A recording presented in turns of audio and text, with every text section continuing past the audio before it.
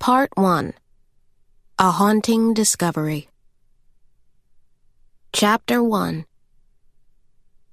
Ascension Parish, 2009. It was during the Thompson-Delacroix wedding, Caren's first week on the job, that a cottonmouth, measuring the length of a Cadillac, fell some 20 feet from a live oak on the front lawn, landing like a coil of rope in the lap of the bride's future mother-in-law. It only briefly stopped the ceremony, this being Louisiana after all. Within minutes, an off-duty sheriff's deputy on the groom's side found a 12-gauge in the groundskeeper's shed and shot the thing dead, and after, one of the cater waiters was kind enough to hose down the grass. The bride and groom moved on to their vows, staying on schedule for a planned kiss at sunset, the mighty Mississippi blowing a breeze through the line of stately, 100-year-old trees. The uninvited guests certainly made for lively dinner conversation at the reception in the main hall.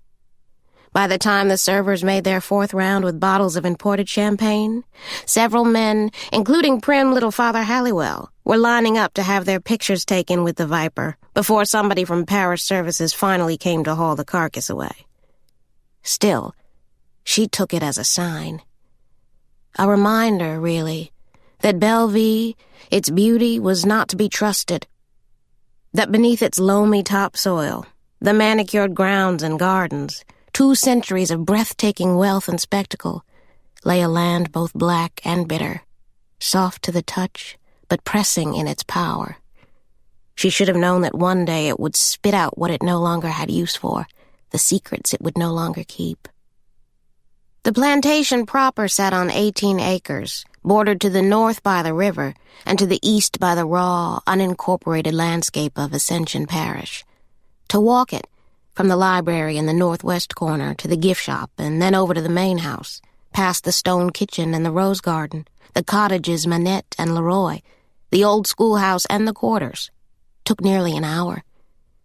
Caren had learned to start her days early, while it was quiet, heading out before sunlight, having arranged for Letty to arrive by 6 a.m. at least 3 days a week, while Caren's daughter was sleeping. 6 mornings out of 7, she made a full sweep of the property, combing every square inch, noting any scuffed floors or dry flower beds or drapes that needed to be steamed. Even one time changing the motor in one of the gallery ceiling fans herself. She didn't mind the work.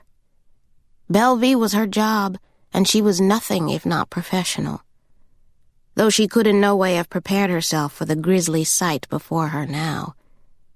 To the south and west, across a nearly 5-foot-high fence where Caren was standing, the back 500 acres of the Clancy family's 157-year-old property had been leased for cane farming since before she was born. Over the fence line, puffs of gray smoke shot up out of the fields. The machines were out in the cane this morning, already on the clock. The mechanical cutters were big and wide as tractor trucks, fat, gassy beasts whose engines often disturbed the natural habitat, chasing rats and snakes and rabbits from their nests in the cane fields. And come harvest time each year, the animals invariably sought out a safe and peaceful living on the grounds of Bellevue. Louise had run them out of the garden, cleared their fecal waste from his tool shed, and, on more than one occasion, trapped and bagged a specimen to take home for God knows what purpose. And now some critter had dug up the dirt and grass along the plantation's fence line and come up with this. The body was face down, in a makeshift grave so shallow that its walls hugged the corpse as snugly as a shell, as if the dead woman at Caren's feet were on the verge of hatching, of emerging from her confinement to start this life over again. She was coated with mud, top to bottom, her arms and legs tucked beneath her body, the spine in a curved position. The word fetal came to mind. Caren thought, for a brief, dizzying second, that she might faint. "Don't touch her," she said. "Don't touch a thing." She'd been up since dawn that cold Thursday morning. It was a day that had already gotten off to a wrong start before she'd even stepped foot out of the house, though for an entirely different reason. She'd woken up that morning to a message on her cell phone, one that had set off a minor staff crisis. Donovan Isaacs had the nerve to call in sick for the third time in 2 weeks, this time leaving a nearly incoherent voicemail message on her phone at 4 o'clock in the morning and keeping Caren in her pajamas for over an hour as she sent emails and placed phone calls, searching for a replacement. She didn't know if it was because she was a woman or black, a sister, as he would say, but she'd never had an employee make so little effort to impress her. He was chronically late and impossible to get on the phone, responding sporadically to text messages or nagging calls to his grandmother, with whom he lived while taking classes at the River Valley Community College and working here part-time. His salary, like those of the other Bellevue players, was paid by a yearly stipend from the state's Department of Culture, Recreation, and Tourism, which made firing him a bureaucratic headache, but one she was no less committed to pursuing. But that was later, of course. Right now she needed a stand-in for the part of field slave number 1. She was about a heartbeat away from making a call to the theater department at Donaldsonville High School, willing to settle for a warm body at least, when finally, at 6:45, Ennis Mabry returned one of her messages, saying he had a nephew who could take over Ennis's role as Monsieur Duquesne's trusty driver, and Ennis could step in to play Donovan's part, which, he assured her, he knew by heart. "Don't worry, Miss C," he said. "The kids'll have their show." Letty was on the kitchen phone when Caren came downstairs a few minutes later. She was standing over the stove, talking to her eldest daughter, a girl Caren had met only once, on a day when Letty's '92 Ford Aerostar wouldn't start, and Gabriella had to drive all the way from Vacherie to come pick her up. She was a good kid, Letty reported at least once a week. She was on the honor roll, had held a job since she was 15, and didn't mess around with boys. And 3 days a week, Gabby made a hot breakfast for her younger brother and sister, packed their lunches, and drove them to school, all so her mother could come to work before dawn and do the very same for Karen's child. At the stove, Letty was hunched over a pot of malto meal, talking about Gabby's little brother and speaking Spanish in a coarse whisper, only a few words of which Caren could make out at a distance. Thermometer and aspirin and something about hot tea. Caren had 2 school tours scheduled before lunch and a cocktail reception in the main house that evening, the menu for which had yet to be finalized. She couldn't do this day without Letty or her rusty van or the Herrera kids up and well enough for school. They were all tied together that way. Karen's life, her job, depended on Letty being able to do hers.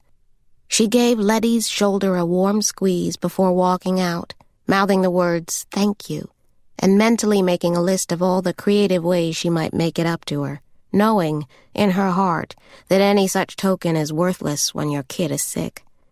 It was not something she was proud of, skipping out like that, but very little in Karen's life at that point was.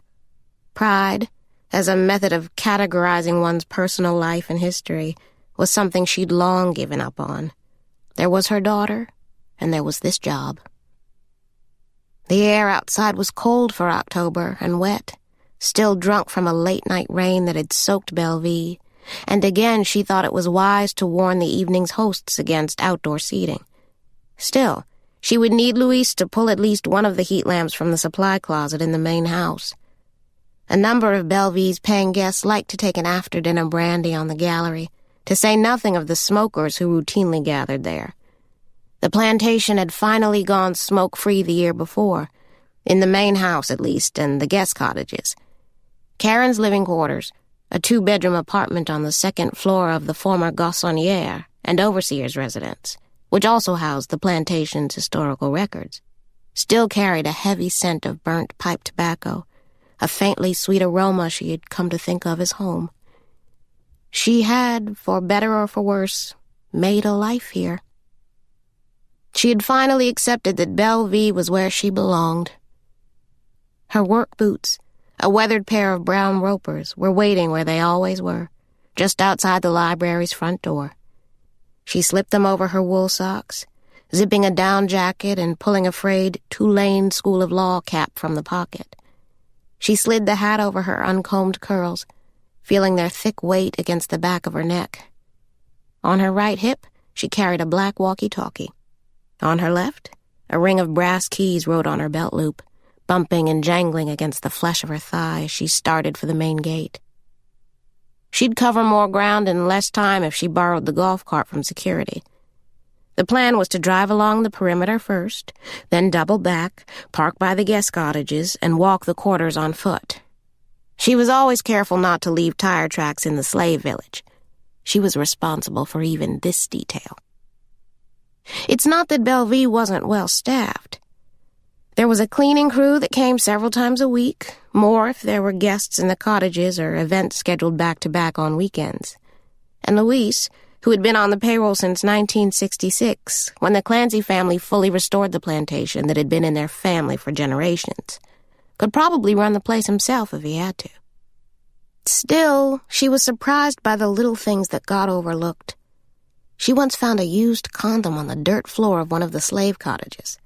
Drunken wedding guests, she had learned, were by far the horniest, most unscrupulous people on the planet.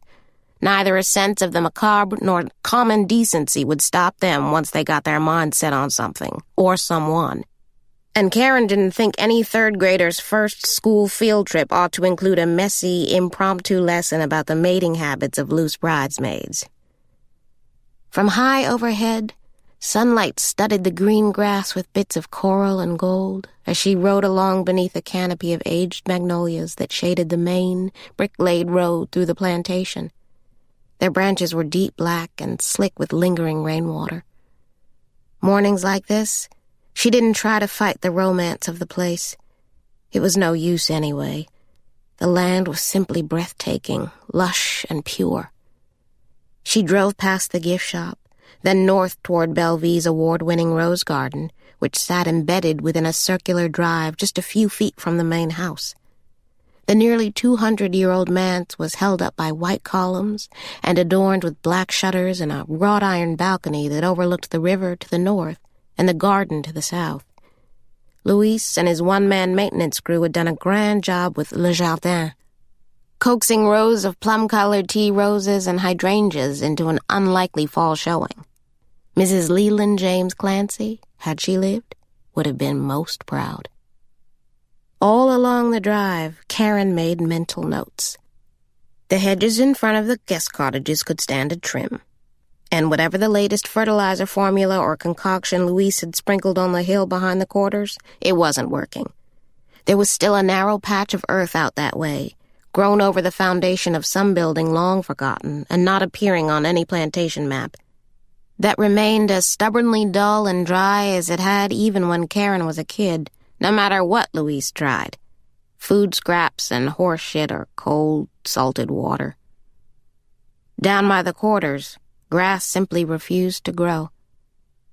Caren was, at that moment, a mere 30 yards or so from a crime scene, but, of course, she didn't know it yet.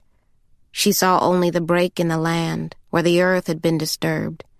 But from afar, it looked like a rabbit or a mole or some such creature had been digging up the ground along the fence line that separated the plantation from the cane fields. Another problem, she thought, since the Groveland Corporation took over the lease on the back 5. Ed Renfrew, when his family farmed the land, always made a point to monitor his side of the fence. If a critter tore up the dirt or left any such blot on the landscape, he'd always tend to it right away. But Hunt Abrams, the project manager for the Groveland farm, had never uttered more than 10 words to Caren, had never gone out of his way to acknowledge her existence. She lifted the walkie-talkie from the waistbands of her jeans, using it to alert Luis to the problem, telling him to get somebody out there to clean up the mess. "Sure thing, ma'am," he said. Later, 2 cops would ask, more than once, how it was she didn't see her. She could have offered up any number of theories. The dirt and mud on the woman's back, the distance of 20 or 30 yards between the fence and Karen's perch behind the driver's seat, even her own layman's assessment that the brain can't possibly process what it has no precedent for. But none of the words came. "I don't know," she said. She watched one of the cops write this down. But it was the quarters, wasn't it? The reason she had missed that girl, the dirt and the blood. The slave village had always been a dark distraction, its craggy, crooked shadows blackening many a morning at Bellevue. It was the part of the job she liked the least. For Caren, the dread usually started before she even set foot on the dirt road, and today hadn't been any different. It was still dark out when she'd started to the south. Not black, but cold and dim, a heavy, leaden gray. And from the time she set out this morning, she'd fretted over the task of inspecting the quarters, putting it off until the last possible second. Until, finally, she parked the golf cart near the guest cottages, walking the rest of the way on foot. She folded her arms tight, putting the bulk of her down jacket between her body and the wind. The air in the quarters was always a few degrees cooler. Even in the dead of summer, more than few people had reported feeling a chill on this very path. A sign of spirits in their midst, Caren had been told her first day on the job. Among the staff, the ones who didn't know the first thing about her background, the plain facts of where she was born and raised, it was a perverse kind of hazing, a way to test her resolve, perhaps, to lay bets on how long she would last. That she refused to walk the quarters the first few weeks she worked here was a fact greatly whispered about. Any time she came within even a few feet of the slave village, her chest would tighten to a point no wider than a pinprick, and she felt she couldn't breathe. She would get as far as the dirt road and stop.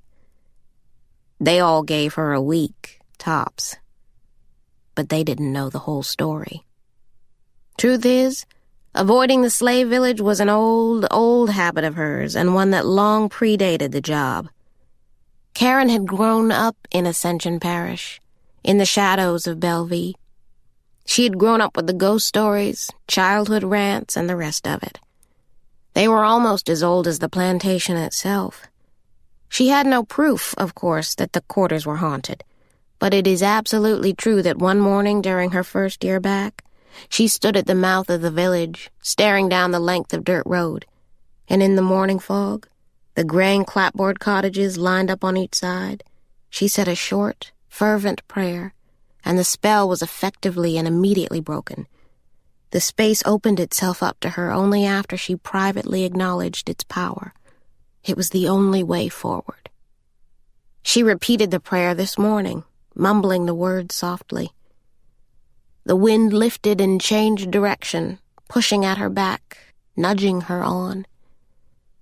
She passed the bronze marker first, the heels of her boots sinking into the soft, damp earth. Raised some 3 feet off the ground and set just inside the gate to the first cabin, it dated the village to 1852, the year Monsieur and Madame Duquesne bought the land from the Mississippi all the way to the back swamp, christening it La Belle Vie. The 6 cabins were all that remained of what was once a thriving village of plantation workers. She wiped the words with her jacket sleeve, clearing the dew. Inside the first cabin, she paused long enough for her eyes to adjust to the darkness of the one-room shack. The air was thick, even the hailest breeze unable or unwilling to cross the threshold. Caren gave the cabin a quick survey. Straw pallet on the dirt floor, antique field tools hanging from rusty nails on the walls, a pine table with a tin cup and a kettle resting atop, a broom of twigs and brush, and a crudely made bench with a threadbare quilt lying on one end. It was neat and clean and ready for showing. Caren backed out, ducking her head beneath a low beam. The others were all the same. 4 leaning walls beneath sagging, shingled roofs, each with an open doorway but no actual door, and out front a tiny, square patch of dirt and weeds where vegetables and wildflowers once grew, a historical fact which Raymond Clancy had pointedly refused to recreate, even in a nod to verisimilitude, for fear of being accused of painting too pretty a picture of slave life, of being called an apologist or worse. Raymond hated the slave cabins, hated every damn thing they stood for, he'd said, and had more than once made a fervent pitch to tear them down completely, fairly begging, knowing that this was one curatorial decision he'd have to run by his father, Leland, a man beloved in the parish for preserving an important piece of history, for Louisianans, and black folks in particular. Raymond had tried to rope Caren in once, asking her to author a memo on company letterhead stating all the ways it would boost the plantation's bottom line if the unsightly cabins were done away with. They could build a second reception hall, he'd said, or expand parking. It was the only instance, in all the time Caren had worked for Raymond, maybe even in all the years she'd known him, that she ever told him no. Raymond, she remembered, the one they used to call Chicken. Caren and his baby brother, Bobby, used to spend long, rain-soaked afternoons daring Ray to walk alone through the slave village, daring him to spend even 10 minutes inside the last cabin on the left, the one Caren was standing in front of now. Jason's cabin, they called it, because that was her mother's name for it. She could still hear her hot, honeyed soprano. She could still hear her mother whispering that name. He was some kin to her, so the story went, some distant branch on the Gray family tree, thin and reedy as it was, pruned by time and circumstance. Caren was an only child, as was her mother before her, great aunts and uncles long gone. Jason, her great-great-great-grandfather on her mother's side, she'd been told, had been a slave, born across the river on a neighboring plantation, brought to Bellevue when he was just a boy. Her mother had always said he was a man to be proud of, slave or no slave. The stories her mother told, bits and pieces of history passed on from one generation to the next, painted a man who had lived with his head up and his back straight, a man who had lived a life of peace and fidelity, until he went mysteriously missing sometime after the Civil War. No one really knew what happened to him, but plantation lore was ripe with speculation. Some said he had tired of cutting cane and walked out of the fields after the war, leaving a wife and child. Some said he had problems with drink and women, and that's why he ran. And still others, like Caren's mother, thought he had likely met trouble here on the plantation, that he died at Bellevue, and his soul never left the grounds. Bobby's tales were the most gruesome, often involving knife fights and fisticuffs and blood in the cane fields, anything his 12-year-old mind could conjure to color his ghost stories, his proof of a real plantation haunting, a man without a final resting place. He would whisper in Caren's ear, tap her shoulders to the beat of spectral feet wandering the slave village, messing with her until she either screamed or fell into a fit of laughter, chest burning as she ran and ran, always looking back, hoping Bobby Clancy would catch her. Tall and lean, it never took him more than a few strides. He would throw himself down, rolling on the grass at her feet, strands of his black hair pasted against his damp, pink forehead. "Honest," he would say, panting to catch his breath, staring up through a tangle of trees. Jason's cabin was haunted. Caren rested her hand on the cabin's low-lying gate. It was washed over with rain, and the door was standing wide open. She paused over that, thinking it odd, that one detail. But it wasn't until she crossed the dirt yard and stepped inside the cabin that she felt something was really wrong. Someone had been in here, she thought, inside this very cabin. It was the stillness that spooked her. Not the kind of emptiness that comes with actual vacancy, but rather a kind of strained quiet that was trying too hard, the tightness that comes when someone somewhere is trying very hard to be still, to restrain every twitch and wayward breath. She felt, for a moment, that she wasn't alone. She couldn't see 2 feet in front of her, the daylight stingy and withholding and stopping stubbornly at the door. She was standing in utter darkness, the air thick and dusty. She felt her chest close, her head go light. She'd had moments like this before, in this very cabin, when she'd felt overcome with dread, a heavy weight pressing in on her sternum. But today the feeling was worse. And Caren did something she'd never done, not in all the years she'd worked at Bellevue. She didn't wait for her eyes to adjust, didn't wait until she could actually see.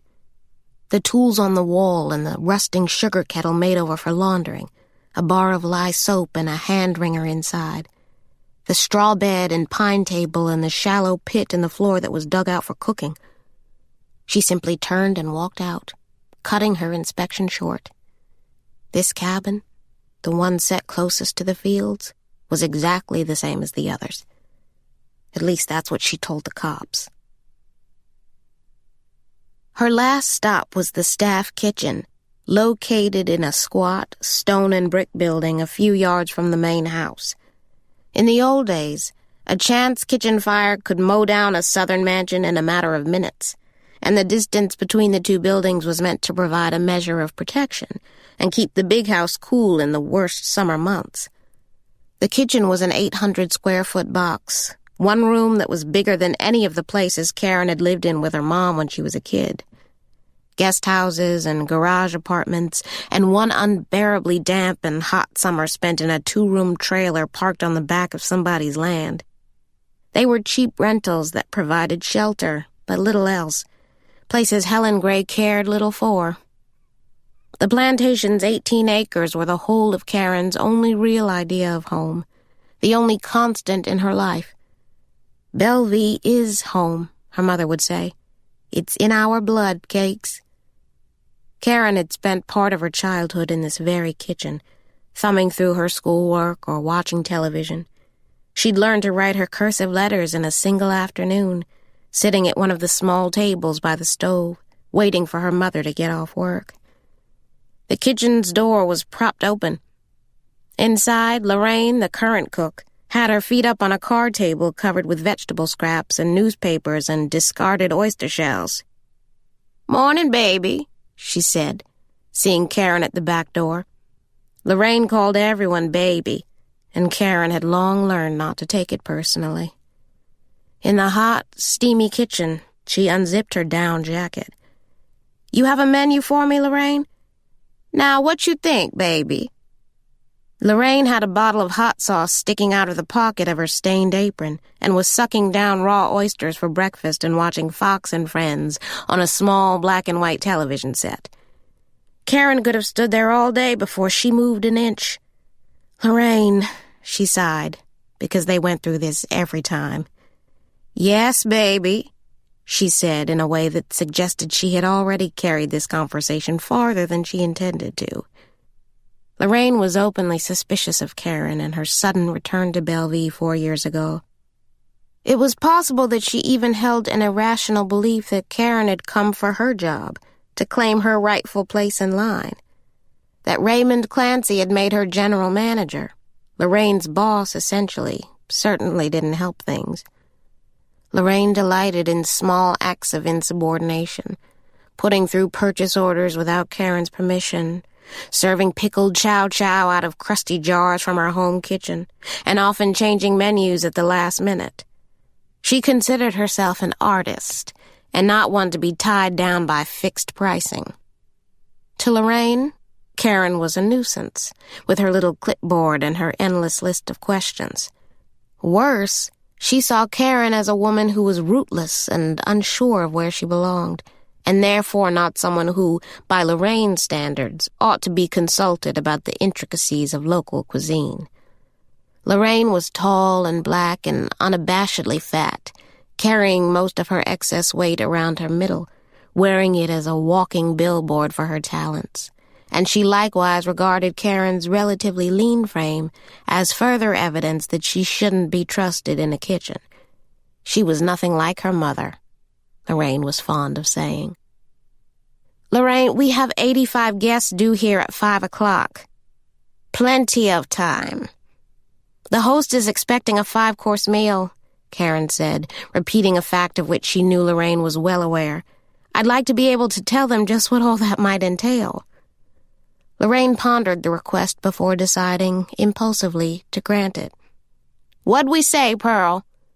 She glanced over her shoulder at her line cook, a child-sized black woman in her 60s who had to stand on an orange crate to man the stove, which she was hovering over now. She didn't bother to look up from the pot that was fogging her glasses. "Gator," Pearl said. Lorraine turned, reporting this news to Caren. Gator. And? Lorraine sighed then, making a grand show of being ordered onto her feet. She crossed the kitchen to a large, stainless steel fridge. There, she planted one hand on the curve of her right hip and stood in front of the open refrigerator door, searching the stored contents with her eyes. After a few moments of silence, she ticked off the night's menu. Grits rolled with smoked Gouda, spinach, and bacon, charred out of the garden with garlic and lemon, and potatoes creamed with butter and drippings. She bent down a little, checking a lower shelf. And I guess I could do a mushroom soup to start. Then, nodding to her assistant, she added, Pearl did a cobbler last night. Peach, Pearl said. Lorraine turned to Caren. Peach. Caren nodded. Sounds great. Of course it did, she thought. She and Lorraine both knew those were Karen's mother's recipes. Lorraine held her gaze for a moment, narrowing eyes the color of burnt butter and daring Caren to say something about it. Oh, yes, ma'am, baby. Karen's office was on the second floor of the main house, above the formal parlor. It was long and narrow and always warm, as the room's single window faced south. She could see a swatch of the parking lot from here, and the cane fields beyond. She was never allowed in the main house as a kid. She and Bobby had the run of the grounds and would sometimes sneak over the levee to hide from Raymond, but she never once stepped foot inside Bobby's bedroom or sat to dinner with the family. And her mother never made it past the foyer. She would cook, but Helen would not serve, leaving trays of hot food on a pedestal table by the back door or sending Lorraine in her stead. The Grays, for generations, had stayed clear of the main house, either by fate or by choice. And now, 6 days out of the week, Caren sat comfortably at her desk, looking out over fields where her ancestors had cut sugarcane by hand, both before and after the Civil War.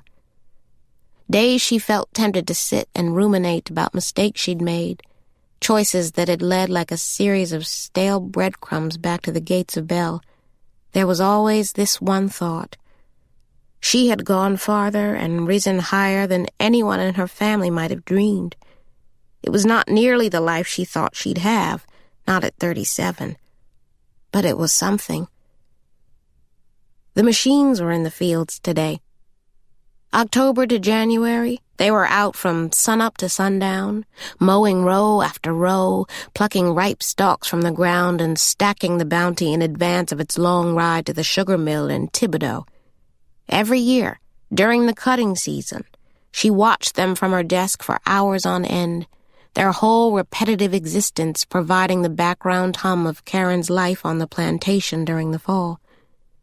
That Thursday was the first dry morning in a week. Though the air was still damp and thick as wet cotton, fogging up her office window with tiny beads of dew, there was no rain today, and that meant there were laborers in the fields. She watched them work in teams of 2. They dropped whole stalks of cane into shallow furrows dug into fields that had been left empty and fallow. They were planting for next year's crop, work that ordinarily would have been completed by early September, well before the harvest, if the season hadn't been so unusually wet. They'd had nearly 15 inches of rain in August alone, the stuff of records. And every wet day was a day a farm couldn't plant, putting Groveland and everybody else behind for the season, and creating a small band of underemployed field workers hanging around outside the Ace Hardware or the T&H Superette in Donaldsonville, looking for extra work. Ed Renfrew always hired locally, mostly blacks and poor whites, as had the Clancys when they still ran the farm. But for the past 3 years, the Groveland Corporation had been pulling in laborers from out of state, as far west as Beaumont, Texas, and even some coming all the way from Georgia and Alabama. They were Mexicans mostly, and some Guatemalans, plucked out of rice fields and fruit groves for a few months of working Louisiana sugarcane, before moving on to somewhere else.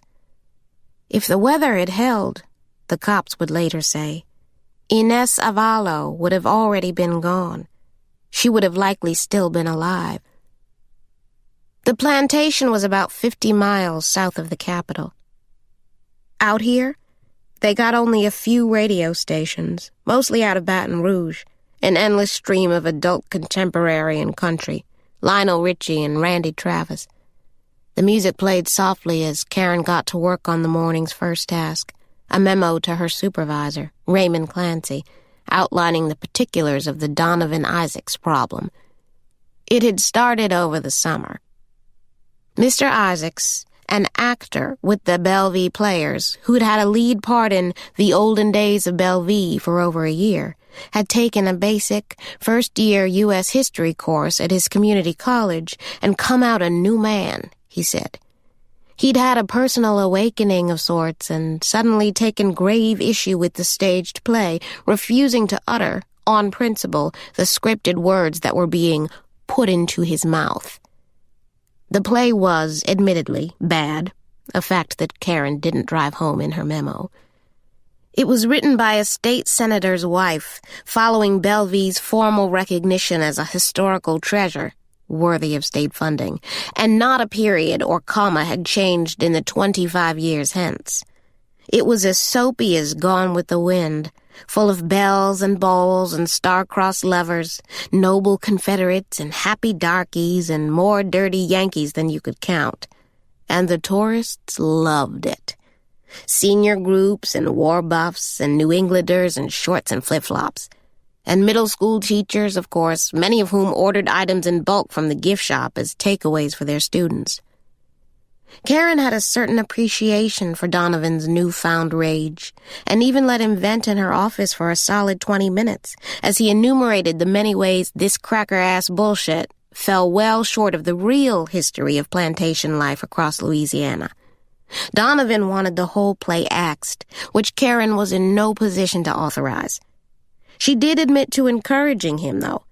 It was actually her idea that he create some kind of alternative document, like a history report, that would tell a more accurate version of antebellum life, using Bellevue's own library if he wanted, and that he present it to the Clancy family and the state's Department of Culture, Recreation, and Tourism, which paid his small salary.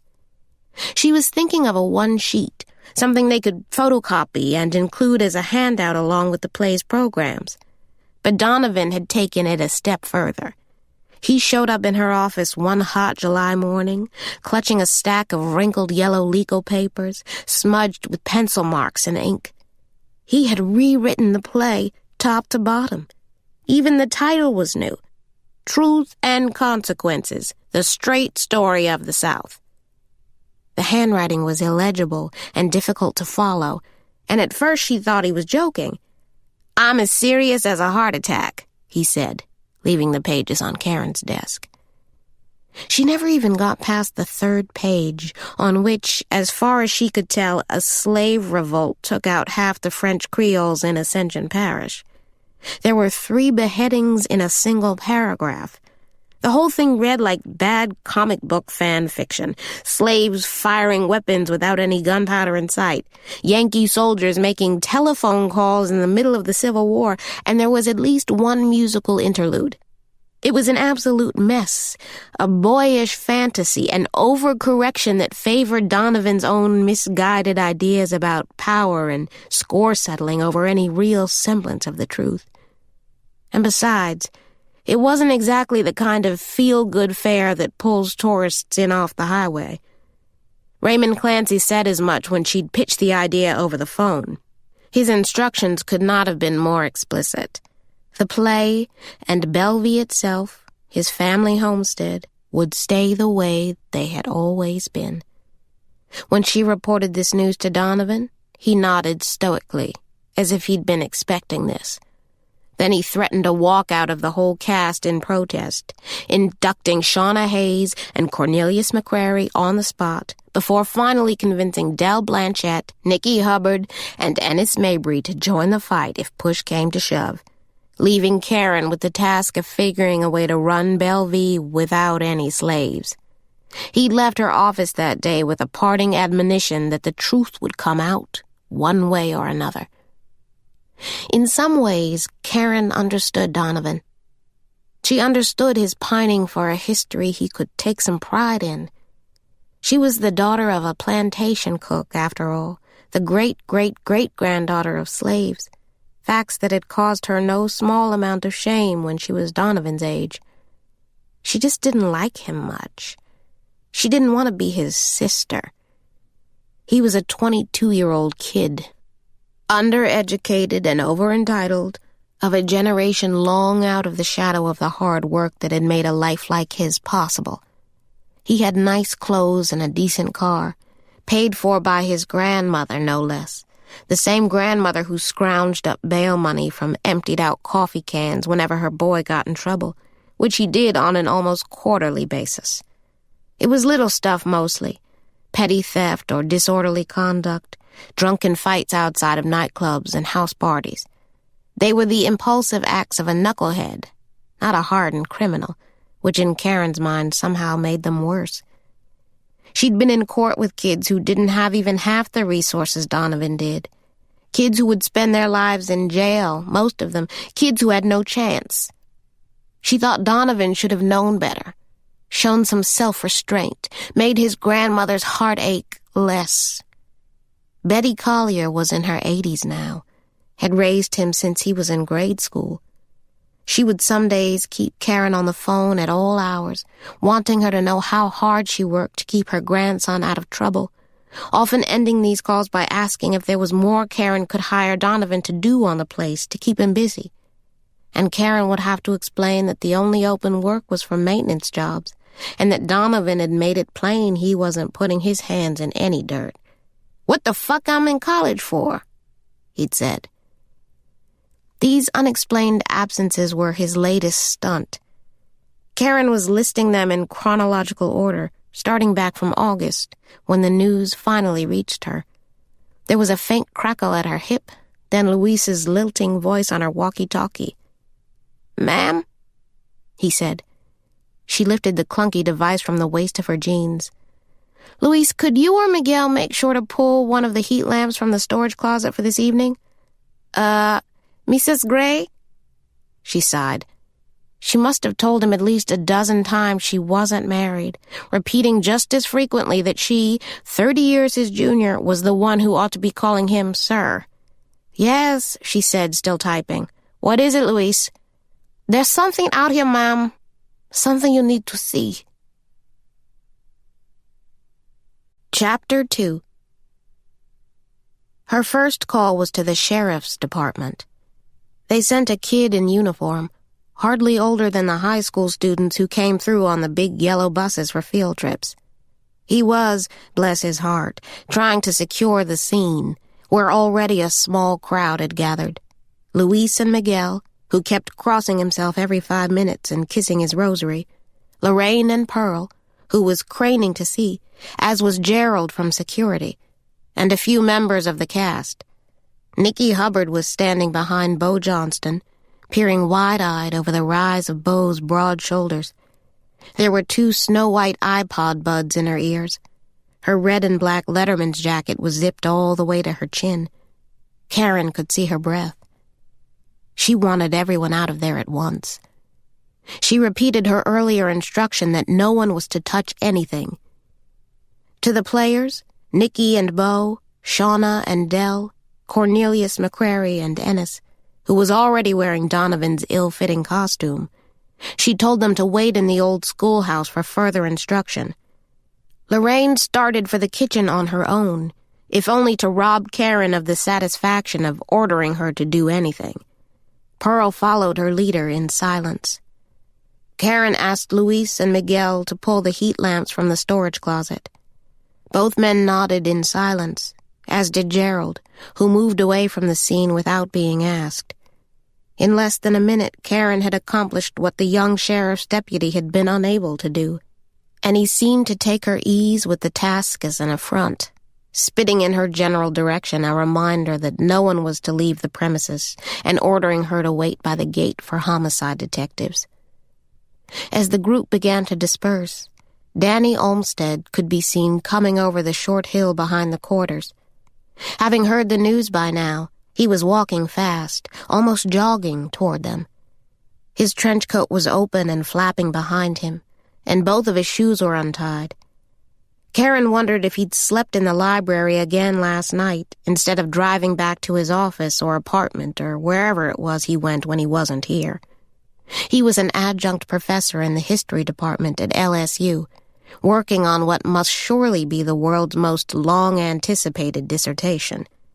Years ago, he'd cooked up some arrangement with Leland Clancy, giving him use of the plantation's library, eventually acquiring his own key, a show of scholarship Caren had long suspected was bullshit. She had come upon him catnapping in the library's Hall of Records one too many times not to know better. The plantation kept him off campus for long stretches of unsupervised time, and it provided a rather effective romantic backdrop for the seduction of unsuspecting co-eds. He'd let more than a few of them paw through Bellevue's historical documents on file. He arrived breathless at the mouth of the grave, ignoring the young deputy who was telling him to stand back. Danny, who was tall and thin and slow-eyed behind his smudged glasses, put his hands on his hips and bent at the waist, peering down at the muddy corpse. "Jesus," he whispered, his mouth hanging slack in a way that made him look drunk or stupid, as if he couldn't make sense of what it was he was seeing. "Y'all need to get on away from here," the deputy said, hiking his pants up, the weight of his parish-issued sidearm pulling at his breeches. Danny took a step backward, turning clumsily on his heels, coming, for a brief moment, to stand face-to-face with Caren. His was flushed, and a faint sheen of perspiration across his upper lip caught sunlight against his pale skin. He mumbled unintelligibly, then stumbled back the way he came, cutting through the quarters, which she'd asked him many times not to do. The young deputy, still tugging at his waistband, turned to Caren next. "You too, ma'am," he said. "I need to keep this area clear." The bus from St. Ignatius Middle School was already in the parking lot. They were the only ones Caren couldn't get on the phone. Ernest M. Morial Elementary had, luckily, gotten her message before its fifth graders left school grounds in Orleans Parish. The school's vice principal thanked her for the update and promptly agreed that today might not be the best day for a tour of the plantation, what with police detectives en route, as well as the coroner. A Ms. Patricia Quinlan, administrative assistant to Giles Schuyler, CEO of Maryvale Properties, Inc., the host of this evening's dinner reception, said she would have to get back to Caren once she knew more about how Mr. Schuyler wanted to proceed. The woman sounded nervous, but also faintly annoyed, as if the discovery of a dead body on the property was something Caren should have been able to anticipate. But no one in the main office at St. Ignatius could get the students' chaperones or the bus driver on their cell phones, which left Caren standing in the parking lot, trying to explain a set of most unusual circumstances to two sixth-grade history teachers, one of whom was wearing a black sweatshirt with the state of Louisiana painted in gold glitter. Behind them, the kids were all out of their bus seats, jumping across the aisle, their high-pitched squeals enough to melt metal. Neither teacher looked as yet prepared to endure another 90-minute drive back to Metairie. Caren felt herself starting to sweat. She offered them coffee and a sincere apology and promised a truncated tour of the property, one that would skirt in a wide arc anything unseemly.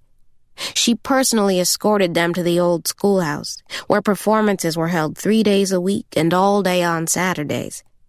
As the students shuffled into rows of plastic folding chairs, Caren ducked into the back room, a spacious closet behind the stage that acted as a green room for the cast.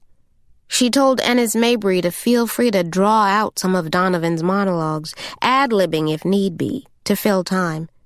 Ennis stood, twisting a handkerchief in his arthritic hands. "Sorry, Miss C," he said, before relaying the news that his nephew, the stand-in for the part of the plantation's driver, had backed out of playing the part. "He don't want nothing to do with no cops," Ennis said. "Just do the best you can," she said to the cast. The Bellevue players were unusually quiet this morning. They looked spooked. Cornelius McCrary, who was wearing a faded red and blue Obama '08 t-shirt over the tattered muslin pants that were his official field slave No. 2 costume, was staring at the floor. Nikki Hubbard, the plantation's seamstress, was playing with the zipper of her letterman's jacket. Dell and Shauna, Mammy and young house slave, respectively, were tying each other's aprons in place. Bo Johnston, who had the very important task of filling the boots of Tynan, the former overseer and distant forefather of the Clancy clan, who took over the plantation after the war, was putting on his costume. He and Dell kept looking over at Eddie Knoxville. Caren couldn't help feeling that something was going unsaid. She tried to put them at ease. "Okay," she said, because she had some basic sense of how this would go. She'd been around the mechanics of a criminal investigation before. It wasn't so long ago that she didn't remember. "Here's what will happen next. There'll be homicide detectives here. They're going to want to ask you some questions, each of you individually probably. It's not something at all to be afraid of." Here she tried to smile, and felt how incredibly tense she was, and afraid, all the while she was telling them to relax. "Just answer their questions simply and honestly," she said. It's what she used to tell her clients. The room was dead quiet. Val Marchand, or Madame Duquesne, according to the playbill, was drinking a Pepsi, sitting next to Kimberly Reese and Terry Shepard, who played the Duquesnes' two grown children, Manette and Leroy. Shep, a former high school football star, seemed anxious and fidgety, his left knee pumping up and down. Val rubbed a fleck of pink lipstick off her teeth. She wasn't saying anything either. Eddie, who had played the part of Monsieur Duquesne ever since he retired from a water treatment plant in St. Charles Parish, was either elected or self-appointed as the one to speak. He took a wide step in Caren's direction, standing close enough that she could smell the morning's amaretto on his breath. His voice was flat and dry, just above a whisper. "Where is Donovan?" he said. The others were all looking at her, too. The question about Donovan's whereabouts did not seem casual, and she actually paused before answering. At her hip, Gerald's voice cut through a wave of static. From his roaming post, he announced, "Policemen are here, ma'am." She lifted the walkie-talkie from her waist, answering Gerald. "Okay." To the cast, she said, "Just let me know when the show is done." Not until she stepped outside did she realize her hands were shaking. She closed her eyes and saw the blood and the dirt again, the open grave and the curl of that woman's back. She leaned her weight against the trunk of the nearest tree, pressing a hand against her navel, holding it in, willing herself not to throw up, just as she had in those first months of pregnancy, when she had refused to be brought to her knees. Letty's van was already gone from the parking lot. She and Morgan were probably halfway to school by now, a good 30 miles away in the tiny hamlet of Laurel Springs. Caren thought it was possible her daughter had made it off the property without the faintest idea of what had happened. She could hope, at least. The bus driver from St. Ignatius was still behind the wheel, talking on her cell phone and eating a honey bun out of a saran wrapper. Her voice spilled out of the bus's open windows, softened to a low hum in the humid mid-morning air. The sun was higher now, baking the wet earth and encircling the southern end of Bellevue with the damp fragrance of jasmine and dogwood. In another hour, it would be warm enough for short sleeves. Across the asphalt parking lot was a single-lane farm road, which, at a distance of several hundred yards to the east, curved around to meet State Highway 1, the road from which the detectives would have traveled, coming from the sheriff's main office across the river in Gonzales. She didn't see their car in the parking lot, only a dark red truck rusted along its sides, chugging along on the farm road, eventually doubling back and passing in front of the parking lot a second time. She thought the driver might be lost. She started for the fence line, thinking the detectives must have already found their way to the grave.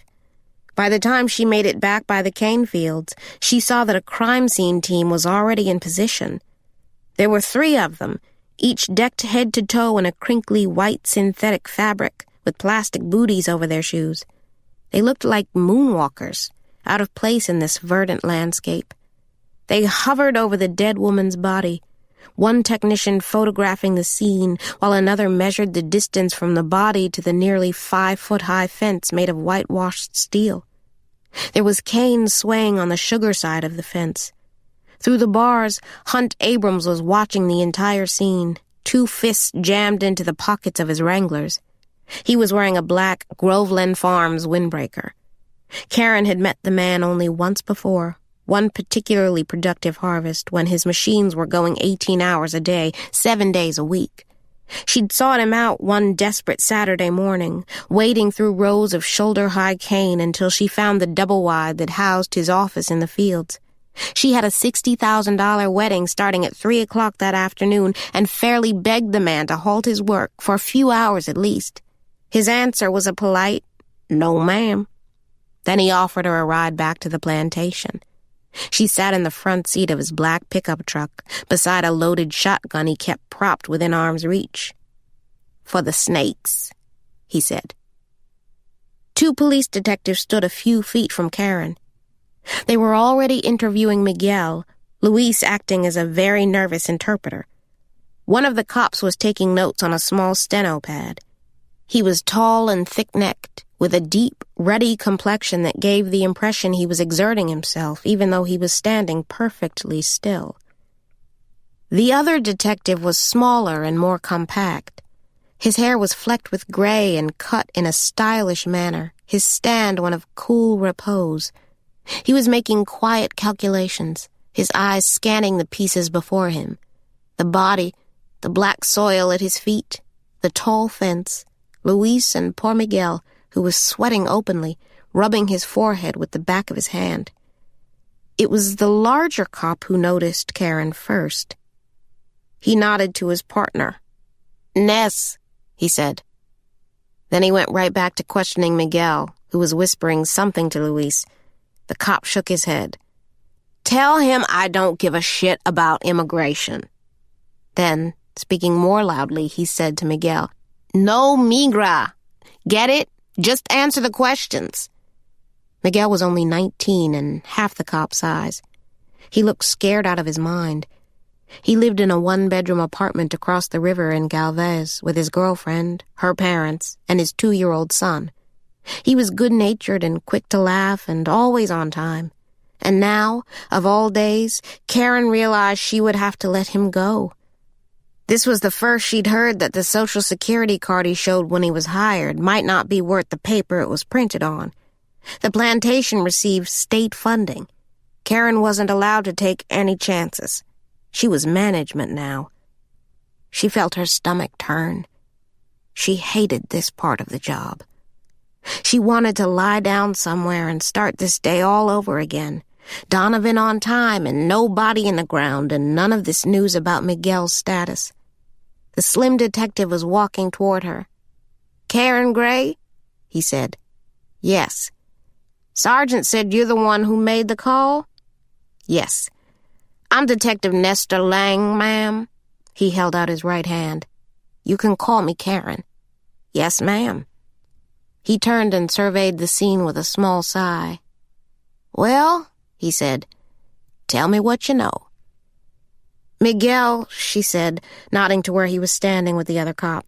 "He alerted Luis, who alerted me, and then I called the station. I don't really know any more than that." Detective Lang nodded, reaching for his cell phone at his waist. He checked a text message, then nodded to the kid in uniform. "Go on and escort Dr. Allard back this way," he said, "and let him know the crew from CID is already here." "Yes, sir," the deputy said. He jogged across the grass toward the parking lot, keeping a taming hand on the loose waistband of his pants as he ran. Lang slid his cell phone back inside the leather case on his belt. From his jacket pocket he pulled out a small pad, identical to the one his partner was using to take notes. He clicked the top of an ink pen and said, "So who all has access to the property, ma'am?" "The staff during the day." "Can I get a list?" "Yes." "And the property's locked at night?" "Unless we have an event, yes." That's right, he said. Y'all put on parties out here. She didn't believe that y'all for a second. It was a folksy air, put on in an effort to disarm her, she thought, to make her feel at home with him. He was watching her closely, studying her face, the way she had both hands shoved down deep in the pockets of her jeans, making clear by his expression that he hadn't yet decided on which side of his internal ledger she belonged, openly compliant or trouble. He threw a glance over his shoulder, nodding toward the main house in the quarters. "Strange place to throw a party," he said, testing her reaction, trying to get a feel for what kind of an employee she was, perhaps one who might go off script outside her boss's earshot. "Well, we host weddings, too." This made him smile. He thought she was being clever. "The event fees help cover the cost of maintaining the property," she said matter-of-factly. "The Clancys feel it's the best way they can preserve the space for history." "Was there something going on here last night?" "No," she said, shaking her head. "The last was a luncheon yesterday." "The Baton Rouge Ladies' Lunch Bunch," she said. "And who all has keys to the property?" She ran through the list aloud. "Gerald, our security guard, is on nights when we have an event. He has keys for the main gate and most of the buildings. Lorraine, the cook, she comes in early sometimes. She has a key. And Danny has one, too." "Danny?" "He's a graduate student, a professor, I guess. He has a key to the main gate and access to the library. He kind of comes and goes as he pleases. He doesn't work for me," she said, making that distinction clear. Lang was writing all this down. "Is he here now?" "He was earlier, yes." "Good," he said, writing this too. "And of course the Clancys have keys," she said. "The owners." Caren nodded. "Leland and his 2 sons, Raymond and Bobby. Leland is nearly bedridden these days, and Bobby rarely comes around. Raymond is the one who runs the plantation's LLC, but he hardly ever comes out here either," she said. Lang pointed toward the main house. "We came in that way," he said. "That's not the main entrance?" "No, the main gate is actually around back by the parking lot." It was a common mistake, she explained. The front of the big house, which faced the water and was visible from the River Road, a paved street that shadowed the Mississippi like a plain and faithful twin, hadn't been used as the plantation's main entrance for more than 100 years, back when the river was the primary mode of travel into or out of Bellevue. These days, nearly everyone entered through the back gate. "And that's the only way in or out? I mean, besides the house?" "Yes. And they would have both been locked last night, the gate and the house?" he said, glancing at his notes. "The last event was midday, a luncheon, you said." "That's right," she said. "Everything was locked last night." Lang nodded, jotting this down. "I didn't see any cameras out here."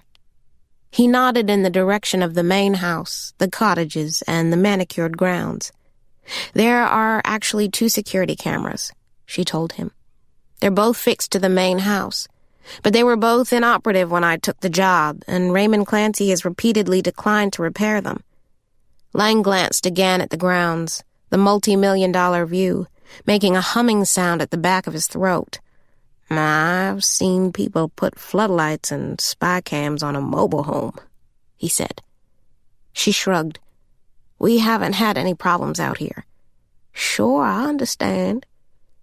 A few feet away, his partner was still talking to Luis and Miguel. Miguel was staring at the ground, and Luis had his ball cap pressed to his chest, shaking his head. Caren felt bad for both of them.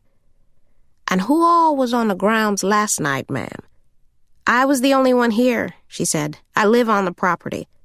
"Alone?" "It's me and my daughter." The detective nodded, writing.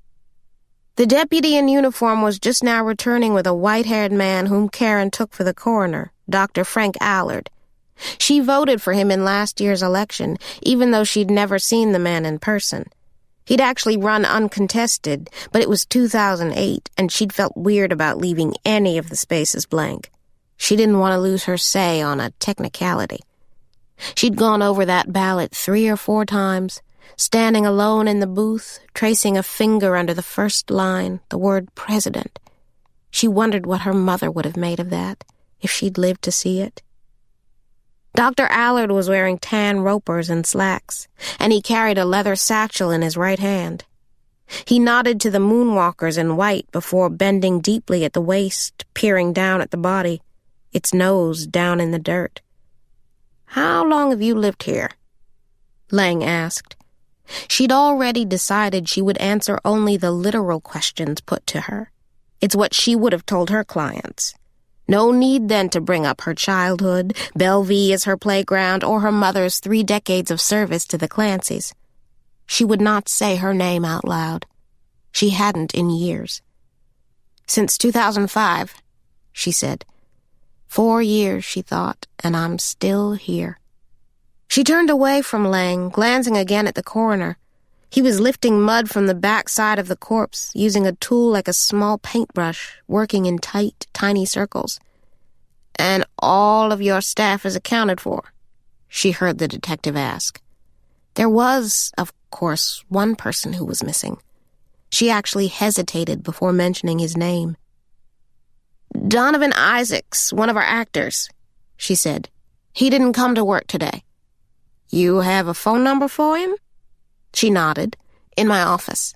We'll need that, too." "Fine," she said, glancing at her watch. They were probably just entering the Civil War at the schoolhouse, a few minutes away from the sudden death of Monsieur Duquesne and the eve of Reconstruction and Bellevue's near demise, which meant the show was almost done, and she would have to improvise some other time filler. Maybe giveaways at the gift shop, or Pearl could scoop out ice cream for the kids. "What about the cane fields, ma'am?" Lang said. "That's the Groveland Corporation out there." He nodded toward the machines and the rows of sugarcane. "Yes, they've held the lease for the past year. Your staff have any dealings with their people, or vice versa?" "Their workers aren't allowed on the grounds of Bellevue," she said. "Raymond Clancy has always been very clear about that." "Sure, I understand, ma'am," Lang said, closing his notepad for the first time. "But I guess I'm just wondering, in any case, if there's ever been any contact between your people and the workers over there, any conflicts that you know of." "Most of the workers out there don't speak English, Detective." "I know it," Lang said, nodding. "And that might be precisely a source of conflict," he said, adding, "for some." He paused, waiting on her reaction. The gesture was presented as an act of courtesy, an invitation to unload in safe company any pent-up feelings about the parish's immigrant population, which swelled every planting season, like the Mississippi after a storm, seeping into a historically tight-knit community. Every year, the feelings of resentment among locals, blacks in particular, many 4 and 5 generations deep, only strengthened, often souring into vocal posturing about these new people coming here, making themselves at home. Most black folks with roots in Louisiana could trace their people back before the war, when slaves had built the state sugar industry with their bare hands. And they all had a good yarn about a great-great-uncle or a distant cousin or somebody who fought with the Union, or a great-great-great-grandfather who served as one of the first blacks in Congress during Reconstruction. There were bits and pieces left behind, letters and faded newspaper accounts, but for the most part this was a history that existed on the wind, in stories passed down through the years. Caren had these stories in her family, too. Tales her mother had heard growing up, from elders who were told the very same stories when they were kids. Karen's mother was born and raised in Ascension Parish, and she was always clear that the Grays were sugar people, that she and Caren came from a line of men who lived and died by what they could produce with their hands. Her granddaddy cut cane, and his daddy before him, all in the fields behind Bellevue. Her mother loved the whole of this land, and she wanted Caren to love it too. to know where she came from. She had a piece of history for every corner of the parish, pulling bedtime stories out of the dirt Caren played in, the details changing a little with each telling. She peopled their lives with the hazy stories of men and women Caren would never know, in place of where a father might have been, a sibling or two. Caren stopped listening after a while. These days you could often hear whispers in town, rumblings about things not being the way they used to be, talk about the lack of good-paying jobs for black folks. One AM radio host even went so far as to publicly blame the Groveland Corporation for high unemployment among the locals, for knowingly hiring illegals and flooding the parish with cheap labor. Hell, you can't even get a job bagging groceries at the Piggly Wiggly anymore without knowing how to speak Spanish, he'd scoffed. Your staff have any problems with the field workers over there? Lang asked, more directly this time. Caren didn't get it initially, what this question had to do with the matter at hand. She looked from the woman in the grave over to Hunt Abrams, who was watching them from his side of the fence. She got it then, what Lang was thinking. Or rather, who? The body in the dirt, discovered just a few feet from the cane fields, had been its own first clue. The inquiries about the farm and the field workers, Lang's gentle but persistent pushing about the tensions over the fence, all of it added up to an early deduction as to the woman's identity. She was a cane worker, Caren realized. The only man I personally know who ever had a problem with Groveland or the farm was Ed Renfrew, she said. I know Ed. His family farmed on the place for years, and the company drove them out. They beat him out for the bid. Raymond said it all came down to dollars and cents, said his hands were tied. Ed huffed quite a bit about it. I don't think he ever had much respect for corporate farming, the kind of business they're running over there. Ed hired his people locally, Lang said, more statement than question. That's right, black people, he said. Caren frowned at the implication, where she thought he might be heading with this line of thought. Some, she said tersely. Whatever note the detective made of this he kept to himself, his notepad now tucked away in the front pocket of his jacket. Anybody else express any political views that caught your attention? She wasn't sure Donovan's slave rant in her office counted as true political discourse, and besides him, she'd never spoken with the staff about any subject deeper than work schedules or parking passes, though she did remember Val Marchand saying once that she admired Sarah Palin and would vote for her again if she could. But Caren had never heard anyone at Bellevue mention a word about the farm workers. No, she said. Okay, then. Behind him, the moonwalkers had formed a tight semicircle around the grave. Dr. Allard was standing now, nodding his head. Let's turn her. Detective Lang shot a look to his partner. Jimmy, he said.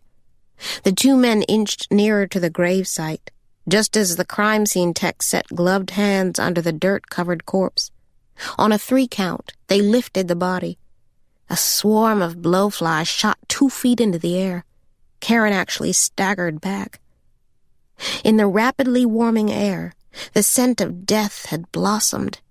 It was worse than spoiled milk or rotting meat or piles of dead fish lying out in the sun, though some inventive combination of the 3 may have come close to matching the putrid smell.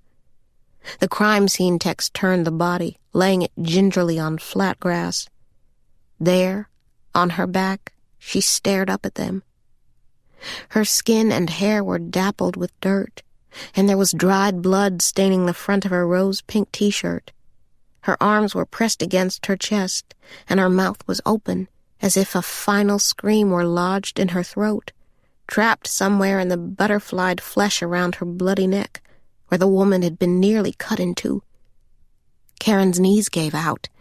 She turned from the sight, stumbling slightly, trying to get away. "You okay, ma'am?" Lang said. The voice seemed very far away, like a whisper at the bottom of an oil drum, hollow and useless. She bent over, put her hands on her thighs to steady herself, to catch her breath. When she finally raised her head again, the first thing her eyes landed on was the quarters and Jason's cabin, the last one on the left. She felt a stone-sized pain in her chest. It was the same heaviness, the same dread she'd felt this morning when she'd no sooner stepped into that very cabin than she'd had to stop and walk out. "Miss Gray? Just give me a minute. Ma'am, we're going to get the investigative team in and out of here and get this whole thing cleaned up as soon as possible, I promise. Now, if you wouldn't mind gathering the staff, we can start those interviews right away." She nodded and said, "Sure." And then she started for the old schoolhouse, anything to get far away from here. "And we'll need to speak to your daughter, of course." Caren stopped cold. She's only 9 years old. 10, actually, come December. It was a number frequently on Karen's mind these days. "We need to talk to her too, ma'am," Lang said. "I'll think about it." That was all she would give him. "You're welcome to be present during the interview." "I'm aware of that," she said. "I'm also aware of my right to refuse." Lang shot her a funny look, as if the clouds in the sky had made a sudden, unexpected shift, showing her up in some new light that did not in any way flatter. "You're not a lawyer, by any chance?" He gave her a wry smile, enjoying the sheer improbability of it, the idea of Caren, in her ropers and faded jeans, a doctor of law. "No," she said plainly, "I'm not a lawyer." He glanced at the Tulane School of Law ball cap still on her head, but offered no further comment. Behind them, one of the moonwalkers unzipped a rubber body bag. Overhead, a lone black buzzard circled the whole scene. "I understand your concern here, ma'am," Lang said, "but we need to talk to everyone." She nodded, but didn't feel any better about it. She hadn't yet given thought to how she might explain to her daughter what had happened here today. The fact of a woman murdered, found dead in the dirt, right where they live. She had, up until this point, felt one of the gifts of coming home, coming back to Bellevue, was the sense of safety she felt here, deep in the countryside, 15 miles from the nearest town. Instead of Caren worrying, as she might have if they'd stayed in New Orleans, about her daughter getting lost on city streets or hunted by predators or shot, for that matter, Morgan, most afternoons, rode her bike down the plantation's main lane, as she herself had once done. And even on nights when Letty wasn't working, Caren only ever required that her daughter be home by sundown. Inside these gates, Morgan had always been free. Chapter 3. She ended up giving Letty the day off anyway, eventually arranging with the 2 police detectives for Letty to be interviewed as soon as she was back on plantation grounds, so she could be done with it and get home to her kids. After her own second, more extensive interview with the 2 cops, Caren left Bellevue at 2 o'clock, starting the 30-minute drive north toward the capital to pick up Morgan. There was a red car behind her on the highway. It was a pickup truck with a dented grill and 10 years of gathering rust. She didn't make much of it at the time. She was busy thinking of just what she was going to tell her little girl. Morgan's school was brand new, in the planned, gated community of Laurel Springs, just south of Baton Rouge. Raymond Clancy, whose practice was in the state's capital, had pulled a few strings to get Morgan placed at the school, one of the few conditions Caren had pressed upon him before taking the job. Clancy's own kids were at the Laurel Springs Middle School across the street. The town's 3 schools shared the same campus, and their pooled resources included an aquatic center, a state-of-the-art computer science center, and a library run by the graduate students from the Library and Information Sciences Department at LSU. It was a school that would have cost her at least $10,000 a year if they were still living in New Orleans. Instead, she'd managed to sock away nearly twice that for each year she'd been living rent-free at Bellevue. She had no mortgage, no possessions that couldn't be packed up in a single afternoon, and her car was 11 years old and paid off. Morgan, when the time came, could pay for any college she wanted to go to. preferably one far away from here. Caren took 2 calls on the drive. The first was from Raymond himself, the day's news having finally made it to him through his secretary. "My God, Gray," he said, calling her by her last name, an affectation he'd picked up years ago when he'd first gone off to school, returning that first semester with all kinds of ideas about how a Clancy man ought to conduct himself. He was a lifelong member of Sigma Chi and seemed to think this manner of speaking was a winning way to show affection and intimacy, even where neither existed. Raymond and Caren were not particularly close, never had been. It was Bobby to whom she'd always been drawn, Bobby who let her tag along places, who never made her feel any different for being born a girl and black. Raymond had mostly ignored her. Nearly 50 now, he was tall and good-looking, and pointedly sheepish about the good fortune he'd been born into, which some women mistook for charm. He was well-liked and well-regarded in his city, a successful civil litigator who represented everyone in the region from Shell Oil to Century Tel. And every 4 years, like clockwork, he was courted heavily by the local business community about making a run for office, for his last name as much as anything. He'd turned out to be a decent enough boss, hands-off and loyal, though she'd heard that heated words had been exchanged between Raymond and the last general manager, who'd been accused of pirating knickknacks off the property. Clancy had fired him on the spot. Just her luck. It was a week before Caren had called him up, out of the blue, asking about a place to stay and a job, if he had it. "So what are the cops saying?" "Only that it was a woman who was killed," she said. "She was dumped along the fence line down by the cane fields." "She won a hunts?" "It looks that way, yes. They know who did it?" "Right now they're just asking a lot of questions." "My God," Raymond mumbled. "You talked to Schuyler yet?"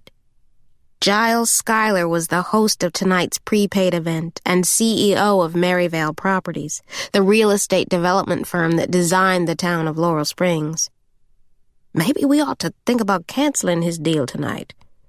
"The detective seemed to suggest that we would be able to conduct business as usual," she said, knowing on some level, even then, that nothing about Bellevue would ever be the same. They'd already finished the staff interviews before I left. "Well, that's good to hear," he said, though he sounded vaguely displeased. "Let's keep a lid on this as best we can, Gray," he went on. "No reporters here?" "Sure. This is just awful. I mean, the timing couldn't be any worse." There was a coolness in his voice that caught both of them by surprise. It was callous and unkind, and Clancy immediately fell silent. There was nothing but the sound of the highway humming along beneath her car. In the rearview mirror, she saw the red truck again, only this time the sight of it bothered her. She'd seen that truck before, hadn't she? It had been passing by, riding slowly back and forth on the farm road, the one right outside the gates of Bellevue. Or it was certainly one that looked just like it. It was odd, noteworthy to say the least, to see the red truck now, trailing behind her on the highway, never more than a single car length away. She couldn't make out the details about the driver, only that it was a man, a sun visor shielding the better part of his face. Raymond cleared his throat then, searching out a more sober tone. "Listen, Gray," he said, "I'd just as soon not have Daddy know a thing about this, okay?" "Okay," she said, though she thought that went without saying. She hadn't spoken to Leland Clancy in years, not since she was first hired for the job in 2005. Already well into retirement by then, he used to drive down from his house in Baker for lunch a few times a week. Lorraine would make him a hot plate, chicken and gravy or crawfish with red beans and rice, or sometimes just pea soup and biscuits. And after, Leland would sit with a book under one of the old oak trees, his long legs stretched out toward the river. Or some days he would take a nap in the library. He was newly widowed then and alone a lot during the day, and he seemed to appreciate the company he found at Bellevue, where someone was always home, as he put it. He took a particular liking to Morgan, plying her with peanut butter candies, which seemed to stream in an endless supply from the pockets of his patched cardigan sweaters, which he wore year-round, and sometimes he read storybooks to her in the rose garden. He asked after Helen from time to time, forgetting she was gone. Caren liked Leland, always had.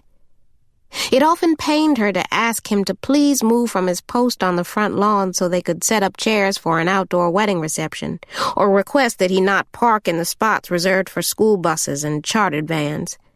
He always did as he was told, thanking her for the job she was doing, but his demeanor struck her as lonely and displaced.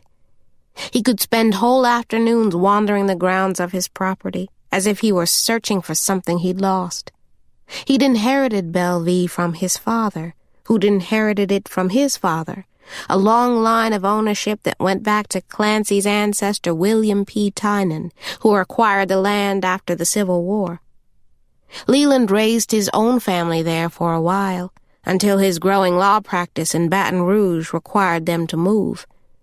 The family eventually settled into a 4-bedroom split-level ranch just north of the capital, and Bellevue became his wife's pet project, in time lovingly restored to its original antebellum glory, and eventually becoming a state showpiece, a long way from the overgrown land, weather-beaten and forgotten, that had been Leland's boyhood home.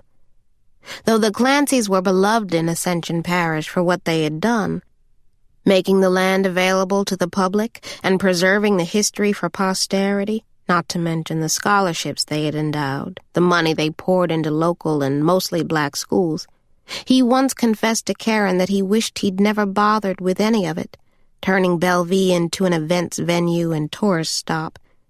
He was 80 now and in failing health, and once a month Lorraine carried a plate up to his house in Baker, as Karen's mother had done, in the years when Lorraine was her number 2. Caren had made the trip with her mom only once before, when she was barely a teenager. 12 years old, she'd ridden in the front seat of her mother's white Pontiac, finally working up the nerve to ask her mother something painfully delicate.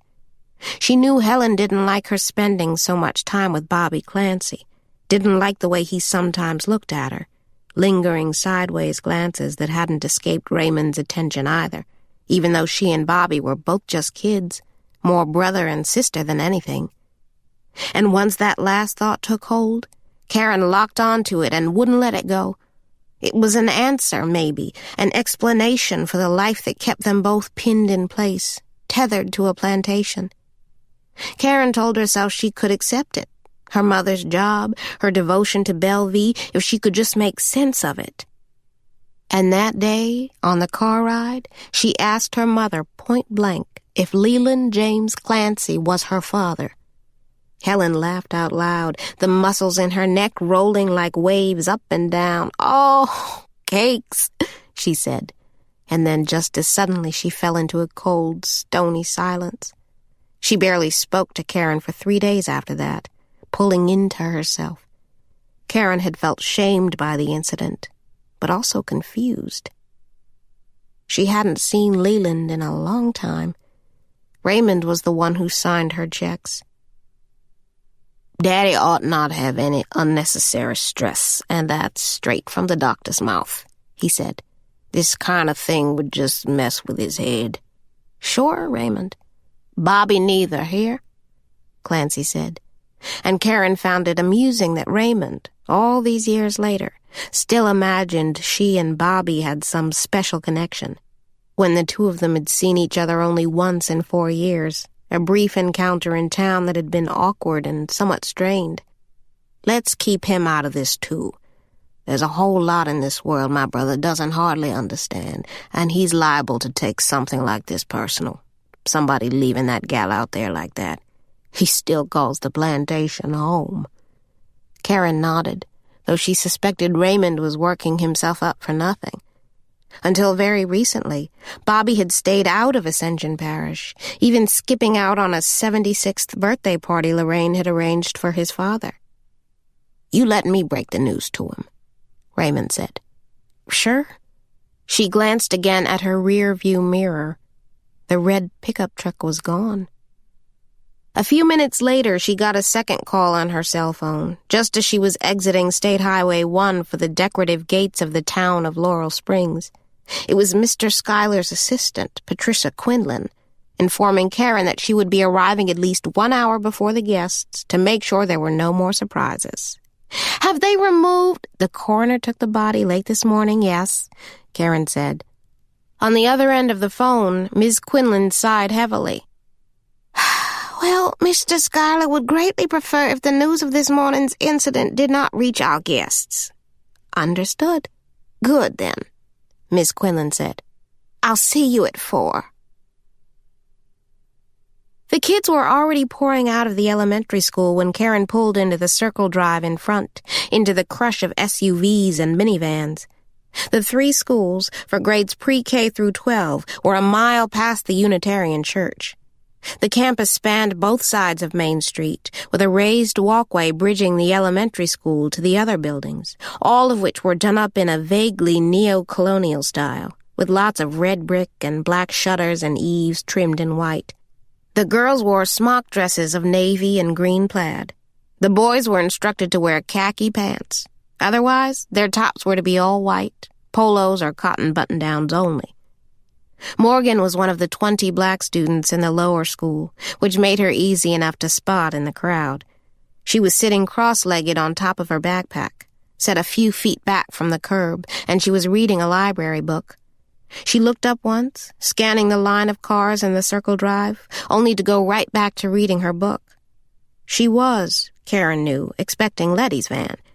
Caren honked her horn, even though that was generally frowned upon by the school staff. Morgan looked up again. She saw Caren this time and smiled widely. She started to gather her things. By the time Caren reached the end of the curved driveway, Morgan was already waiting at the curb, her navy backpack over her shoulder. "Where's Letty?" she asked. "Artie's sick." Morgan's eyes narrowed ever so slightly, an almost comic expression of skepticism on a 9-year-old. "She didn't say anything to me about it." She was standing at the open passenger window. She still hadn't made a move to get into the car. Behind them, the line of waiting cars had grown even longer. "Just get in, Morgan, and we'll talk about it, okay?" Caren said. This only served to confirm her daughter's suspicion that something else was behind her unscheduled appearance at the school. Up ahead, the traffic guard was looking in their direction, waving the Volvo forward. "Get in, Morgan. Did you get my ticket?" Morgan said, changing the subject. Caren didn't want to have this conversation right now. "Get in the car," she said. Morgan pouted openly. She climbed into the back seat, tossing her backpack across the floor, and didn't speak again until they were 10 miles outside of Laurel Springs. She kept her eyes glued to the passing landscape, lined with bookstores and gun shops and roadside stands selling oysters on ice, which eventually gave way to naked Louisiana swampland as they rode shotgun alongside the river. Morgan put a finger on the cool glass of her window, lifting it every few seconds to see the patch of heat and sweat left behind, then pressing down again.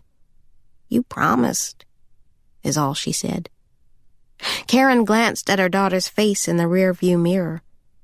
Morgan was still carrying some of her baby fat, which softened what would otherwise be duplicates of Karen's own sharp features, the L-shaped jawline and cheeks like 2 wide conch shells beneath the skin. The heart-shaped hairline passed down from her mother. It used to embarrass Caren how much they looked alike, as if she'd huddled alone in a dark room and sculpted the child from her own flesh. It seemed greedy, like she was taking more than her fair share. These days, Caren wore her hair long, tightly pulled and pomaded into a cottony ponytail or a single chignon-like braid on event nights. Morgan, on the other hand, had demanded to wear her hair short for as long as Caren could remember, even attempting to cut it herself when she was only 4 years old. Even then she seemed to sense that where a line couldn't be drawn between them, only heartache and trouble would follow. In that way, she was a lot smarter than her mother, Caren thought.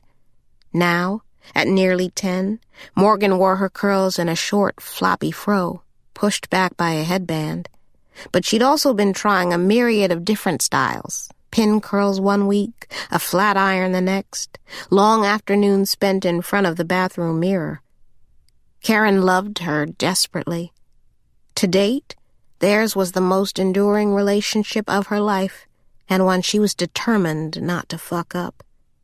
This job, this life way the hell out in the country, it was all for Morgan, she told herself daily. Morgan saw it differently. She was presently in the early stages of a growing resentment about their living arrangements, especially the distance from her father. She would sometimes go days without talking, often alarming her teachers and the few school friends she'd made. The school staff sent home notes, worried over her shy and withdrawn nature. But Caren knew better. Morgan could be quite charming when she wanted to be, winsome even, when she wanted someone's attention. At Bellevue, that usually meant Lorraine, but especially Donovan.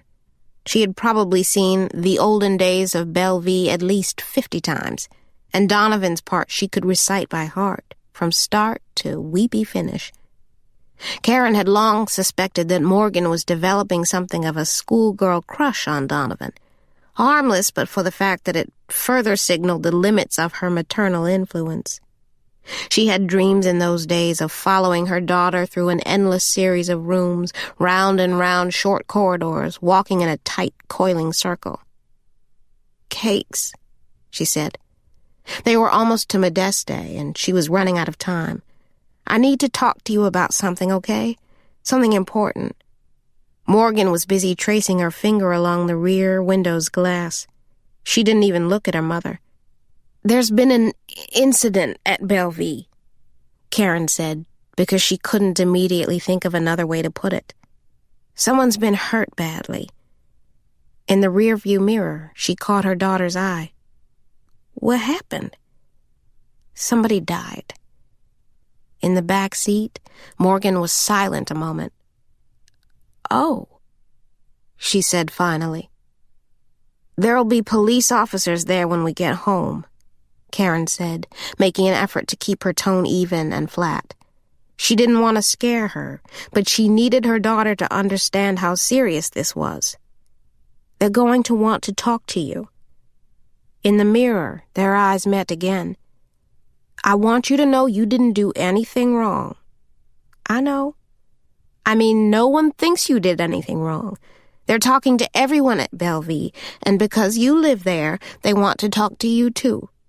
It's going to help them understand what happened, and I'll be with you the whole time." "Who died?" "It's no one you know. Everyone at Bellevue is fine." Morgan didn't say anything. She twirled her index finger on the smudged glass, moss-covered cedars along the highway casting shape-shifting shadows across her face, like dark clouds passing over, then breaking wide again. "I have to prep for an event tonight," Caren said. "But after that we can talk about your plane ticket, okay? My dad said he would pay for it." "I know. We'll talk about it tonight." A car shot around them on the 2-lane road, passing at 80 miles an hour at least. It raced ahead of them, growing smaller in the distance. Caren couldn't read the license plate number, determine the make or model, but it was a red pickup truck. She was sure. Chapter 4. In the time it took her to drive to Laurel Springs and back, the detectives had turned the old schoolhouse into a base of operations. They were each on their cell phones when she and Morgan entered, Morgan with her backpack in her hands, pressed against her chest. Some of the chairs had been rearranged, and Lorraine had sent over coffee on a room service tray meant for the guest cottages. Caren put an arm around her daughter and waited for one of the detectives to notice them. The bigger cop, Detective Jimmy Bertrand, was off the phone first. He told them to have a seat. Caren reached for Morgan's hand, holding tightly as Morgan pressed herself into Karen's side. They chose 2 seats near the raised platform where the play was performed. By then, Detective Lang was off his phone as well. He joined them near the stage. He smiled at Morgan and asked if she'd like something to drink, water or juice, though Caren wasn't sure just where he thought that was going to come from. There were no vending machines at Bellevue, and it was a 10-minute walk to Lorraine's kitchen. Morgan shook her head. Caren could feel a damp heat radiating from her small, round body. Lang opened a clean page in his notebook, then looked again at Morgan. "So," he said, starting with the barest of facts, "Morgan Gray?" "It's Ellis," she said, correcting him. "Morgan Ellis." Lang looked briefly at Caren, but she offered no clarification on this point. This interview was merely an act of courtesy, a show of good faith. Lang looked at Morgan again and smiled. "I'm Detective Nestor Lang, Morgan, and this is my partner, Detective Bertrand." Morgan looked back and forth between the two men. Bertrand was on his feet, a hand on his waist. Caren could see a patch of sweat growing in the pits of his dress shirt while he sucked down a cup of black coffee. Detective Lang had meanwhile pulled a chair in front of Morgan. "We just want to ask you a few questions," he said to her. "This shouldn't take too long at all."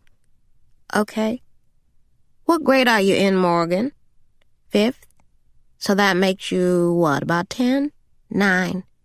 That's right, your mom said that. He wrote this down, too. "And you live here with your mother?" Morgan nodded. "Well, I assume she's told you there's been an incident here." "Someone died." "That's right," Lang said. "Someone did something very bad, Morgan, and my partner and I are here to find out what happened and put someone in jail." Lang looked over in Caren's direction. "She's sharp, this one." Caren glanced at her watch. She would need them to move this along if she was going to be ready for a walkthrough with Schuyler's assistant at 4. The wait staff hired out from a catering company in Baton Rouge was due to arrive any minute now. Detective Bertrand stepped away to take a phone call. "Okay, Morgan," Lang said, continuing. "Can you tell me if, in the last couple of days, you've seen any strangers around the plantation?" "There are strangers here every day," she said. "It's basically a museum." Lang smiled, more tightly this time, his expression pinched by the reminder, from a preteen girl no less, of the challenges inherent in this case. "Maybe a better way to put it is to ask whether or not you've seen or heard anything out of the ordinary in the past few days." He was, without even realizing it, clicking the top of his ink pen up and down, up and down. The rhythm was catching. It set Caren's nerves on edge. "Like, out of the ordinary, how?" "Well, you tell me. What comes to mind?" At first, Morgan hesitated, stealing a look at her mother. Then, she tested the room, starting with something small.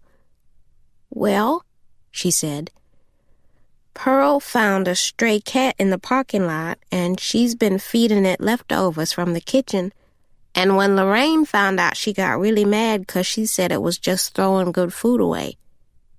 "Okay, Morgan," Lang said patiently. "What else?" "Nikki and Bo Johnston were kissing in the Manette house."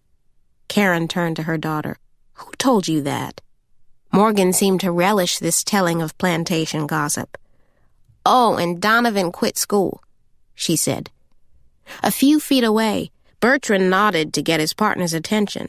"Ness," he said, waving his cell phone in the air for emphasis. "We've got a preliminary down from Dr. Allard, and that gal from the state lab is on her way down." "Hold on a sec," Lang said. To Morgan, he asked, "Where did you hear that? About Donovan?" This was news to Caren as well. "Morgan?" Morgan looked from her mother to the 2 police detectives. They were all staring at her, waiting. It was clear that something, though Morgan seemed uncertain as to what, hinged on her answer. For the first time, she looked nervous about the police interview, the big men in suits, and the questions. "Is he in trouble?" "No," Caren said before Lang had a chance to. She wanted her daughter to tell the truth. Lang nodded. "It's okay, Morgan," he said. "Where did you hear that?" "Danny told Eddie Knoxville." "When?" Caren asked. Yesterday. They were smoking cigarettes behind the kitchen. Okay, Lang said, making a note on the nearly empty top sheet of his pad, listing one of the few details he'd gathered from this interview. Now, your mom tells us your bedroom is above the library. I need to know if you heard anything last night, some sound or something out of the ordinary that might have woken you up. You mean like the wind shaking, spooky stuff like that? She's heard ghost stories, Caren volunteered. Something particular to last night, Morgan, Lang said. Did you hear anything last night? Just the rain? Before the rainstorm, Morgan, Lang said, wanting to clarify. Sometime between midnight and 2 a.m? It was their best guess as to a timeline, Caren knew, of when the woman was killed. They'd asked her the same question during her second interview late this morning. They'd gone over this point several times, Lang circling around it like a seagull hunting for something in the sand. Morgan was in bed by 9, she'd said. Caren had checked her email and was asleep herself by 10:30. Did you hear anything about that time last night? Morgan shrugged. Like what? Strange voices, arguing, something like that? What about screams? Morgan shook her head. Lang closed his notepad. Okay, then. From the seat of a nearby folding chair, which was serving as a makeshift desk, he lifted a thin sheet of sketch paper. On one side was a pencil drawing, the smudged lines of which suggested an image made in haste. The mouth was closed, and the eyes had been brightened by the artist's rendering, but it was her all right, the woman from the grave. Her eyes were small, set close to the bridge of a thin, pointed nose, and there were soft, feathered lines around her eyes. There was a single star-shaped earring in her left earlobe. She was young, much younger than Caren, in her 20s maybe. You seen this woman before? Lang looked at Caren next. She shook her head. No. Okay, then. He stood, holding the picture. Detective Bertrand was waiting just inside the doorway to the schoolhouse, texting on his cell phone. Lang held out his right hand to Morgan, who seemed unsure of what to make of the gesture from a grown man, a cop no less. She gingerly shook his hand, barely making contact. You be sure to let your mom know if you think of anything else. Then he nodded to Caren, motioning her into a private conference, out of her daughter's earshot. She patted Morgan's leg before standing to follow him, wanting her daughter to know that she did well. Caren was glad this part of it was over. She crossed the old schoolhouse, the heels of her boots sinking on the loose boards of the plank floor. The building had originally been used as a chapel, a house of worship for the master's family and a temporary sanctum for any traveling preachers wandering through the parish. It earned its current name sometime after the Civil War, when the Freedmen's Bureau ran a school for ex-slaves, during the years when the federal government held brief ownership of the land. Colored school teachers, earnest, mostly unmarried women devoted to uplift and a life of learning, came south in droves. There was a pretty school teacher at Bellevue in those days, a Miss Nadine something or other, as Caren's mother had often told the tale. Next to the kitchen, Helen Gray loved the old schoolhouse best of all. Men had learned to read in this room. Men like Jason. Using their laps for a desktop, they practiced their letters, struggling with a whole new set of tools. Nadine taught them to make the marks that make the letters that make the words. It was a system, like the making of sugar from cane. Lang stopped near the table that held the play's programs. He put his hands on both hips and sighed heavily. We need to get a hold of that young man. Donovan? Yes, ma'am, he said. Unfortunately, we've had no luck so far with the numbers you gave us. There was a faint hint of accusation in his voice, as if he thought it was altogether possible that Caren was shielding the boy. Those are the only numbers I have, his cell phone and his grandmother. Well, I imagine there are ways of getting him on the telephone, Lang said, lowering his voice some. Say, if you left a message for Mr. Isaacs about some trouble with his paycheck, I imagine he wouldn't waste any time calling you back. The state pays his checks, not us." It was a plain statement of fact, but Lang took it as an inclination toward non-cooperation. "Well," he said, "it was an idea." He stared at her for a long while, trying to read something about her that wasn't immediately clear to him. Caren could smell his musky cologne, mixed with the scent of stale coffee and hair grease. He was nearing 60, she guessed, his skin a tawny Cajun hue that was hard to date. "Let me ask you something, ma'am," he said. "Did you happen to know of Mr. Isaac's legal troubles before you hired him?" He pinched his lips together, waiting on her answer. He appeared to be rolling something over in his pocket, coins maybe. So that's what this is, Caren thought. Donovan's criminal record. She couldn't help feeling that something had shifted in the cops' investigation since she'd gone and returned to the plantation, that they were now circling around a specific but as yet unstated theory. And Caren didn't like it. No matter her personal feelings about Donovan, she didn't think it was fair. Donovan was a lot of things, and law-abiding was not necessarily one of them, but murder was murder. A theft of a soul requiring a depravity touched by something not of this world. Caren didn't think Donovan had it in him. He was a simple kid, both feet planted in the material world. "I knew about it, yes," she said. "It was on his application. Not that it would have disqualified him," she might have added, "not at this end of the employment pool." "Oh, he's got a record all right," Lang said, rolling and rolling those coins in his pants pocket so that he thought she might go dizzy trying to follow the sound. "Some property crimes and misdemeanors," he added. "But he also spent time in the parish jail down to Donaldsonville on battery charges last year." She knew all of this. Lang lifted and replaced his slim necktie, smoothing it down along the center of his shirt. "Look, I'll be honest here and say we're up against it with this one. We've got a pretty good read on the time of death. It's the where of this crime that's causing us trouble. That rain came down hard last night and, as far as we can tell, washed out any traces of a workable crime scene. There's no blood, no sign of a struggle, nowhere to start.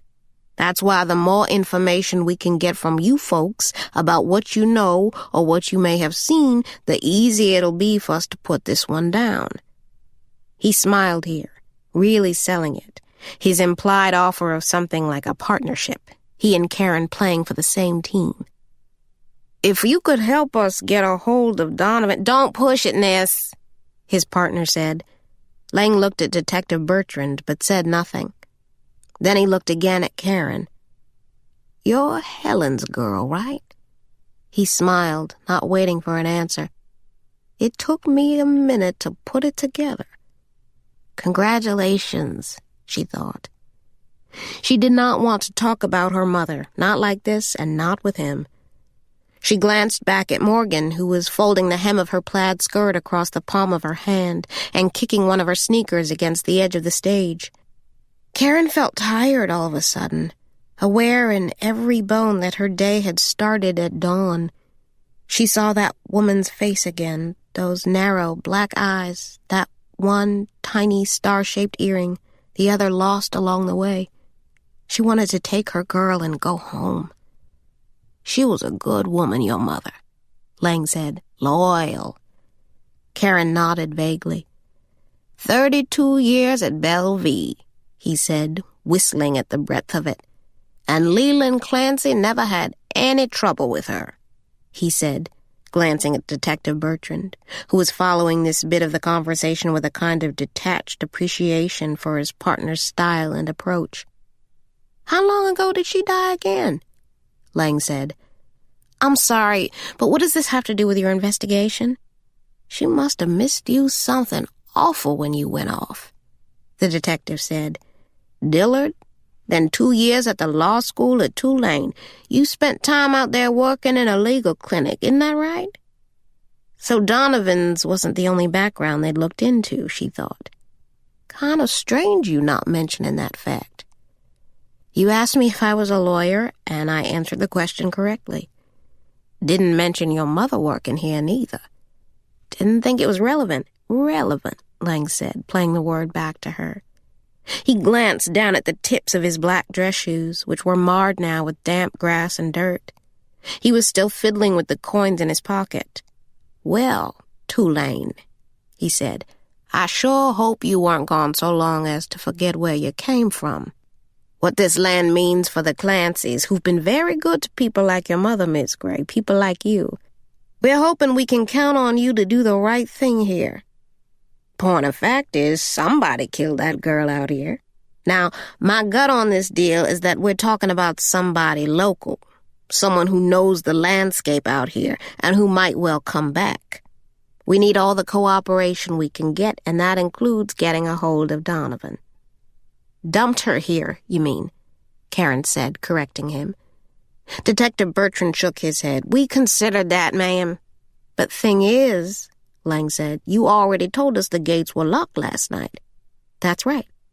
Every entrance, everything was locked, you said. Yes, which means, ma'am, Lang went on, laying out the facts as gently as possible, sensing he had not been as forthcoming as he should have been, like a doctor speaking of surgeries and pills and next steps without ever mentioning the word cancer. The danger they were potentially in was a lot closer than she thought.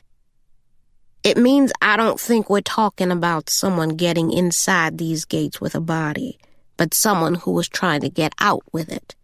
That fence out there is, 5 feet? It's 4 feet, 10 inches, she said flatly.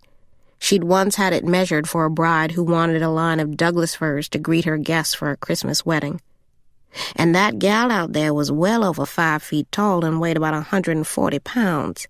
Even a particularly strong man would have had a hard time lifting that amount of dead weight over a vertical fence without leverage of any kind.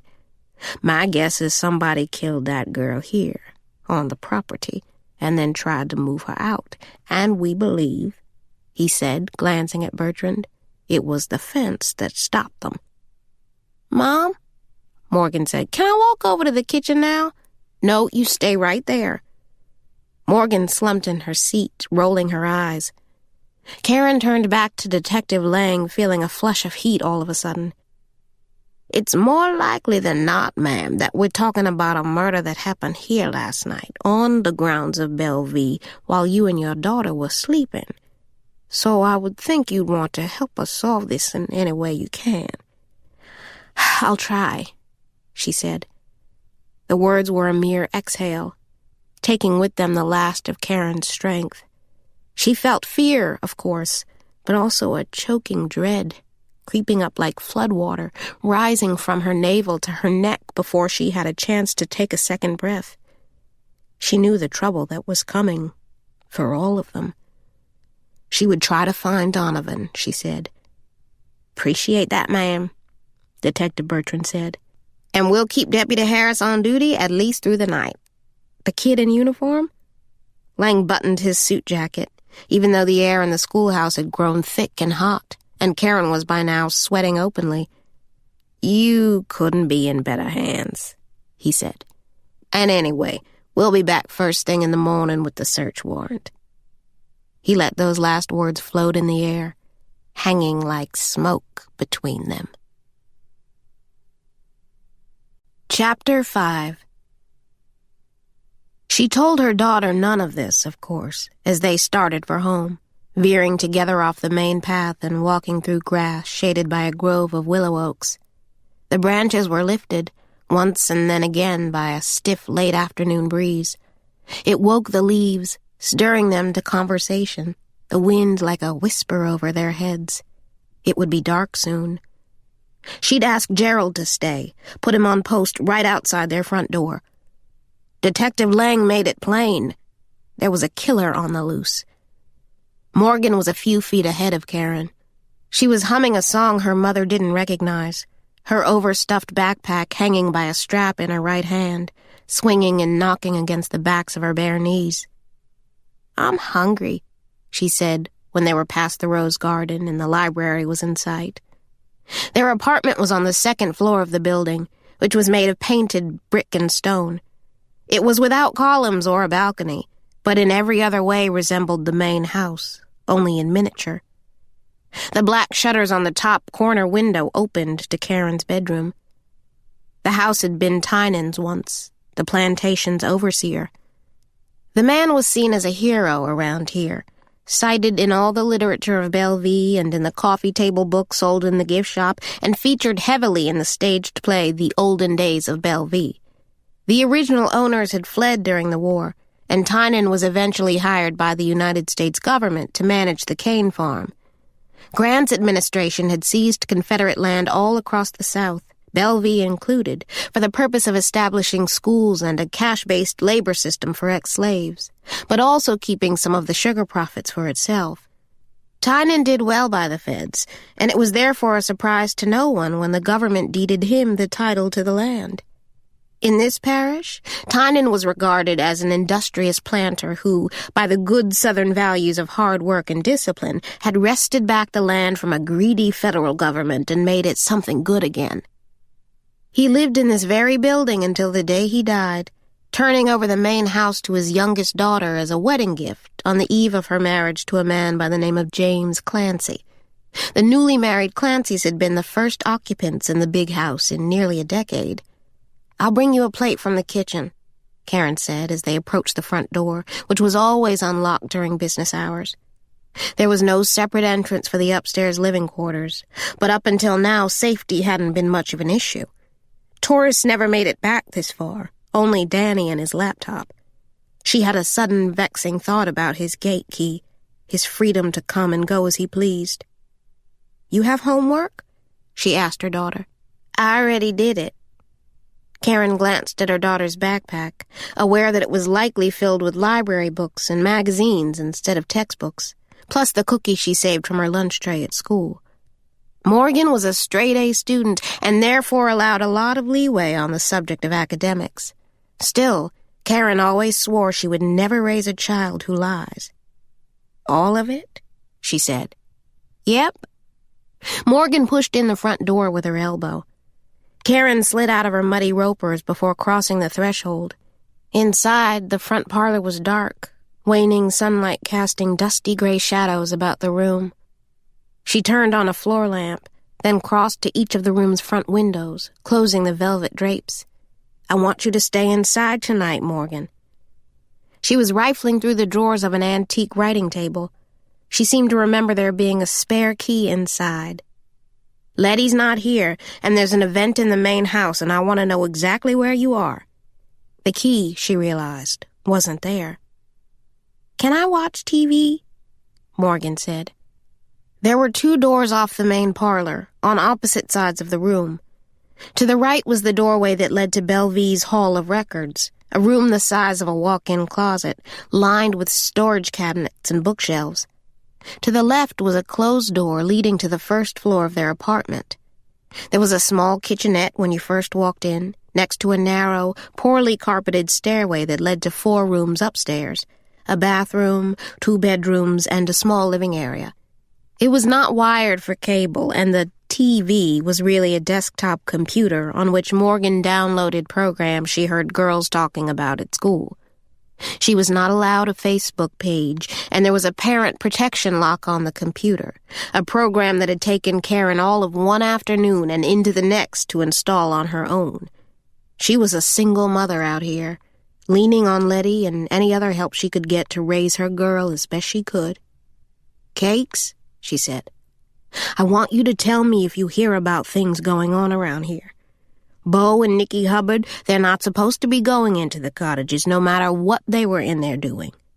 She stopped there rather than get into any specifics about what all she thought they were doing. "If you hear of somebody breaking the rules, I want you to tell your mother about it, okay?" "Uh-huh," Morgan said, in a way that suggested she had no intention of ever doing any such thing. She had no playmates out here, no kids her own age. All the students from her grade school lived miles away in Laurel Springs. Instead of friends, Morgan had the staff, a cook, 2 gardeners, and a cast of slaves. And she spent nearly every moment out of her mother's sight in their company. preferred it most days. Caren walked into the kitchen. She didn't find the spare key in any of the drawers in there either. But by then her mind was made up. "I'm going to lock that door, Morgan." In the parlor, Morgan was leaning her rump against one of the leather armchairs, fingering a line of brass tacks on the chair's left arm and following her mother's movements with her eyes. "I'll have my cell phone with me," Caren said, picking up her daughter's backpack from the floor and setting it on the chair. "You can call me if you need anything, and I'll have Gerald stay with you until I come back." She unhooked her key ring from the belt loop on her jeans. The library's key was sandwiched between the one for her aging Volvo and the small, round-tipped brass key that used to open the front door of their place in Lakeview, one half of a Victorian duplex, a building that didn't even exist anymore. 4 years had passed, and she still couldn't bring herself to throw it out. There were 20 or so work keys on her ring, the short brass one for the main house, the color-coded keys to the cottages, Minette and Leroy, plus the dull silver one that opened the groundskeeper's shed. She paused over this one, the key to Louisa's shed. Inside, she knew, there was a cabinet that housed a 12-gauge shotgun and a .32 caliber six-shooter, a weapon small enough to fit comfortably in the palm of her hand. They'd only ever been used for killing snakes or wood rats in Lorraine's vegetable garden. Shotgun or pistol, depending on Luis's mood or the size of the creature in his sights. Caren was the only one with a key to the cabinet, the shortest on her key ring, the one with the tiny diamond-shaped head.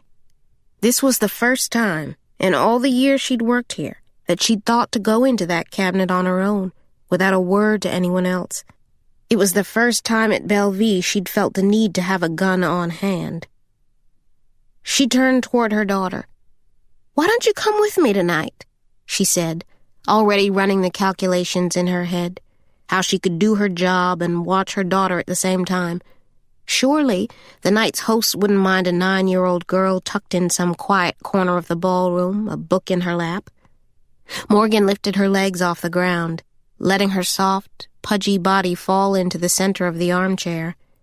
She sank down into the cracked leather, pulling her scuffed knees under her chin. She looked distracted, worried about something. "Why isn't Donovan here?"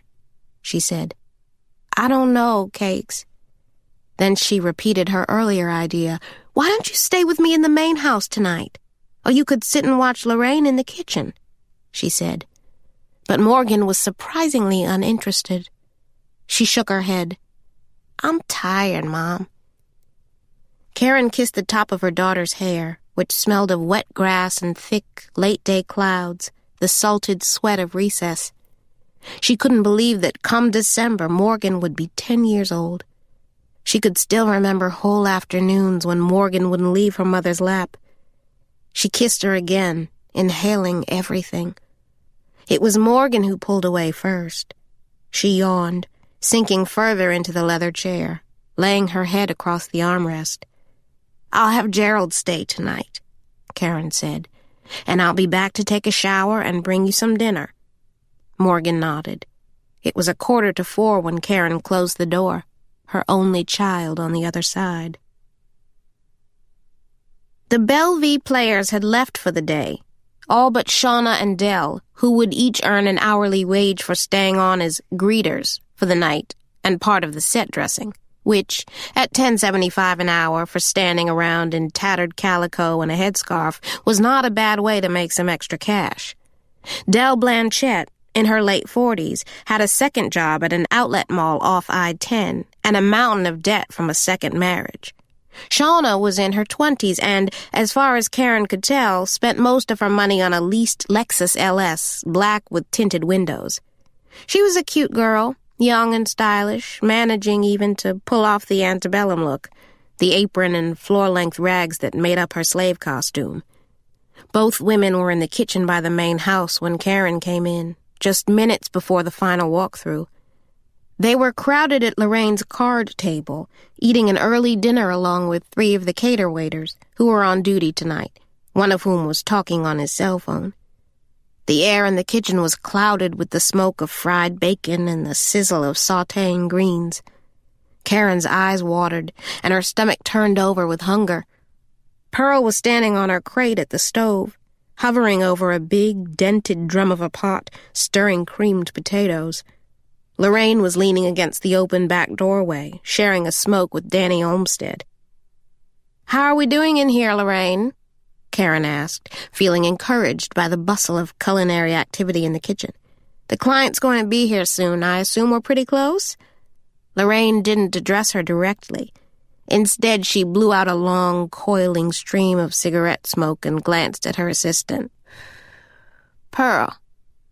Pearl squinted through the steam. "Yeah, all right," she muttered. "Great," Caren said, her manner full of forced cheer for the troops. In truth, the sheer effort required to remain upright at the end of this long day was making her sweat. She felt a cold line of it running down the center of her back. At the rear door, Lorraine blew cigarette smoke through her lips, waving the air in front of her face. She offered a drag to Danny, but he turned it down, biting at the white meat of his thumb. He was still in his trench coat, even though the air in the kitchen was warm and sticky. He'd had his eyes on Caren since she walked in. "So what'd the cops say?" he asked. "They'll be back tomorrow," she said, not wanting to get into any of it right now, not with the hired waitstaff present. "And there's been no word from Donovan?" "Nope." The room was exquisitely, almost achingly quiet, with only the sound of the gas range, the hum and hiss of heat coming from the stove. The staff was tight-lipped, just as they'd been this morning in the schoolhouse. Caren looked back and forth between Danny and Lorraine, Dell and Shauna and Pearl, all of them quiet as church mice. "Look, if you guys know where he is, you should tell me now," she said. "Trust me, the longer he waits to talk to the cops, the more trouble he's making for himself." Danny cleared his throat. "He's not returning any of our calls," he said. Shauna nodded in agreement, brushing her long, black hair off her shoulders. She, like the others, seemed concerned, but none of them as much as Danny. He looked downright disturbed, his pallor that of skim milk, and he wouldn't or couldn't stop gnawing at the flesh around his fingernails, tearing at himself like a dog working a bone. "The detectives just want to talk to him," Caren said, trying to sound reassuring. Lorraine tossed her smoke through the back doorway. "Talk to him about what?" she said. "Donovan ain't have nothing to do with them Mexicans back there." "Oh, hush, Lorraine," Dell said, fanning herself with a paper plate. She lifted and pushed the folds of her prairie skirt up above her knees, courting a breeze down there. One of the waiters, a white kid in his 20s wearing suspenders and black dress pants, his shirt still undone, looked back and forth between Dell and Lorraine. "Hey, what are you guys talking about?" "Nothing," Shauna mumbled. She and Dell seemed to regard this as a family matter and not a subject for open discussion, and Caren felt an unexpected surge of affection for both of them. Shauna stood and dumped her leftovers in a gray trash bin. Caren reminded her and Dell that she would need them in position by 5. She told both women to keep an eye on each other tonight. No wandering around the grounds. Not tonight, she said firmly. After dark, she wanted everyone to stay in pairs. She started for the door and then stopped. She turned back to Danny and asked about his key. "The police detectives have informed me that all but essential personnel need to turn over their keys." It was a lie, of course, and she didn't know why she said it. Danny stared at her for a moment, then looked at Lorraine, who raised an eyebrow but said nothing. He patted the front of his trench coat, felt inside its pockets and the pockets of his trousers, coming up with nothing. "Sorry," he said. "I must not have it on me." And that's how they left it. She turned and walked out of the kitchen. The walk-through went off without incident. Lorraine was on her best behavior in the kitchen, yes-ma'aming Miss Quinlan to death, but also letting her have a taste of her mushroom soup and plying her with an early glass of homemade rum made from molasses and caramel. Caren knew the drink's power, its buttered sweetness, the way it made your tongue go numb. It was her mother's signature drink, a cocktail and tonic all in one. Caren was allowed exactly one swallow on cold mornings. Mornings her mother would sit with the heat on in the car while she finished getting dressed for school so Karen's toes wouldn't go cold. Helen would smoke cigarette after cigarette, waiting, blowing smoke through windows cracked open a fraction of an inch, and sometimes she would grow sleepy and let Caren drive, all the way into town, even though she was only 15. "Oh, cakes," her mother would say. "You got my life in your hands either way behind that wheel or not." Something Caren never fully understood until she'd given birth, until her mother was already gone and she had a girl of her own. She tried to make it once, her mother's homemade rum. It was during those months when they had stopped talking, when Caren was living in New Orleans, a disastrous event that ended in tears. Eric cleaning up the sticky mess while she sat on the kitchen floor. They were still in that ground floor apartment in Carrollton back then, Eric and Caren, him out on the front porch most nights, studying and drinking cold beer while she made dinner. He was still in law school at Tulane, while she was bringing home pilfered produce and day-old bread from her shifts at the hotel, where she'd worked since dropping out of law school the year before. This was back when they were still thinking they'd get married someday. At the start of the official inspection, Caren escorted Miss Quinlan to the main house, making sure to walk her around to the entrance by the rose garden instead of using an unadorned side door. Patricia Quinlan was a middle-aged woman with a secretary's hips. Her hair was limp and her shoes were cheap, the fake leather peeling at the heel of her pumps. Caren pictured her at a desk all day, under fluorescent lights, vacation photos from Gulfport or Biloxi taped to the walls of her cubicle. She was, like so many others, charmed by the breadth and the beauty of Bellevue, which photographed handsomely but showed its best face in person. Caren walked her across the Circle Drive, fine gravel crunching underfoot where an antique carriage, all polished wood and maple-colored leather, was parked theatrically a few yards from the big house. Then she swung open the doors to the house, stepping back to reveal a vista that extended from the parquet floors of the foyer to the curved staircase and all the way into the dining hall, where round-top tables draped in cream linens were set with silver and centerpieces of roses and freesia. Nights like this, in early fall or temperate spring, they often left the back door open, broadening the view to include the aged live oaks on the north lawn. Their thick, purposeful arms reached out, meeting over the length of a natural alley, carpeted by green grass and framing, at this hour, a sunset horizon over the Mississippi. Ms. Quinlan gasped, a small, sharp sound of astonishment. She touched her fingers to her plump, flushed cheeks. She was bowled over and maybe just the teeniest bit drunk. "Well," she said, "Mr. Schuyler will be very, very pleased." Upstairs, Miguel was waiting in Karen's office. She'd actually forgotten she'd called him to a meeting and had no idea how long he'd been sitting there. He was still in his work clothes, belted khakis and a T-shirt, both of which were stained with potting soil and grass and rings of sweat. He looked up when she entered the room, and, at first, his expression was hopeful.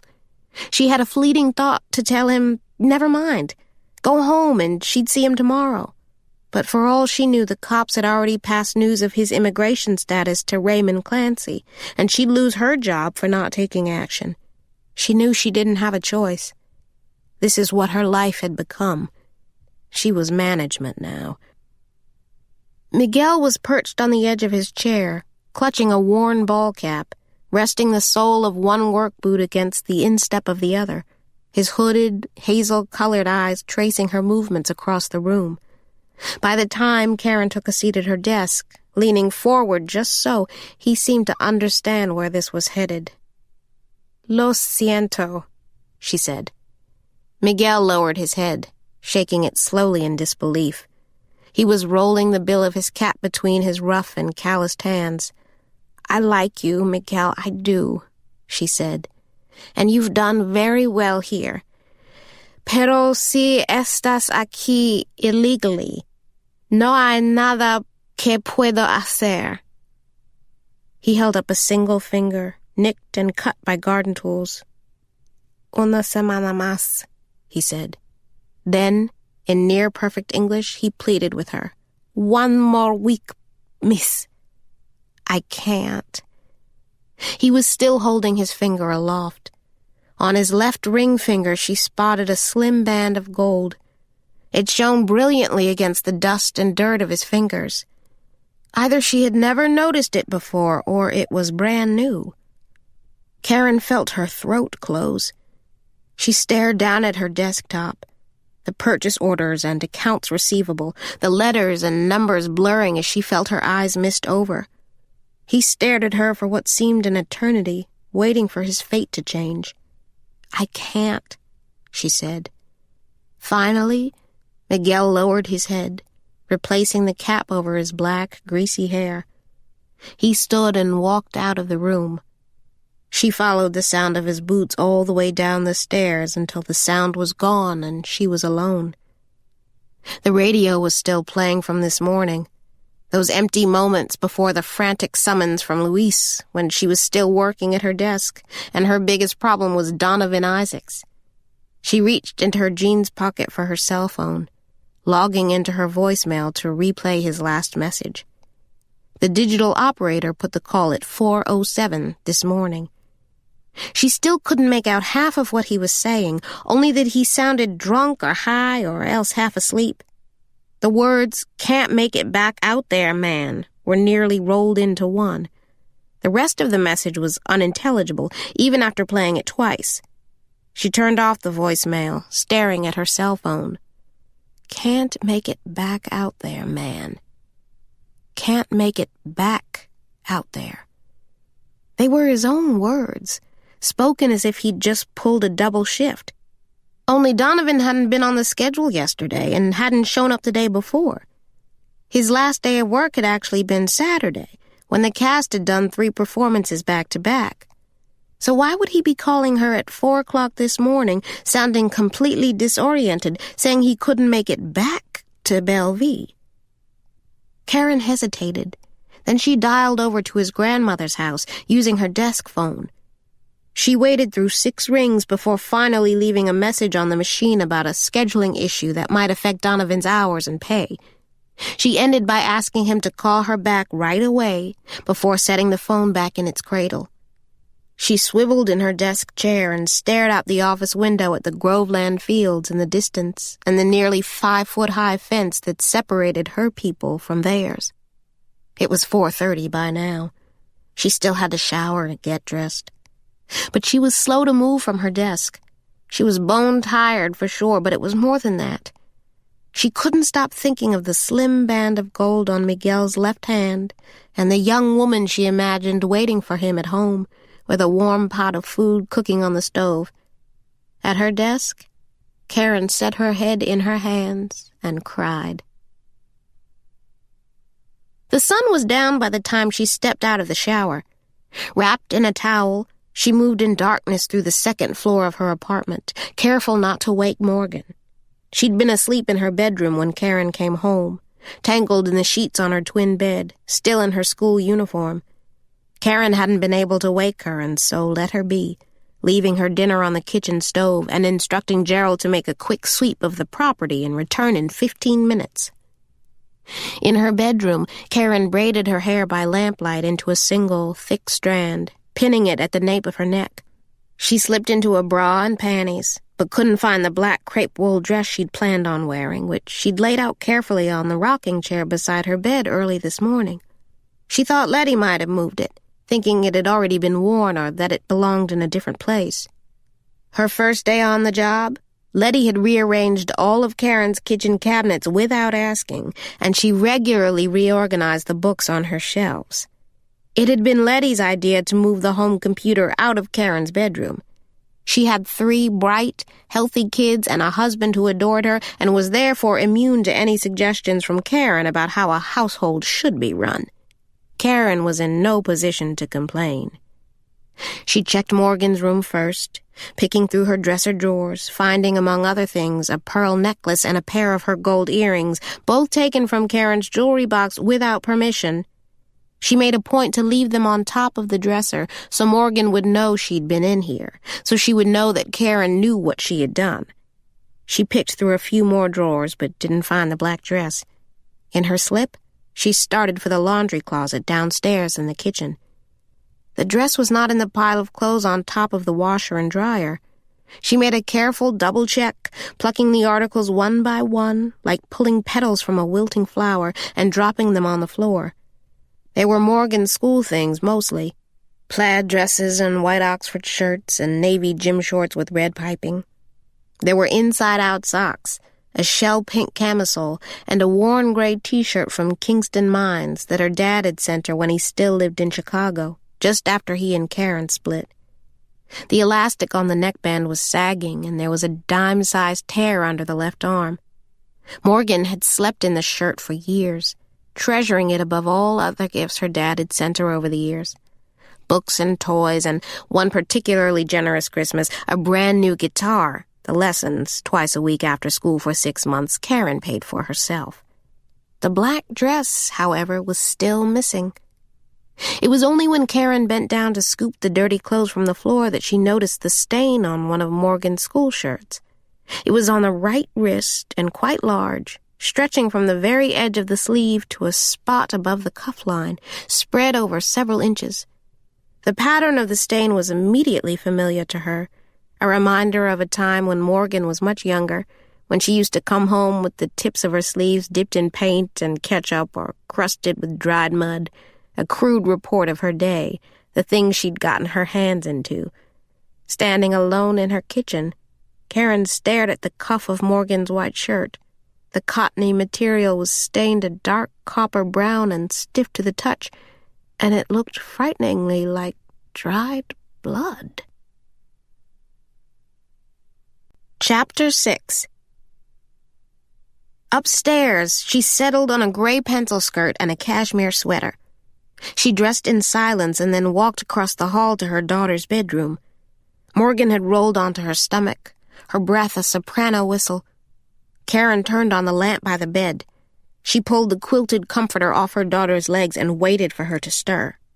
"Morgan," she said, repeating the name twice when she didn't move. Caren knelt beside the bed, placing a hand on the girl's forehead. The skin was warm and plump, but not feverish, and Caren couldn't understand why Morgan was sleeping so soundly, almost 5 hours before her bedtime. "Morgan," she said, shaking her. When she finally opened her eyes, Caren was standing over her, holding the stained shirt. "Sit up," she said.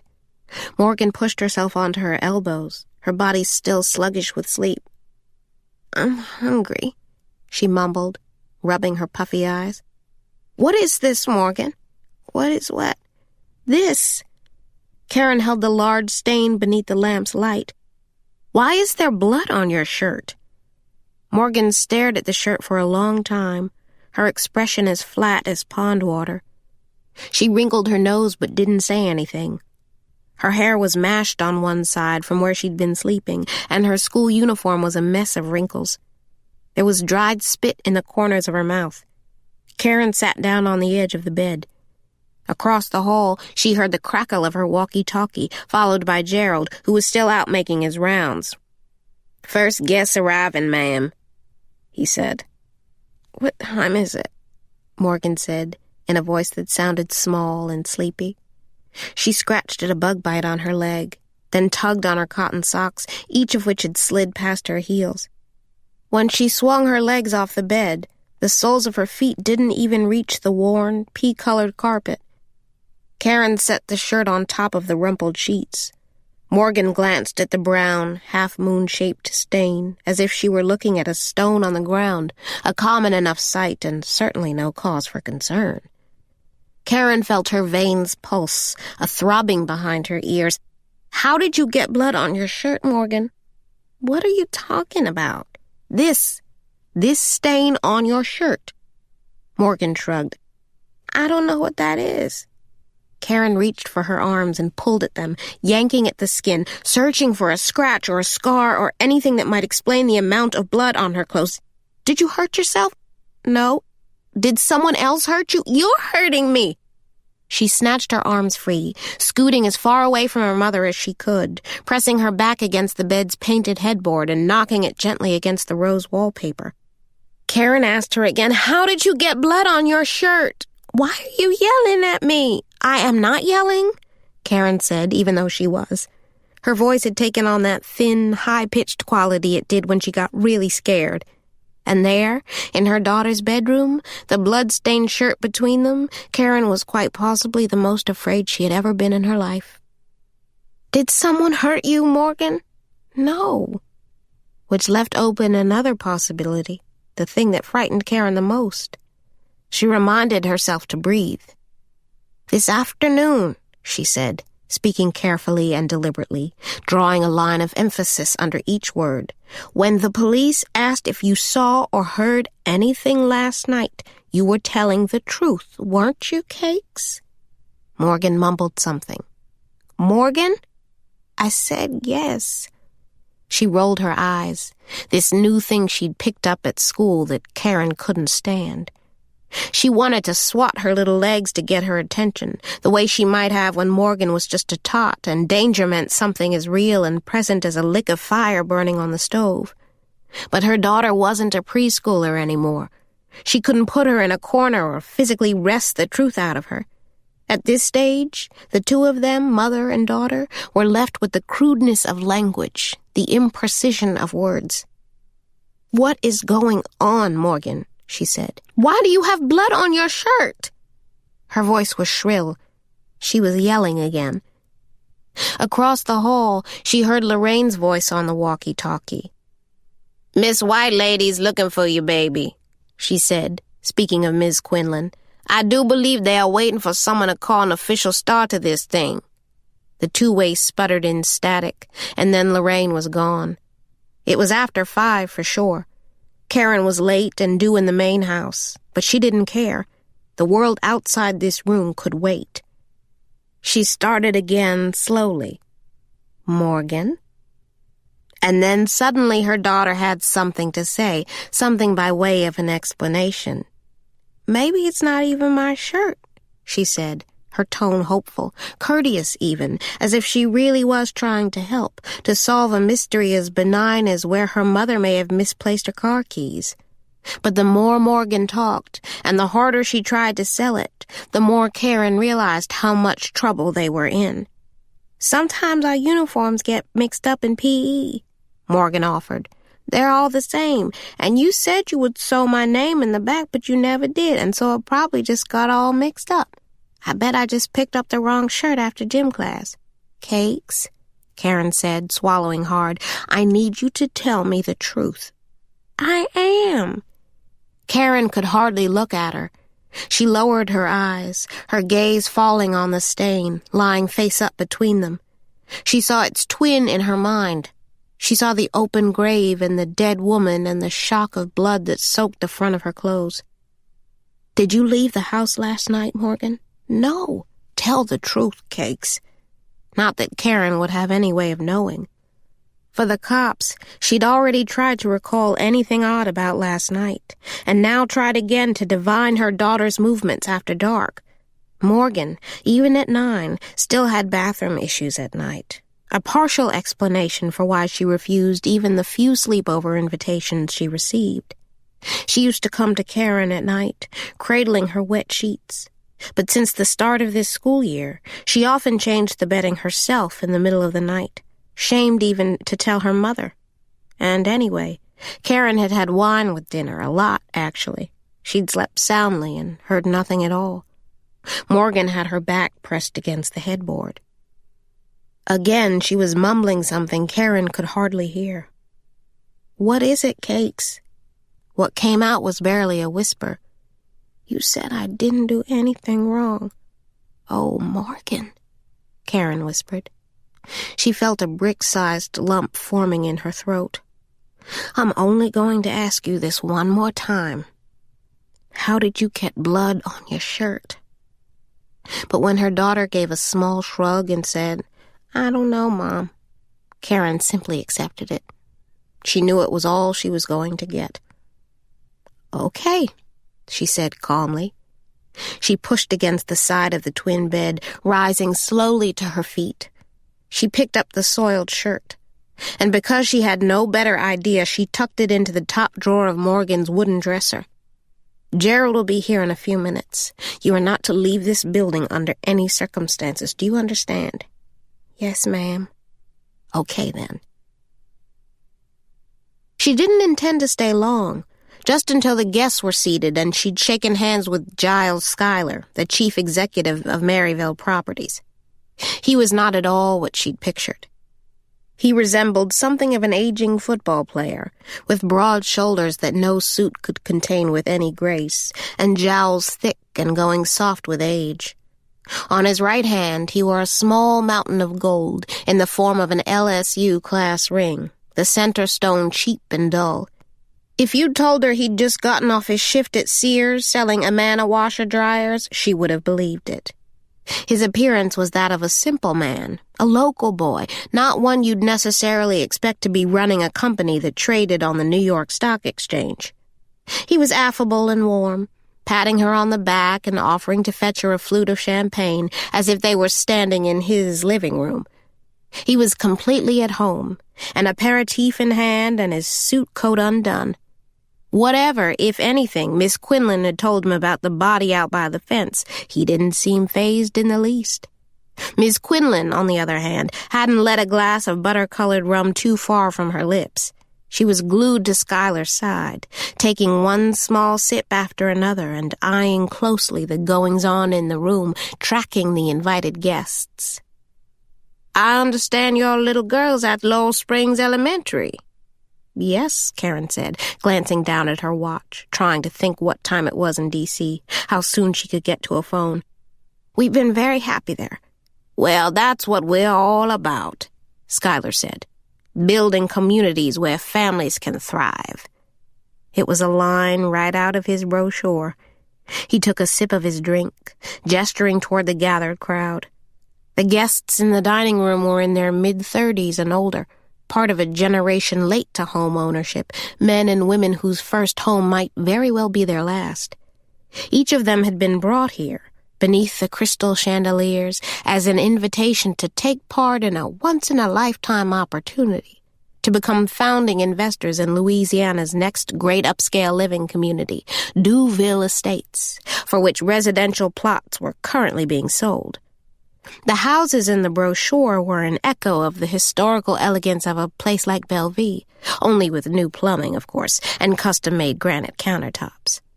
It was an offer to retire inside of a Margaret Mitchell novel, to a time of opulence and refinement where you could end each workday as your forefathers had, sitting out on the front porch with a drink, imagining land that stretched for acres and acres instead of stopping crudely at the end of a concrete driveway.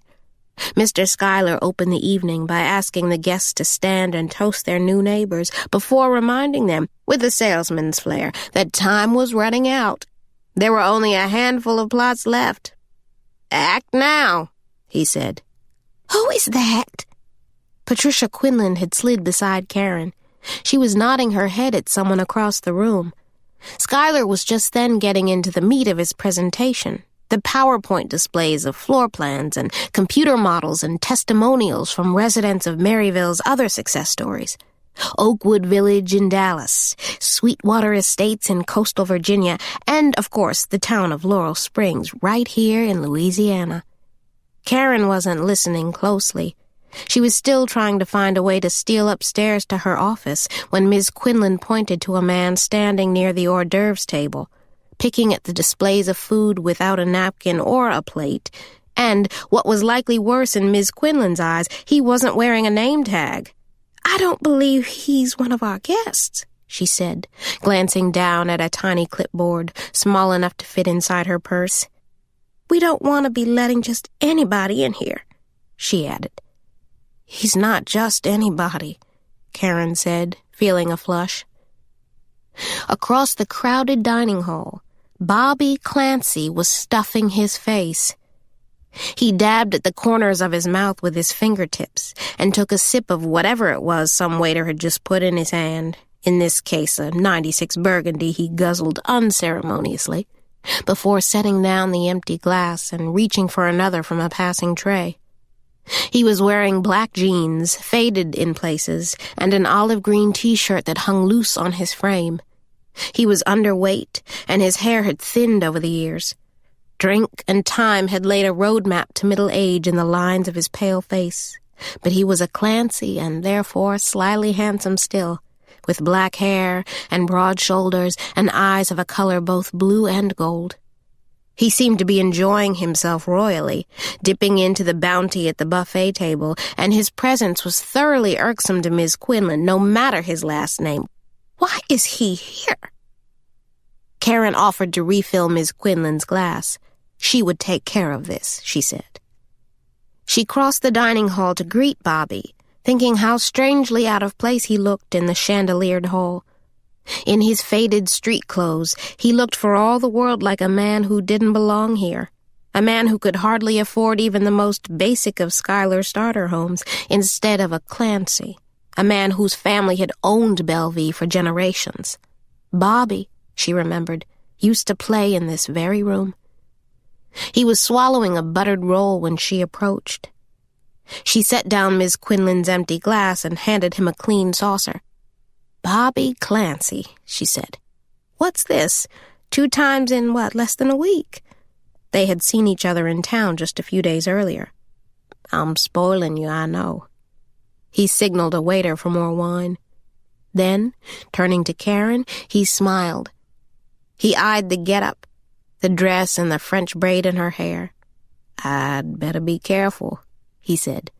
"You may start to get the wrong idea here, me coming around again." She smiled despite herself. He still had a sense of humor. "What are you doing here, Bobby?" "Checking up on the family business, that's all," he said. "Seeing what my brother's up to." He looked around the ballroom, the chandeliers and the starched tablecloths, staring at the dozens of strangers standing in what used to be his living room. "What's this, a $5,000-$10,000 deal?" he said. "Something like that." Across the room, Miss Quinlan was staring at them, her lips pursed. Caren sent a waiter to see about a fresh drink for her. "I liked it better the way it used to be," Bobby said. "Just family, you know. Daddy and Ray, me and Mother, and all the old-time folks on the place, your mama and her kin, the cutters in the field." He popped another bun in his mouth, a roll baked around a hash of zucchini and potato, smoked sausage and chives, something Lorraine had thrown together at the last minute. Bobby swallowed it whole, wiping his mouth with the back of his hand. "I liked your mama's cooking better, too." He craned his neck, looking around, still hunting for that second or third glass of wine. Caren wondered if he knew about the murder. This was the most she'd seen Bobby since she'd returned 4 years ago, and she suspected something had to be behind his sudden appearance on plantation grounds. Raymond had sworn her to secrecy, made her promise he would be the one to break the news to Bobby. 20, 30 years ago, that wouldn't have counted for much. But these days, Raymond was her boss, and the truth was, she and Bobby weren't friends anymore, not really, not for a long, long time. He had followed in the family's footsteps to Ole Miss, picking up along the way Raymond's ideas about how Clancy men ought to behave, including not spending so much time with the help. Raymond had teased him mercilessly about his particular fondness for Caren. She was only 13 years old when Bobby went off to college. He stopped hanging out with her after that. No more dropping by the kitchen for tea cakes and milk, tugging on the curls in her hair. No more racing her up the trunks of trees or through the grove of willow oaks. And no more ghost stories in the quarters. Caren kidded herself as long as she could that it was the age difference between them that had suddenly come to significance. And when she couldn't kid herself any longer, she simply accepted the truth as she knew it. She was the daughter of a plantation cook, the descendant of slaves. Bobby had been born in the big house. He played his role, and she played hers, biding her time until she could get out of there, away from Bellevue.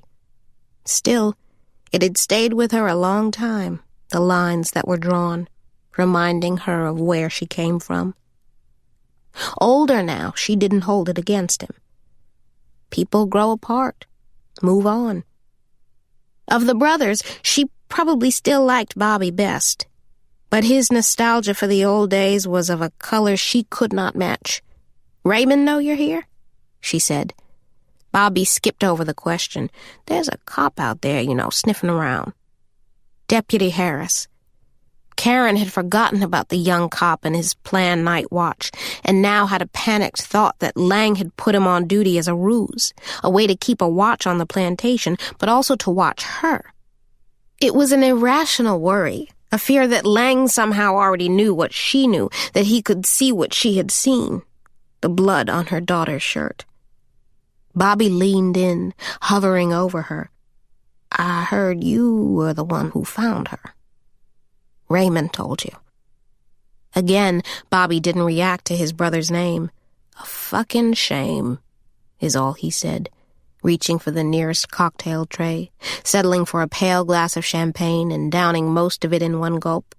"I could have told him that company out there wasn't going to bring nothing but trouble." Caren wasn't sure what Groveland had to do with it. "The cops seem to be looking closer to home," she said. Bobby muttered. She didn't know if it was the liquor or the bewitching hour, the faded sunlight through the leaded glass windows, but she couldn't miss the grayish crescents beneath his eyes, the washed-out color in his cheeks, and the bleakness of his expression. There was deep sadness there, but also anger. "It's the money is what it is," he said. "Every goddamn thing with Raymond is money. You watch yourself with him, Caren." He reached for her arm, all 6 feet 2 inches of him, blocking nearly all the available light, throwing her into shadow, standing so close she could count the hairs on his chin. "Be careful is all I'm saying," he said. Caren felt lightheaded, overheated, and overwhelmed. She wanted to get upstairs to her office, alone. She grabbed a drink from a passing tray and said, "It was good to see you, Bobby. But I left some work on my desk. You can stay if you want to, but I know they'd rather you didn't," she said, motioning toward Miss Quinlan across the room. Let her deal with him, Caren thought. She turned and walked out before the first course was served. Upstairs, she closed the office door behind her. Hot and slightly rattled, she cracked open her office window, propping a parish phone directory under the painted wood frame to hold it open. She sucked down the warm red wine, and then stood over her desk, watching her trembling fingers as they dialed Eric's home phone number. Leela answered. Caren knew that decorum called for her to pause here, to ask Leela how she was doing, to ask after her family or inquire about her work. And ordinarily her own ego wouldn't allow for any less. She had never met the woman and had always known Eric to show good judgment. It would be tacky, frankly, to be anything less than cordial. But she also thought she had earned the right, in an emergency, to skip all social graces. "Is Eric home?" she said. There was a pause on the other end. She could hear the hum of Mr. Schuyler's amplified voice from the PA system downstairs, coming up through the floorboards. On the phone, she heard her name. "Caren?" "Yes." There was another pause, and then Leela's voice, cooler than before. "He's here." Caren heard a dull thump, and then silence, Leela setting down the phone. When Eric picked up the line, almost a minute later, he seemed in a good humor, almost cheerful and happy to hear from her. "Hey," he said. Then, picking up on some ongoing conversation, the last email or a voice message she didn't remember, he said, I think it's best, Caren, if you just let us go ahead and buy the plane ticket. American has a direct from New Orleans to D.C. right now for less than $400. She hadn't seen Eric in almost a year. His last visit, sometime in the spring, he and Leela had picked up Morgan while Caren was in Baton Rouge meeting with a vendor. Morgan had stayed in a hotel with them in New Orleans through the weekend and was dropped off in Laurel Springs that Monday morning in time for school. Leela had never been to New Orleans, and Morgan came home with 3 disposable cameras worth of pictures. It had made Caren sad to think of her daughter as a tourist in the city in which she was born. And though she promised more than once to sit down with Morgan and look through the photos, she never got around to it. Eric's fiancé, therefore, remained a mystery to her. She had, embarrassing as it was to admit, initially pictured her as something of a rival, tall, with bigger breasts maybe, and a law degree. For weeks, she even wondered if Leila was white. It was Morgan who put that idea to rest, reporting, unsolicited, that Leila was brown, of average height, with a very pretty smile. "She kind of looks like you, Mom," she said. Eric, on the other hand, was always the same in Caren's mind. Tall and lean, with close-cropped, tightly coiled hair and round, rimless glasses. They talked on the phone at least once a month, emailed more often, mostly about Morgan's schooling, but she had not stood with him, face to face, in quite a long time. "I think Morgan is starting to worry you're changing your mind about her coming up here," he said. "I'm not calling about the trip, Eric." "Oh," he said, briefly clearing his throat. She wondered if Leila was listening. "We have a problem, Eric." "What's going on?"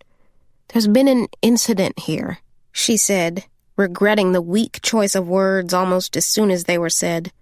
She didn't want to soft pedal or be in any way misleading. She wanted him to have all the facts. "The police were here this morning."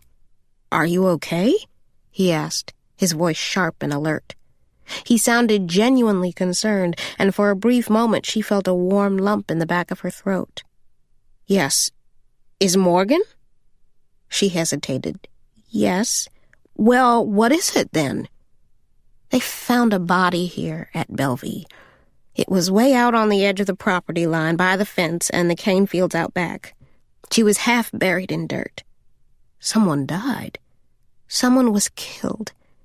"Out there?" he said in some disbelief. "Who?" Caren pushed the woman's face out of her mind. "I don't know. It looks like it was a woman from the fields."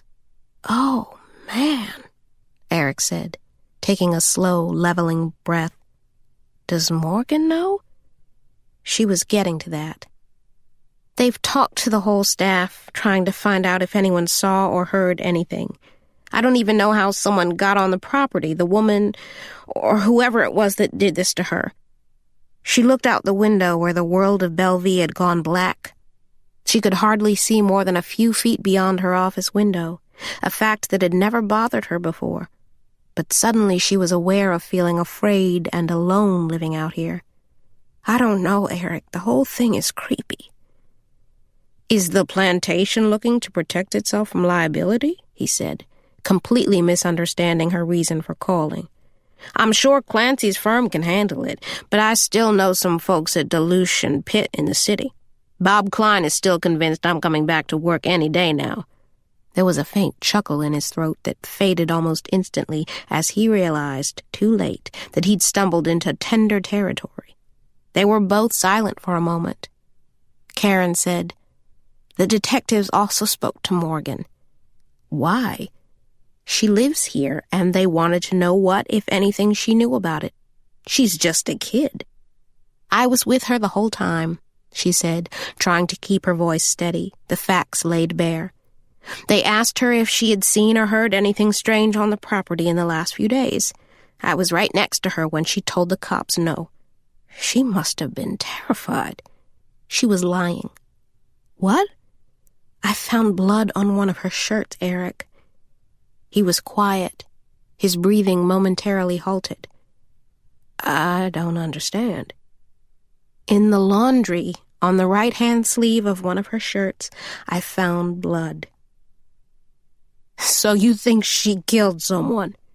he said, sounding amused and also vaguely relieved. The idea was so preposterous that it seemed to lighten things on his end. Caren said, "No, I don't think she killed someone," adding, "She's left-handed." The silence returned. "Jesus, Caren," he mumbled. Then, more sternly, he said, "You're not serious, are you?" "How did she get blood on her shirt, Eric?" "Oh, Caren," he said, his tone warm, almost playfully admonishing, treating this like the time Morgan was 6 months old and Caren was sure she'd stopped breathing until Eric put a mirror to her nose. Or when she was convinced the women at the daycare center were secretly feeding her newborn daughter bottles of whole milk. She probably just fell down and scraped herself at school or cut her hand or something, he said. It was too much blood. The words painted a picture, one that gave him pause. And you asked her about it? She's lying. How can you know that? What do you want me to say, Eric? She's my kid. Eric let out a short, bullish sigh. She knew the sound. It meant he was thinking. Blood? Yes. All right, let me talk to her then, he said. She's home right now. Before hanging up, she told him she'd be waiting for his return call. Outside, the wind had picked up, snaking in ragged coils through the dark and shaking the trees against the window. The branches were like fingertips on the glass, tapping for her attention. She walked around her desk to the window. As she bent to remove the phone book on the ledge, she swore she heard voices, coming from the direction of the quarters. She swore she heard singing. It was faint, and she thought she was imagining things, but when the wind picked up, it delivered the sound right to the window's ledge. Caren took a step back, thinking that someone was out there. When the phone rang, she actually jumped. On the other end of the line, Eric repeated the same story Morgan had told her earlier, that the shirt was probably not even hers, the whole thing likely a mix-up at school, and Eric still didn't think any of it added up to much. He still had a hard time believing it was blood on his daughter's shirt, or that Morgan would lie. Caren bit her tongue rather than point out the ways she felt she knew her daughter better than he did. It seemed mean-spirited. It was never his idea for Morgan to stay in Louisiana. She reminded him of the amount, the odd placement on the sleeve. I wouldn't worry about it, he said, sounding suddenly very far away. For the first time, Caren wondered what he was doing when she called, if his dinner was getting cold, if Leela had been waiting this whole time alone at the table.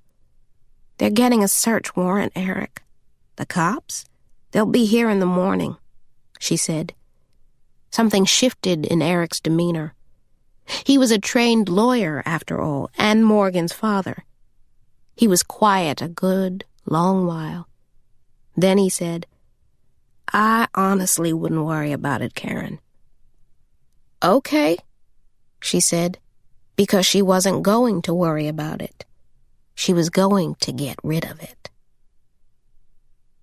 Her first thought was the river, but there was, of course, the issue of weight, of how to keep the thing from merely skimming the surface of the water and floating along in plain view. She could just imagine someone finding her daughter's shirt tomorrow morning, tangled in a thicket of weeds along the riverbank, having traveled barely a mile by sunrise. And anyway, the levees in this part of the parish were 8 feet and a challenge to navigate even in broad daylight. Nor could she come up with a convincing enough story to tell Gerald that would explain her stepping out on an errand in the middle of the night after she'd made a point to put him on post right outside her front door. Besides, she knew from experience that literal disposal was often tricky. That's where most people made their biggest mistakes. One of the first cases she'd assisted on, a kid had tossed a knife in a dumpster mere feet from his apartment. It was city property by morning, as soon as the trash trucks rolled past. No, it made more sense to keep any evidence close, within the bounds of a carefully laid argument about Fourth Amendment rights against improper search and seizure. She didn't know what was on the shirt or how it got there, but she knew Detective Lang would never lay eyes on it, not until Caren had more information. The law, she knew, is a narrow little box, and it takes only a single misstep to find yourself on the outside of it. It was after 2 a.m. when she came up with a plan. Morgan asleep upstairs. Caren washed the shirt twice, both times using double the amount of bleach. She leaned against the stove, watching the swish and slosh of the machine, the violent jerk and pull of her daughter's white shirt. The plate of food from Lorraine's kitchen was still sitting untouched. Caren made a half-hearted attempt to eat. The fried gator was rubbery and cold and completely inedible. The greens were coated in white animal fat. The sight made her stomach lurch. She settled on a single lump of creamed potatoes, a small spoonful to dull the gnawing emptiness in her belly. She swallowed, and she waited. It was as calm as she'd felt all night. The shirt, once out of the dryer, was startlingly white everywhere except the spot on the right sleeve where a ghost lingered. The color had faded to a muddy gray, but the half-moon shape was outlined clearly. Still, Caren felt relief. Who would make anything of this relatively small stain, the color and spirit drained to nothing, which, at this late hour, she was willing to concede might not have even been blood? Why would her daughter's rose-colored bureau ever make it within the bounds of a police search warrant? Surely, if she folded the shirt tightly, sleeves tucked in, and placed it in the back of some rarely used drawer, no one would ever notice. Upstairs, in her daughter's room, she watched Morgan sleep. It was almost 10 hours she'd been out like this. Caren tried to wake her, gently shaking her shoulders. She heard her utter a sound, a faint hum that sounded a lot like Mom. But maybe it was only a wish, a whisper inside Karen's own head. Morgan's body remained motionless, save for the soft rise and fall of her breath. Caren pulled the sheets from the foot of the bed, covering Morgan's bare legs. Finally, she tucked the laundered shirt into the top drawer of her bureau before crossing the hall to undress for bed. She lay down and closed her eyes, thinking of the strangeness of running into Bobby Clancy again and the things he'd said about his brother Raymond. She lay in the stillness with it. Only then, in the dead of night, her body on the very edge of surrender, did an image finally pop free. The dead woman, her face, the black eyes drawn in charcoal. She finally remembered where she'd seen her before. Chapter 7. It was 6:15 when Donovan called, waking her. She didn't remember falling asleep or how exactly she'd ended up face down at the foot of her queen-sized bed, her bare feet facing the headboard. The quilt beneath her was damp with sweat. The silk slip she hadn't bothered to change out of was like a sheet of saran wrap against her skin. The room was suffocating. She crawled toward the radiator. Her tongue was thick as carpet and tacky against the roof of her mouth.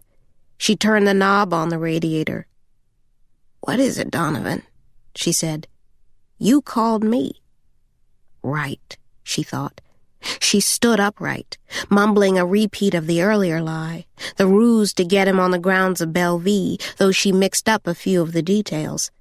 This time she invoked Raymond Clancy's name, suggesting he was the one with some proposed changes to the regular schedule. She told Donovan to come by her office by 9. He didn't ask any questions. "Yeah, all right," was all he said. The line clicked and he was gone. In a dim corner, the radiator rumbled and hissed as it cooled. Caren propped open her bedroom window. Dew sat on the chipped pane of the windowsill. The air outside was cool and wet, the plantation wrapped in a rolling morning fog, the sky above still a blackish blue, barely a whisper of light on the horizon. In the dark of her small bedroom, she started to dress herself, sliding into jeans and a long-sleeved t-shirt. She heard a sound coming through her open window. In the early morning hour, the wind was completely still, Bellevue holding its magnolia-scented breath. Caren leaned her face into the fog, listening. The sound was faint, like a low whistle, a distant call. It was coming from the south, down by the quarters. From her second-story window, she could see only treetops, and even though it made no sense to her, she swore she heard voices. Singing. It was the same floating sound she'd heard through her office window last night. She stepped out into the hallway, peeking into Morgan's room. Her daughter was still sound asleep. Downstairs, Caren slid into her boots. The worn leather was cold against the soles of her bare feet. Outside, Gerald was sitting in his golf cart, a black windbreaker zipped to his chin. His hands were clasped, resting on the bulge of his midsection, and his head was thrown back against the headrest. He was fast asleep. Caren had walked out of the house without a jacket. She wrapped her arms tightly across her chest, trying to seal in her body's heat. "Gerald," she said, walking to the cart, parked just a few feet from her front door.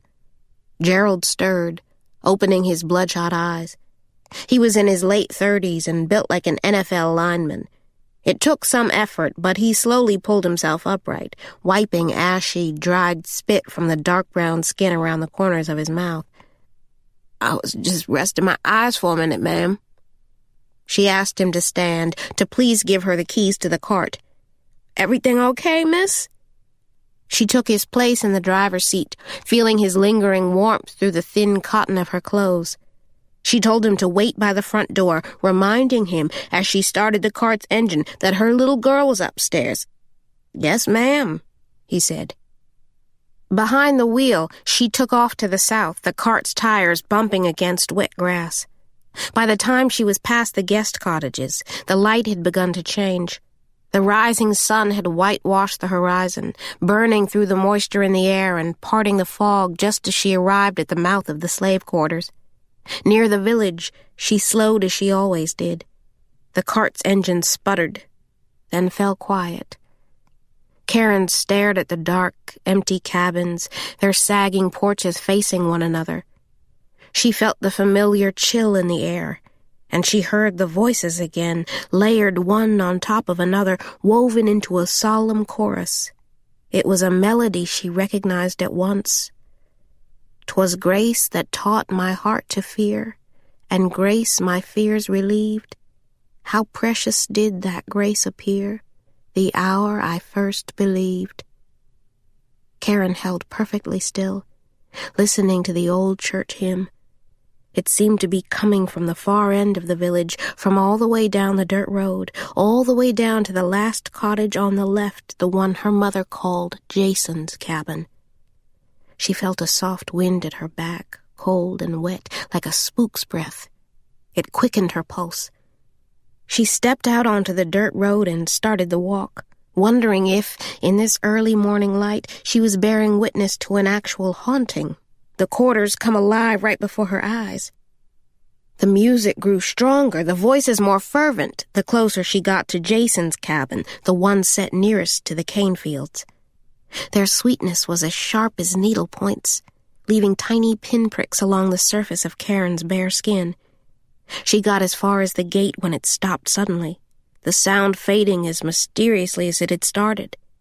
She paused at the gate, remembering the cold dread that had come over her yesterday morning when she had, for no good reason, cut her inspection short. She remembered Bobby's ghost stories, too. Jason's cabin, he'd always said, was haunted. Inside, the place was cloaked in shadow, the room even darker than it had been yesterday morning. She took a few steps, making a few tentative stabs in the air, feeling her way around the small shack, patting the raw wood of the walls. And that's how she found it. The first real clue in the cop's case. Caren stopped short, waiting for her eyes to adjust. When the light finally came, she was staring at an empty space on the wall. She could see the outline still, the blank shape of an antique cane knife, with its long blade, flat and wide like the head of a hoe, and a handle of curved wood. The knife itself was gone. Someone had stolen it, within days of that woman's throat being cut. The voices started again, like a whisper at her back. Caren swung around but saw no one. "Yea, when this flesh and heart shall fail, and mortal life shall cease, I shall possess, within the veil, a life of joy and peace." The singing, she realized, hadn't been coming from the cabin at all. She walked back outside and the sound grew louder. It appeared to be coming from the cane fields. Caren drove the cart around to the back side of the quarters, down the drab hill where no grass would grow. When she got within 30 yards of where the body had been found, she saw them out there. They were on the Kane side of the fence, a small crowd standing in the dirt by the fields. One of the women was holding a candle, burned down to within an inch of her fingertips. The others were likewise facing in Caren's direction, their heads bowed solemnly toward the open grave on the other side of the fence. They were women mostly, 6 that she counted at a distance, all white and middle-aged and thick through the hips. Their voices were high-pitched and sweet, anchored by one lone tenor. At the center of their group stood a black man with round, almost cherubic features. He was wearing black slacks, a black shirt, and a clerical collar, the cuff of white stark against his dark, coffee-colored skin. Behind them, the field workers were gathered.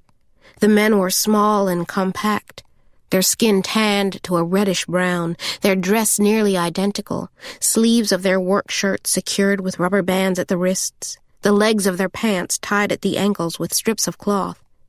They and a few women pressed straw hats against their chests, listening in silence, holding tight to the bittersweet melody, if not the words themselves. There was one man with his head down. He was leaning against the fence.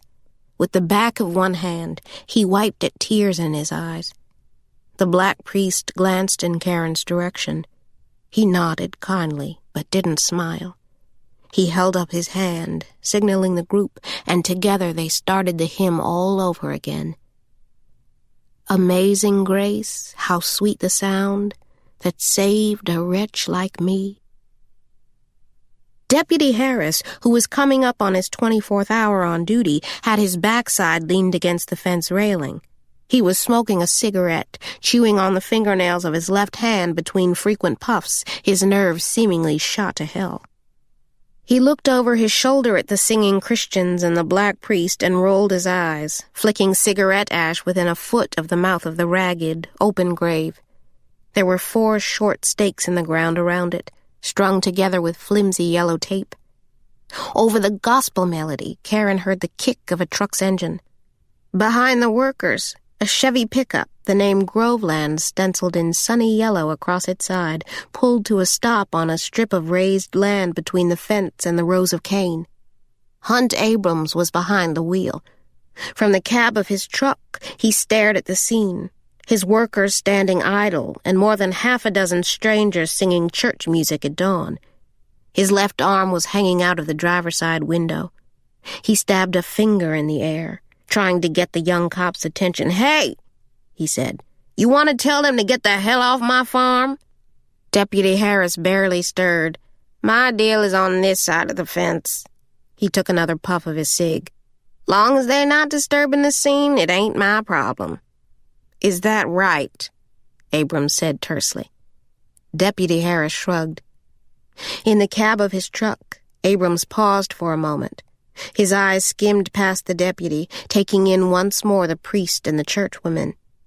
Then he rapped his knuckles against the side of the truck, nodding his head to get his workers' attention. "Vámonos, people," he said, his Spanish as dull as dry clay. "Let's go. Trabajamos." Caren could see the nose of his shotgun resting beside him on the truck's front seat. The workers, all 10 or so, returned their hats to their head. Moving wordlessly under a newly rising sun, they disappeared into the fields. The last man, his cheeks still damp, wouldn't move until one of the other men called his name. "Gustavo, no puedes quedarte aquí," he said. The one named Gustavo wiped his tears. He made the sign of the cross before turning to follow the others. "Y'all need to get on away from here," Abrams said to the women. "We're running a business, not a prayer group." And when they didn't immediately move, he spoke louder. "I know you hear me. You're just making trouble for yourselves every minute you're still standing here." The shotgun was still within arm's reach. One of the church ladies, her face plump and heart-shaped under a mass of sagging curls, pleaded with the boy cop. "Did you see that? You hear the way he's talking to us?" But Deputy Harris was as unmoved by their complaint as he had been by Hunt's. Like he said, it ain't his deal. though he did watch with some curiosity one of the church women pulling a spiral notebook from her purse and making what seemed like copious notes about every detail of the scene on Groveland's sugar farm, even taking the time to jot down the truck's license plate number. Abrams glared at the lot of them. The priest, through all this, hadn't said a word, not to the cop and not to Hunt Abrams. He motioned to the women, signaling an end to their vigil. As the group began to form a line to take them out of the fields and toward the farm road, the priest, his English sharpened by an accent Caren couldn't immediately place, looked lastly at her. "Good day, ma'am," he said, as polite as she'd ever heard the words. Hunt Abrams was still sitting in his truck when they'd gone. He stared across the fence at Caren. "You got something you want to say about it?" By the time she returned home, it was well past 7, and Letty was already at the kitchen stove making eggs. Morgan was sitting at the round, 2-seat table opposite the stairs, dressed for school. She was wearing another of her white Oxford shirts, under the straps of a plaid smock dress, her head down in a math textbook. She appeared to be doing fractions. Caren kissed the top of her head and went to finish a single braid Morgan had started at the back of her head. "Don't," Morgan said, pulling away and brushing pencil eraser shavings from her lined notebook paper. "I thought you said you did your homework." "I did. This is for tomorrow." At the stove, Letty smiled. "Smart girl." Morgan closed her math book, shoving it into her navy school bag, then stood up from the table and announced to Letty that she would wait for her by the car. "She's in some hurry today." "Sit down, Morgan," Caren said. It was the first they'd seen each other since last night, since the heated talk in Morgan's bedroom. Caren wanted her to know they weren't finished. But she also didn't want to get into it with Letty in the room, the business of the blood and the police. "It's terrible what happened to that lady, isn't it?" Letty said, correctly reading the topic on everyone's minds. "Pobrecita, eh? Makes you wonder if half of them wouldn't do better just staying right where they are. It can be hard over here, you know. I know girls like that. I got people like that in my family that come from these little towns in Mexico, and they don't know what they're going to find, what it's really like here." She had her head bent over the stove and seemed almost to be talking to herself. "I lit a candle for her last night. Me and Gabby, we prayed for her." Caren had been up with her too, the woman, her face, and the memory of where she'd seen her. It was in town, not even a week or so earlier. Caren had been standing in the middle of a long line at Brandy's grocery on St. Patrick, picking up a few things Lorraine had sworn she needed first thing in the morning. There was an 18-year-old girl working a single register, a black girl identified as Faye by her name tag.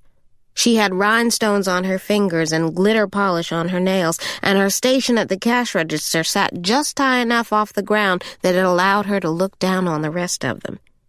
The line had come to a halt, and Caren craned her neck, trying to see what the holdup was at the front of the line. Some argument was brewing between the cashier and a customer. And it was her, Caren now realized, the woman from the grave. She could see those same sharp black eyes even now. The cashier, Faye, was on the verge of calling over the store's manager. The problem, as Caren overheard it in bits and pieces, was over the purchase of a money order. Faye was demanding to see some form of identification to run the transaction, and the woman was saying, "No, no, no," the only word of hers that Caren could make out. The accent was unmistakable, though. It was an easy enough guess that she wasn't born and raised around these parts. She had a basket full of items, and all she wanted was to pay for them and for the money order. Faye said, shaking her head. "I can't let you do that. We're not doing no money orders anymore, ma'am, not without some form of picture ID." There were groans in line. To the cashier, the woman made her case, pulling out words one by one. She took great care with the foreign language, telling the cashier in English that no one had asked for any identification when she bought a money order in the store last week, to which Faye merely shrugged, saying, "I'm just doing what they tell me. You don't have a driver's license? A state ID?" Her tone was terse and impatient. She had grown tired of the whole thing, the back and forth. And in response to whatever the woman in line said, Faye pressed a call button at her station. The manager was now officially on the way. Caren stepped forward.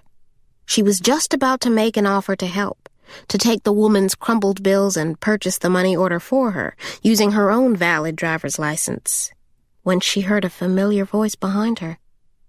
"I thought that was you," she heard a man say. When Caren turned, she was standing face to face with Bobby Clancy. He had a 6-pack of beer in one hand and a couple of oranges in the other. "Well, this is a surprise," she said. He blushed at the sight of her, the lines around his eyes crinkling softly when he smiled. At the time, they hadn't seen each other in nearly 20 years, and Caren smiled too, warmed by this unexpected reunion. She couldn't look at him without thinking of her mother, the whole of her childhood. He mentioned Helen's funeral, reporting that he had come back to the parish for the service, to pay his respects, but especially to see her, to see Caren. "I guess I must have missed you, though." "I guess so." She left off the fact that she'd actually missed her mother's funeral. Helen Gray was dead and buried before anyone tracked Caren down or found a current phone number. It was Lorraine who ultimately made the call, catching Caren as she was walking out the door to work. Caren had had to ask her to repeat it twice. Lorraine got her street address, and 3 days later a box of her mother's things showed up on her doorstep. "She wanted you to have these, baby," Lorraine had written in pencil. Caren had opened the box only once. She caught a lingering whiff of her mother's scent, rosemary and lavender and cigarette smoke, and she closed it at once and put it away. Standing in line at the grocer's, Bobby said it was good to see her. He said it more than once, in fact. And there were promises to get together sometime, to catch up on old times, though no contact information was exchanged. She supposed he knew where to find her. He slipped out of the still, unmoving line, passing her with a pat on the shoulder, abandoning the beer and the oranges as others in line were fleeing in frustration too. "Is there some kind of a problem here?" the store manager said. "No, there's no problem," the young woman said. She quietly turned and walked out, the bell on the store's door clanging behind her. When Caren finally reached the front of the line, she saw the items the woman had left behind. Shoved behind the cash register was the small basket she'd been carrying. Inside, a pint of milk, a bag of white flour, a gift box of pralines, a hairbrush and pink ribbon, and a white teddy bear with a red bow tied around its neck. Caren had completely forgotten about the run-in, the close encounter with the dead woman, until last night. Letty asked her if she wanted anything to eat. "You hungry? I'll take coffee if you made it." Letty nodded toward a carafe on the countertop. "You're out of milk, though." Caren thanked her, rifling through the cabinets for a mug. Letty was shaking salt and pepper into the hot pan. "Make a list if there's anything else you need." "Appreciate it, Letty." She couldn't do any of this without her. The coffee was hot and thick and perfect. "How's Artie?" Caren said, asking after Letty's son. "That boy," Letty said, sucking air through her long front teeth. She was a third-generation Mexican-American and locally born, South Louisiana through and through, sometimes mixing in grits with her eggs and chorizo. "Don't you know by the time I got home yesterday, he's got his feet up on my sofa, playing Nintendo or PlayStation or Xbox or whatever in the world it is, like nothing's wrong? No fever, nothing?" she said, rolling her eyes. "Bad, bad, bad," she said playfully. "You just wait till this one gets to middle school." She motioned across the kitchen to Morgan. "All of a sudden, you have to watch them like crazy." "I'll bet," Caren said, smiling tightly. Letty set a plate of steaming eggs in front of Morgan. She put one hand on the girl's shoulder, leaning down to kiss the top of her head. Morgan didn't flinch or move, so welcoming of another woman's touch that Caren felt a flash of envy and an irrational impulse to separate them. Letty stood for a moment over the table, watching their girl eat. Then she snapped her fingers in the air, the line of gold bangles on her wrist chiming softly. "Oh, and bleach," she said suddenly, opening a drawer for a pencil. On the back of an old Bellevue brochure, she started the grocery list. "It was nearly half a bottle in here yesterday," she said, shaking her head. "But now it's completely gone." Morgan finally turned to look directly at her mother. The emptied bleach, the questions last night about a bloody shirt. She put the two together as easily as the math homework she had been doing when Caren walked in. Caren told Letty, "I think I'll pick up Morgan from school today." "You sure?" Letty said, excited by the prospect. "'Cause Gabby's got midterms coming up and I got laundry piling every which way around my house." "I'm sure." Morgan put her eyes down on her plate, pushing eggs around. The conversation with her mother was far from over. Letty folded her impromptu grocery list, tucking it into the cotton cup of her peach-colored bra. She glanced back at Morgan before leaning in Caren's general direction, her pencil-thin eyebrows raised. In a whisper, she said, "La policía llamó." Chapter 8. Donovan didn't seem particularly surprised to see two police officers in Caren's office. He paused only briefly at the threshold, just long enough to unzip his gray hoodie. He looked first at Detective Bertrand, who was standing just beside her desk, before glancing at Detective Lang, who was by the window, his hands on his hips. Donovan looked at Caren last. His expression was a mix of bafflement and disappointment. In her, a woman with no loyalty, apparently. And he said nothing as he took the seat directly across from her desk, shoving his hands into the front pouch of his sweatshirt. He looked like a kid called before the principal.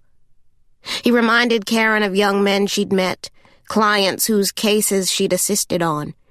Twice she thought to tell him to sit up straight, to not make this any harder on himself than it had to be.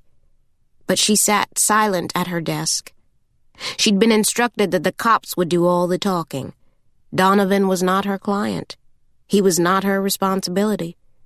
He shook his head to himself, muttering, "This is bullshit, man." "We just want to ask you a few questions, Mr. Isaacs." "Yeah, all right," he said. "I'm Detective Jimmy Bertrand," the big one said, "and this is my partner, Detective Nestor Lang." He nodded across the room at Lang. "We're with the Sheriff's Department, the Criminal Investigation Division. You understand what that is?" Donovan looked at the two cops, his expression that of a man who didn't like being made a fool of.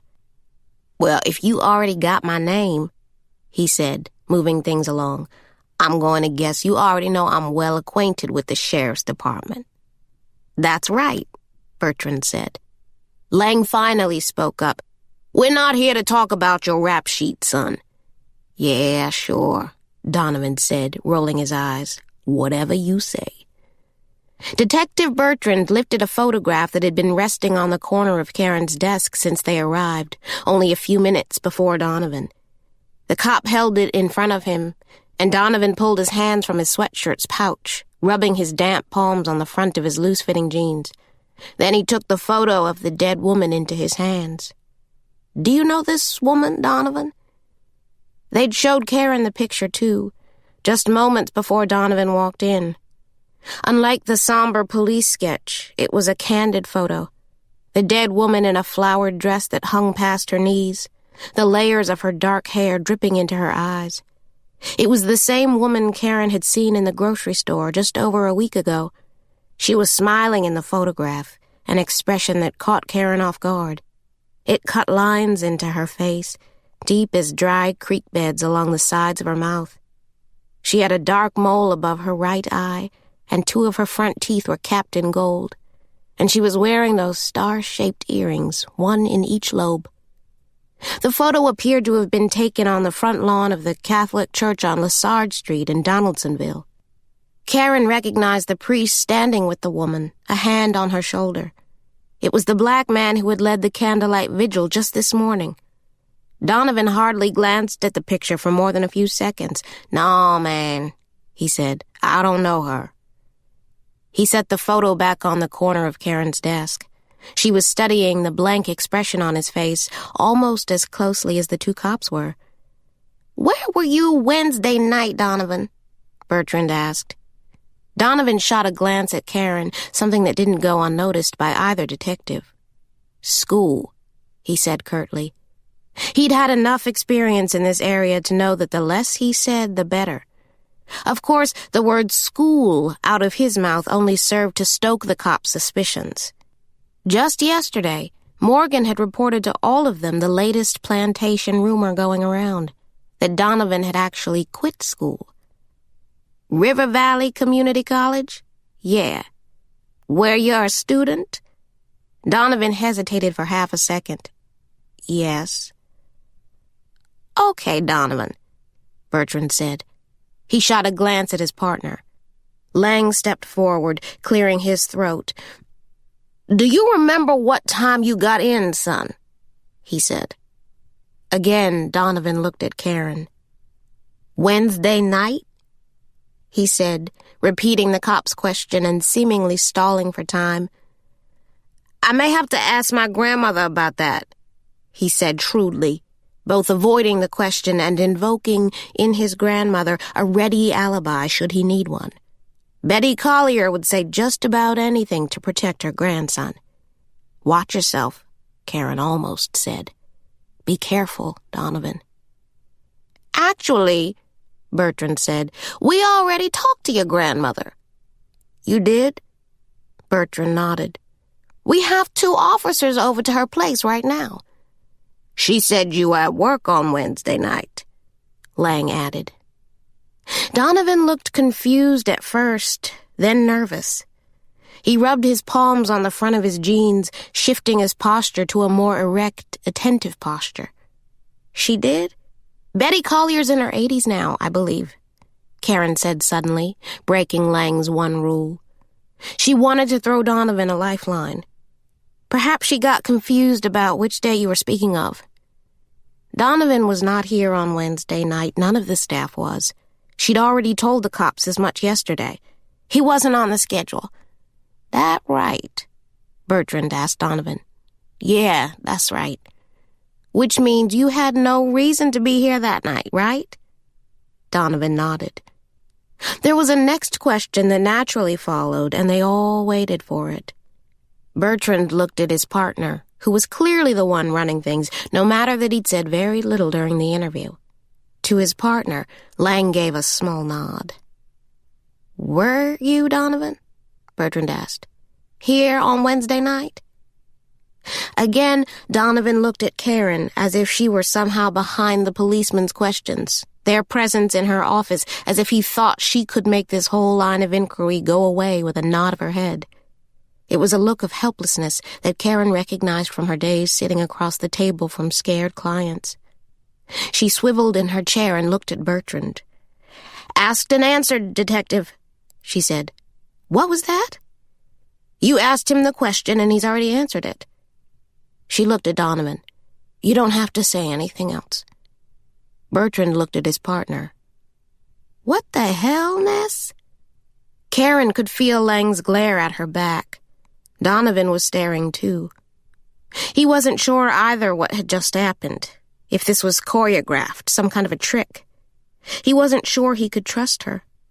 He took a gamble and ignored her advice. He opened his mouth anyway. "Nah, man," he said. "I wasn't here." Lang slid his hands into his pockets. "Son, why don't you take a ride with us down to the station? We have a few more questions for you, and it might be more comfortable down there than in here." He nodded at the surroundings, Caren's overstuffed office. But she knew the idea was to get Donovan away from her.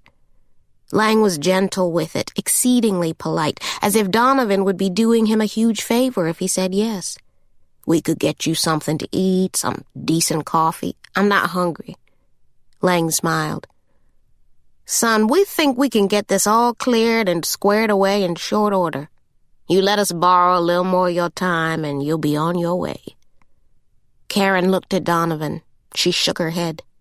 "Don't," she thought. "So what do you say?" Lang asked. To the cop, Donovan shrugged. "Yeah, all right," he said.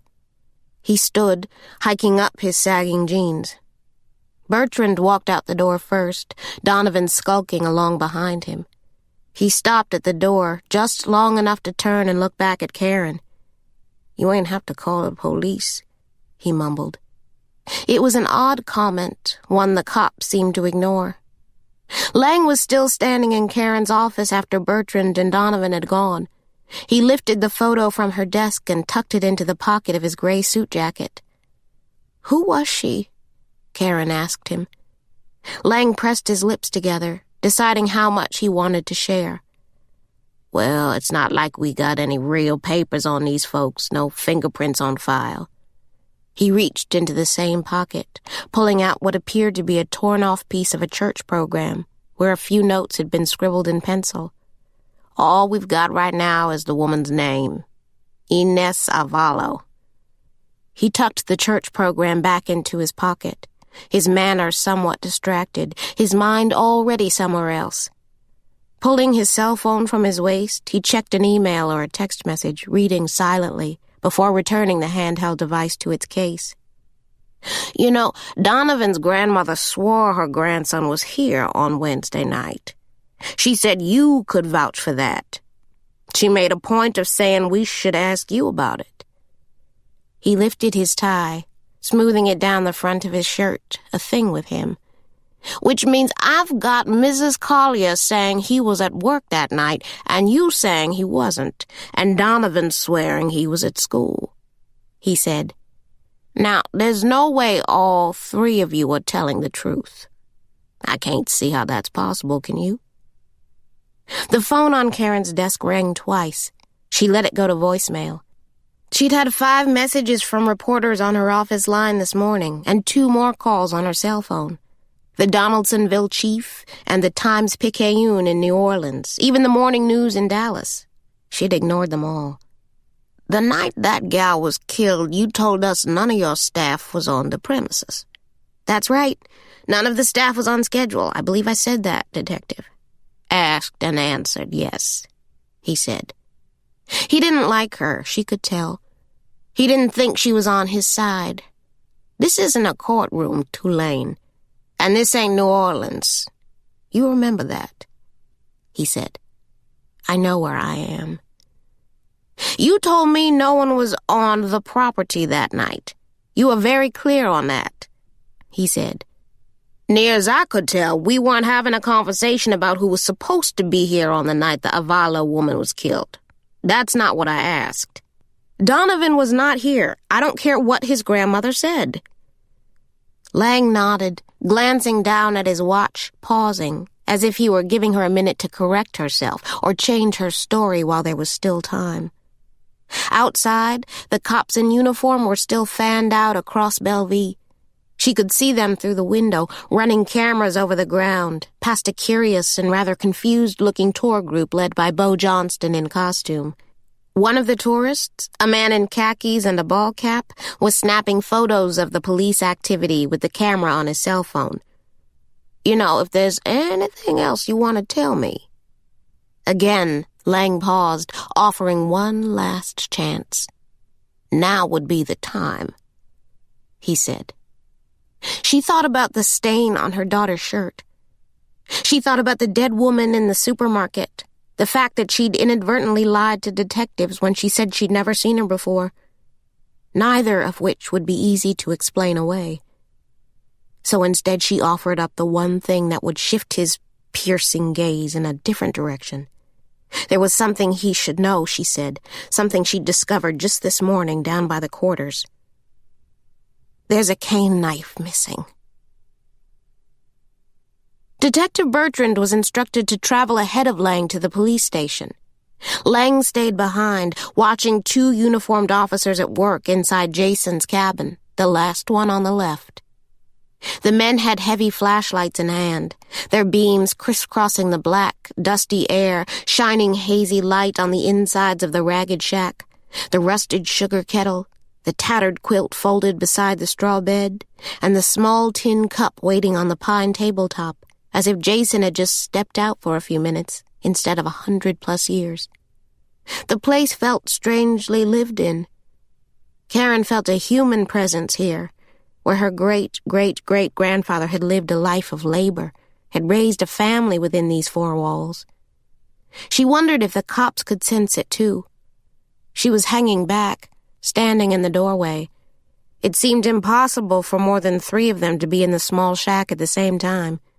One of them was taking pictures, noting footprints on the ground, many of which Caren recognized as her own, the mark of her boot heels in the dirt. "How long has it been gone?" Lang asked. He was pointing to the empty space on the wall. Caren had provided him with a picture of the missing cane knife, torn from one of the coffee table books they sold in the gift shop. It was a photograph of the exact same slave cabin.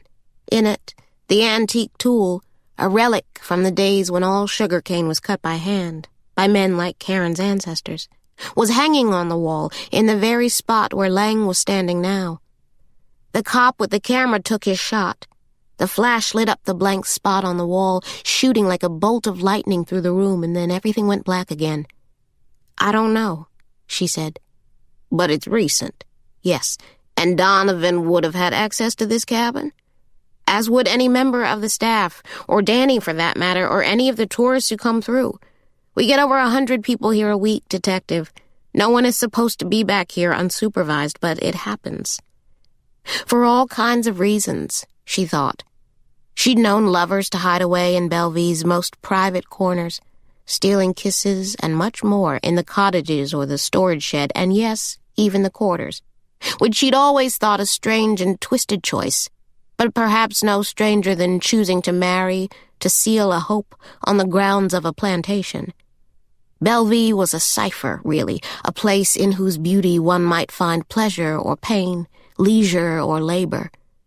People saw, in its iced columns, in the magnolias and aged oaks, what they wanted to see, what their own history told them to. She had answered the cop's question honestly, but Lang seemed to regard this as further evidence of her taking sides. He let out a small sigh, made a note in his pad, clicking his ink pen 2 times. "You think that's what killed her?" Caren asked. "It's a potential match for the wounds on her neck, yes, ma'am," he said. "Would have been nice to have had this information in hand when we were here yesterday morning. Thought you said you did a full inspection of the property." "I brought it to your attention as soon as I noticed it." Then she told him, "That's new, too." She was pointing to something else odd.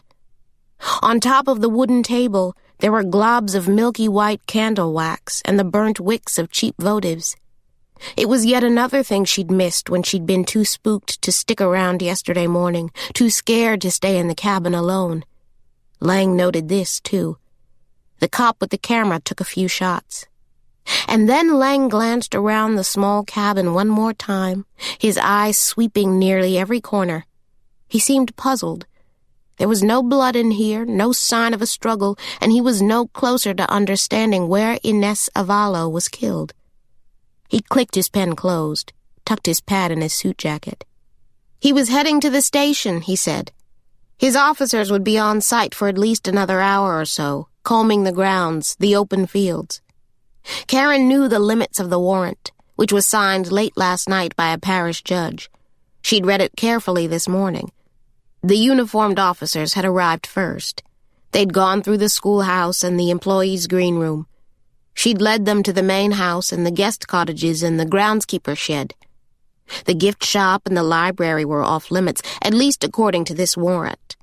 They were the 2 buildings farthest from the gravesite. She'd made that point several times during her interviews. She knew the detectives were free to return to the judge at any time as the case progressed. The more information they gathered, the wider their scope of authority, their power to open any door. Lang was on his way to the station now, where Donovan had been taken in a cop car. "You ain't have to call the police," he'd said. Caren was still bothered by it, those strange parting words. Chapter 9. Staff meetings were held twice weekly, on Wednesdays and Fridays, always promptly after the 9:15 show. And the one scheduled for this morning had been on the books long before the presence of law enforcement on the property. They met in the old schoolhouse usually, but some days they would gather on the south lawn, the wide swath of shaded grass between the schoolhouse and the parking lot, if the weather held. By mid-morning, it looked like rain again.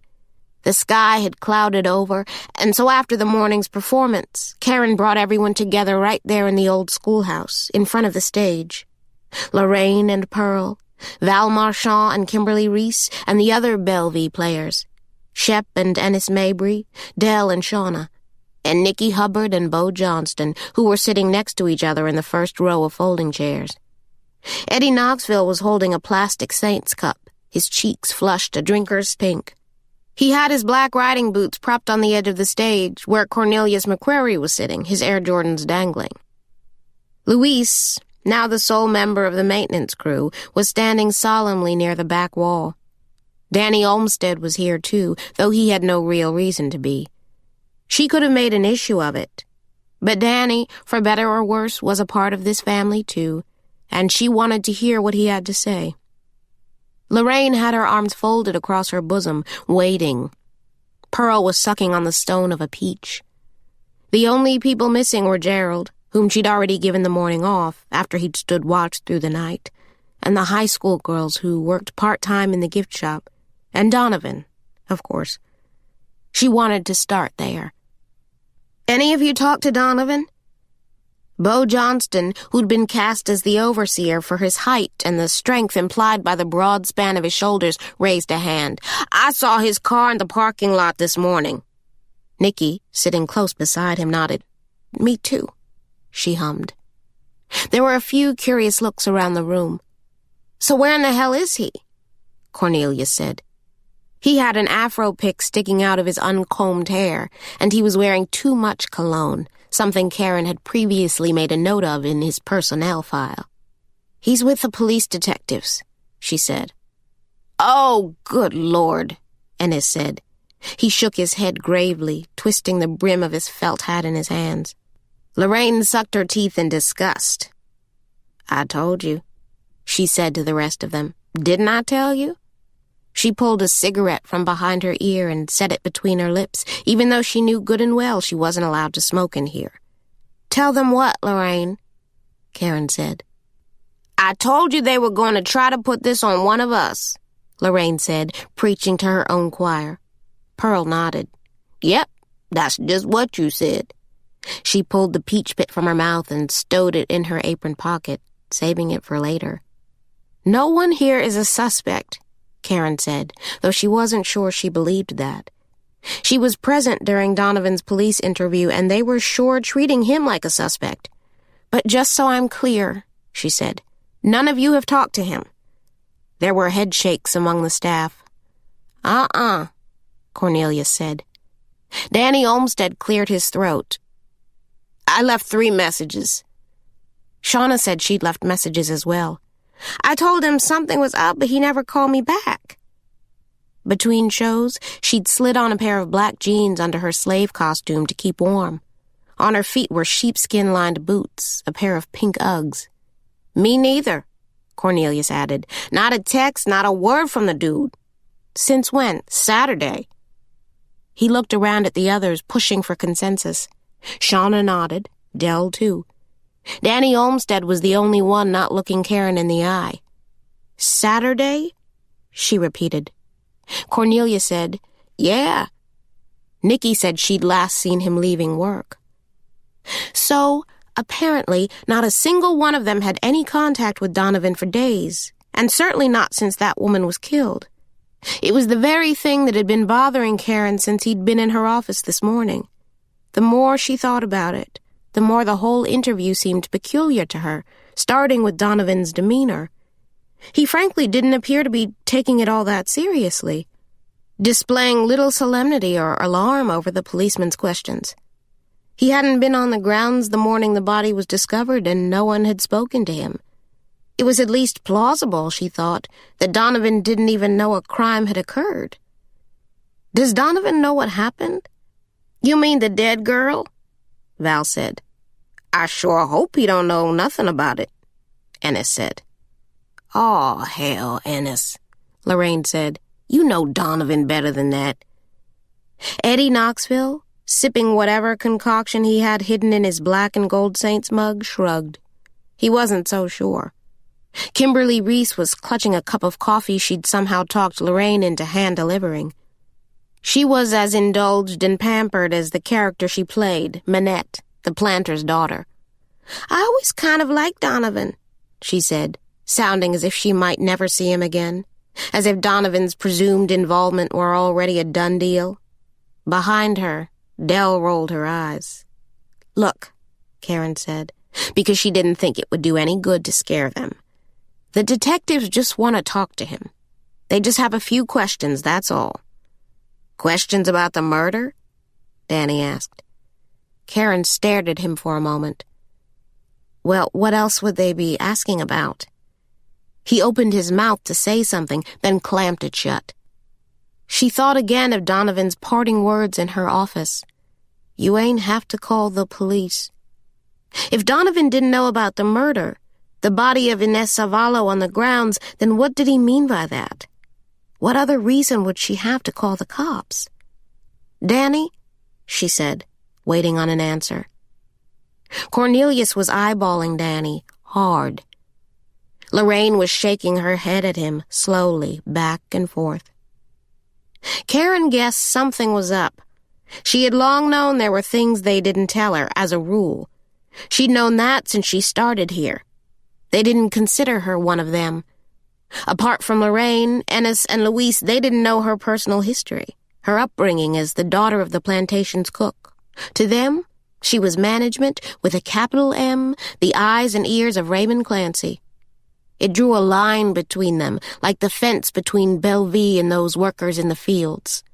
She worked in the big house now, an ascension of class and station that alienated her from everyone around her, people she worked with every day, even people like Lorraine, whom she'd grown up with, people who were, for all intents and purposes, family. They didn't trust her, any more than Donovan had in her office. They didn't believe her when she said, if you know something about Donovan, something to do with this investigation, I promise it'll be better for you and for him if you speak up now. Danny didn't say anything more. Ennis and Lorraine exchanged looks, but they too were awfully quiet. Pearl let out a low, rolling whistle. Fine, then, Caren said. Something wrong, Miss C? She looked down at her clipboard, shuffling papers back and forth. She didn't want them to know how it cut, the way it seemed they didn't really see her.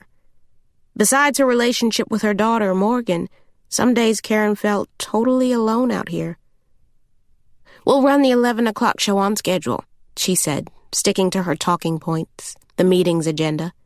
Ennis, are you still okay taking over Donovan's part?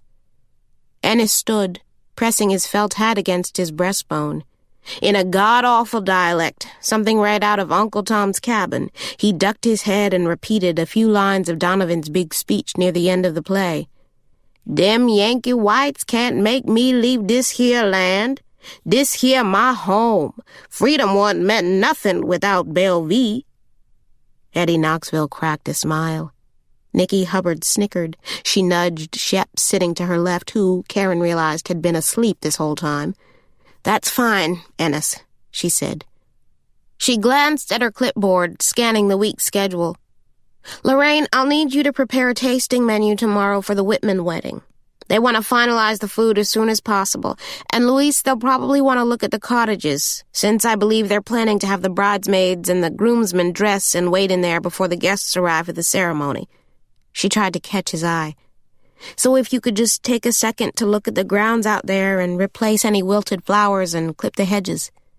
Louise nodded, still looking somber, and Caren felt another wave of guilt about firing Miguel. Gracias, she said, wishing at once she'd said it in English. Okay, then, she said to the others. We'll try to stay on schedule as best we can. Mr. Clancy was very clear that we should go about our business as usual. You have something you want to say, Lorraine? Is that all he said?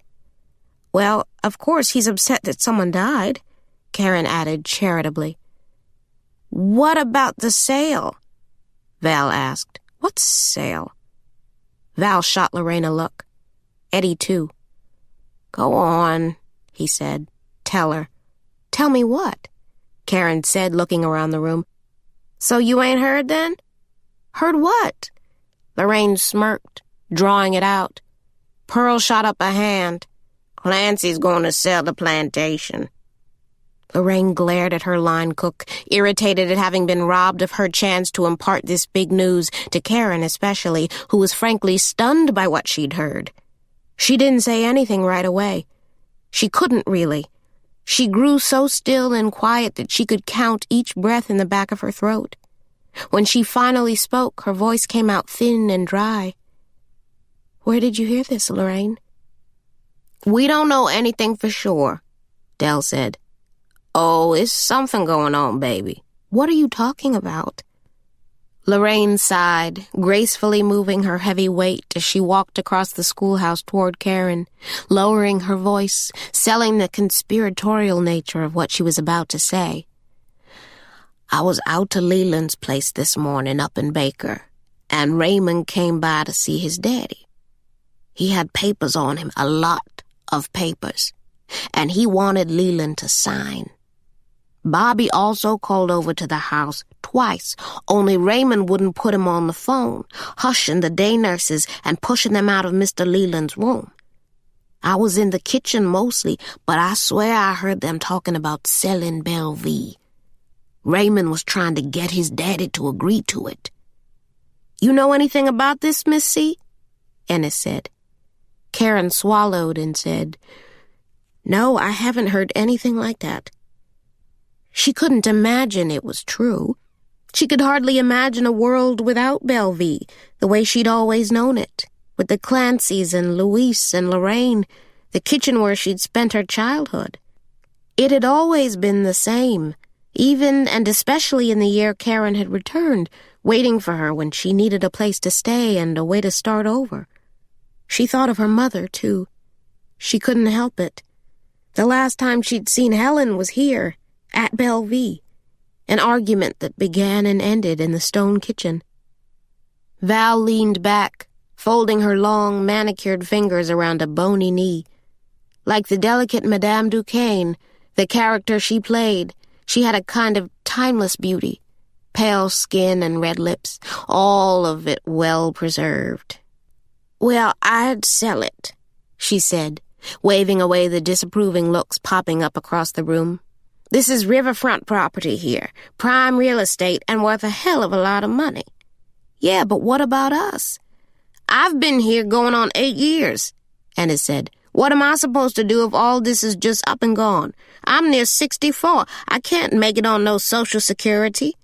It's a mistake, Danny said, shaking his head. Sure, it's a mistake, Lorraine said. Nikki was running her fingers through a chunk of processed hair, holding it in front of her eyes, checking for split ends.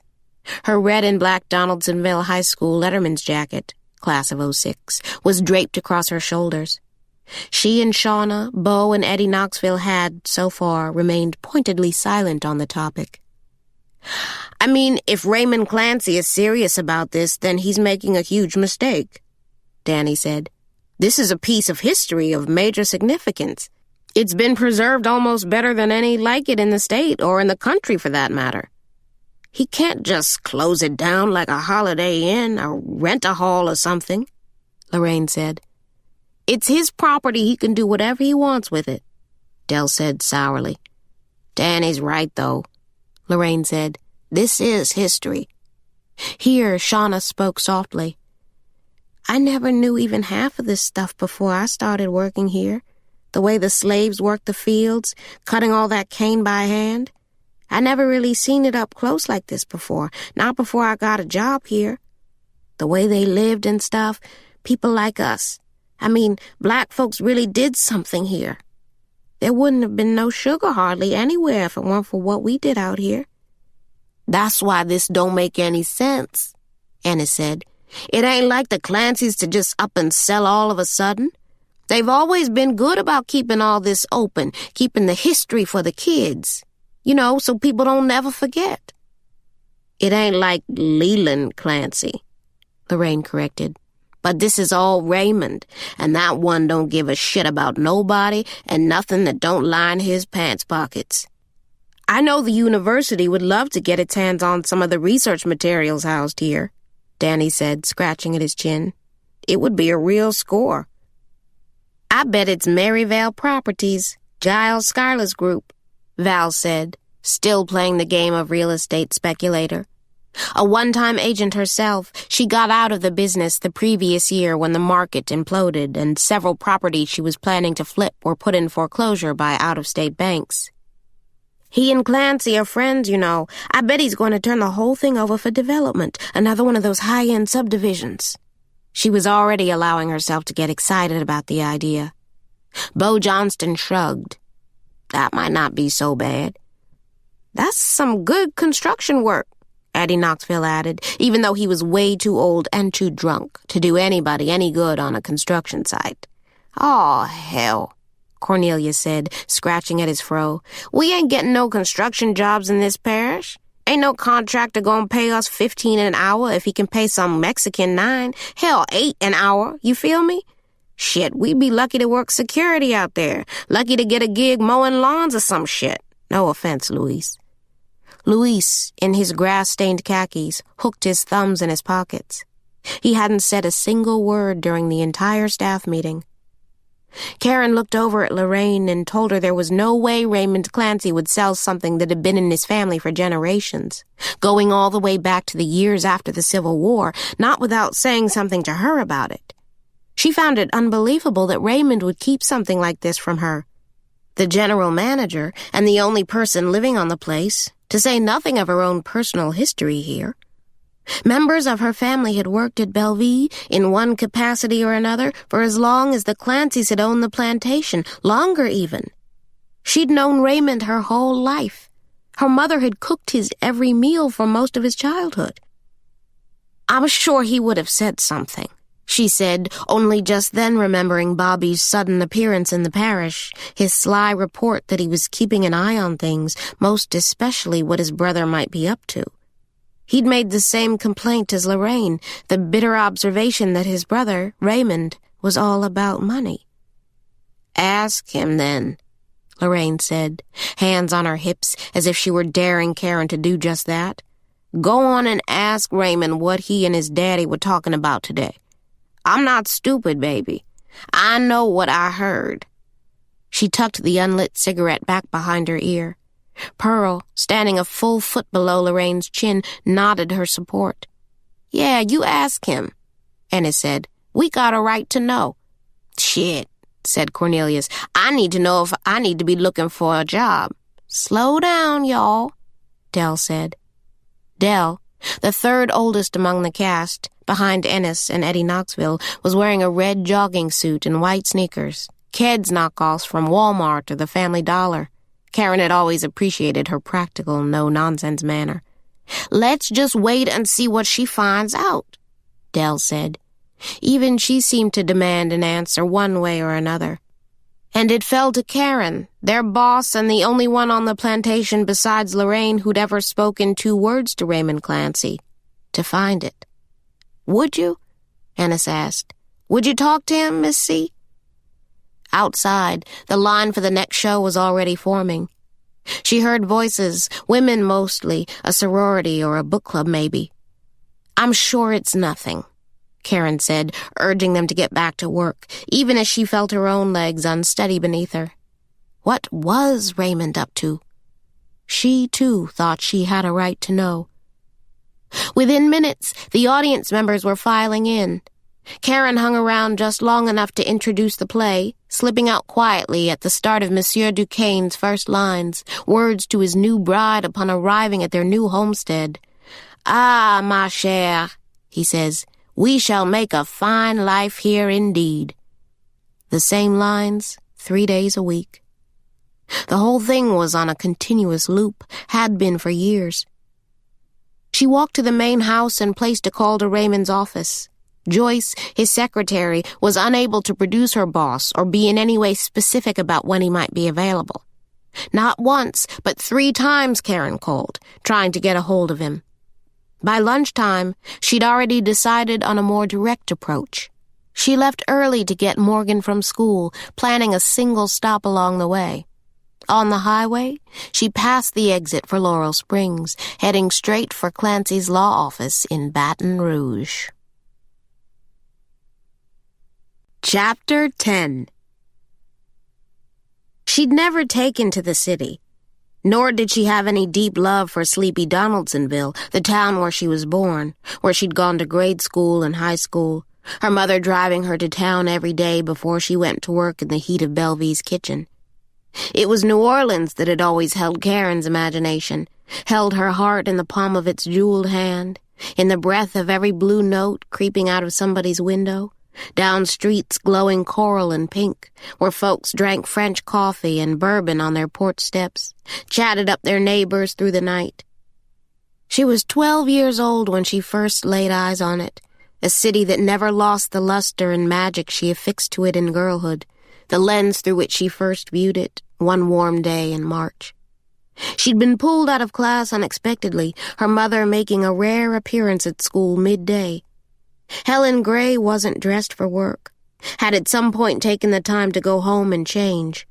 She was tall and slim, Helen, possessed of the same sharp features as Caren, cheekbones cut into the putty of her nut-brown skin, and a mouth set in a tight line, softened only by sudden laughter when she would throw her head back, showing the tiny gap between her 2 front teeth.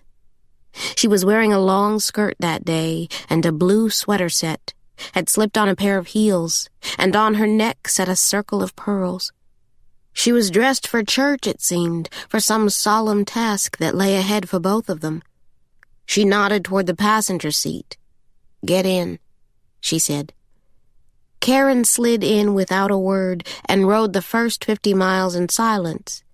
She fiddled with the radio until the signal gave out, and only once did she trouble to ask her mother, "Where are we going?" Helen stared at the road ahead.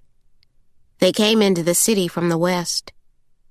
Helen rolled down the window at a certain point and lit a cigarette. She was tense, Caren could tell, but also loving and openly solicitous the further east they got, reaching across the upholstered front seat from time to pat Caren's leg. She wanted her daughter to know she was on her side, no matter what came next. Caren kept her face pressed to the passenger side window, taking in the suburban sprawl of Kenner and Metairie, the flat, gray strip malls and big box stores and houses made of cheap wood, their backsides pressed up against the interstate, all the while catching glimpses of her reflection in the glass. She hadn't combed her hair, hadn't bothered to smooth the kinks along her hairline or change her clothes. She was still in her school jeans, her green and white gym sneakers, and a worn T-shirt. This, too, she would come to hold against her mother. She'd never been given a chance. He lived in Uptown, on Chestnut Street. He was a doctor, a specialist of some sort, one of the few blacks who'd been welcomed into the oak-lined neighborhood of colonials and Victorians, of bankers and lawyers and retired businessmen. Even as early as the 1970s, Glenn Carl was a respected member of that community, a family man with a wife and 2 kids. They were in the front yard that day, all of them. Helen parked their white Pontiac across the street. The house was only a few blocks from Napoleon Avenue. Caren could hear music from a nearby restaurant, not ragtime, but something like it, something bluesy and full of long notes wafting from 2 streets over. The sun was almost setting. She asked her mother why they were here, and Helen nodded to the man in the yard of the butter-yellow house. He was sitting on the porch steps with a newspaper folded into a tight square, slippers on his feet, looking up from time to watch his kids playing. Which is how he saw them, parked across the street, hidden in the shade of an old oak. "That," her mother said matter-of-factly, "is your father." He stepped down from the porch, suddenly ushering his family inside for the evening, the wife and his 2 kids, a boy and a girl, the girl not that much older than Caren. He waited and watched them gathering balls and books and a folded-up lawn chair that, in this neighborhood, would have been gauche to leave sitting outside overnight. He waited until his whole family was inside the house before crossing the street. Caren was slouched in the front seat of her mother's car, feeling her stomach lift and then sink, feeling a clammy sweat across her back and chest. He didn't look anything like her, she thought, with his thick arms, his dark skin and narrow, almost delicate features. He put one hand on the roof of the car, the other on the window frame, leaning in, addressing her mother first. He didn't seem angry or even exasperated. Still, there was no joy in his face, no pleasure in their sudden appearance here, outside of his home. Looking at Karen's mother, he sighed and shook his head. "Come on, Helen," was all he said. Then he looked at Caren, for a long time actually, the corners of his mouth turning up, not so much into a smile as an expression of marvel, wonder, and what if. Caren felt her cheeks burn. He reached into the car, reached all the way across the front seat for her left hand, his skin incredibly soft. He held her hand, gave it a squeeze, then nodded to Helen and turned and walked back across the street to the front steps of his house. Years later, when he thought Caren was old enough to understand, to accept his version of an apology, he would say he felt he owed something to the people with whom he had set down roots. Family is fate, he'd said, but it's also a choice. Her mother seemed to think this would finally put the whole ugly thing to rest, this question of where and to whom Caren really belonged. The facts about her father had been made plain, hadn't they? He was a man neither one of them could have. "I'm your mother," she'd said on that long car ride home. "I'm your family." But a seed of resentment was planted that day, one that grew through Karen's teen years. Up until then, she had only ever known herself as a Gray, as the daughter of a woman whose whole life had been spent in Ascension Parish, whose very identity had been formed around a legacy of labor on a plantation. And now Caren wanted something more. She peppered her mother with questions about her dad, finally in her 17th year getting the barest of details, including the story of her parents' meeting at a wedding reception at Bellevue, where her father was a guest. He'd ended up hanging around the kitchen after hours, a doctor with his tie hanging loose, looking for the pretty girl who'd served him earlier. She came down the steps with a smile. They were, both of them, testing out a mutual attraction that had come on strong and unexpected. It was an affection that held on for a few months, actually, with Karen's father making the nearly 100-mile drive at least once a week, until he just didn't anymore, until he went back to his wife and his doctor's life in the butter-yellow house in Uptown, an outcome Helen swore she saw coming. She was a country girl, after all, a cook, and a woman men like Karen's father just didn't marry. Helen said she knew he would never leave his world in New Orleans. But what Caren could never understand is why they didn't leave theirs. She couldn't understand staying at Bellevue, in the tiny world of Ascension Parish, when just down the highway there was a father, a man, and a life that Caren imagined was far better than the one her mother had given her, a childhood spent on a plantation in the shadow of the big house. She started to hate her mother a little after that, for not wanting more, and she started dreaming of a way out. Raymond Clancy's office was on 3rd Street, not far from the Capitol building. Caren could see the octagonal tower from the 12th-floor offices of Clancy, Strong, Burnham, and Botts, where she was waiting now, looking slightly out of place among the well-heeled clients, men in fine stitched suits and women in designer boots. Caren was still in jeans and her ropers, which were dotted with mud, having bothered only to change her shirt and tie up her hair with a rubber band before heading out. When Clancy came out to greet her, she stood, smoothing the line of her jeans. "Gray," he said, "you must have read my mind." His smile was broad and tight. He had large, white, capped teeth, and his breath smelled of licorice, or else gin. He gripped her hand while patting her on the back. "I've been meaning to call you," he said, somehow ignoring the fact that she'd phoned his office 3 times today. He led her down a long, overlit hallway, the walls of which were lined with photographs of partners, past and present, including a large portrait of a young and handsome Leland James Clancy, Esquire. It was Bobby, Caren noted, who looked most like his father. His office was the last one on the right, large and professionally done, with floor-to-ceiling drapes of heavy brocade that framed his view of the Mississippi River, and a credenza that Caren happened to know he'd had his decorator pull from one of the cottages at Bellevue. The guest chairs in his office matched the carpet, which matched the buttered beige color of the walls. The decor was attractive and strong, but blander than she would have thought his wealth and position afforded him.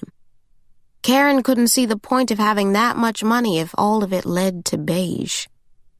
It wasn't until Clancy closed the door behind her that she realized they weren't alone.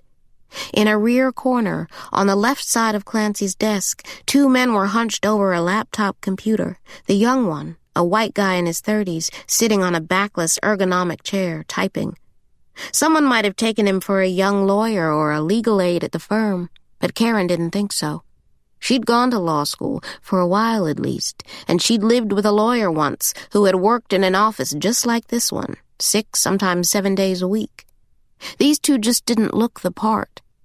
The older gentleman was wearing a navy sports coat and no tie and Rockports on his feet. His arms folded across his chest, resting on the rounded top side of his middle-aged belly. He looked like a consultant of some sort, Caren thought.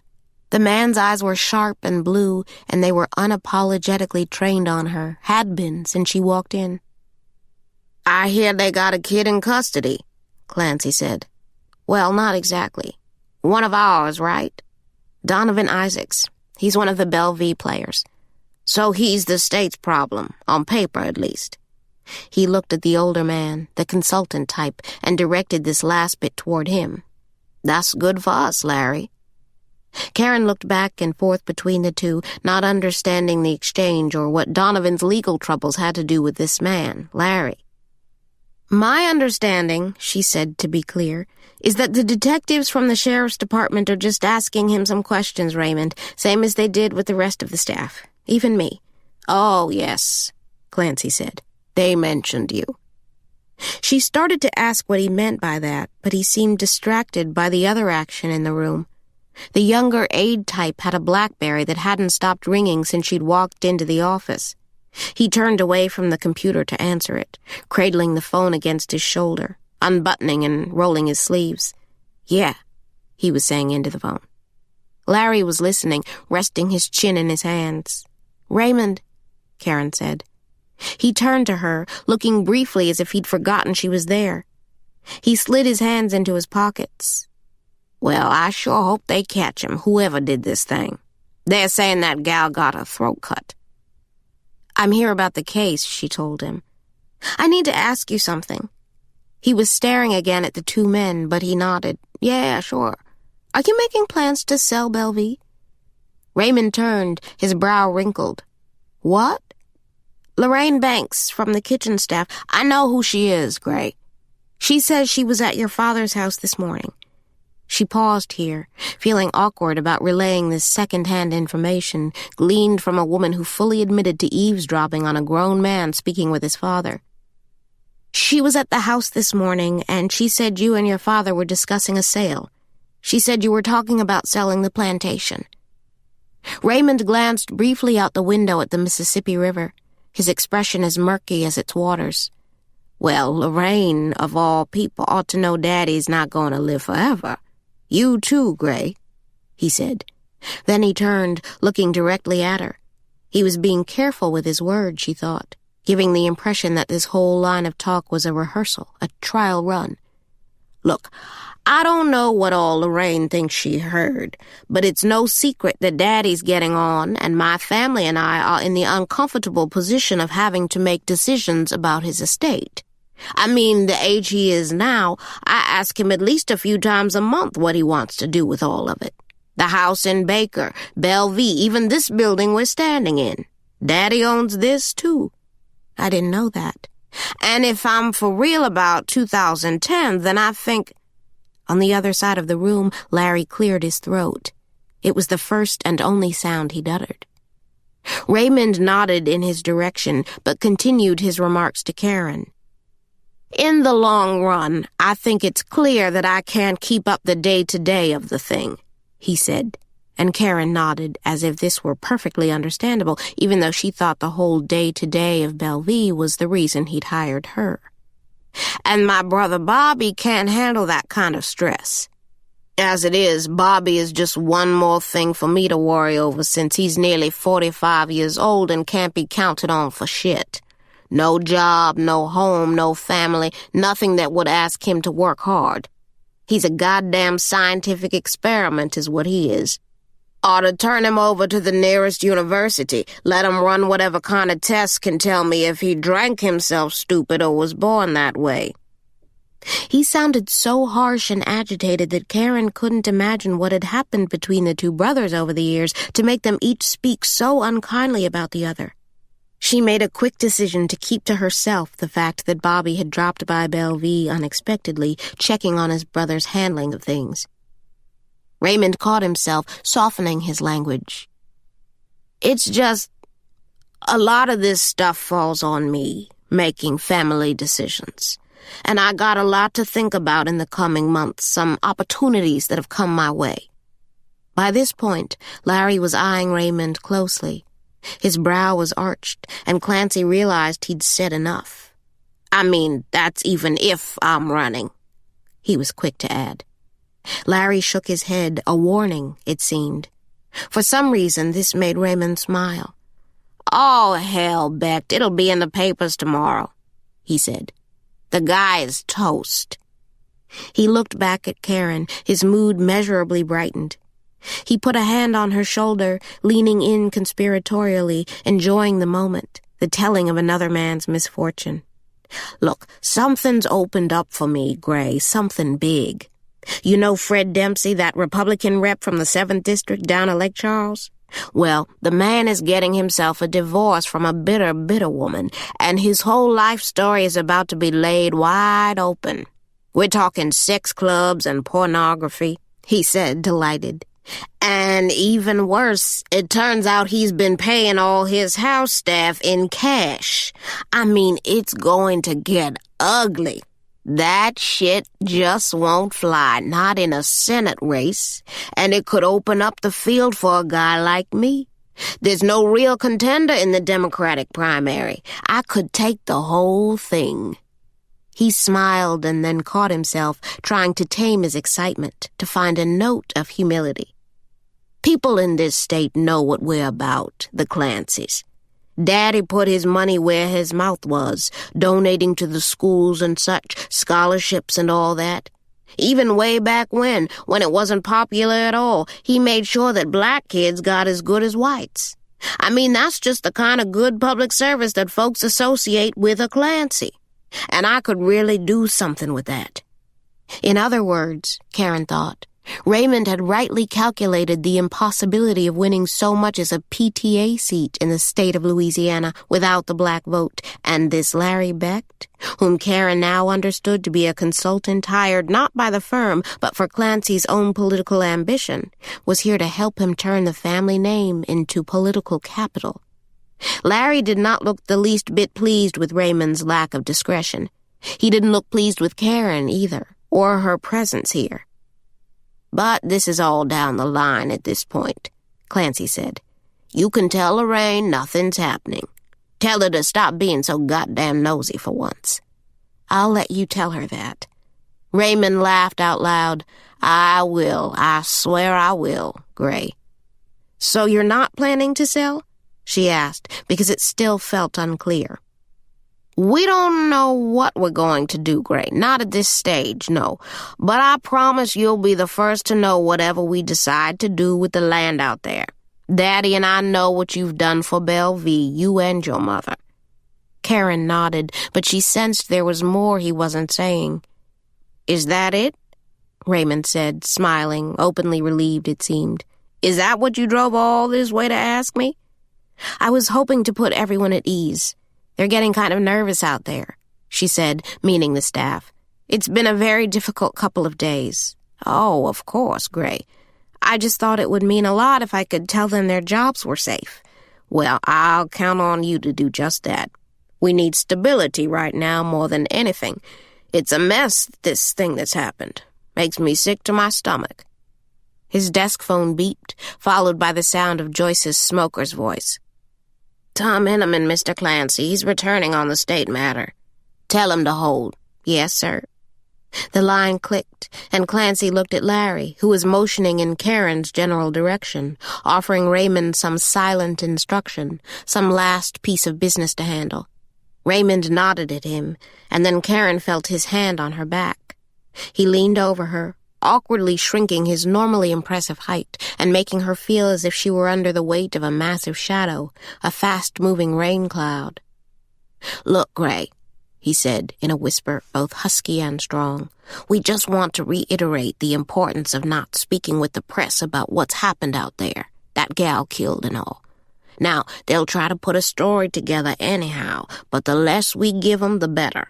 You understand? No reporters here. Not a word about a body at Bellevue or that it was a Groveland worker who was killed. In fact, nothing at all about the Groveland Corporation, okay?" They'd already gone over this. She didn't understand the need for a second instruction about his call for silence on the issue, and she told him so. His eyes narrowed a bit, and the grip on her shoulder tightened. "I just want to make sure we're clear, Gray. I wouldn't want to invite any trouble for my family or yours. We've been good to your family, haven't we? You in particular, Gray?" She knew where he was heading. They had an exchange like this at least once a year, Raymond reminding her what all he and his daddy had done for the Grays. "I think you owe us a little of your trust on this. We wouldn't let you down, wouldn't leave you hanging, no matter what we decide about Bellevue." His breath was warm, suffocating, really. She tried to understand how they had somehow made it back around to the subject of a sale that supposedly wasn't even happening. The intercom beeped. It was Joyce again. "Tom Henneman holding, sir." "I need to take that, Gray." "Sure." She was escorted out by Joyce, a middle-aged black woman with impeccable taste. Her hair was stylish and short, and her clothes, silk separates of olive and gold, were cut close to her petite frame. She saw Caren all the way to the bank of elevators in the firm's lobby, holding open the doors when a car arrived and seeing to it that Caren and her muddy boots made it all the way inside and on their way out of the stately building, even going so far as to reach inside the car and press the ground floor button herself. Caren arrived at Morgan's school a little before the final bell. She signed the visitor's sheet in the main office, where the receptionist, upon seeing her name and that of the fifth grader she was there to pick up, stopped her just a few minutes later. Caren had already made her way to the east hallway, which was painted yellow and decorated with a mural of fleur-de-lis in shades of purple, green, and gold, a different fifth grader's name written in script inside each lily-shaped symbol. Her daughter's name was near the top. Morgan Ellis, 9, room 112. Ms. Rivera's homeroom class. She heard a woman behind her calling her name. Caren turned to see the school's receptionist, her low heels clicking on the tiled floor. Catching her breath, she informed Caren, without any hint of alarm, that a man had been by the school early that afternoon asking to see a Morgan Gray. "Morgan?" Caren said. "My daughter?" The receptionist, a woman with big, round glasses and tight plum-colored sweater, nodded. It was an older gentleman, Caucasian, she felt the need to add. "We don't get that a lot," the woman said. "Usually parents alert us if a visit is planned." She offered this last bit as a soft reprimand, scolding Caren for not following the rules. But Caren had planned no such visit, and she couldn't imagine who would have come by the school asking after her daughter. "Was it a cop?" she said, though she had a niggling feeling that this couldn't be so. She certainly didn't put it past Lang to try to get Morgan away from Caren, to speak to her alone. But Lang, or any cop associated with the case, knew her daughter's last name was Ellis, not Gray. "No, ma'am," the woman said. "He didn't look like any police officer I've seen." "He was wearing jeans," she said, "Wranglers, and he just didn't seem like a cop. And he wouldn't leave his name when she asked. He'd turned around and walked out of the school's office without saying another word else," she said. "Thank you," Caren said, feeling her mouth go dry. By the time she made it to the door to Miss Rivera's classroom, she felt fairly certain it was no cop who'd come by the school. The more she thought about it, the sicker she felt. A breathtaking fear that made her head hurt, made her chest feel cold and hollow, a small cry of panic echoing in the dark. The school bell rang, startling her, and she was quickly pushed back by a stream of fifth-graders spilling out into the hallway. The boys pushed and shoved each other, teasing and laughing. The girls moved more slowly, in groups of 2 and 3, their small heads pressed together, their bell-like voices quietly intense. Inside the classroom, Morgan was still at her desk when Caren entered. She was shrunk down in her chair, wilting under the gaze of her teacher. Donna Rivera was standing over Morgan with her arms crossed and her behind leaned against one of the school desks. She was a dyed blonde in her 20s, with a voice like spun cotton and a tendency toward brightly colored sweaters with appliques of apples or trees or napping cats. She wore a pen on a chain around her neck. "Caren," she said, calling her by her first name, part of a culture of equity and free exchange between parents and teachers that was greatly encouraged by the Laurel Springs School District. It was meant to suggest that she and Caren were in this together, that they had the same investment in the raising up of this child when, really, nothing could have been further from the truth. "I'm glad you're here," she said. "I was just taking a moment to speak with Morgan here about the need to follow rules." She looked down at Morgan, pausing briefly to give her wayward pupil a chance to agree. "And we've decided she will no longer read unassigned materials during science class or social studies or any other time except what has been set aside as an accepted time for reading. Isn't that right, Morgan?" "You don't want me to read, got it." She stood up out of her desk, ready to leave. "Sit down, Morgan," Caren said, more sternly than she might have if they were alone, because she wanted Ms. Rivera to know she wasn't responsible for everything that came out of her daughter's mouth. "I don't believe Ms. Rivera said she was finished talking." The teacher, perhaps reassured by this show of force, said, "No, she can go." Morgan practically sprinted out of the classroom, dragging her backpack. Caren was only a few steps behind her when she felt a cool hand at her elbow. Donna Rivera was motioning her away from the classroom door. "May I speak with you a moment?" "Of course." Morgan's locker was directly across from the open classroom door, and Caren could see her pulling out her school books and loading them into her backpack. Inside the locker, she saw several of Morgan's white school shirts balled up on the shelf. "Is everything okay at home?" "Why? Did Morgan say something?" Donna smiled reassuringly.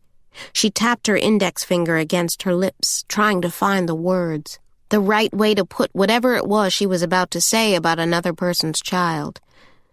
"Well, I think, we've had some concerns about Morgan's social spirit.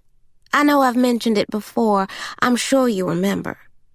Caren remembered a single sentence scribbled at the bottom of one of Morgan's report cards, a note about her daughter being very shy, presented then as a character trait and not pathology or anything that would warrant the serious tone of this conversation. "It's just that we're nearing the end of the first semester, and I can't say that Morgan has made a single friend this year. She eats lunch alone, reads during recess, and I never hear her talking with any of the other girls about sleepovers or parties or any activities outside of school."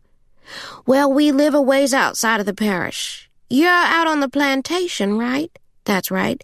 She nodded to herself, thinking. "I guess I just thought she would have opened up by now," she said. "Sometimes we see this kind of withdrawn behavior with kids who have some personal stress at home." Her voice ended on an up note, and Caren realized this was meant as a question. She was staring at her, waiting. "Well, her father's getting married." "Oh?" the teacher said, though Caren got the sense this was not news to her. Treading carefully, she said, "And how does Morgan feel about that?"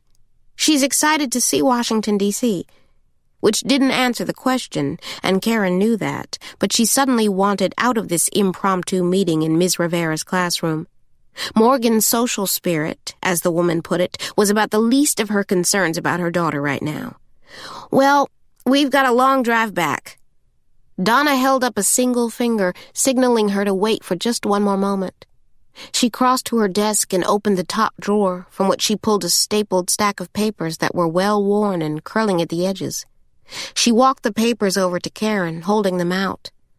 "This is what Morgan was reading in class today," she said.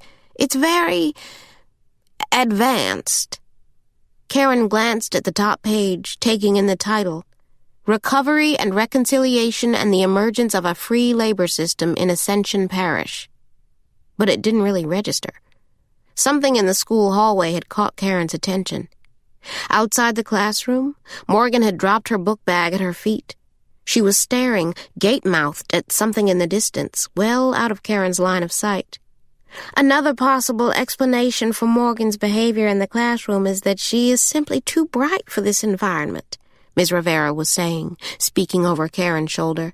"There are some excellent advanced programs at other schools in the state. They're worth looking into. It might be a better fit for someone like Morgan." In the hallway, Morgan broke into a huge grin. "Daddy!" she screamed, running down the hall. Stunned, Caren walked out of the classroom, turning to her left, where she saw her daughter pushing through the crowd of students, racing to the waiting arms of her father. He swept her up, lifting her. Morgan laid her head on his shoulder, a place where she had always felt safe. Eric looked down the length of hallway to Caren. He was wearing a light gray suit, looking as if he'd just come straight from work, as if he'd decided at his desk just a few hours earlier to catch the next flight to New Orleans. The tail of a paisley tie was peeking out of his side pocket, and his shirt collar was unbuttoned. Holding his only child in his arms, he gave Caren a small shrug that suggested he couldn't help himself. "I'm here." She was struck by how thin he looked. He'd changed his glasses, and his hair was shorter, but it was Eric, all right. And Caren felt at once the regret, cutting and familiar, but also, as their eyes met across the noisy school hallway, a sense of joy, relief almost, that this man was Morgan's father. Chapter 11. "She's not talking," he said. Eric folded his arms across his chest and leaned back against the cheap formica countertop of Karen's small kitchen. His suit jacket was in the other room, along with a small overnight bag set at the foot of the parlor's leather couch. Morgan was upstairs, changing out of her school clothes and washing up before an early dinner. She'd chosen to ride home in her dad's rental car, just the two of them, and he'd again tried to get her to open up, expressing to her the gravity of the situation. She swears she doesn't know anything about it, that she never even left the house that night, he said wearily. And she's sticking to her story that the shirt probably isn't even hers. She doesn't know how any blood got there. He shrugged his shoulders, not sure what to make of this entire situation, the very fact that he was standing in her kitchen. He was looking right at her, and Caren felt shy all of a sudden. She felt his eyes on her back as she turned, standing over the hot stove, stirring an array of steaming pots on the burners. Letty had left a chicken casserole in the fridge before leaving work, but Caren had taken one look at it and decided against it. Eric hadn't been in Louisiana in a long, long time, and she wanted him to have the real deal. So she'd borrowed the golf cart from security and driven over to Lorraine's kitchen, begging off bits and pieces of the menu she was working on for tomorrow, and grabbing a bottle of Bordeaux from the wine room. Lorraine had kindly asked few questions, but was plainly enjoying Karen's nerves. "Word is you got a visit out there, baby," she said, smiling big. At her own stove now, she heated Lorraine's food. Shrimp fritters, steak grillade over sticky rice, roasted cauliflower brushed with salted butter and coriander, and butternut squash mashed with candied yams and ginger. Smoke and steam filled the kitchen, and Caren thought to open a window. The heat was starting to get to her. Carefully, she said, "Someone came by Morgan's school today." Eric looked up at her. "What? I thought it was a cop, but maybe not." It was a man in Wranglers, the woman in the front office had said. Caren had a sudden memory of that red pickup truck on the highway, the one that had tailed them from Laurel Springs the day before, the same truck she'd seen on the farm road by Bellevue, circling and doubling back, a white man behind the wheel. How scared should I be, Caren? I don't know. Are you sure it was blood? Yes, she said, hearing aloud the kernel of doubt in her mind. Now, with Eric here, standing in the same room, she wasn't feeling sure of anything, could hardly think straight. And anyway, she's acting weird. She's acting like she's hiding something. She left out the rest of it. Her panic Thursday night, what she'd done with Morgan's shirt. She was hiding something, too. Eric shook his head. I don't understand. Why would she lie? The heat in the kitchen swelled. Caren felt hungry and lightheaded. She started for the small casement window next to the washer and dryer, turning her body sideways to pass Eric. Cracking open the window pane let in a cool stream of air that shot down the length of the kitchenette, parting the heat and steam. She wiped a film of sweat from her forehead, drying her palm on the front of her jeans. When she crossed from the window back toward the stove, again turning sideways to pass Eric, they came face to face for the first time, and he reached for her arm. It wasn't an embrace, exactly, and yet the touch paralyzed her, pinning her in place, so close to him that she could feel his breath against her cheek. She could smell his aftershave, a sweet, musky scent that made her think of summer, nights he used to sit out on their old porch. She wondered if Leela let him smoke, or if there were parts of his life, this trip even, that were outside of her authority. If Morgan saw something, he whispered, his voice trailing off at the mere suggestion of what that could mean for his daughter. He could hardly tolerate the thought, and backed away from it almost as quickly as it had come to him. He was trying to stay level-headed, to be practical about this. What are the cops saying? They think the woman was killed over here, somewhere on the plantation. There was a knife missing from one of the slave cottages, an antique cane knife. A what? It's a knife for cutting sugar cane, she said, holding her hands a foot or so apart to offer some idea of what she was talking about. A knife capable of cutting through a stalk of cane in a single swipe. The thing might have been over 100 years old.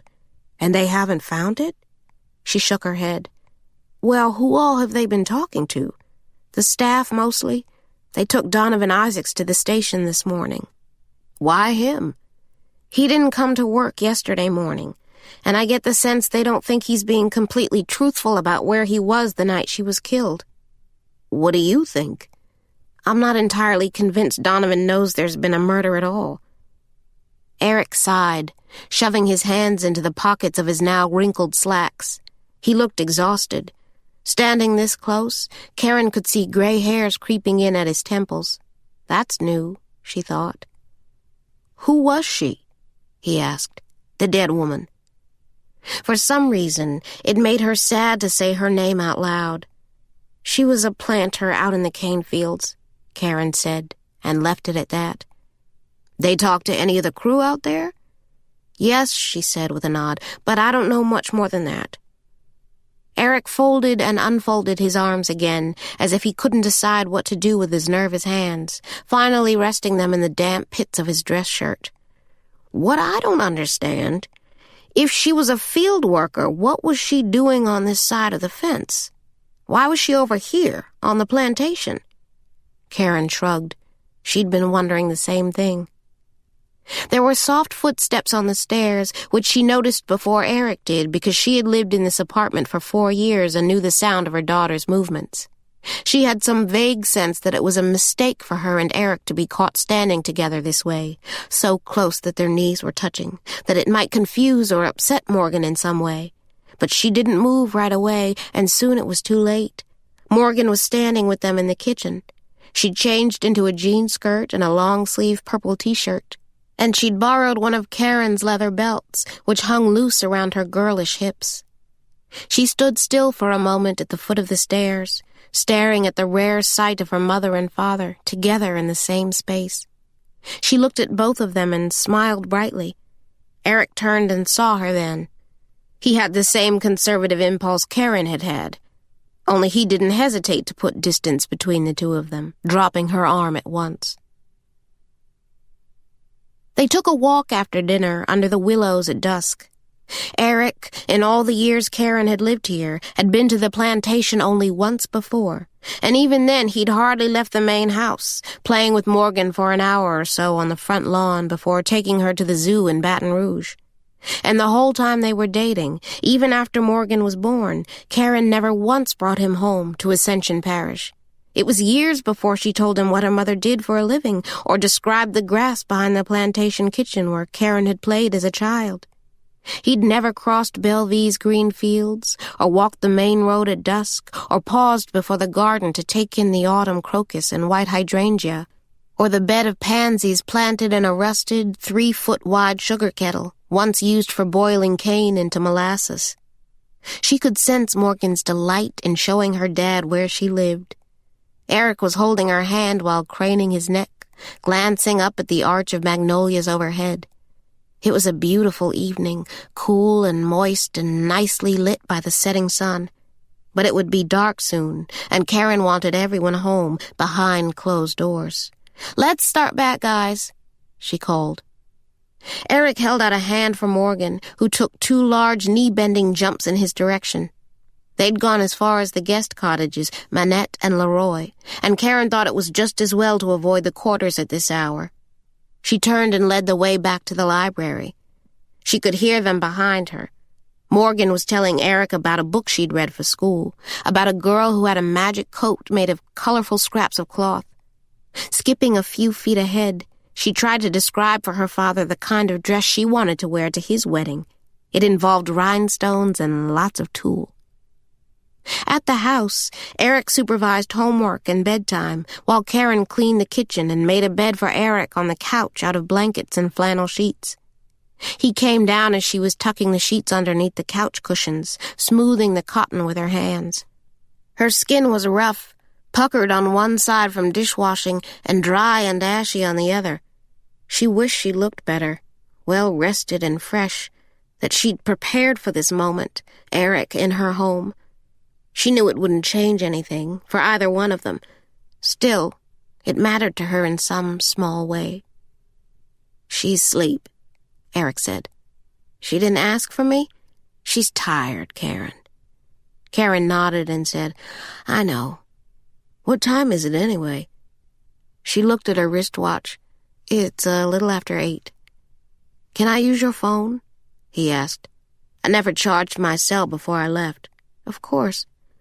She brought him the cordless from the kitchen, then closed the door to the parlor, giving him some privacy.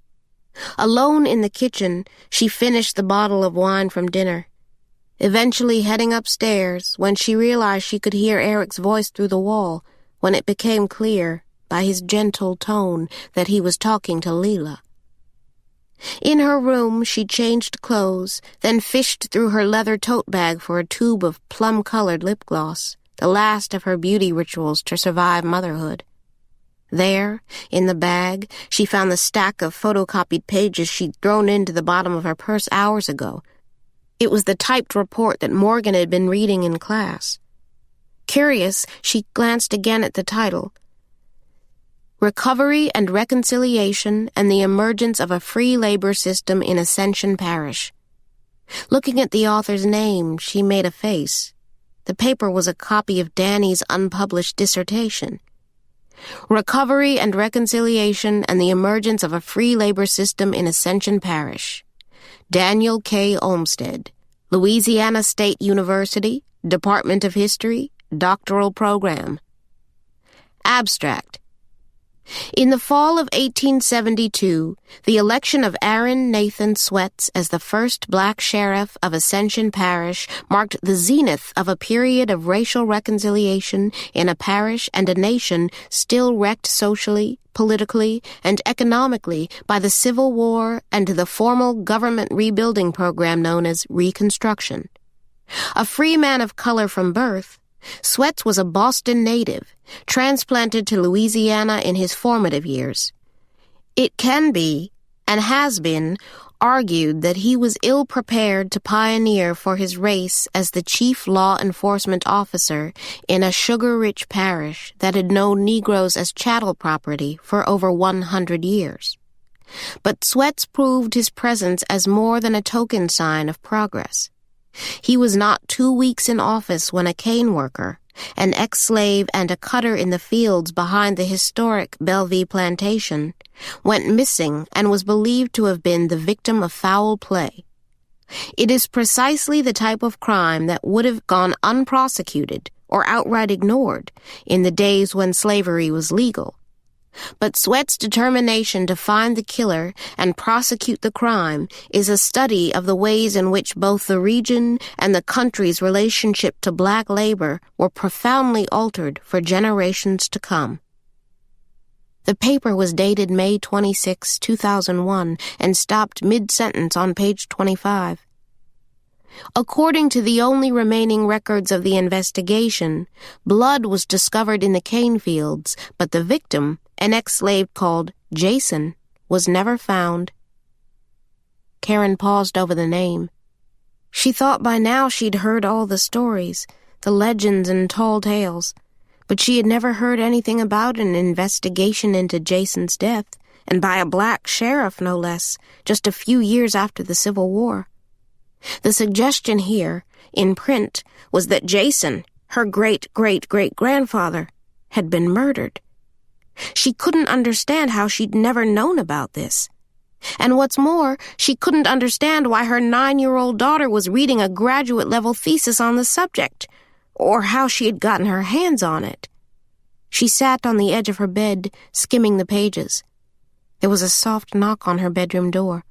At her invitation, Eric leaned his head over the threshold.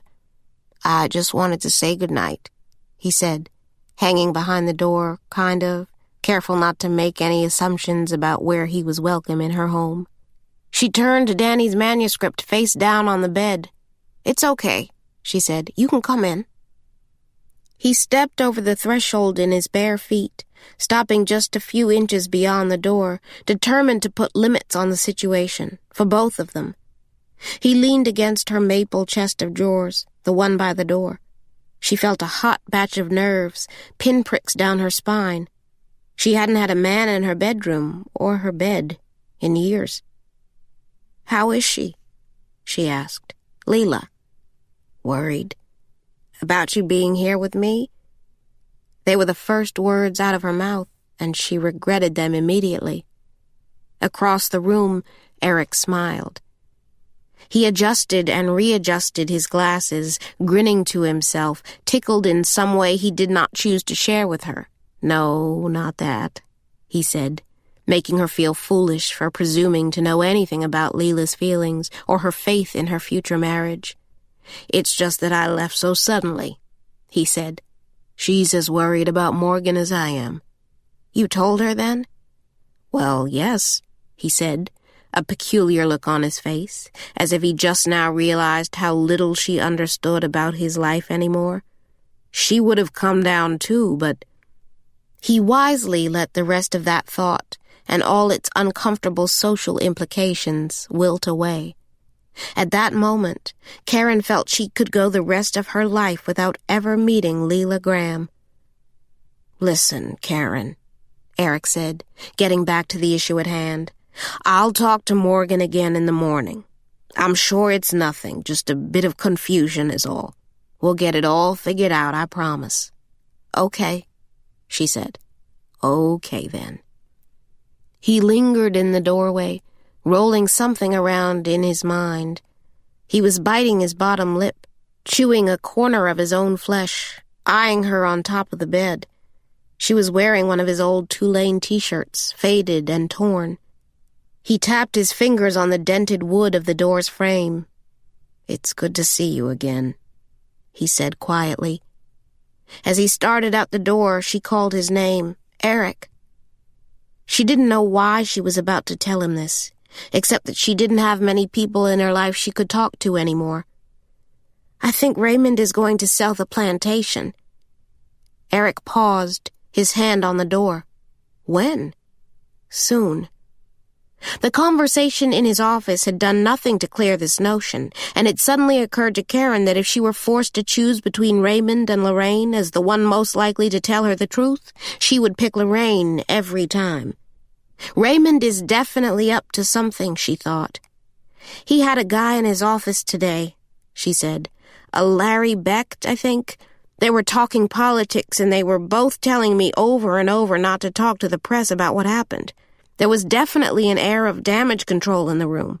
Larry Becht? Are you sure? Pretty sure. That guy's a Republican strategist. He runs an office out of Alexandria, Virginia. Caren shook her head. No, they were talking about the Democratic primary. Caren, Larry Becht is part of that whole Take Back the Country crowd. He definitely swings hard to the right. If he's down here to launch a campaign, then Clancy is planning to run as a Democrat in name only, some kind of bait and switch. He's trading on his family name is what he's doing. The way black people, in particular, feel about the Clancys, she said. It's his ticket to the Senate, he thinks. Eric made a humming sound. No kidding. You know, Leland was the main one pushing to integrate the public schools in this state, way back in the late 50s and early 60s, when every other businessman and politician in power was dragging his feet or just out-and-out swearing against it. And now Raymond's claiming it as his legacy, to court the black vote? Caren nodded. The Clancys have always been big on Negro education. Her tone was not bitter, but there was something dry and distant there. Eric was scratching at his chin. She knew this information was of a more than casual interest to Eric, himself a political player. I wonder why he would sell his place now, he said. Hasn't it been in his family for generations? I thought you Southerners liked all this Civil War shit. Caren shot him a dirty look. Tulane or no Tulane, what Eric didn't know about the South could fill several shelves of his office in Washington. But she didn't say anything. She didn't want to give the impression that she was in any way defending Bellevue or what it stood for. She wasn't.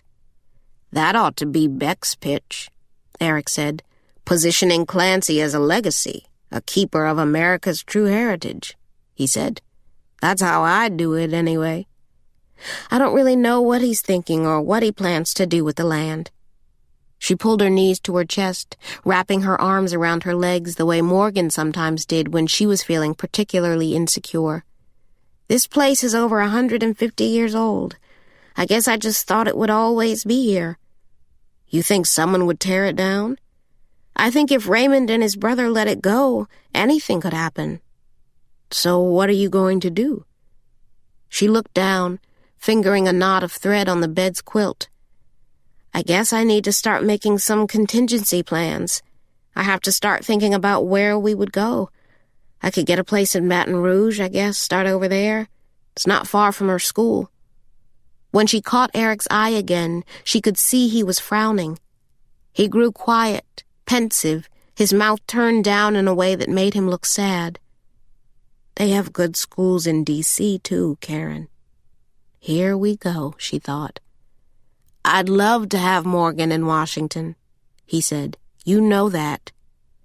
And what, send her to Sidwell friends with Malia and Sasha? She was teasing him about his social connections, his new life inside a White House administration. He'd been working in Obama's Office of Urban Affairs for the past 10 months, one of the very first hired. Maybe, Eric said matter-of-factly, as if a spot in a private school were the very least of what was available to him in D.C.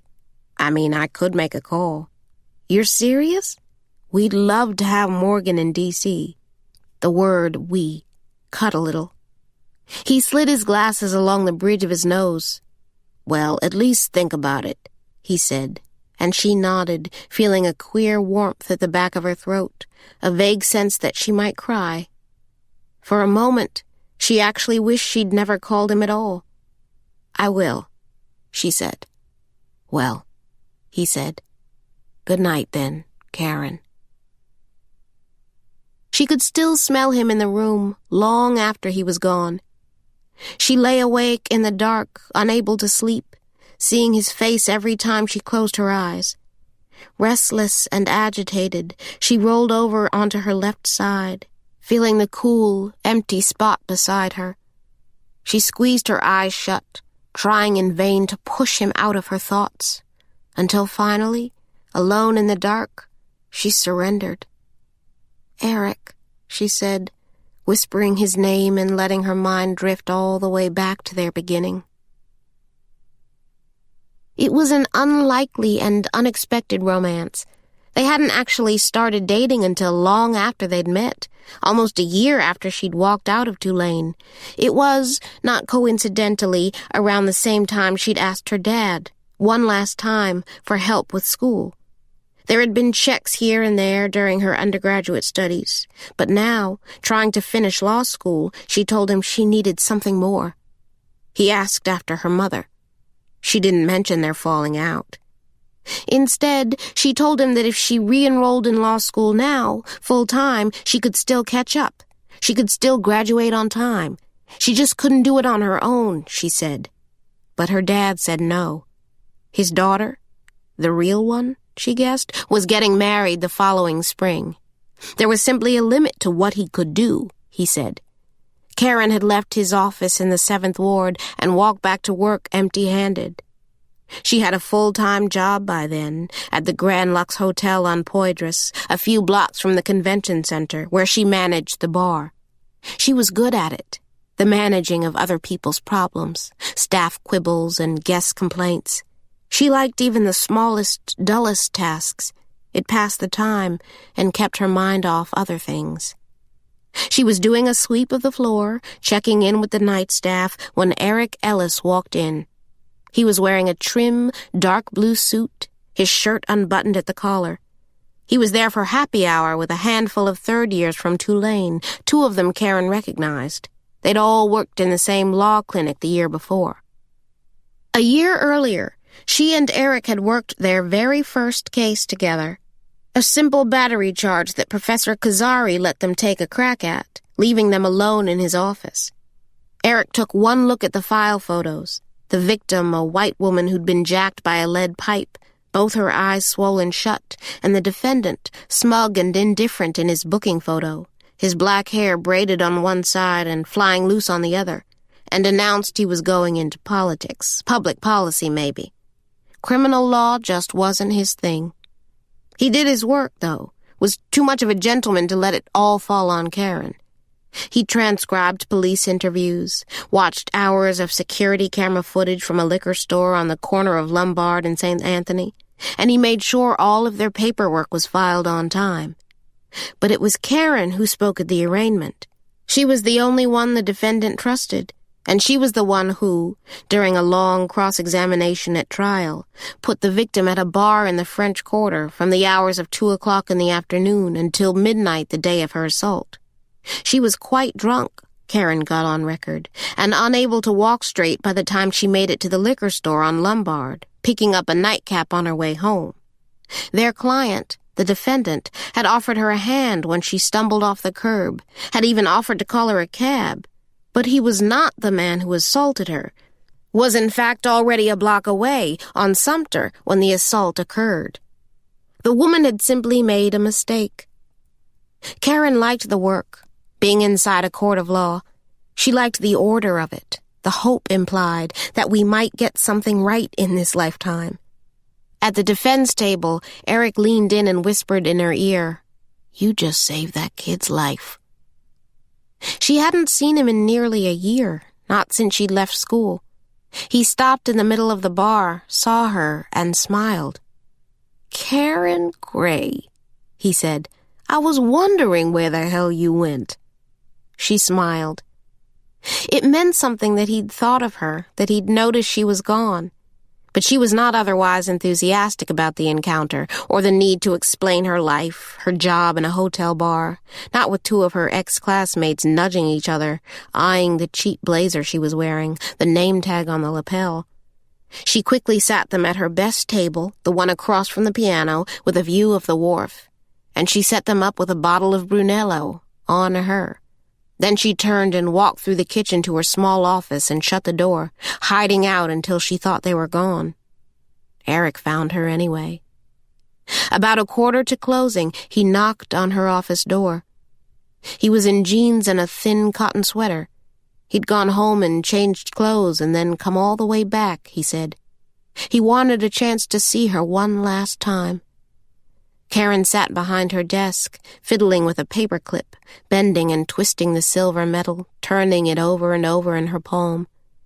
She didn't want him to leave. She didn't want him to leave her behind, but she just couldn't get the words out. "Hey," he finally said, "you want to get out of here?" She nodded. Yes. It turned out they had the same taste in music and a low tolerance for the French Quarter. Eric found the tourists loud and tedious, and Caren was a single woman who'd learned to avoid it out of a concern for basic safety.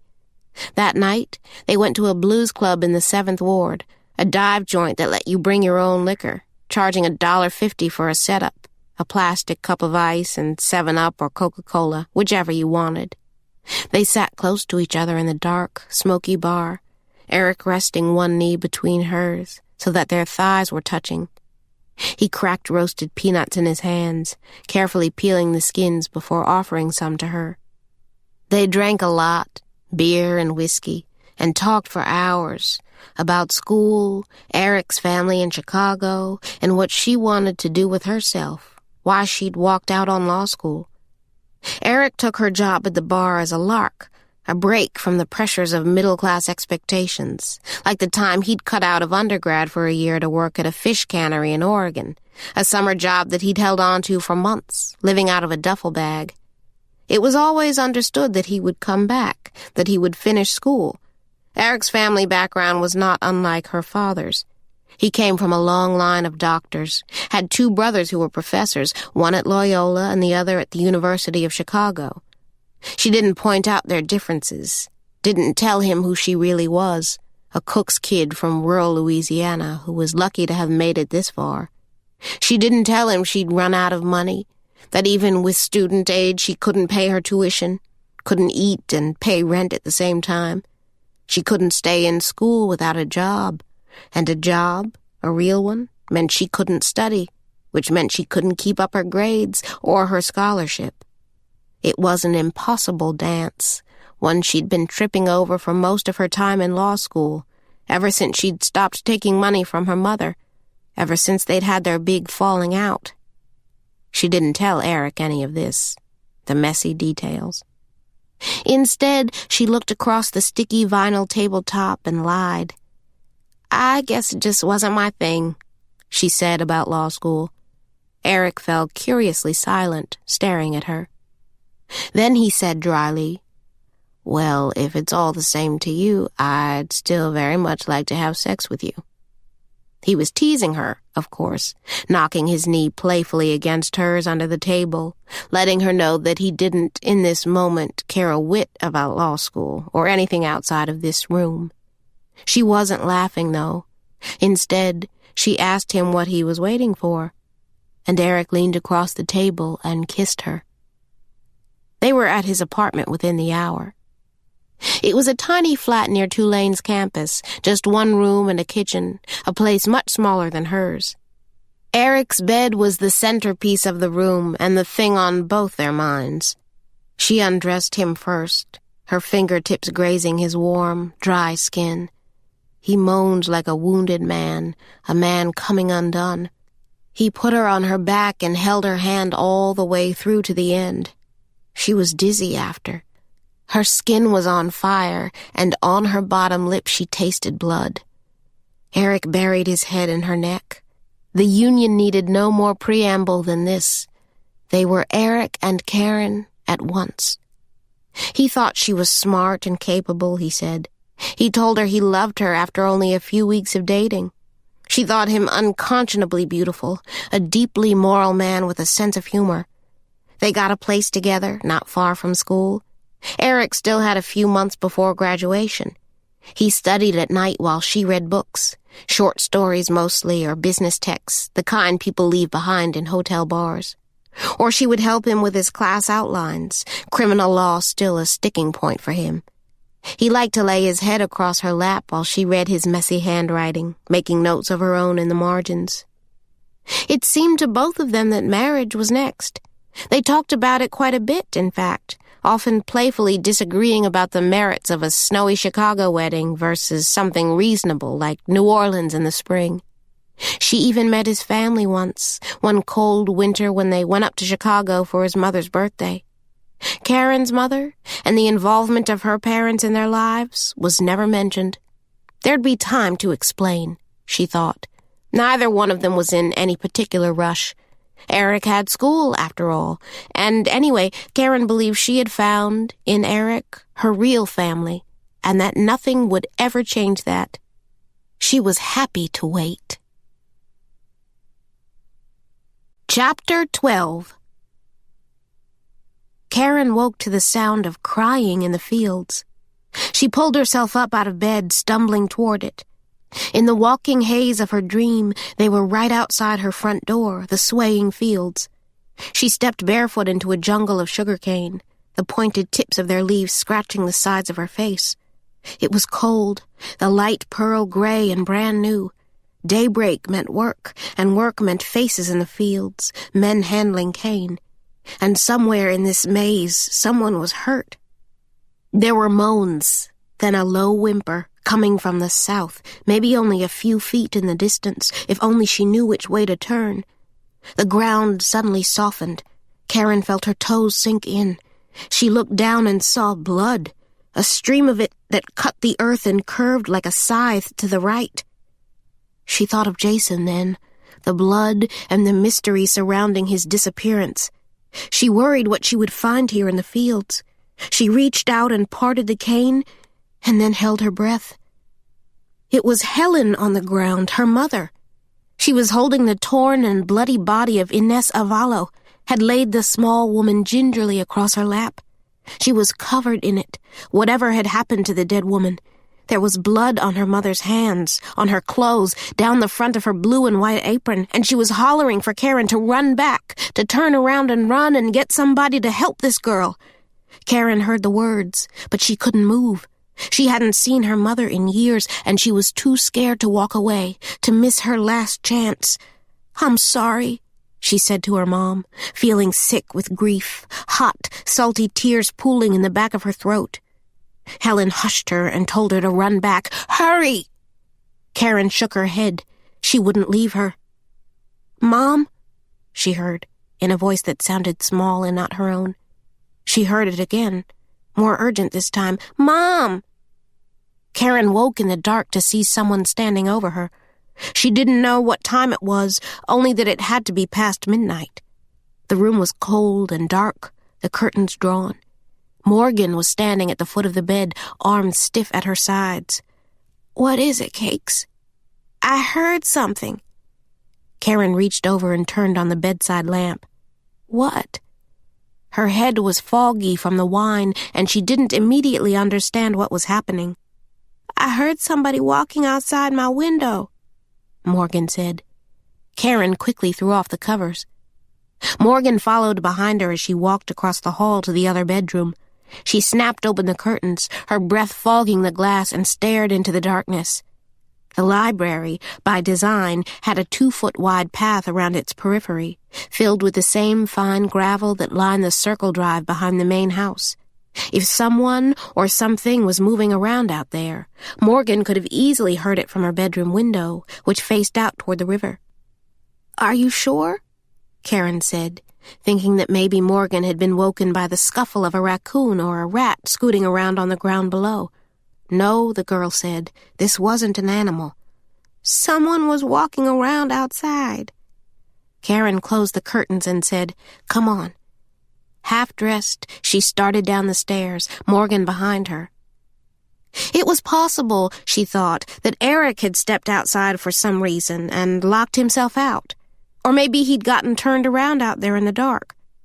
But when she opened the door to the parlor, Eric was sleeping soundly on the couch, in a t-shirt and boxers, one naked leg slipping out from under the blankets. Caren peeked out of the library's front windows. She saw the back tires of the golf cart, which she'd left parked just outside the door, but it was all she could make out in the dark. She walked to the kitchen next and grabbed the telephone. She called 911 first. but she knew that the response time in this unincorporated part of the parish would be as long as 20 minutes, maybe even half an hour. So she did the only other thing she could think of, pulling Nestor Lang's business card from the antique desk by the front door. A service picked up. They wouldn't give her the detective's cell phone number, but the girl on the line promised a return call in 10 to 15 minutes. Caren hung up and then went to wake Eric, gently shaking his shoulders. His eyes, once open, were bloodshot. He felt along the couch's backrest for his glasses. He sat up, looking from Caren to his daughter. "What's going on?" Caren checked the lock on the front door, the bolts on all the windows downstairs, and then she closed the curtains. Morgan heard something outside. "I heard someone walking below my window." "What?" Eric said, sliding on his glasses. He reached for his shirt, his pants slung on a chair. He pulled them on, hopping on one leg at a time, his whole body still sluggish and unsteady. He looked up at Caren, his eyes red and wild. The front of his torso rose and fell with each breath. He was still trying to take in what she'd said, to gauge the seriousness of the situation they were in. "Should I go out there?" "I've already called the police. There's nothing to do now but wait." The three of them took up positions on the leather couch, Morgan sandwiched between her parents, leaning most of her weight onto her dad, burying her face against his bare arms. On the other side, Caren held her hand. They sat in the dark and listened to the wind, listening for any sign of trouble. Gerald was not on duty. Lang and Bertrand had pulled their uniformed officer late that afternoon. They were miles from their nearest neighbor or even a working streetlight. If someone was out there, roaming the grounds as a killer had done, they were, the three of them, helpless. Caren thought about the guns in Louisa's shed. She should have taken them out of there a long time ago. The wind brushed tree limbs against the side of the building. Morgan shivered. From outside, they heard a f-f-f noise. It sounded like stones being thrown, like someone trying to break a window. Eric leaped out of his seat. Caren squeezed her daughter's hand, praying that it was only the black walnut tree on the north side of the building, raining shells across the rooftop. Eric walked to the front window, pushed back the curtains, and stared at a wall of blackness on the other side. It was impossible to see more than a few feet past the front door. "What's taking so long?" he said. The phone rang. It was Detective Lang. He was on his own, without his partner, he said, and he was waiting at the back gate, which meant someone had to go out there in the dark to let him in. "I'll go," Eric said. But they both knew he'd never find his way there and back, not in the dark. Caren was already grabbing for her jacket and keys. Morgan stood suddenly. "Mom?" She was shaking her head, not wanting her mother to go, twisting and twisting the hem of her nightgown in her small hands, looking back and forth between her dad and her mom. "I'll be back in a few minutes," Caren told her, "and your dad's going to be right here." She turned and started rummaging through the drawer of the antique writing table, feeling around pens and paper receipts and stray coins for the small mag light she kept there. She flipped the switch on the desktop lamp, searching inside the drawer for the flashlight. She tried to think what Letty might have done with it. Morgan was watching her the whole time. Caren heard her whisper, "I know where it is." She looked up as her daughter slipped through the open kitchen door. She heard her small footsteps on the stairs. A few moments later, Morgan returned, the flashlight in her hand. Apparently, it had been in her possession for who knows how long. Eric said, "Are you sure about this, Caren?" She nodded. "Lang knows I'm coming, and I have my phone," she said, patting her pocket. Outside, she slid into her boots. The golf cart was parked a few feet from the front door, the key still in the ignition, just as she left it hours earlier.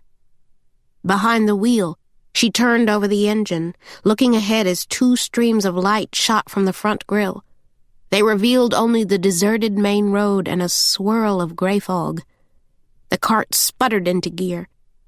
She pressed her foot on the gas till she hit maximum speed. Then she took off for the parking lot, cutting across the grass lawn, thinking it would be faster than staying on the main road. The cart bumped against the uneven earth, its two headlamps dipping and rising, throwing unexpected shadows across the landscape. Lang was waiting by the main gate, standing in the parking lot. He was, even at this hour, in a suit, and Caren wondered if he'd dressed for this.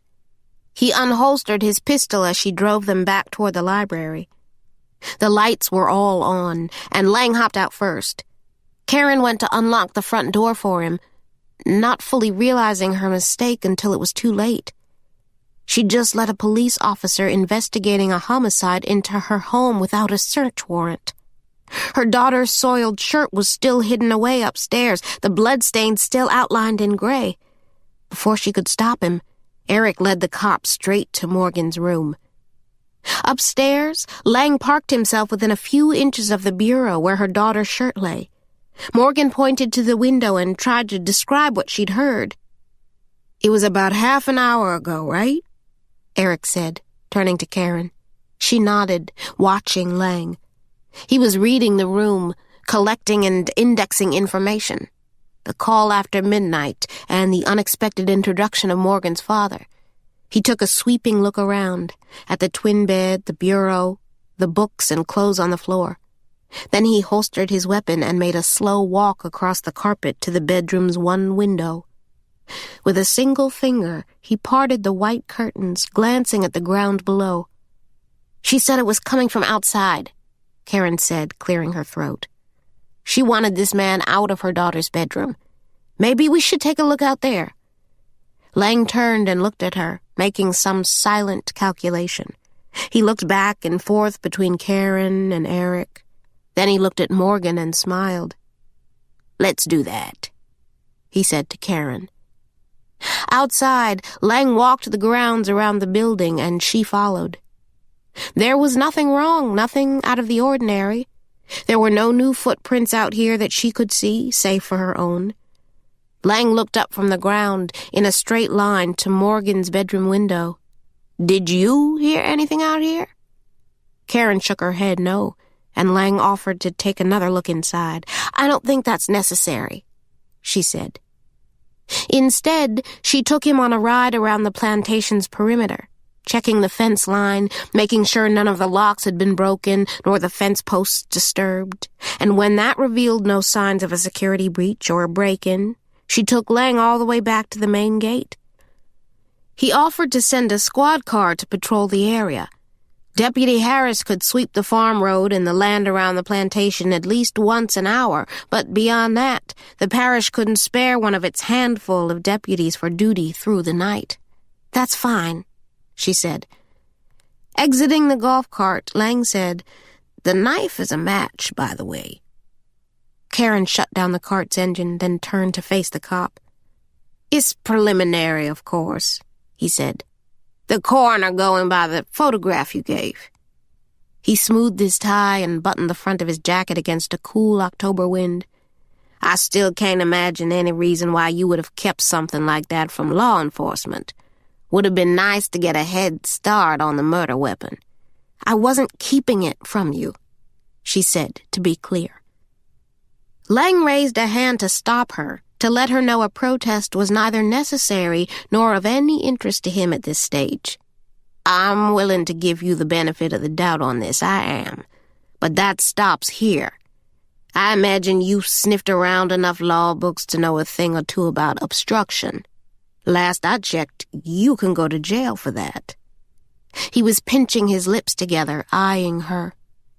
She couldn't tell if he was serious, if this man was seriously threatening her, or if this was meant as a test, a way to see how badly he could shake her and what might spill out in the process.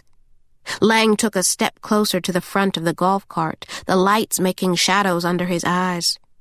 "You're running this thing, Lang. You're the one in charge here," he said. "You give me every reason to trust you, and that's what you'll get back. But if I think there's more you're not saying, I'm going to treat you like someone who's hiding something." There it was again. the ever-present sense with Lang that his mind was already made up, that he was merely filling in some image he was already carrying in his mind, like waiting on ink to dry. She knew not to give him more than he already thought he had on her. "Good night, Detective Lang," she said, locking the gate behind him. Then she drove straight to Luis's shed. She wanted those guns. The more she thought of how easily they could end up in the wrong hands, like the knife that cut that woman's throat, a murder weapon stolen right out from under her, the more she wanted them in her possession and not someone else's. She didn't tell Eric what she was doing. She didn't bother to call over to the library to let him know. She wasn't sure Eric had ever seen a gun, save for in a courthouse or at a conference on gun control maybe. Caren could handle a .22 from the time she was 8 or 9. She and Bobby used to pop off bottles with his daddy's pistol. She didn't mind guns. They had their place, like just about everything else. And she was not about to spend another night out here in the dark, unarmed. Luis's shed was on the other side of the main house, and she reached it in record time. She parked at the foot of a poplar tree, backing up the cart in such a way that its headlight shone on the front of the shed's wood door. Cradling the flashlight between her neck and shoulder, she fiddled with the lock on the door's latch, accidentally dropping her keys in the dirt more than once. She looked down and saw that her hands were shaking. The door creaked when she finally got it open. She swung the maglite, arcing its sharp white light against the shed's walls. Overhead, a frayed string controlled a single bare bulb. Caren gave it a good tug. The shed, she could see, was extraordinarily well kept. She had Luis to thank for the clear path through the shovels and brooms and coiled garden hoses resting on their sides. It made it easy for her to make her way to the locked cabinet on the rear wall. Inside, she found the 2 weapons, a .32 pearl-handled 6-shooter and a 12-gauge shotgun. She grabbed them both, along with a box of shells and round-nosed bullets, pausing long enough to load 6 rounds into the pistol before leaving the shed. She shoved the handgun into her jacket pocket. Outside, she laid the long barrel of the shotgun across the front seat of the golf cart. Then she drove back to the east. Somewhere on the drive, she reached into her pocket for her cell phone. Eric would be worried by now, she knew. Punching in the numbers, she looked down, briefly taking her eyes off the drive. When she looked up again, barely a second later, there was a figure staggering directly into her path. She slammed on the brakes. The cart screeched and bumped to a rough stop, and her cell phone went flying out of her hands, disappearing into the darkness. Her heart sank. Detective Lang was long gone. There were no cops out here. It was just her, the .32, and the man standing a few feet in front of her, bathed in the hazy light of the cart's headlamps. He was white and slender, with a mess of hair scratched across his chin. The true shape and color of his eyes were hooded by a baseball cap, but he still looked awfully familiar. She hopped out of the cart, her hand shaking, the skin of her palm slipping against the handle of the pistol. "Hey, wait a minute!" the man yelled, waving his arms. He stumbled backward, tripping over his feet and falling to the ground. He held his hands in front of his torso in a gesture of surrender. "Hey, hold on a second," he was pleading. "Oh, Jesus, lady, don't shoot." The sheer fright in his voice stopped her. She lowered the gun. He still had his hands up. "I'm just trying to find my way out of here, I swear." "Who are you?" "Lee Owens, ma'am. I'm a reporter." Then, sensing that wasn't going to cut it, he added, "I'm with the Times-Picayune." She checked his wallet, finding both an employee identification card for the Times-Picayune's offices on Howard Avenue in New Orleans and a Louisiana state driver's license, both bearing the name Lee Owens. According to his license, Mr. Owens was 39 years old and lying about his height. He was no more than an inch taller than her, and she was just barely 5 feet 7 inches. He was sweating openly, and the front of his khaki pants were stained with grass and mud, and he said very little as she drove them back to her apartment, keeping his hands visible in his lap. The shotgun was resting upright between them, the .32 still in her right hand. Up ahead, she could just make out the honey-colored light shining from the library's upstairs window. "How in the hell did you get in here anyway?" she asked. "I came in with the tour, and then I just never left." Great, she thought. That's just great. She remembered the group this morning. He was the guy in the ball cap and khakis, the one who was taking pictures. "I guess I got turned around somehow," he said. "I've been walking around in circles out here." He looked up at the pale moon, the patch of stars behind the passing clouds, the only light this deep in the parish. "What were you looking for?" "Anything I could find about the girl, I guess." Caren felt him looking at her, but she didn't take her eyes off the road. "The sheriff's department isn't saying much, no more than the basic facts. I thought I'd come take a look around the place myself." He sighed, sounding frankly annoyed with himself, as if he'd only just now realized what a stupid idea this was. "This cloak and dagger stakeout stuff, this ain't my regular deal. I'm not exactly a crime reporter. I cover the sugar industry at the paper. I've been on the Groveland beat for a while now. So yeah, when I heard about the girl out here, it definitely got me to wondering if there was more to it, if the company was having problems again," he said. "I'm just out here chasing a story." Caren slowed the cart to a stop, a few feet from the library's front door. "You didn't know her, did you?" he said. "No." She cut the engine, grabbed the shotgun and the pistol, and waved him out of the vehicle. Owens, confused, looked up at the building, unclear as to what was going on, why she'd brought him here. "What is this place?" he said, meaning the library, the cake-top miniature of the main house, dressed in the same white with black shutters. He seemed to genuinely not know where he was. The library's front door opened and Eric stepped out, fully dressed now in his slacks and shirt. Morgan, still in her nightgown, was a small shadow behind her dad. Eric looked at Caren, the guns, and Lee Owens. "Morgan, get inside," he said sharply. "Mom, get inside," he yelled. She quickly disappeared into the house. Eric stood on the library steps, his eyes sweeping over this unexpected scene. A stranger, the guns, and Caren. "What is this?" Again, she waved Owens out of the golf cart. He slid out slowly, holding his hands out in front of him. She gave him a slight shove, touching him for the first time. The back of his cotton shirt was damp, almost cold with sweat. She nudged him into the library, following a few steps behind. As she crossed the threshold, she turned and whispered to Eric, "He's a reporter." Inside the front parlor, Owens removed his hat as if he'd been asked over to tea. A gentleman caller meeting the family for the first time. He held out a hand to Eric, the de facto man of the house, making their acquaintance official. "Lee Owens," he said. "I'm with the Times-Picayune." Eric glared at him, keeping a protective hand on his daughter's shoulder. Owens gave Morgan a polite nod. By the door, Caren laid the two guns on the antique side table. The long barrel of the shotgun hung off the side. Then she turned to behold Owens in the light. Now that he'd taken his hat off, she could see his eyes for the first time. They were mossy green and clear as rainwater. His hair was a mess of sandy curls pasted against his skin. "Look, I'd really appreciate it if you guys just let me out of here," he said. "I certainly didn't mean to cause any problems." Flushed and overheated, Caren pulled off her jacket. "He's just a reporter," she said to Eric. "You don't know that."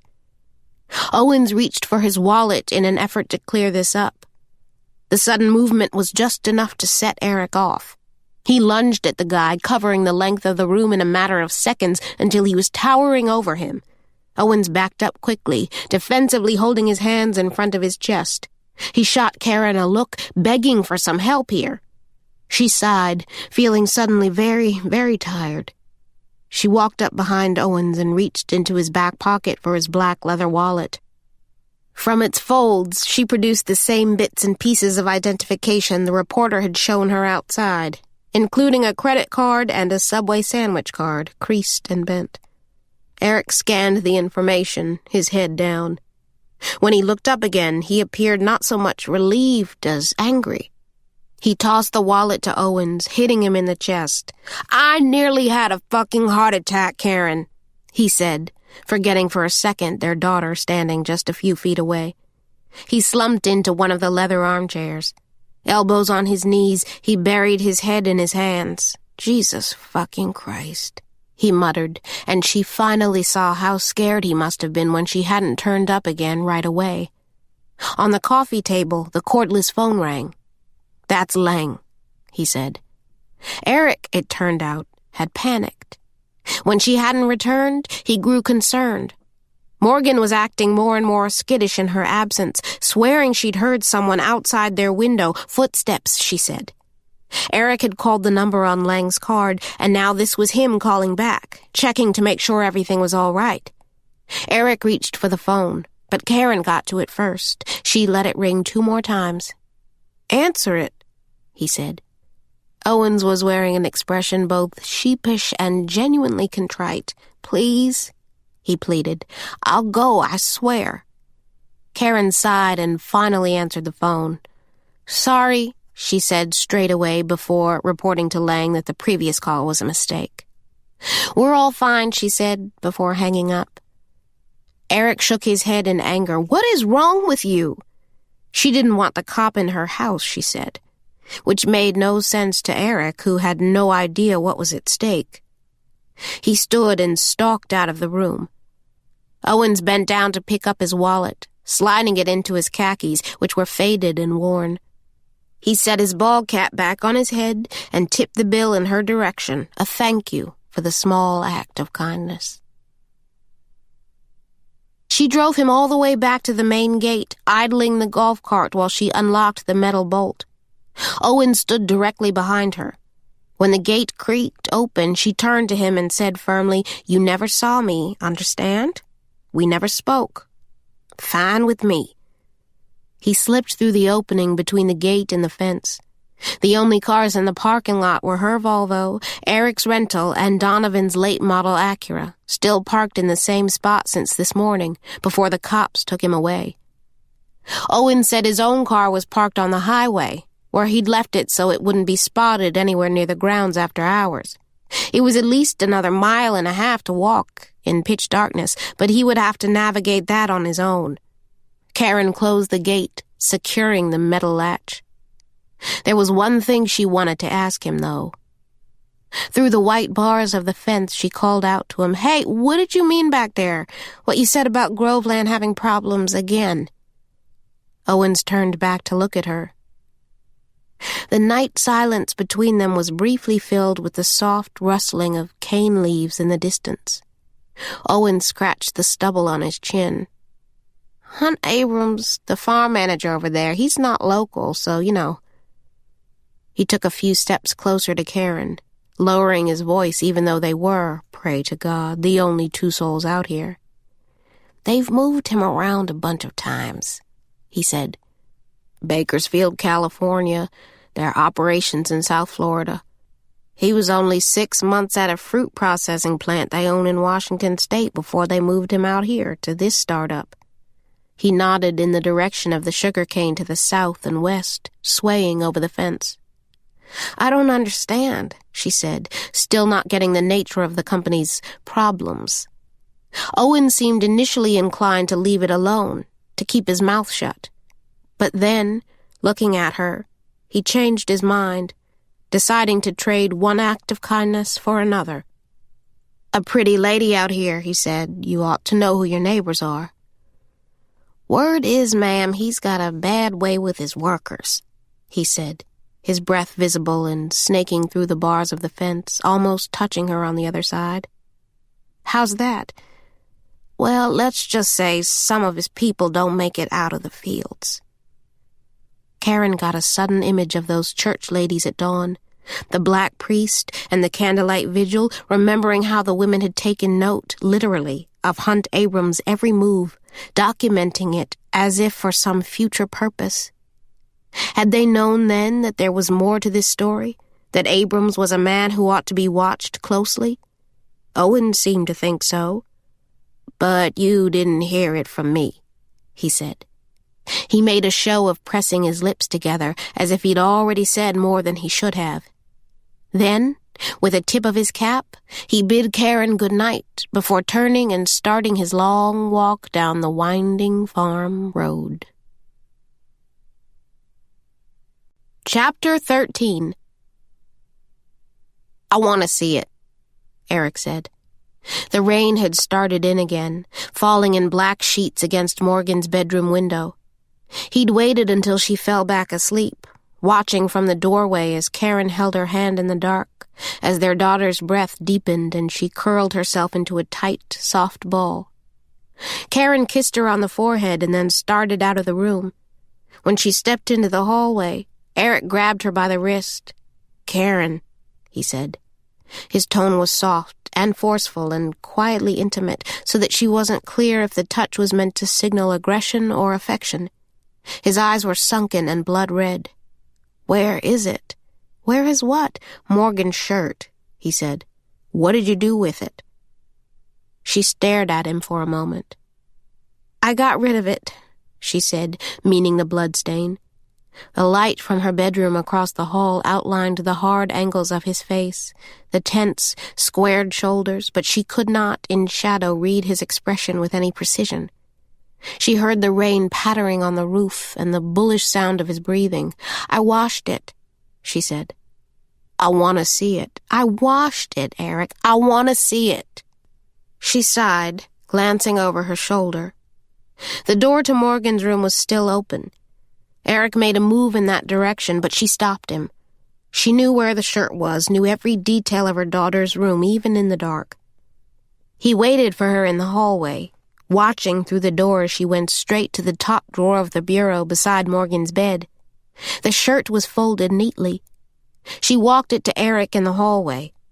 He unfurled it right away, snapping the fabric, holding it in front of his eyes. Dissatisfied with the light, he walked into Karen's bedroom. There, turning the cotton over in his hands, he asked her, "Where is it?" It was on the sleeve on the left side. Eric inspected the white sleeve, his eyes finally coming to rest on the grayish, half-moon shape where the stain used to be. He studied it for a long time and then looked up at her. This time, by lamplight, she could see his face clearly. He let out a long sigh. "You know what Morgan told me when we were in the car today when it was just the two of us? She told me she never saw any blood." "What?" "She didn't see any blood, Caren." "I showed it to her, Eric," she said. "It was on her shirt. Are you sure it was blood?"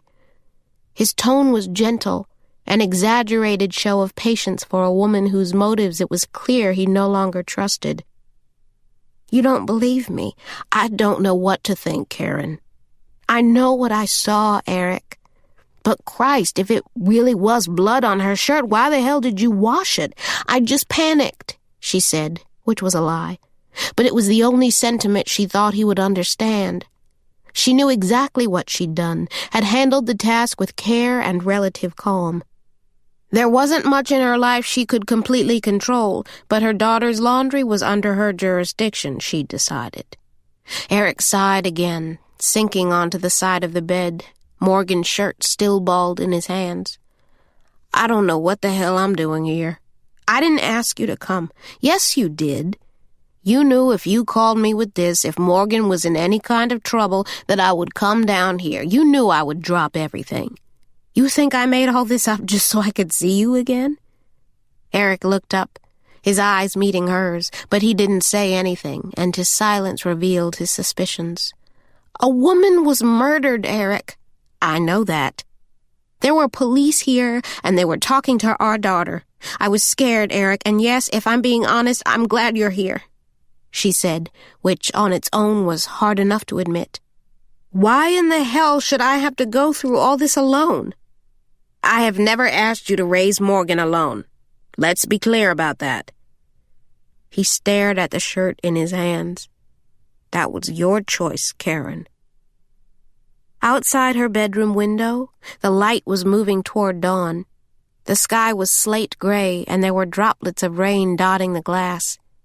Eric clasped his hands around Morgan's shirt. He leaned forward, elbows on his knees.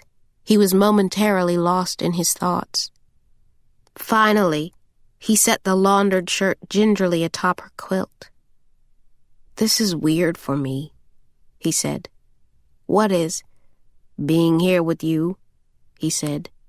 "I mean, I'm getting married in 3 weeks." He glanced down at his hands, resting them as a set in the space between his bare knees. "You've been dragging your feet about getting Morgan's plane ticket for the wedding. You haven't made any plans to get her there, and I don't know what to think, what you must be feeling." He looked up, waiting for her to tell him what she was feeling. She didn't, however, and in the end Eric seemed to have expected this. He rose from the bed, leaving the shirt behind. "I just want to move on, Caren." "Fine," she thought. "I'll buy her plane ticket tomorrow." "Okay, then," he said, heading for the door. She could sense his dissatisfaction, but it was only long after he was gone that it occurred to her that maybe Eric had wanted something more from her, needed it even, especially now, on the eve of his marriage to another woman. Maybe, she thought, he had his own reason for coming all the way down to Louisiana. Blood or no blood. He had always said he didn't blame her for what happened, and she supposed she was meant to feel grateful for that. But, truth be told, she had always very quietly considered his lack of rage over her behavior, what she'd done, his own act of betrayal. He had not taken the news like a man so much as he had taken it like a lawyer, with a level head and a clear tone of voice. He asked for few details, but seemed comforted to know that it had happened only once, with a man she hardly knew, a guest passing through her hotel. Inside of 15 minutes, he was holding her hand, owning up to his own bad behavior. The way he often used work as a shield, holding up in their extra bedroom with stacks of files most nights, just so he could have an hour or two to himself, something that, on the other side of becoming a father, he'd come to cherish more than sleep. Parenthood had turned out to be a costly miracle. It gave them a beautiful girl, yes, and a vaulted perch upon which to see the world, to sit and reflect on the nature of pure grace, the surprises life can bring. But it took from them, too. Eric was a new lawyer at a prestigious firm, working 80-hour weeks, and Caren was by then managing most of the hotel's day-to-day operations, the dream of someday returning to law school having been laid aside by motherhood. Whatever of them was left at the end of the day went to Morgan first. She and Eric spent more and more time in their separate corners, their separate roles as her parents. Mothering, she learned the hard way, was about loss as well as love. Those were rough years for Caren, right after Morgan's birth. She had taken Helen's death particularly hard, and having a child so soon after losing her mother had felt almost like a base form of punishment, pointed and cruel. Eric repeatedly brought up Chicago as an option, a solution to their overworked lives and a place where they might settle down. His mother could watch Morgan some days. She might offer both of them, but Caren in particular, a guiding hand in parenthood. But the mention of his mother in place of her own only made Caren's grief thicker, hardening in places to an impenetrable crust. Eric told her almost daily that he hadn't meant it that way, but by then she wasn't listening. Any mention of Chicago and she would change the subject, sometimes walking out of the room. Eric grew irritated, then angry, repeatedly accusing her of making things deliberately harder on them, of having no real concept of family, which was as close as he would ever come to commenting on her background. This from a man who had yet to propose marriage, she thought. She didn't think it was fair, Eric asking her to move across the country without some kind of commitment, or at least a spoken promise to stay by her side. It was a kernel of resentment that grew into an irrational panic. He was going to eventually leave her, just like her father had left her mother behind. She and Eric were two people who had started out about as far apart in life as a man and a woman could have, and she started to wonder if Eric sensed it too. The marriage talk had ended almost as soon as Morgan was born. She was starting to worry that her background mattered more than he let on. She didn't even realize how angry she was, only how easy it was to act out. Men came through the doors of her hotel every day, dozens by the hour, in fact. She found one from some far corner of the country, Seattle, or maybe it was Boston or Newport. She didn't remember, nor did it matter anyway. There was no way to soften it, to get around what she'd done. It was a stupid and impulsive act, a test with unseen consequences, and she, of all people, should have known better. One of the first things they teach you in law school, in the first week of any decent trial prep course, don't ask a question if you can't live with the answer. The night she told him about the affair, they actually went to bed together, falling asleep in tandem for the first time in months. And then just before dawn the next morning, Morgan starting to stir in the next room, Eric whispered in her ear that he was sorry. It was obvious to him now, and he could finally admit to himself that there was a reason he had never proposed to her after all these years, why he'd never made it official.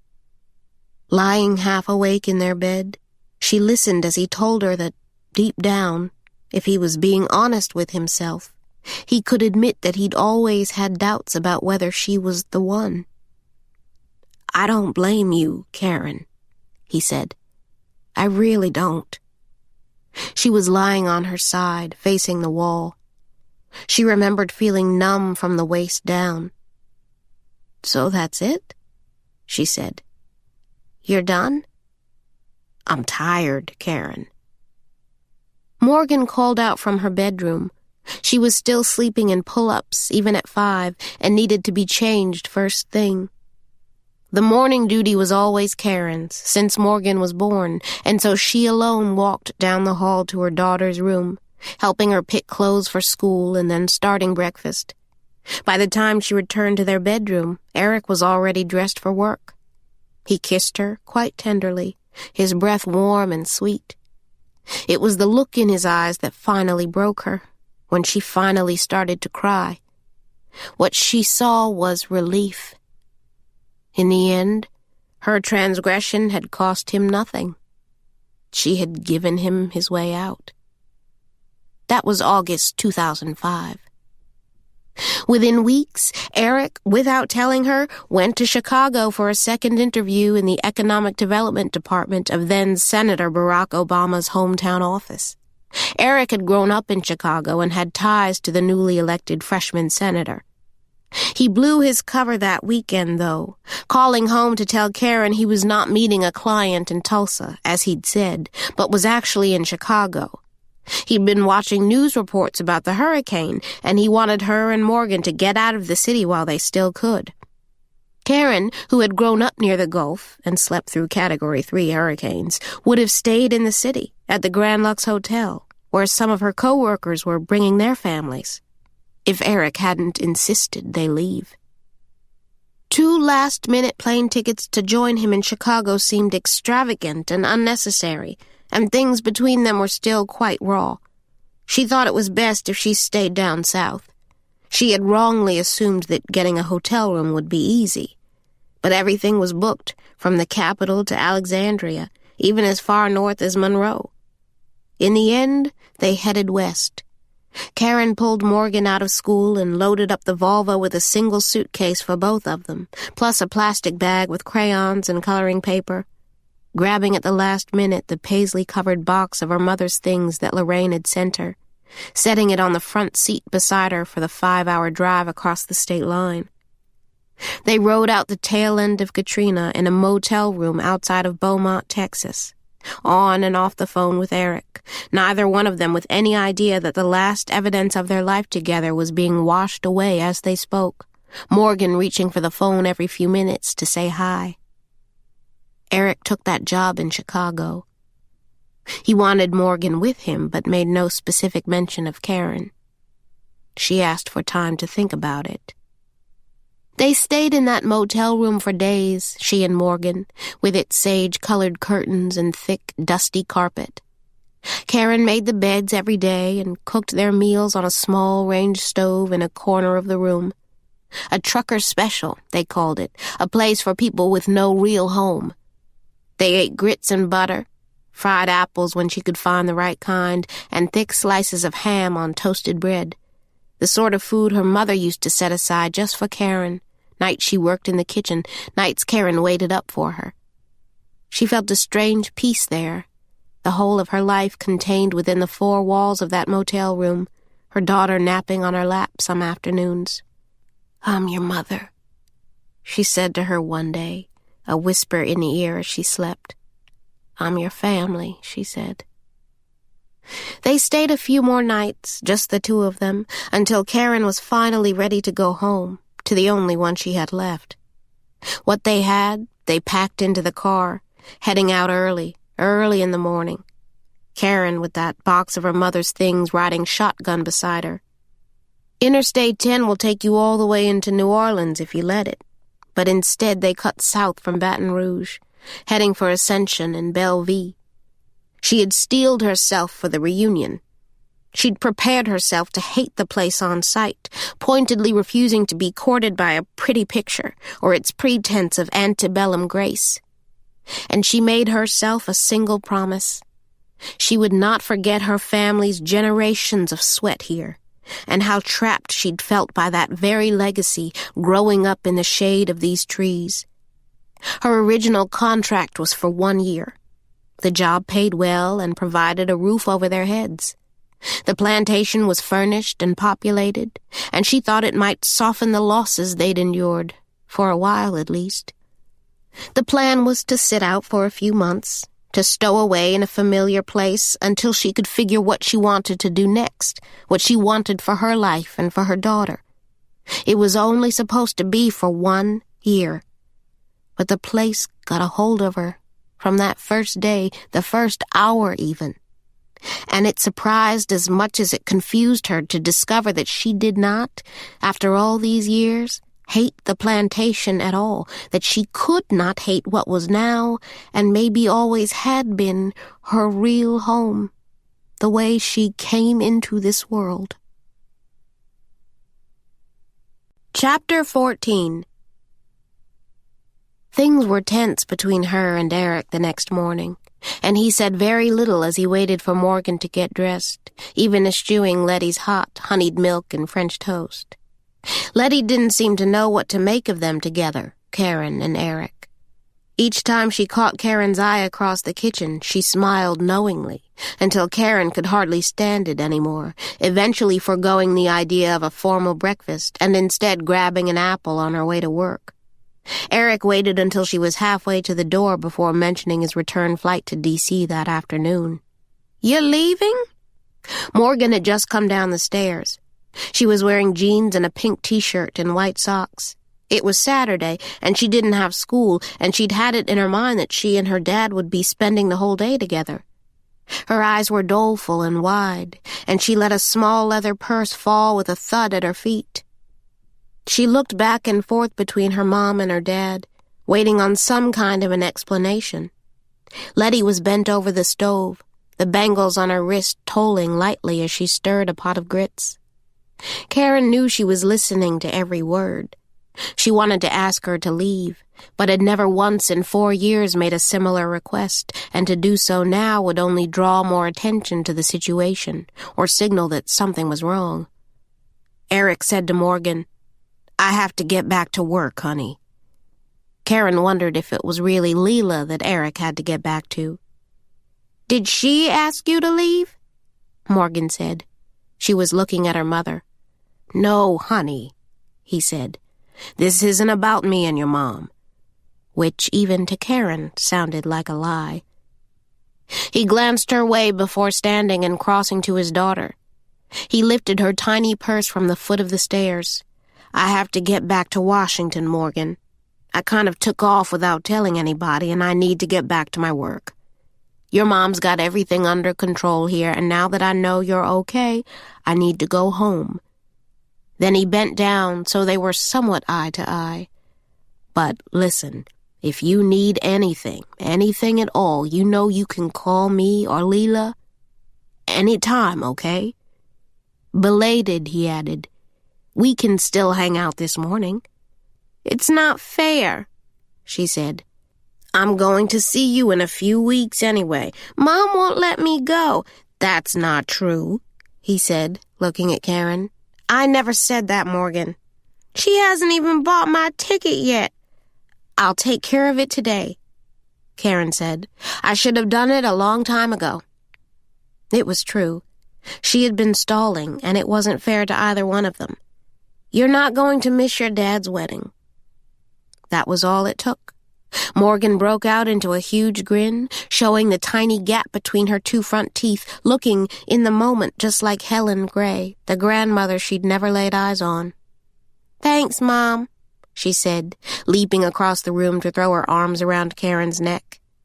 She held her mother close and kissed her cheek, as sweetly as she did every year at Christmas when she discovered that, against all odds, she'd gotten exactly what she wanted. Letty likewise seemed pleased with the outcome. Caren caught her smiling to herself at the stove. The tasting went off as planned at 9 a.m., Lorraine having set an elegant table in the dining hall of the main house. China painted with golden rose, silver flatware and taper candles, and a shock of yellow chrysanthemums from the garden. And the food, of course, a 5-course spread. The bride didn't touch a thing, letting her mother act as her surrogate. Caren had seen this many times, women who ceased eating in the days and weeks leading up to the big day. They were invariably the ones fuming on their wedding day because the food, the first they'd tasted in weeks probably, was not up to their exacting standards. Brides who ended up spending part of their reception in the ladies' room crying. Miss Whitman's mother was a good sport, enjoying the food and the bottomless flute of champagne. The daughter, Shannon, was tense and brittle and far too young to get married, Caren thought.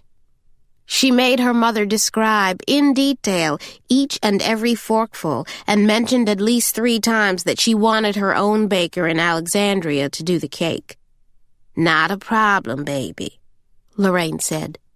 She was wearing a white chef's hat today and a matching smock for the full service effect.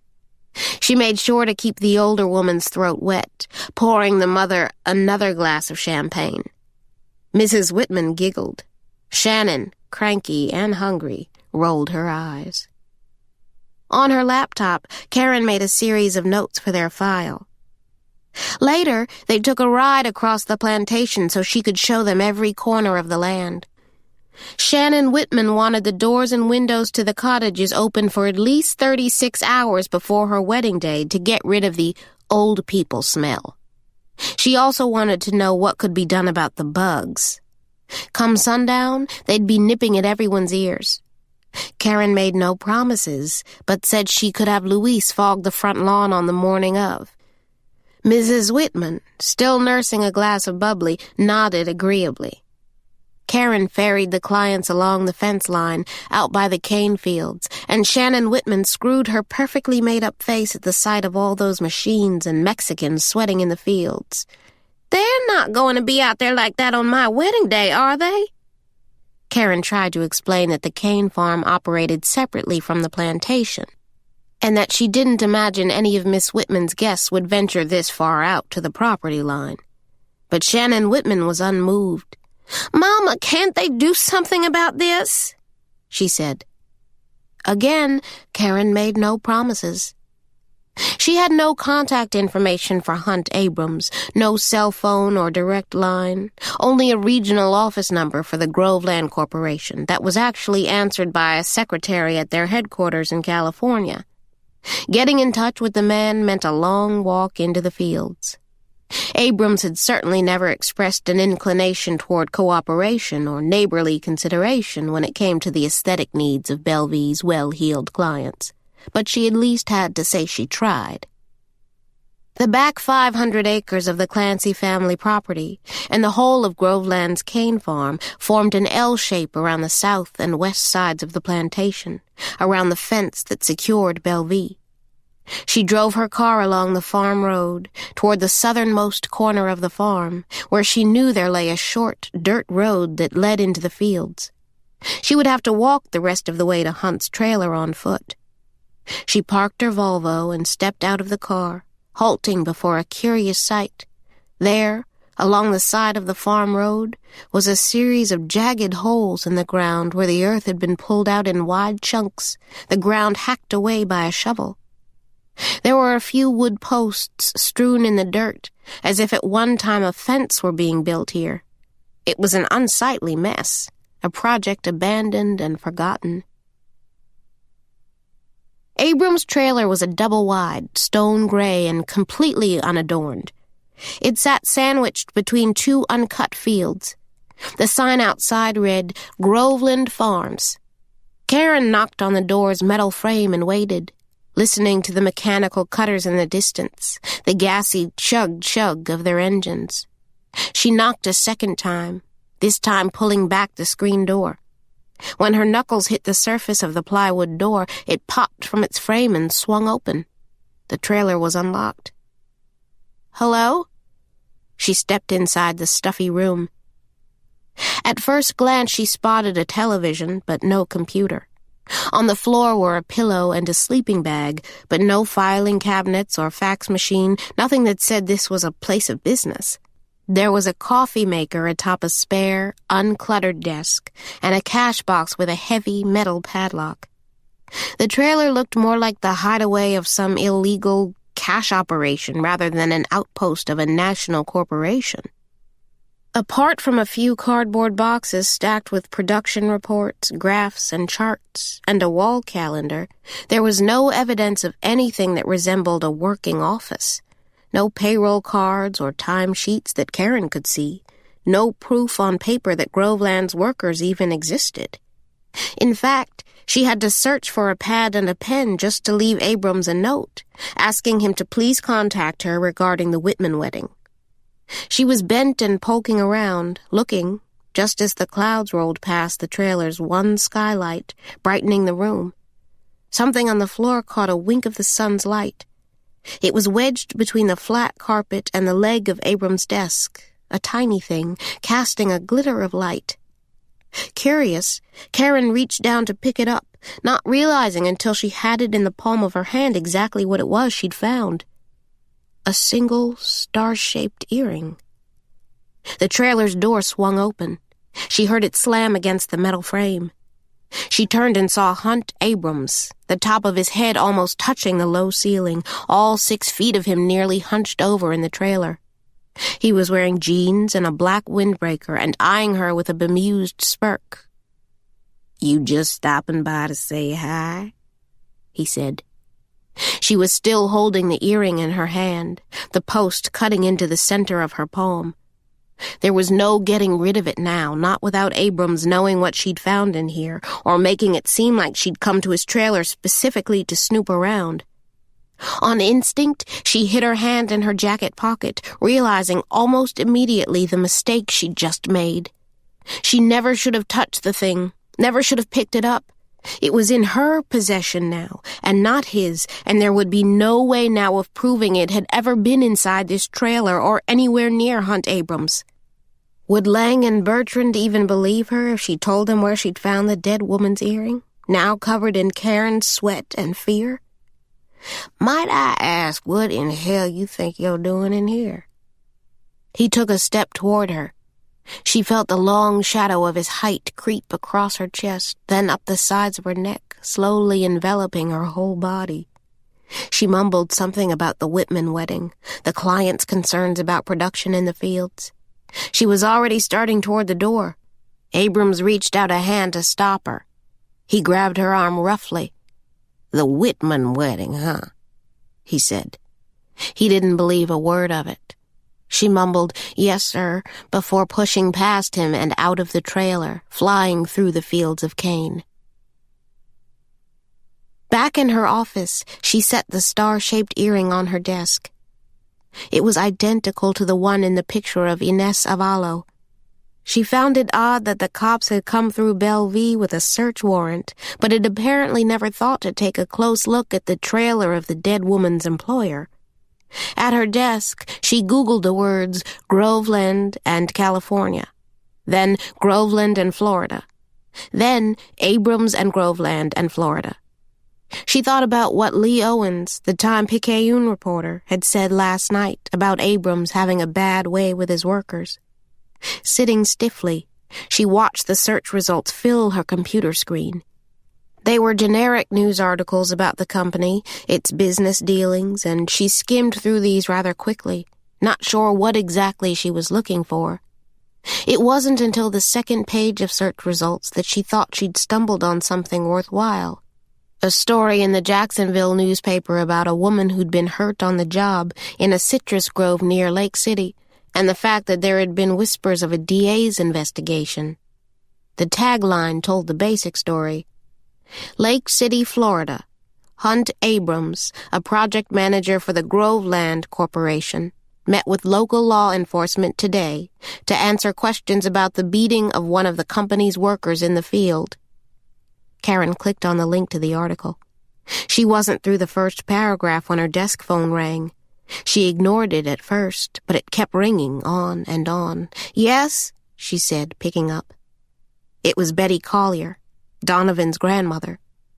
Right off, she said she'd been calling Caren's cell phone nonstop for the past 20 minutes.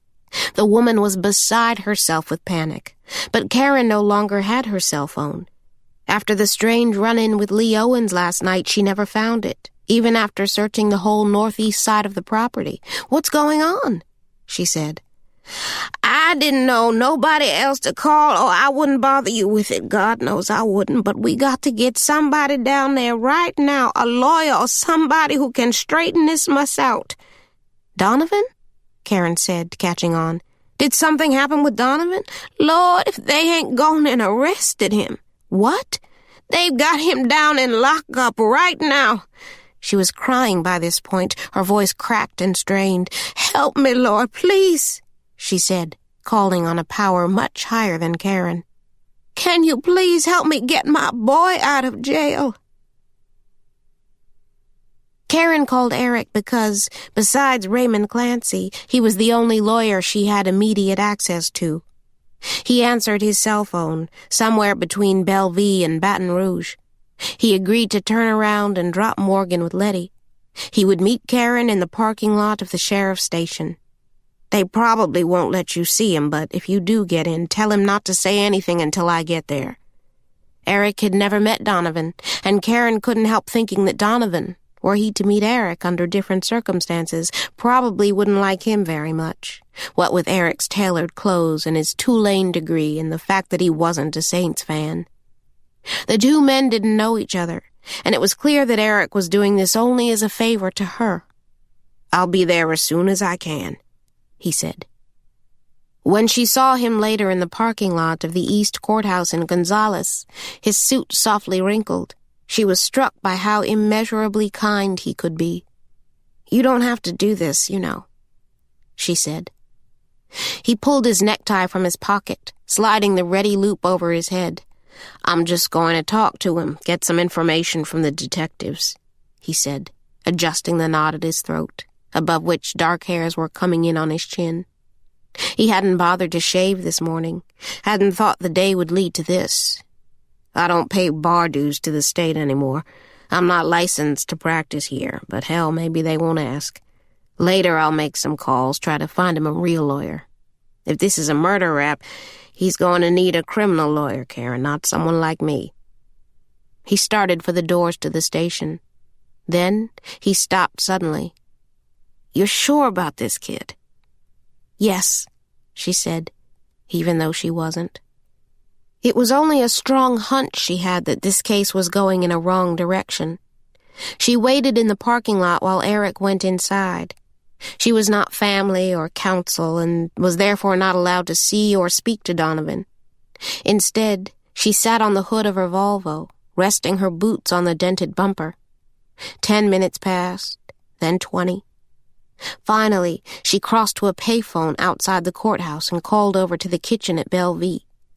The news about Donovan had spread, and Lorraine sounded alternately outraged and then helpless as she asked what they were doing with her Donnie.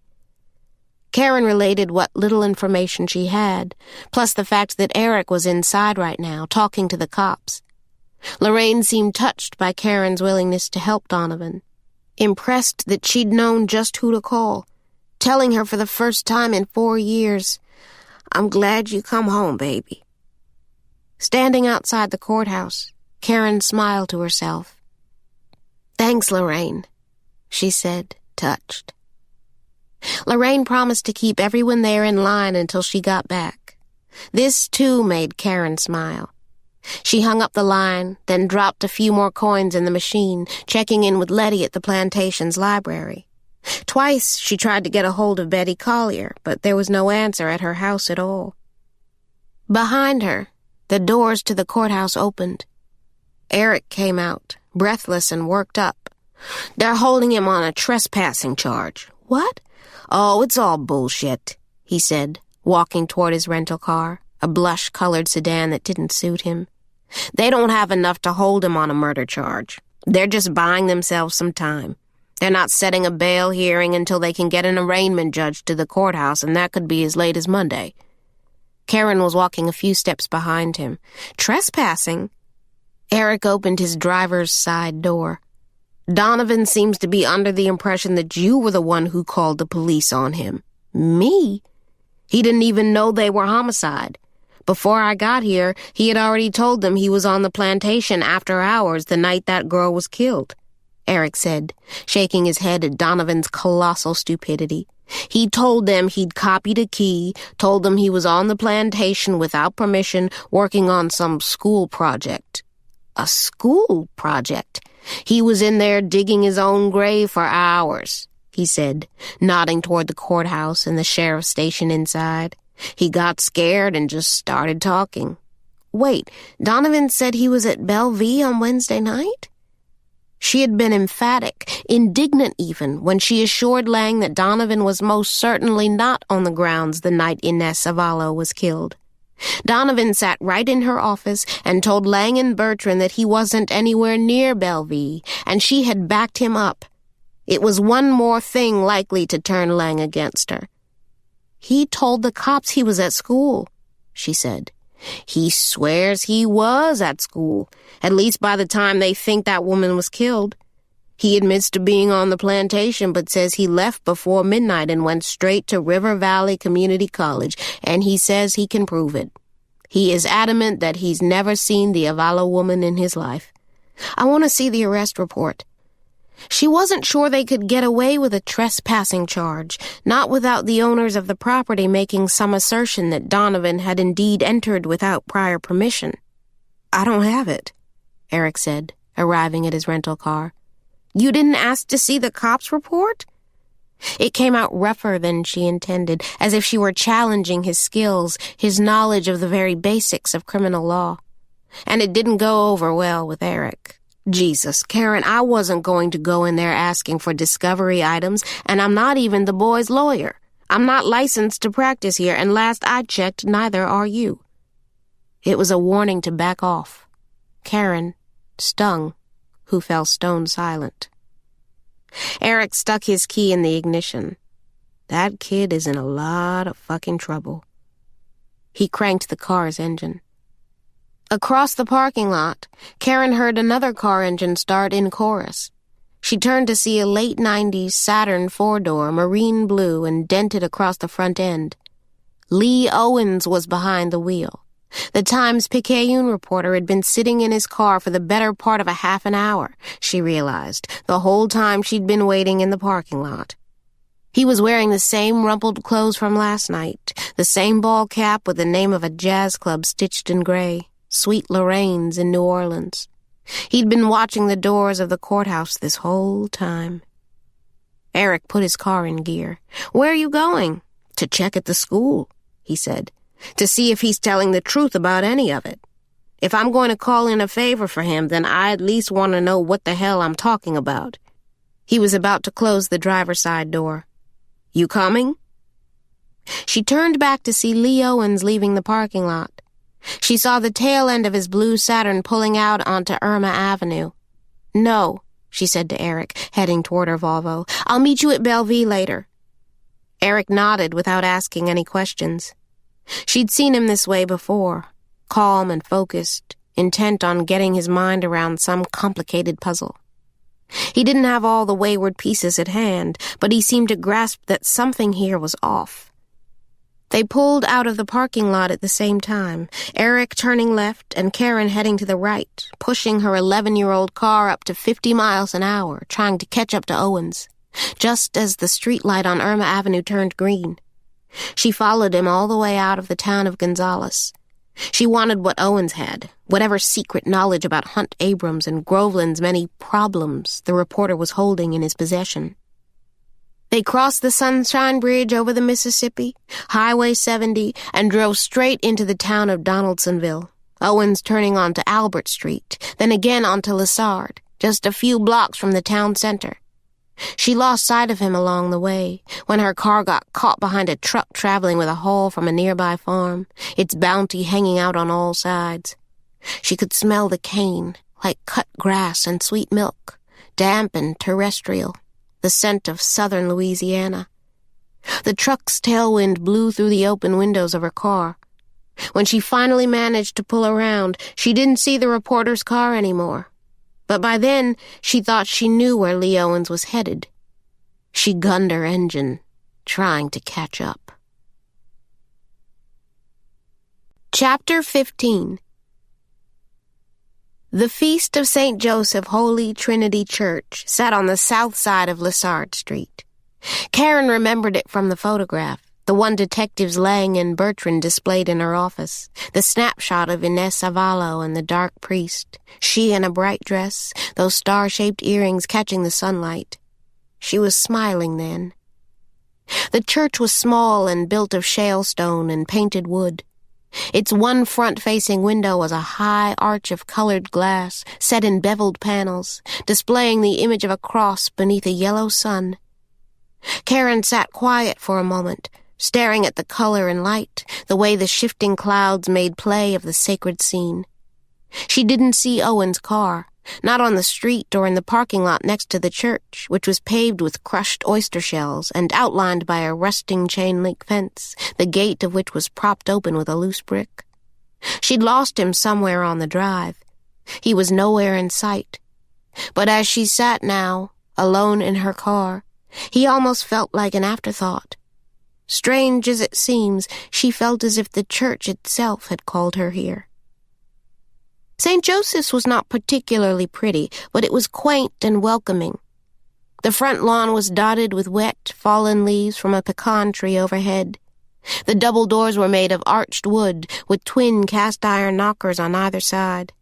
And just to the right, beside the church's two front steps, sat a tiny, bare-limbed birch tree, its branches adorned with glass bottles of cobalt and sea green, red and ginger brown, all of them in the shape of old soda bottles. It was an unexpected sight, nestled here at the threshold of a Catholic church.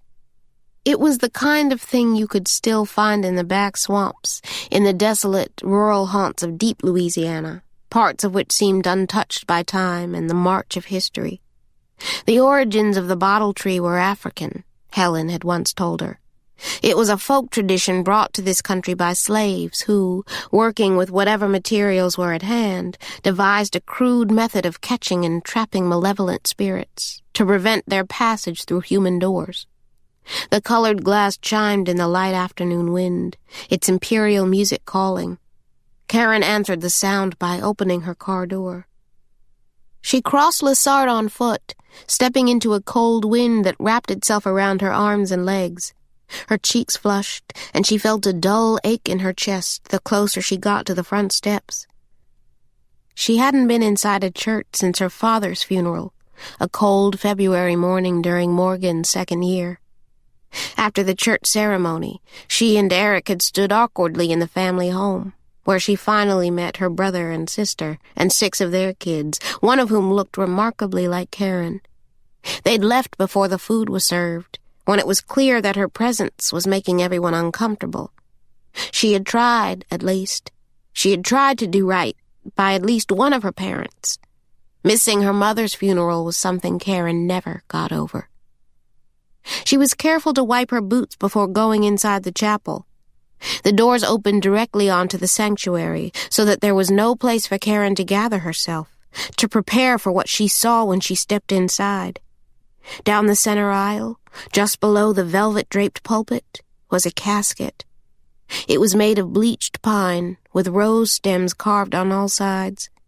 The coffin's top was open, and inside, peaceful as a sleeping child, lay Inez Avallo.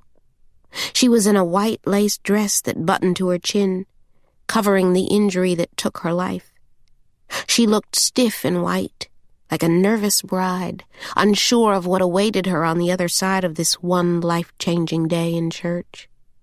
She was nearly swallowed up by the layers of pale satin lining the casket. But even from here, Caren could see her naked earlobes. The sight of them made her knees weak. She reached for the nearest pew to steady herself. She lowered her body onto the wood, hearing it creak beneath her.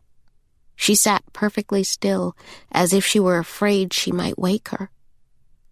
"I thought you said you didn't know her." Caren turned sharply. She saw Lee Owens sitting in the pew directly behind her. Like a good Catholic, he had removed his hat in the church sanctuary. With his free hand, he swept a rogue forelock of his sandy curls off to one side. He had a nice face, kind for the most part. At least she could tell he felt a tinge of guilt for sneaking up on her like this. "I didn't know her," she said softly. Not really, she thought.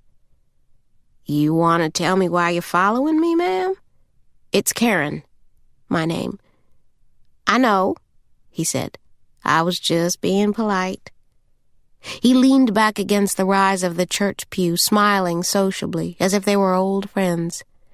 "Caren Gray, general manager and caretaker for the Bellevue plantation since 2005. Before that, you held a similar position at the Grand Lux Hotel in New Orleans." Then he added, "I knew all this last night." He pulled an iPhone from his pocket, briefly checking the time before sliding it back into his khakis. "Who's following whom?" Owen smiled. "Aw, touche." Then, sizing her up, he said, "You one of those who never went back?" He was speaking of New Orleans, of course, and Caren sensed an unspoken criticism, a judgment that she, like so many others, was a fair-weather friend, a woman whose fidelity was only for the good times. He turned and stared solemnly down the center aisle. Softly, he said, "She's pretty." "What are you doing here?" "Why? You're not armed, are you?" With a wry smile, he raised his hands in mock surrender, showing his open palms. Caren didn't think any of this was funny. "What happened in Florida?" she said. She still had Inez's earring in her pocket, the one she'd found in Hunt Abrams' trailer. Owens just sat there, chewing on his bottom lip. "Last night, you said Groveland moved Hunt Abrams from Florida to Bakersfield and then Washington State. What happened in Florida?" she said, remembering what little she'd found on the internet. "There was a girl who was hurt?" "Wasn't hurt, ma'am," he said. "She was beaten." "By Abrams?" "That's the way I heard it. He beat a woman for not clearing a row fast enough." The thought made Karen's stomach turn. "There were others, too," Owen said. "Was a field worker in Bakersfield just laid down in a tangle of grapevines one day and never got up. He'd been working 10 hours in 100-degree temps without a water break." He glanced again at his phone, checking the time. "No one I talked to ever accused Hunt Abrams of being kind, but the company looks the other way because he's made those guys a shitload of money. And hell, he's never been charged with anything. So, they just keep moving him around if they have to." It'll be interesting to see how they play this one, though. The problem for Groveland now is the timing," he said, shaking his head. The words had a strangely familiar ring. She'd heard Raymond Clancy assert nearly the exact same thing the day the body was found. The timing couldn't be any worse, he'd said. "I mean, they've got their eye on building a real-deal sugar business for themselves down here, and I don't imagine they want a murder investigation cropping up right now. They've already successfully passed Phase 1, buying up nearly every sugar mill in Louisiana. I mean, they're about this close," holding his right thumb and index finger about a hair's width apart, "from controlling all the cane manufacturing in the state." He sat forward then, rolling the bill of his cap between his hands. "Phase 2, that's coming, you watch. It's all just a matter of time." Here he'd lost her. "What is?" He smiled, cocking his head and regarding her as a skeptic might, as if he thought she was putting him on. But she genuinely had no idea what he was getting at. "What's a matter of time?" "Oh, come on, ma'am," he said. "You telling me you never wondered why a big ag corp like Groveland is bothering with 500 acres in central Louisiana?" "No," she said flatly. It was hard, actually, to imagine anything she'd spent less time thinking about. "That farm back there behind your place, that's just the start." "Of what exactly?" "Well, ma'am, this parish sits at the center of $1 billion industry. That's the bare minimum value of sugar in this state, and Groveland wants it. They've been looking for a way in for years now, but Louisiana ain't never been too keen on corporate farming. That's Florida's deal, Texas and California, and so far no family's ever been willing to sell to them. But then they took over the Renfrew's lease back there and pushed them out, and see, that's how it starts. 'Cause wait, just wait, one of these days some other family that's broke and desperate, they'll sell their land to them, and then all the rest of the farms will start to fall like dominoes. It just has to start somewhere. But no one wants to be the first asshole to sell to a company from out of state." Raymond Clancy, she thought. A few moments passed before she realized she'd said the name out loud. So it was true, she thought. She couldn't believe she hadn't put it together before. But now it seemed perfectly clear. Clancy was planning to turn Bellevue over to the Groveland Corporation. That's why the repeated admonition that she was not to mention a thing about a Groveland worker being killed. Not a word to the press, he'd said. He was on the verge of a sale. Owen leaned forward in his seat. "I'm sorry. What did you say?" "He lied to me," she thought. "The son of a bitch lied to me." "Raymond Clancy," she said. "He's selling the plantation." "To Groveland?" Owen's already had a hand in his pocket, was already reaching for a pen and pad. He yanked off the plastic pen cap with his teeth, pressing her for more details. "Raymond Clancy isn't exactly hurting for anything. Why is he selling the plantation now? Why don't you find out what Larry Becht was doing in Clancy's office yesterday?" He lied to her. Hadn't Bobby warned her? She didn't owe Raymond any loyalty, she told herself. She didn't owe him anything. Owens was scribbling fast. Becht? She could tell the name meant something to him, had triggered some reporter's instinct. A political consultant would have only one reason to be in Raymond Clancy's law office. "Are you sure?" he asked, still writing everything down. There were footsteps behind them. She turned first, then Owens. The black priest had emerged from a side hall, one that appeared to lead to the church's small suite of offices. He was walking directly toward them, a few loose sheets of paper tucked under his right arm. "May I help you with something?" Owens stood, holding out a hand. "Lee Owens, Father Ackerell. We spoke on the phone." Yes, the priest said, receiving the man's handshake warmly. "I remember, sure." He glanced at his wristwatch. "I have some time now. We can chat in my office. Jeannie is not available, I'm afraid. She's the woman who heads our ministry for the farm workers, the migrants and their families. She's been out in the fields making rounds, checking up on everyone. the ones who worked for the Groveland farm especially, the ones who knew Inez. A few of them are having a particularly hard time, as you can imagine. They come from all over, Oaxaca and Chiapas, Durango, even Zacapa, south of Mexico. But here, they're family. Ginny is doing what she can to help. There have been a lot of frayed nerves and a great deal of fear. She's out this morning seeing about an attorney for some of the men on the Groveland farm. "An attorney, Father?" Owen said. Acarel gave the reporter a curious look, as if he wondered whether Owens was deliberately playing dumb, baiting him in some way. "Well, surely it comes as no surprise to a man who covers the sugar business for a newspaper that a good deal of the men and women in the fields out there are lacking proper immigration papers. We are keeping no secrets here. The men simply want assurance that they won't be put in jail just for speaking with the sheriff's men. The church has encouraged everyone to tell what they know. But they need protection, Mr. Owens, in every way. People take advantage, you know. We've had to consult lawyers in the past, even in regards to wage disputes, times the workers haven't gotten paid. It can be a danger for them to speak up."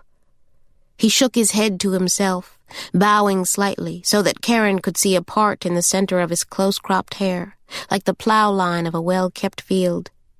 "I've been in this country for almost 8 years now, and in all the years I've been ministering to the migrants, I've never seen it like this.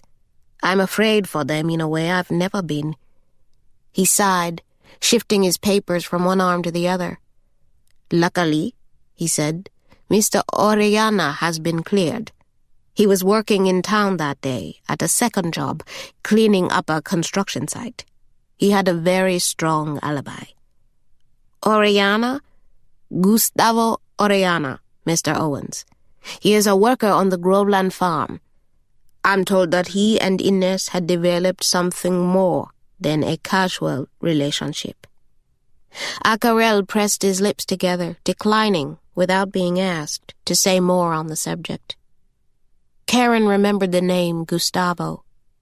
He was at the candlelight vigil, leaned against the fence, weeping.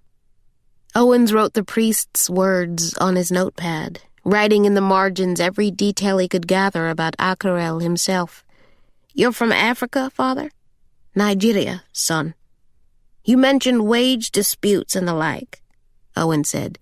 "Did Inez Avalo ever have any problems out on the farm, any troubles with the manager out there?" Up to this point, Acarel had not looked directly at Caren. But he knew she was there, of course, and he declined to say more in her presence. Remembering his manners, he finally turned to address her.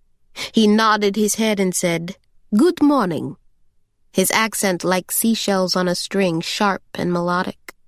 "If you would like to pay your respects, there will be a memorial service here in the sanctuary this coming week. We welcome all who wish to honor her." He smiled warmly at her, and she felt strangely embarrassed. She was telling a lie, wasn't she? She didn't know Inez, she wanted to say, but even that no longer felt like the truth. "She'll be buried here in town?" Owens asked. "That has yet to be determined, I'm afraid," the priest said, his expression growing long. "We are still trying to locate her family in San Julian. We know she sent money home at least once a month. She had 2 children, you should know." The money order, Caren remembered. The pink ribbon and the hairbrush and the white teddy bear with the red bow. She'd been standing in that small grocery store, arguing with the cashier just to get these gifts, large and small, home to her kids, only to walk away empty-handed. "We can't find a proper phone number for her family. I've sent 2 telegrams to the parish church nearest her village. But as of yet, there's been no word, no way of knowing if her family there understands she's gone." "That's in Mexico?" Owen said, still writing. "El Salvador." "Quite a long way from home." Acarel nodded solemnly. "Her husband was injured on a job some time ago, badly enough apparently that he can no longer work. And so I suppose she did what she felt she had to. She left her kids, a boy and a girl, the youngest not even 2 years old, with her mother's people, and came north for work. He looked at Owens and Caren as if they'd loved her too, as if the three of them shared that much. It was only meant as a temporary stay, to send money home, to get out of a hole. She was supposed to be going home. He sighed. "I have given myself until Monday," he said. "If I cannot find a relative, someone to claim the body, we will make a final home for her here. She will not be alone. She will have a proper resting place." He neatened the sheaf of papers in his hands. Then he looked at Owens. "Shall we, then?" he said. "We can speak more in my office." As they turned to leave, Acarel again smiled at Caren. "Good day, ma'am." Owens followed the priest to his office, leaving the two women alone in the church sanctuary. Caren stood eventually, walking the length of the center aisle to stand at the edge of the pine casket. From her jacket pocket, she pulled out the tiny star-shaped earring, a thing she had no business holding on to. It would only cause her trouble every minute she kept it in her possession, the effects of a dead woman, a murder victim. She leaned forward and tucked the earring into the folds of satin. She stood there for a long time, gazing at Inez Savallo, at the heart-shaped face and the half-moons of her sleeping eyes, the clasped hands still marked by work in the fields. Somewhere, Caren thought, there are two children, a boy and a girl, who nightly dream of that face. Two kids who have no idea their mother is never coming home. When Caren walked through the front door of the library, Eric was alone in the house. He had his back to the door and he was on the phone. She took off her jacket, left her keys on the antique writing table, and waited. "I don't know," Eric was saying into his cell phone. "I'll see what's available tomorrow." He turned, noticing Caren for the first time. "I'll call you as soon as I know when I'm coming home." He paused there, his voice growing soft. "You too, honey." He ended the call, shoving the cell phone into his pocket. He turned to Caren and said, "I missed my flight." She was already walking toward him, her arms hanging helpless at her sides. She walked right up to him, standing so close that their torsos were almost touching. "What are you doing?" he said, sounding at first confused and then alarmed, as if he were retreating from an electric charge. She wanted him to touch her, for someone to please hold her, but she knew it was not her place to ask, not anymore. She simply stood there, pressing herself closer to him, until she could feel the heat coming through his clothes, until she could feel the outline of his body against hers. "Don't do this," he said. She wasn't playing fair, she knew, but she couldn't stop herself either. She laid her head on his chest, hearing his voice above her whispering a plea, "Don't do this to me." Finally, she cried. For Inez, for those two kids, for Belle V slipping away, and for her mother, already long gone. And she cried for this man standing in front of her, yet another loss. He finally relented and put his arms around her, holding Caren up in all the ways she no longer could. She felt a warm kiss on her forehead, and when she looked up, their eyes met, and it was Eric, she would always remember, who put his lips on hers. His breath was sweet and hot, his hands rough across her skin. She cupped his face in her palms, kissing him tenderly. Eric pulled away first, staggering slightly like a drunk on two legs for the first time in as many days. He lowered his eyes, shaking his head in self-reproach or else surrender. Then he took her by the hand and led her through the parlor and the empty kitchen and up the narrow stairway to her bedroom. Part 2. The Olden Days of Belle V. Chapter 16. Eric got dressed first. He sat on the side of the bed, his back to her. "Where's Letty?" he said. "Morgan." "The store, maybe," she said. Plus, Letty said something about taking Morgan along to her son's softball game down in Vacherie. Eric stood, tucking his shirt into his pants. "I need to get some air." He walked out of the room without looking back, leaving Caren alone on the bed, the bunched-up quilt snaked between her legs.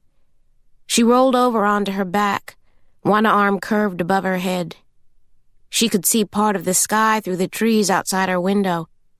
The clouds had briefly cleared, and the shard of blue was as startling as sunlight pouring into a dark cave. She lay perfectly still for a few minutes, then slowly roused herself from bed, slid on her clothes, and headed downstairs to face him. Outside, Eric was leaning against a small pin oak tree, smoking a cigarette. She walked within a few feet of him, slowing as she neared, shoving her hands into the pockets of her jeans. Her eyes were red and puffy, the skin on her cheeks rubbed raw from the stubble on Eric's face. She had been turned completely inside out. It was a while before either of them spoke. "Eric," she said. He sucked on his cigarette, the filter pinched between two of his fingers, not exactly looking her in the eye. "Donovan did go to school Wednesday night, by the way," he said, blowing smoke into the wind. "The night that girl was killed, he was there, long before the cops say the Avalo woman was killed." She let out a sigh. "Come on, Eric." But he just shook his head. "I can't, Caren," he said, taking another drag. "I can't talk about this right now, okay? I just can't. You asked me to do you a favor, and I did you a favor. The kid was on the college campus, just like he said. He needs a criminal defense attorney." He reached into his pants pocket and pulled out a folded-up piece of paper. On one side, otherwise blank, he'd scribbled the names of several attorneys and their phone numbers, each with a 504 area code. On the other side of the paper was a messy table of handwritten names and dates and times in 2 columns, labeled in and out, next to lists of words she didn't, at first glance, understand. It appeared to be a sign-up sheet of some sort, with the heading, River Valley Community College Audio and Visual Art Center. "I copied this myself," Eric said, tapping the paper with his index finger. "He checked in camera equipment to the school's video lab a little before 12:30 in the morning. I talked to a girl who works at the lab who's sure she was the one who signed in the equipment when Donovan returned it. She said he brought it all back himself." Caren grabbed the paper from Eric, studying it more closely. Donovan's was the second-to-last name in the far-left column.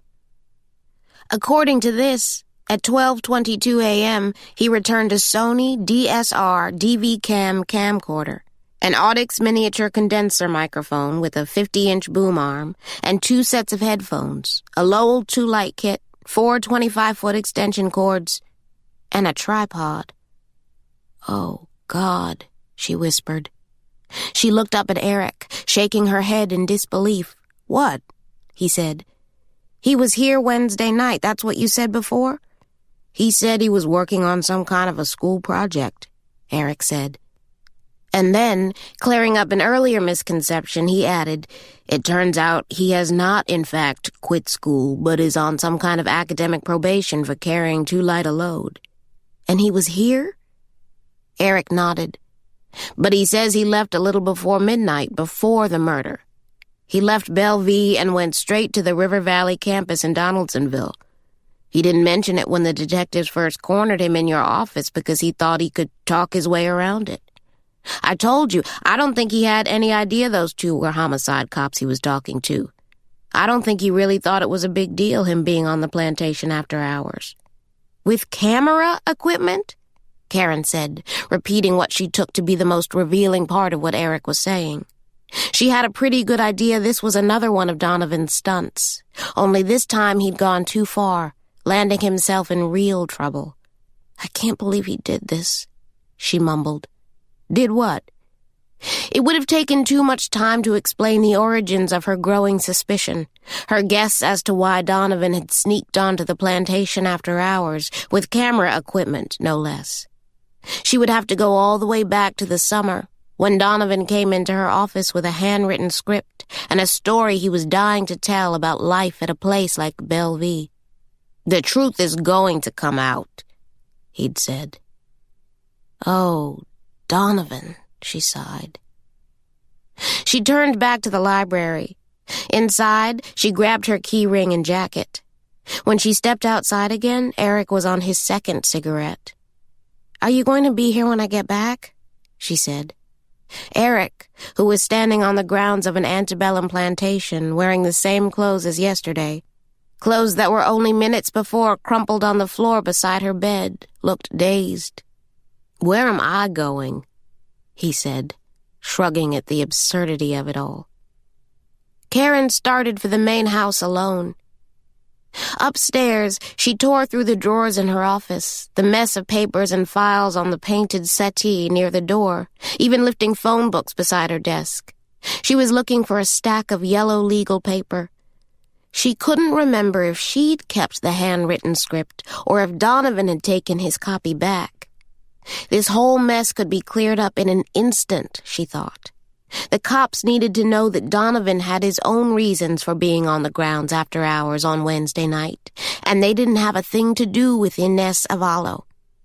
When she couldn't find the script in her office, she left the main house and walked across the lawn, heading for the old schoolhouse. They were all on stage for the 11 o'clock show, which meant the green room was vacant. She could hear their voices through the plaster wall as she snooped around the room. Bo Johnston and Eddie Knoxville, in character, were talking about the advance of Union troops on New Orleans. The place was littered with soda cans and used tissues and crumpled copies of the Times-Picayune, and somebody had left a half-eaten ham and onion sandwich in plastic wrap sitting out. Across the room, against the far left wall, stood a column of 12 by 12-inch square lockers, none of which had ever been secured except the one belonging to Val Marchand, who brought her own padlock from home. Caren opened them one by one, picking through Dell's Essence magazines and romance novels and an open pack of Virginia Slims, Bo Johnston's tank tops and roll-on deodorant. Finally, she stumbled on Donovan's personal locker. The cops had been in here yesterday as part of their search, and this is what they left behind: a hairbrush, a couple of unmarked CDs, a pair of rubber open-toed slippers, a tourist map of the plantation, and, at the very back of the locker, a stack of white paper bound by brass brads, which the cops must have mistaken for a copy of the plantation's official staged play. But Caren knew better. This script had Donovan's name on the cover. "Raising Cain, a New Sheriff in Town," by Donovan James Isaacs. And below that, the words, "Inspired by a true story." It was a work in progress, maybe 20 or 30 pages long, with bits and pieces blacked out and handwritten notes scribbled in the margins. But the story was immediately familiar. The setting, as was noted in a surprisingly well-written opening, was 1872, 3 weeks after the election that put Ulysses S. Grant into his second term. The same election that, just a few years after emancipation, put a black man in the highest law enforcement office in the parish. There was, quite literally, a new sheriff in town, a man by the name of Aaron Nathan Sweats, a name Caren had seen once before in the pages of Danny's dissertation. Sweats was the lawman who had investigated Jason's disappearance, who believed that he had been the victim of foul play. Caren felt a tingle at the mention of the family name. Jason. A man missing 137 years, and yet here he was again, showing up in print right before Karen's eyes. She flipped through the pages of the script, trying to understand how Donovan Isaacs, the same employee who'd once asked her if slaves could talk, had put a story like this one on paper. She would have put her next month's salary on the fact that he'd had some help. It was Danny she wanted to talk to. Caren hadn't seen him all day, so she started the quarter-mile trek to the plantation's kitchen to pay a visit to the eyes and ears of Bellevue. Lorraine was drinking a beer when she walked in. The kitchen was unusually cluttered. There were torn sheets of notebook paper everywhere. Lorraine pulled a pencil stub from the front pocket of her soiled apron. She was making notes. "I'm going to need to order at least 20 pounds of crab legs for the Whitman gal. You can charge 'em what you want for it, baby. I don't care. I've got a theme in mind, and that girl is just going to have to trust me on this one." "Lorraine," Caren said, "have you seen Danny?" "No, ma'am, baby." "Pearl?" She looked over at Lorraine's second in command, who had her size 5 feet set atop an orange crate in the corner. She was eating sour cream straight from a plastic tub. Pearl shook her head no. Lorraine said, "I believe he stays in town on Saturdays, baby." She was still scribbling her menu notes. "You not likely to see him today." Caren held up Donovan's movie script. "Did you know about this?" Lorraine screwed up her face at the sight, scrunching up the puffy flesh around her eyes. Pearl, seeing the script in Caren's hand, froze, a cream-covered spoon a few inches from her mouth. She dropped the tub of sour cream, spilling it on the concrete floor before scurrying out of the kitchen on her bare feet. Lorraine, watching her number 2 crumple in the presence of modest authority, rolled her eyes. She slid the pencil stub into her pocket and wiped her hands on her apron.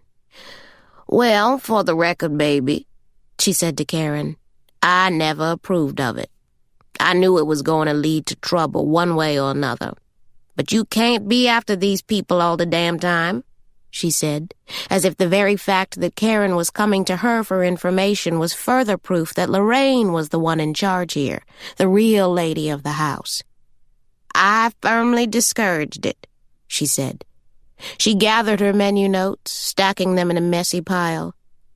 Caren stood before her, dumbstruck. "Wait, who else knows about this?"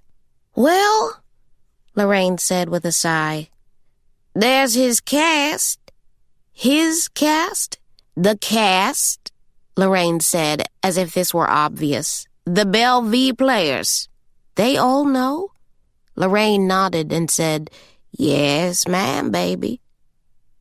It was as if Lorraine had literally struck her in the face. She hadn't realized, until maybe that very moment, the depths to which she'd come to think of them as family over the years. Not just a family, but her family. Lorraine and Pearl and Louise, Nikki and Dell and Shauna and Ennis, Cornelius and Bo Johnston and the whole cast. Even Donovan. "Why didn't you all say anything?" she said, raising her voice at Lorraine for the first time ever. She was angry, but also hurt. Why didn't any of them say anything to her? "Why in the world wouldn't you tell this to police?" Lorraine gave a slight shrug, the gesture nearly lost in the rolls of fat on her neck and shoulders. Then, matter-of-factly, she said, "They didn't ask." She took her stack of handwritten notes to her desk, the card table on which sat her television set, today's paper, and an open pack of menthol cigarettes. She shoved the loose papers into a grease-stained manila envelope. She didn't seem the least bit bothered by the implications of the information she'd been withholding. The fact that Donovan had apparently been coming onto the grounds after hours for some time now and was here on the night a crime was committed, a murder.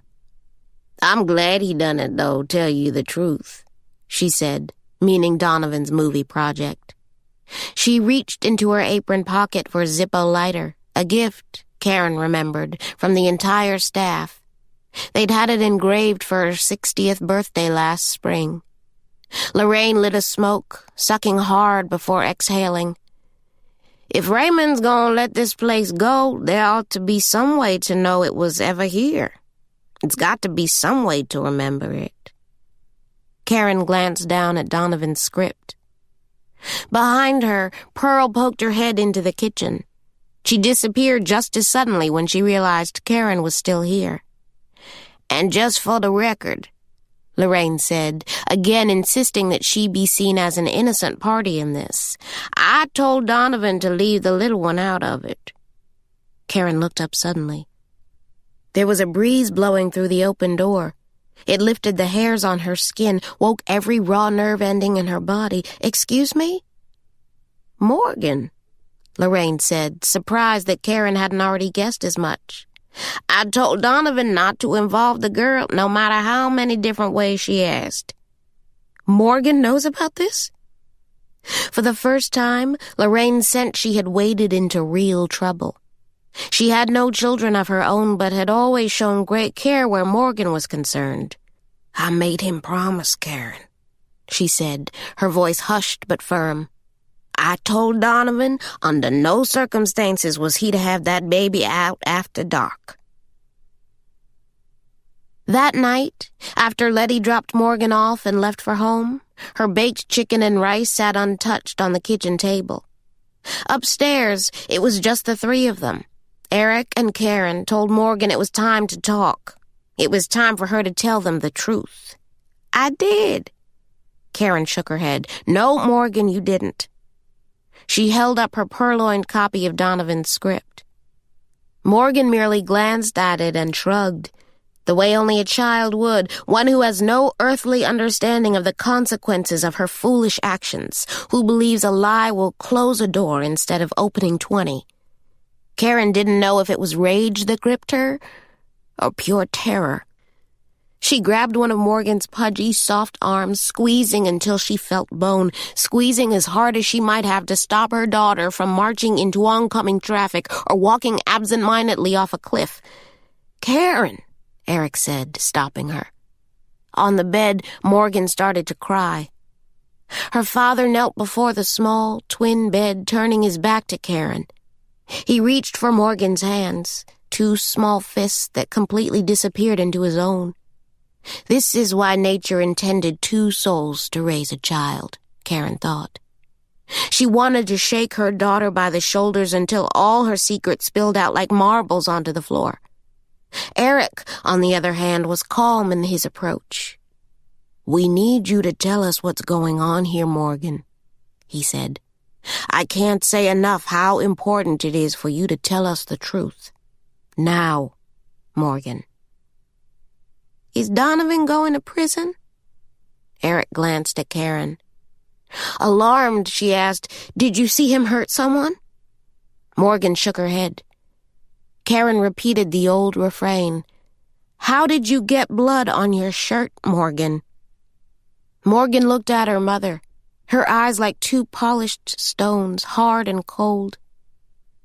"You sent him away," she cried, pointing at her and blubbering through her fury. At first, Caren thought she was talking about her father, accusing Caren of sending Eric away. But Eric understood. "Honey, your mother didn't turn Donovan in," he said. Morgan wiped her nose with the back of her hand, smearing snot across her plump, brown cheeks. "It wasn't him," she said emphatically. "He didn't do anything." "You need to tell us what you saw." "It wasn't him," she kept saying over and over. Eric waited for her to add something more, to explain herself. "Come on, Morgan," he said, growing impatient. He looked at Caren at one point, his expression surprisingly helpless. "Morgan," her mother said softly. By now, the girl's bottom lip was trembling. She was looking at Caren, her eyes wide and pleading, waiting maybe for just the tiniest nudge. "What is it, Cakes?" Caren said. "Just tell us what you saw." "The knife," Morgan said finally, her eyes welling up again. "I saw the knife." Chapter 17. Morgan had known about Donovan's history project for over a month. He'd started working on it at the start of the fall semester, dropping all his other classes so he could focus on the film full-time. He thought the project could earn him a solid A for his history class. But then the more he got into it, the more he decided he was thinking too small. The story was good, one that needed to be told, about life on the other side of slavery.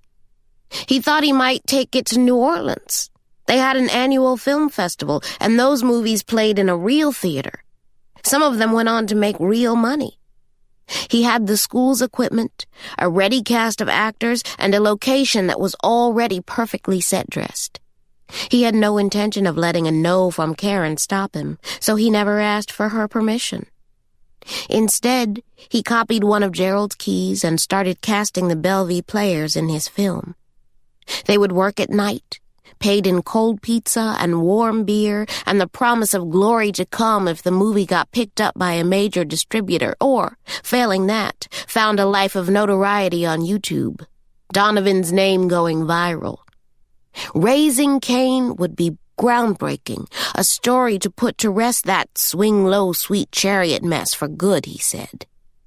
Donovan wanted to blow the world away with the story of a gun-toting sheriff who was kicking ass and taking names just a few years after black folks quit being slaves.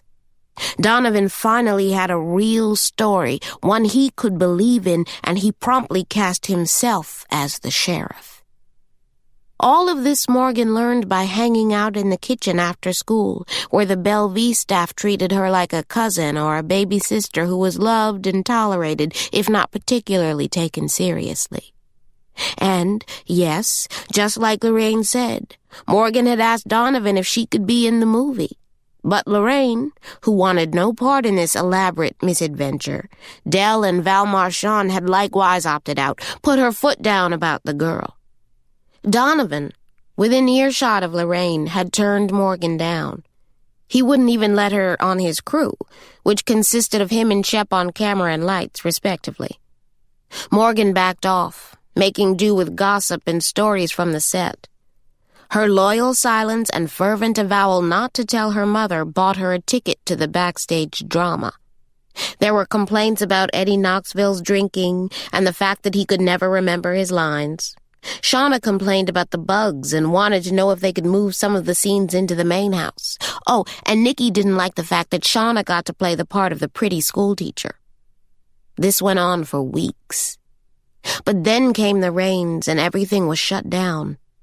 Donovan said they'd pick up again when the weather got better, which it didn't for the longest time. Wednesday night, though, Morgan said, it was supposed to be clear. She had never been on set, had never left her mother's house without asking. She looked at Caren as she said this, wanting her to know this was a one-time indiscretion. Caren found herself nodding along encouragingly. I just wanted to be part of something, Morgan said, speaking of Bellevue's staff. She just wanted to feel like she was part of this group, she said. I'm not like you, Mom, she said. I don't like being out here all by myself. I don't want to be alone. Eric looked at Caren but was kind enough not to comment. Go on, Cakes, she said. Wednesday night it was all set, Morgan said. Everybody was supposed to be there. It was going to be her big chance. Nikki and Bo, Shauna and Cornelius and Shep and Eddie, and Donovan. It was supposed to be everybody out that night. Donovan was all excited. They were going to shoot the big scene where the sheriff makes an arrest for the killing of that man, the one who went missing. Caren stopped her here. An arrest, she thought. She didn't remember seeing that in Donovan's script. You mean Jason? She said. Morgan nodded. Eric, who was not following even 10% of this, looked sideways at Caren. She looked at her daughter and nodded. Go on. Morgan, who had finally stopped crying, wiped her cheeks with the seat of her palm. Her mouth had gone dry, and her lips were chapped. I just wanted to hang out with Donovan. I just wanted to be friends with all of them, but he didn't want me there. Where? Caren asked. The Manette house. She knew they were planning to shoot there. So she waited until her mother fell asleep. Then she took the flashlight from the top drawer of the antique writing table and walked across the plantation. Donovan, it turned out, was the only one there. No one else showed, she said. He had the camera, the lights, and all that, but no one else was there. He tried calling a few people, but he couldn't get anyone on the phone. He was real mad. He said it was just because of a little rain. That's why no one had showed up. He called them a bunch of pussies. She looked at her parents, waiting for some reaction to the word. "And then what happened?" Eric said. "Donovan told me I had to leave, that he would get in a shitload of trouble," she said, coloring the telling, emboldened by her success with the earlier vulgarity. "If anyone found out that he had let me stay out there like that, he would get fired," he said, "or worse. It was almost midnight by then, and he told me to go home." "But you didn't," Caren said. Morgan shook her head. "No." She hid behind one of the magnolias, she said, the one that sat between the two cottages on the back side of the Manette house. Caren nodded. She knew the color and personality of nearly every tree and shrub on the property. "Donovan said he was going to wait around for them a little while longer," Morgan said.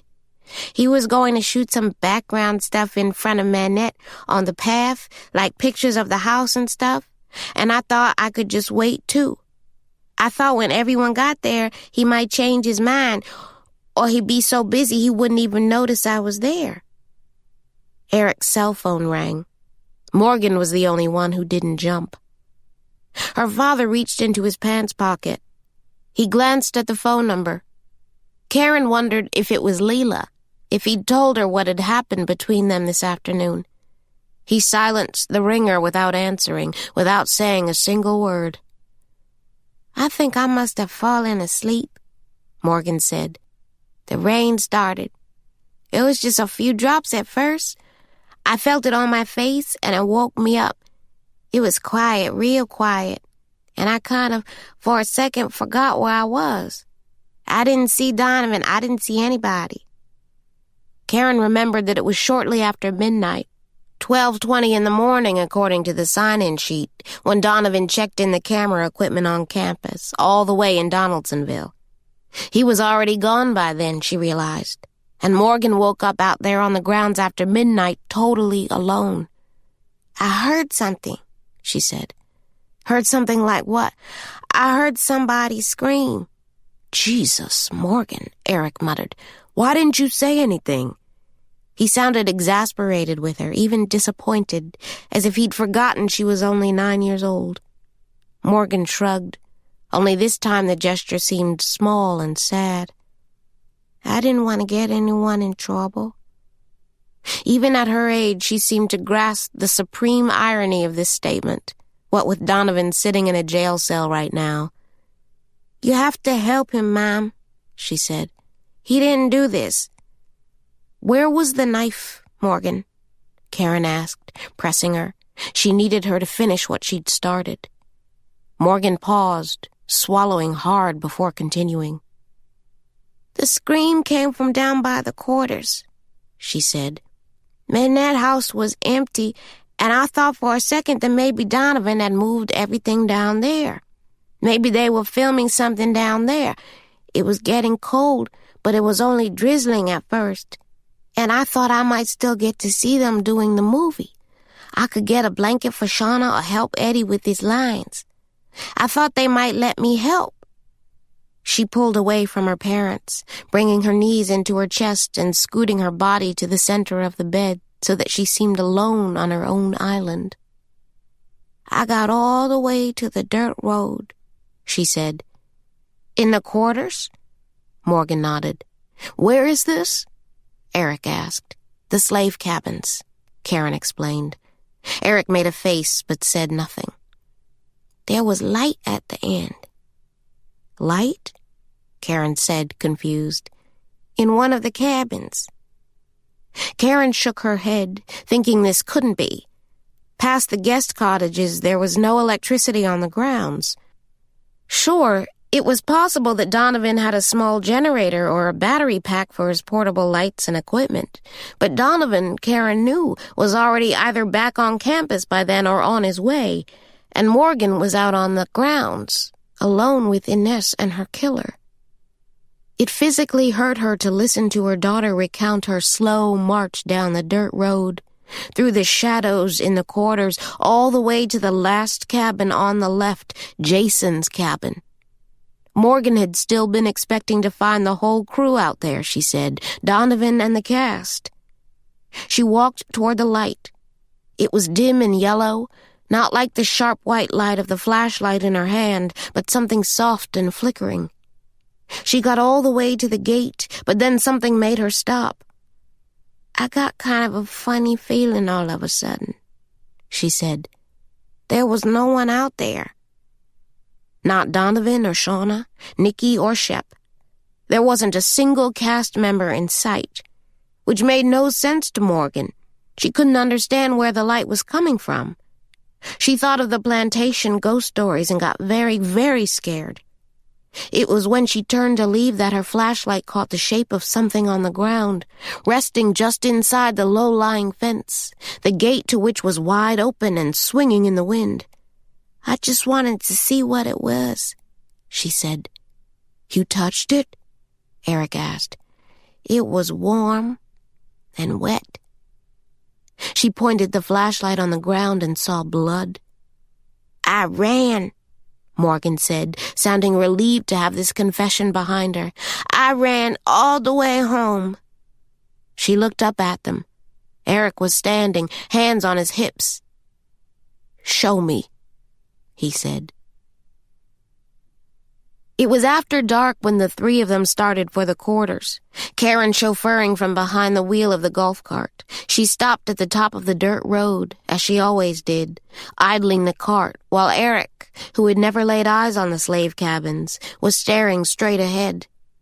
He'd never seen anything like it, and Caren found herself wanting to reach for his hand, because no person should experience this moment alone, this face-to-face meeting with one's own history, the family you never knew you had. The cottages were aligned in 2 rows, 3 on each side of the dirt road. Their spindly columns were like tired arms at the end of a long day's work, nearly crushed beneath the weight of what they were being asked to hold up. The plank porches sagged in places. Each cabin, silhouetted by the newly set sun, was no more than a few feet wide, smaller than some of the SUVs riding on American highways.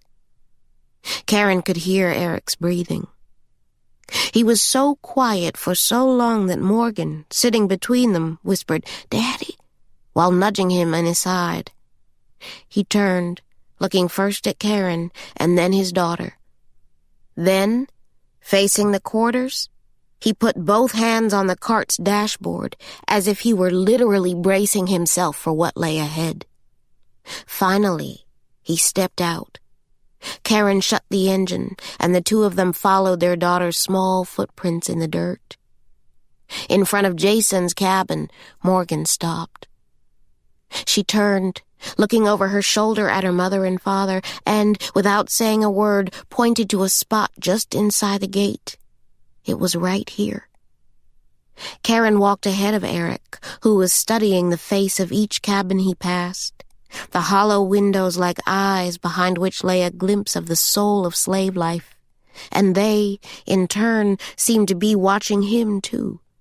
This black man in wool gabardine and dress shoes, a $500 watch on his wrist. The tiny square yard in front of the last cabin on the left was filled with dirt and patches of grass, all of which had been washed over by days of rain. Standing at the threshold of the gate's small wooden door, Caren saw no trace of blood. She pulled the black maglite from the back pocket of her jeans and shone a thin stream of light on the spot where Morgan said she saw the bloody knife.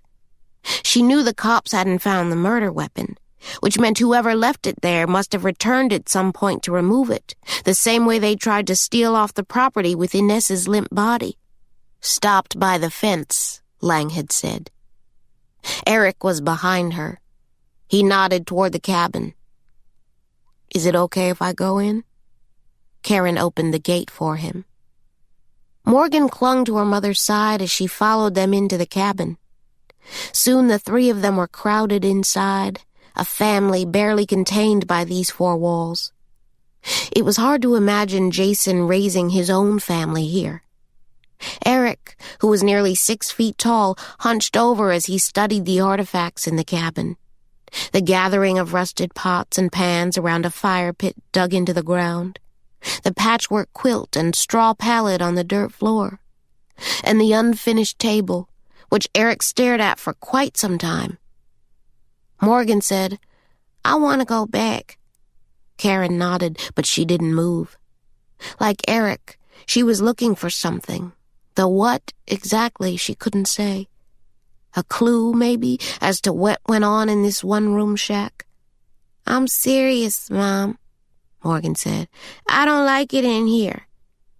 Caren felt it, too, the air so still it cut, the feeling that you could never get enough breath, no matter how hard you tried. She'd avoided this cabin before. It had, even before Inez's murder, made her feel unimaginably sad. She was just about to leave when Eric pointed to something on the tabletop. She moved closer and saw those same drops of candle wax, milky white and fresh enough to peel with ease when Caren scratched at the wax with her thumbnail. She remembered Morgan's description of a flickering light coming from the cabin and had a terrifying thought that the killer could have still been inside the cabin that night while her daughter was only a few feet away at the gate. Eric must have been thinking the same thing. His face was blanched with a look of horror. He shook his head slowly. "This is not good, Caren." He was right. This was not good at all. She made an instinctive turn toward her daughter, but Morgan was gone. Caren called her name calmly at first, but she heard no response, and her panic started to spread. She ran for the door. "Morgan!" she yelled. It was Eric who stopped her, grabbing her from behind and practically lifting her off the ground. He pulled the whole weight of her toward the front window so that she could see Morgan was standing right outside by the fence, waiting. This wasn't all Caren could see. What was also clear from this vantage point, this gaze through the cabin's front window, was the realization that if the killer was still inside the shack when Morgan stumbled upon the bloody knife, then he very likely got a good look at her 9-year-old daughter. Chapter 18. Caren wanted to go to the cops. Eric reminded her that she'd destroyed DNA evidence, a felony, because neither one of them believed Morgan was upstairs actually sleeping. They were having this argument in the one room where she couldn't hear them, behind the closed door of Bellevue's Hall of Records. It was a dark, windowless room the size of a walk-in closet. The floor was bare, and the walls were crowded floor to ceiling with half a dozen printers' cabinets, their slim drawers holding every piece of paper and every photograph that had managed to survive a civil war. The open contempt of Yankee soldiers, yeoman squatters, and vagabonds, 5 different legal owners, 3 with the last name Clancy, and, for a brief time following the war, the United States government. Not to mention the coffee-stained hands of Danny Olmsted. There was a single 60-watt bulb overhead, leaving the room dark and womb-like. Standing at his full height, Eric's head almost touched the dropped ceiling, which was made of a cheap plastic that did not in any way match the colonial look of the rest of the building. Caren had already peeled off several layers of clothing and was standing in a white undershirt and her grass-stained jeans. And still she was sweating. "Why can't we just tell Detective Lang what she told us without mentioning anything about the shirt?" she asked. She was testing the theory. She and Eric had been running through the merits of one strategy over another, the way they used to do when they were back in school together, working cases. Eric had his arms tightly crossed. He was shaking his head back and forth. "We tell them where she saw the knife," Caren said, trying to convince herself of her own line of reasoning. "We tell them she was scared, and that's why she didn't tell them, or us, before. She's just a kid. They'll understand." "It's a slippery slope lying to a cop. How is it different from what you're proposing? Not telling is not lying. It's withholding, and I, for one, can live with that." "We can't hide this, Eric. Donovan is in jail. Jail. How exactly are you going to explain to your daughter that she should keep her mouth shut while someone, whom she idolizes, by the way, sits in jail for something he didn't do? What kind of message is that?" she asked, wondering just how deeply DC had changed him. "We can't do that to her, not over something like this. She has information that I don't care. I don't want my kid witness to a fucking murder. She already is a witness, Eric. I don't give a shit. Better that we take control of the situation now. There's nothing she told us tonight that helps their case. She didn't see anybody. She can't give eyewitness testimony. And nothing she says puts them any closer to knowing where that knife is. My guess is that thing is long gone by now, sunk in the river somewhere. There's no reason to involve Morgan in any of it. He looked at her, the overhead light making deep creases of the lines around his eyes. You think they'll protect her, but they won't. They don't give a shit. I don't want it known publicly that my daughter is a witness in a murder investigation. So far, we're the only 3 people who know she was out there that night, and that's enough. 4 people, Eric. It's us and whoever was in that cabin. You don't know that for sure, Caren. We don't know that anyone saw her at all, which is why we don't need to go around advertising what she saw. We certainly don't have to put her name out there as a potential witness. He was so agitated he could hardly look at Caren, even though they were standing mere inches apart. She said his name with quiet care, reaching for his hand, which he, surprisingly, let rest in hers. The touch was real, sealing a connection that time and space had not undone. She wanted him to understand that she was scared too. Her way was a risk, she knew that, but one that might ultimately protect their daughter. If we just talk to the sheriff's department, she said, we'll have a better chance of keeping her safe. Don't you dare, Caren, Eric said, seeming momentarily terrified that she might actually do it, that she might go behind his back even.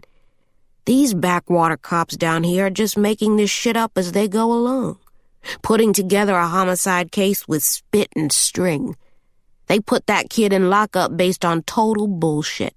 You're not careful, Caren, and you're going to be looking at a charge yourself for sitting on information in the middle of their investigation. Don't think they won't come after you. You sound like Lang. He threaten you? She hadn't told him that part yet. Eric shook his head.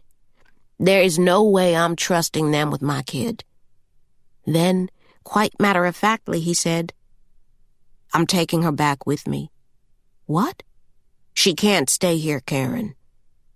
She stared at him for a long time, trying to gauge how serious he was. I trusted you, he said softly. He was rocking back and forth, chewing on his bottom lip, staring down at her. You said it was safe down here. You said she'd be in a good school. She is in a good school. You said she'd be happy.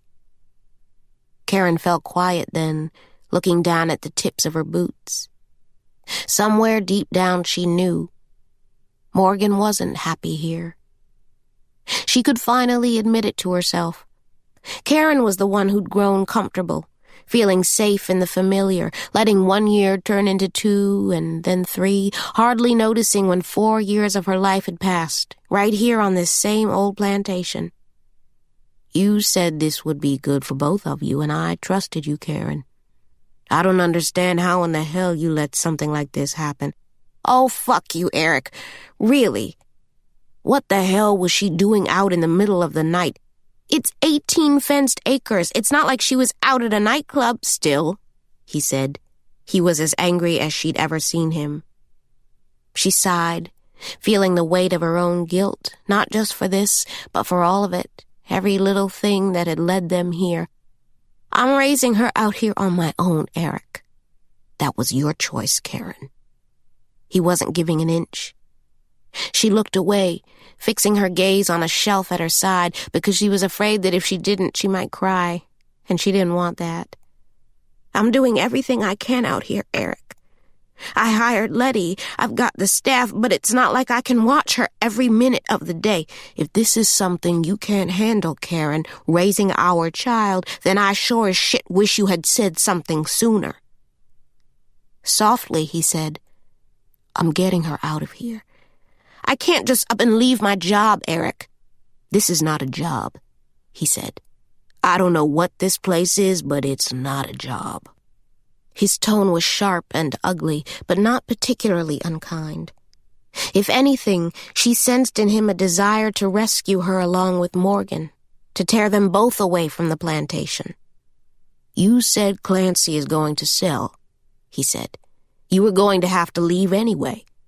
He was still holding her hand. "You're better than this place, Caren." She let go, pulling away to the farthest corner of the room. She stared at the wall, the faded wallpaper in gray and blue, the lines of painted finches and jaybirds staring back. "I have a wedding here in a week. There are school tours scheduled every week for the next 2 months. I can't just leave Eric. I walk out and the whole staff, they don't get paid, not unless I process payroll. I owe them something more than that. I'm willing to give you some time, but I'm not going to wait around forever. My daughter is not staying here, Caren." And then he turned and walked out. A few seconds later, she heard him in the parlor on his cell phone with Leela. Caren felt trapped in this hot little room, unwilling or unable to run the emotional gauntlet that lay on the other side of the door. It started as a way to kill time, picking through the plantation's records while she waited for Eric to get off the phone. The opening of drawers, leafing through the aging, yellowed papers was at first mindless. In all the years she'd worked at Bellevue, she'd never once come into this room to read through these documents, to touch the real history of Bellevue, to hold it in her hands. It was obvious to her now that she'd been avoiding this quiet confrontation for years. There were no brides in here, no catered affairs, no twinkling lights on the north lawn. There was no spectacle, no scenery sure to charm. There was just history, naked and plain. It was right here, on the papers all around her, in flat text that belied the complicated nature of the narrative, the story of one American plantation. She picked through the pieces. One of the printer's cabinets, made of aged oak, the lacquer peeling in some corners, held farm records, arranged by decade, going forward into the 1930s. In each drawer, there were production records and bills of sale, registering the bounty of each year's harvest. Some 800 hogsheads in the good years, the years before the war, and down to as few as 50 hogsheads during the worst of it, the 1864-65 season, when local planters had it particularly bad, when the ones who didn't abandon their land nearly starved to death. There were handwritten notes on loose sheets of coarse paper marking, in great detail, the difficulties of finding hardy men and women to work the fields on the other side of Lincoln's War, when Negro labor was no longer the law of the land. Bellevue had nevertheless survived, thrived even, in the hands of William P. Tynan, the former overseer for the Duquesne family, who took it over after the Civil War. He eventually passed it along to his daughter and her husband, James Clancy, and then on to 3 more generations of the Clancy family. All of this was recorded and stored in an antique leather portfolio that told the story of the plantation's chain of ownership, containing the various deeds to the property. The organization was sloppy, which surprised Caren. She noticed a serrated edge along the inside of the folder's binding. She ran her fingers down the center spine. A few small, jagged triangles, dry flecks of old paper, fluttered to the carpet below. It appeared that some of the papers had been torn straight from the binding. She had a brief suspicion about Danny. She didn't put it past him to treat the plantation like his own private fire sale, lifting pieces from Bellevue's historical records, which he clearly coveted. A real score for the university, he'd said.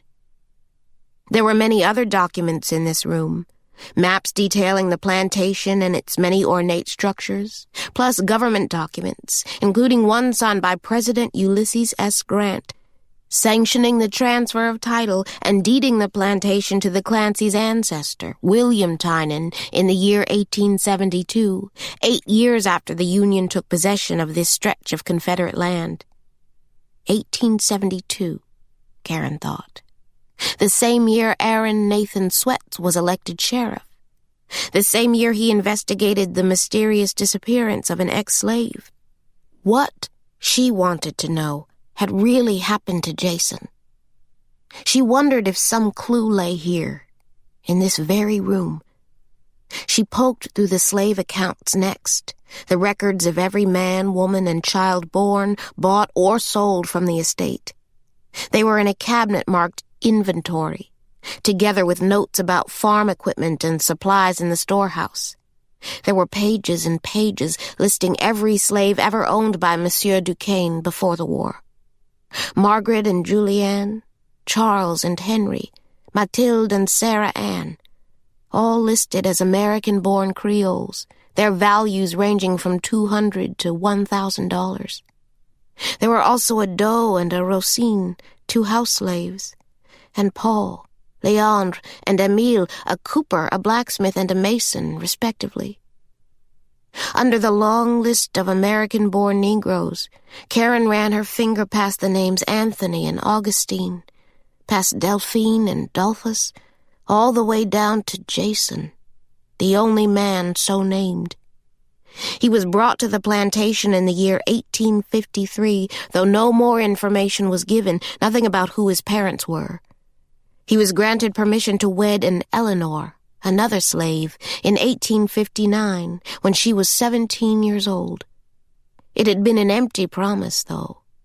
Within months, Eleanor was sold to a trader from Georgia just 1 year before the war. Jason was 18 years old, though he didn't know it at the time. He was a man on the verge of freedom. What was most striking to Caren, of all the things she read, was the fact that he stayed on the plantation long after the war. Jason stayed, right here at Bellevue, in the shadows of the big house, working the same land he'd farmed since he was a child, since the first day someone put a cane knife in his hand. He could have fled the parish, of course. He could have moved to New Orleans or sought work up north. His life and his labor now belonged freely to him, and for a brief, bewitching moment, Caren tried to picture how her life might have been different if her distant ancestor had, back then, struck a path for something wholly new, a way of life that led all of them out of the fields. She felt a sudden and peculiar sensation, a longing that gnawed at her and made her head hurt. It was a feeling akin to trying to recall a dream when none of the details were in color. Jason had stayed. He learned to read here, on the plantation, taught by a colored woman named Nadine, inside the walls of the old schoolhouse. And for the first time in his life, he earned a monthly wage. He lived and worked at Bellevue until, as was noted in Tynan's diary-like notations, he went missing in the year of our Lord 1872. Of his best employee, Tynan wrote plainly that Jason had simply walked off the job one day. Caren closed the drawer on the file cabinet. She tried to hear her mother's voice, the story she used to tell. She stood among a virtual mountain of documents, the official history of Bellevue, and tried to remember the parts that weren't written down, the pieces that had been passed on in stories and songs for generations. She tried hard to put herself back at her mother's feet. Nights Helen used to braid her hair.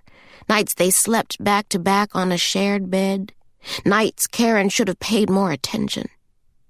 She would never get them back now and could recall few of the details, only the memory of her touch, the smell of olive oil on her hands, which she rubbed onto her raw knuckles after work in the kitchen. She could only recall the soft whispers in her ear, nights her mother tried to tell her over and over that Jason's life mattered, that his story was in their blood. Chapter 19. Eric was not in the parlor when she emerged. Upstairs, Morgan was on the computer in the sitting room. Caren didn't know what, if anything, she'd heard of her parents' fight, and she told her to go to bed. In her own room, she smoothed the bedsheets because she couldn't bear to see them so tangled, the way she and Eric had left them only a few hours ago. He was outside right now, talking to Leela on the phone. Alone, she lay on top of the covers. He was right, she knew.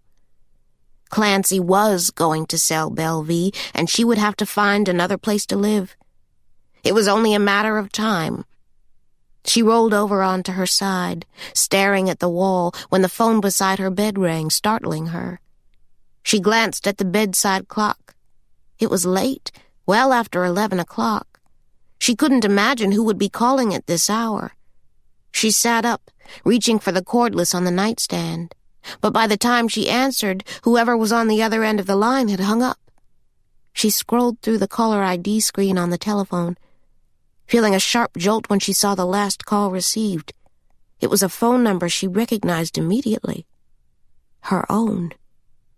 Someone had just called her from her own cell phone. She remembered losing it last night when she'd been startled by the presence of Lee Owens on the plantation after dark, and she had a fleeting thought that he, the reporter, had gotten his hands on it somehow. When the phone rang again, as it did just a few seconds later, she actually said his name out loud. There was no response, no words of any kind, only a slow, steady breath, the sure presence of another person. And then, the line went dead. Maybe, she thought, someone had found her phone on the grounds and was trying to return it to her, though something about this seemed highly unlikely. She hung up the phone and stepped into the hall. The door to Morgan's bedroom was closed. Caren stood and listened, making sure she was asleep. Then she went straight to the computer in the sitting room and turned it on. In minutes, she found a customer service number for her wireless provider. At this hour, the girl on duty was not able to give her any information about where the last call came from. She was, however, willing to sell an add-on to Caren's service account, a navigator that would track the location of her phone or any of the family members on her account. The girl probably took Caren for a nervous parent, making a desperate call to a cell phone company after 11 o'clock at night, hoping to discover the whereabouts of her kid. She probably made a lot of sales round about midnight. "It's easy," she said repeatedly. She could set it up right now, right over the phone for $9.99 a month. "Okay," Caren said. And just like that, she was hooked up. There was a special link, the salesgirl said, that would show the exact location on a detailed map as long as the cell phone was in use. Caren hung up and made her first test. She dialed her cell number, holding her breath through 3 rings, exhaling when someone finally picked up the line. She heard music, voices in the background. "This is Caren Gray," she said, waiting. But whoever it was on the other end hung up. Caren stared at her computer screen. In less than 90 seconds, she had it. There was a flashing blue light blinking back at her, telling her the call was coming from a spot just off State Highway 1, between here and Donaldsonville, not even 15 minutes away. It was quiet in the house. By the time she made it downstairs, Eric was lying on the couch, eyes closed. He was off the phone now, but she could tell he wasn't asleep. He was just refusing to speak to her. So be it, she thought. She went for her coat and car keys. "Stay here with Morgan," she said. Eric turned his head to look at her. What he saw must have caused concern. She had just slid the .32 into the pocket of her coat. "Where are you going?" he said, sitting up. "I lost my cell phone," was all she said before walking out the door. There are some places in rural Louisiana that are untouched, that have remained unchanged for the past 60-some-odd years, only that somewhere along the way someone thought to add a satellite dish and Wi-Fi. Rainey's was just such a place. It was a proper ice house, a one-room building, long and lean, made of corrugated tin and painted wood slats, with a front porch that went all the way up to the edge of the highway. Caren had been inside only once, sent in to buy her mother a pack of cigarettes, exactly $1.75 in her hand. She'd been told to come straight back out, no dawdling. It was a farmer's place mostly, though on game nights, LSU in the fall, Grambling in Southern, and the Dallas Mavs in spring, the place cast a wider net, attracting an array of folks from the riverbelt. Tonight, the parking lot was sparse. Caren drove past it twice, jackknifing the road to double back, making sure she had the right place. There wasn't a building for half a mile in either direction. The phone call, she thought, had to have come from Rainey's. She pulled into the gravel lot and parked. Stepping out, she had a clear view across the land, the cars and empty beer bottles, and a red pickup truck. It was rusted on its sides and had a dent across the front grille. It was in every way identical to the one that had tailed her on the highway. "You following me, ma'am?" Caren spun on her heels, reaching for the .32 in her pocket. She came within a few fatal seconds of shooting Lee Owens. When she saw his face, she quickly slipped the gun back into her pocket. He was in the same ball cap and khakis, had likely not been home to change in at least a day, still pecking away at his story, his investigation into Hunt Abrams and the murder of the cane worker. "What are you doing out here?" he said. He was grinning, excited to see her. Caren glanced back at the rusted red truck. She had no clue as to the driver's identity or if he and the cell phone caller were one and the same. "Come on," Owen said. "Let me buy you a drink." He was already starting for the steps of the front porch, but Caren got cold feet, pulling away from him in the front door of Rainey's, her boot heels digging in the gravel. "Can I ask you something?" she said. Owens turned. "Ma'am? You didn't call me by any chance, did you?" He smiled, plainly amused by the idea and treating it as if she had actually made him an invitation.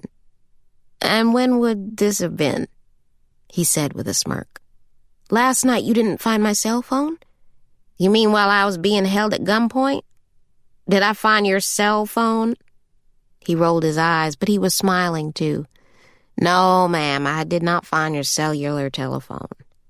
He started again for the slatted porch. She could hear the music inside, horns and guitar, the canned sound of blues from a jukebox. Johnny Taylor, she thought, or maybe it was Bobby Blue Bland. She could smell beer and smoked meat. Owen stopped in the gravel, his sneakers shuffling up a curl of dust. "You coming?" "What are you still doing out here, this far from New Orleans?"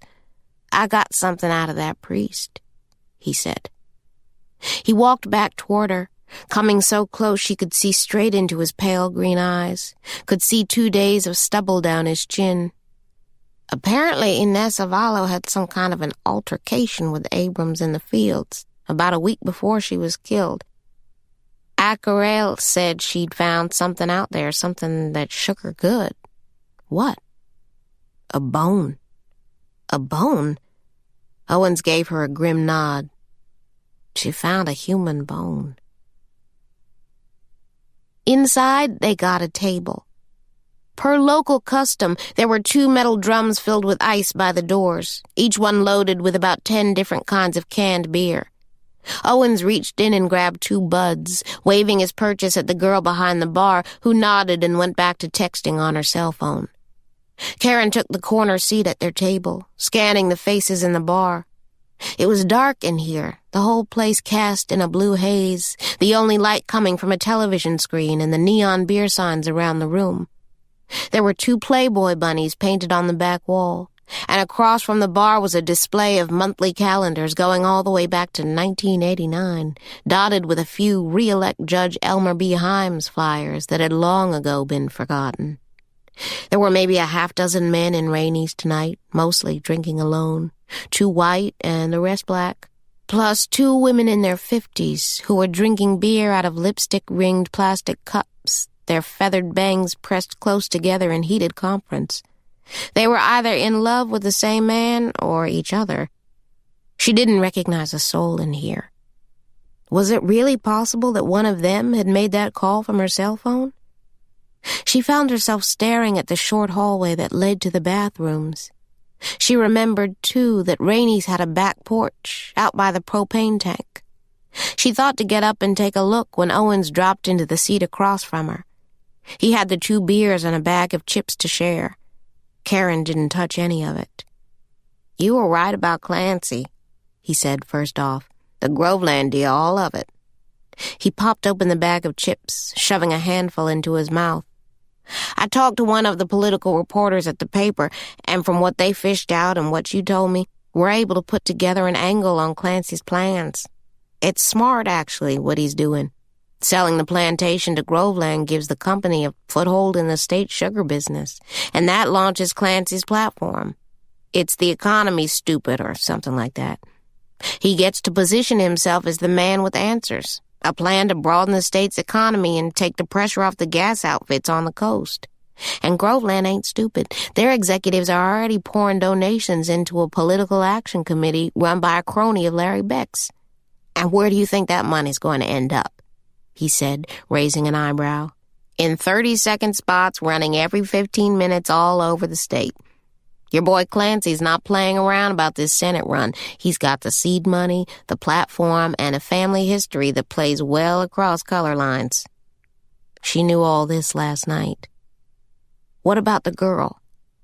Owens nodded, getting to that, washing down salt and oil with his beer. Which makes this whole thing a much bigger story. The paper's planning a feature to run in the front section. It's big league stuff now. I mean, we're talking about a U.S. Senate seat. We might even beat his announcement. This business with the girl, a Groveland worker killed, it could really mess up Clancy's deal and derail his political plans. What did Accarel say?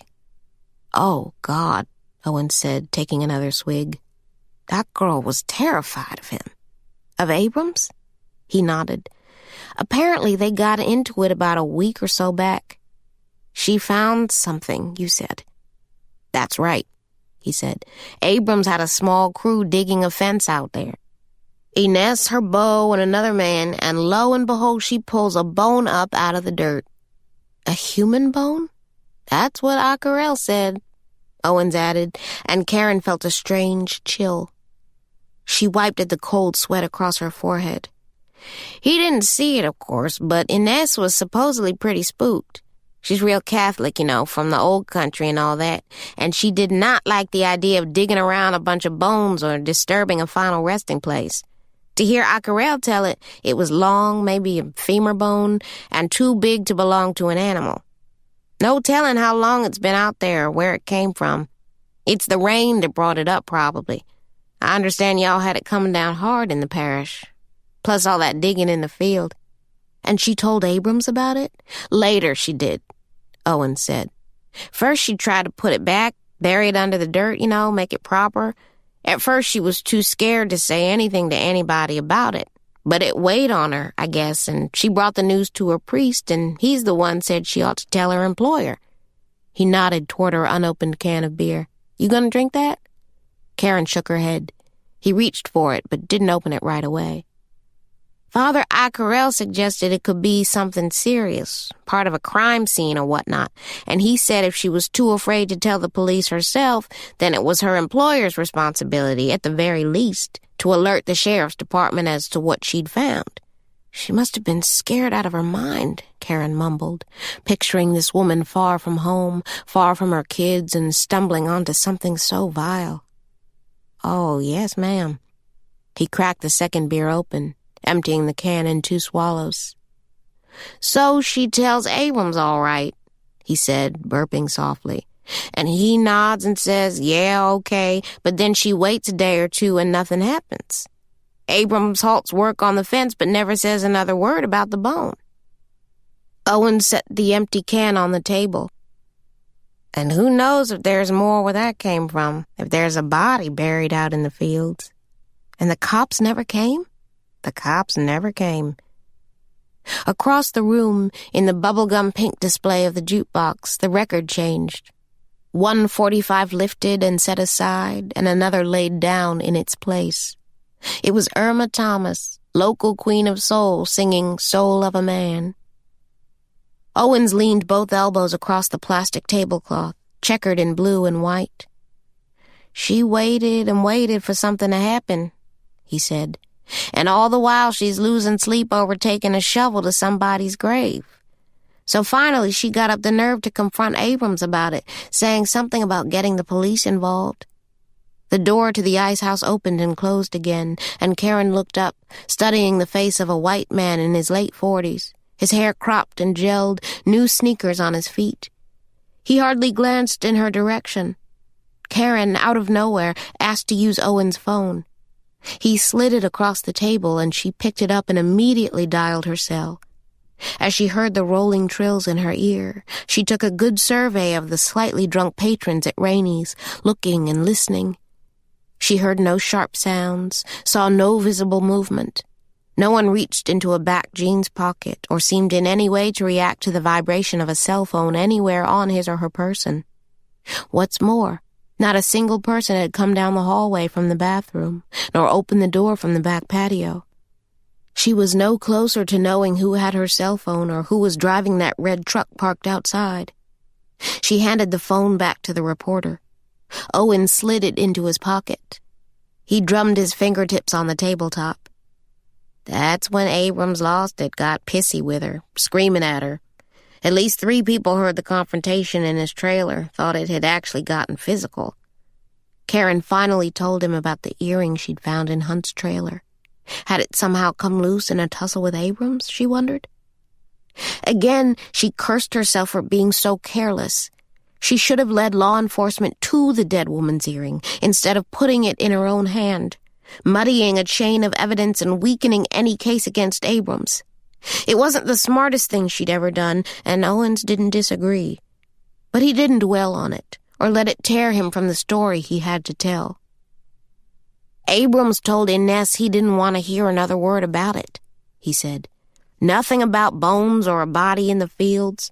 He had no intention of inviting scrutiny or having anybody come out and tear into his sugar fields. It was too much money on the line. And this was, a week before she died? Something like that. So who the hell is buried out in those fields? No telling, ma'am, Owen said. He ran the tin tab of the beer can along the surface of the table. But you've been working right next to the farm for years. See all the folks out there coming and going. You know of any other disturbances? Another cane worker who might have been there one week, gone the next? Caren shook her head. She'd never noticed anything like that. But there was something else she'd seen. Come on, she said, standing suddenly. Owens followed. Ever the gentleman, he walked her to her car outside. Then he climbed into his Saturn on the other side of the parking lot. As she pulled out onto the highway, Caren noticed that the red pickup truck was nowhere to be seen. She drove north along the Mississippi, Owens following. When they got within spitting distance of the plantation, she took a short detour, driving past Bellevue's parking lot, passing the main gate. She continued on the old farm road, stopping at the head of the dirt path that turned into Groveland's farm, where she'd just been this morning, before her walk through the sugarcane to Abrams' trailer. She parked her Volvo so that the car's headlights shone onto the open field nearest the road. Behind her, she heard the driver's side door to Owen's car open and close. Within a few moments, he was standing beside her. "Look," she said, pointing to the haphazard pattern of holes carved deep into the ground, where someone had clearly been digging. Sure, Hunt Abrams may have told Inez Avallo that he had no intention of tearing up his fields. But someone had, she said, turning to look at Owens. Someone had been out here searching for whatever it was that lay beneath the surface. Chapter 20. The following day was a Sunday, cold and cloudy. Caren made sure she was up and dressed by daybreak, in a solemn gray dress and dark tights. She braided her hair in the dark, as tightly as she could, before slipping downstairs in her bare feet. Only outside, having passed Eric's sleeping form on the sofa, did she slide on her black pumps, the heels of which clicked on the bricks along the main road as she crossed the plantation to the parking lot. She followed the hymn that was playing in her head, had been for days, as she drove to the south, all the way to St. Joseph's Church. The congregation was not very big. There were the church ladies, the ones Caren remembered from the candlelight vigil, white women who sat together in the first 2 and 3 rows of the tiny sanctuary, elbows and thighs pressed together, seemingly bound together in fellowship and worship. And behind them were the field workers from Groveland and other nearby farms, the ones who could get away for the day. The women wore ill-fitting dresses with satin ribbons in their hair, and the men sat with black cowboy hats resting in their laps, their starched cotton shirts buttoned to their necks, though not one of them was wearing a tie. This was Inez's family here. the people who loved and cared for her on this side of the border. Caren searched out a seat in the bank of pews on the left side of the church. She sat alone, surrounded by voices singing, the congregation and Father Accarel belting the words to "No Greater Love Than This." Caren sat through the whole of the service, through the first and second reading, following the lilt of Accarel's voice. She didn't take communion. She didn't know the words to the closing song.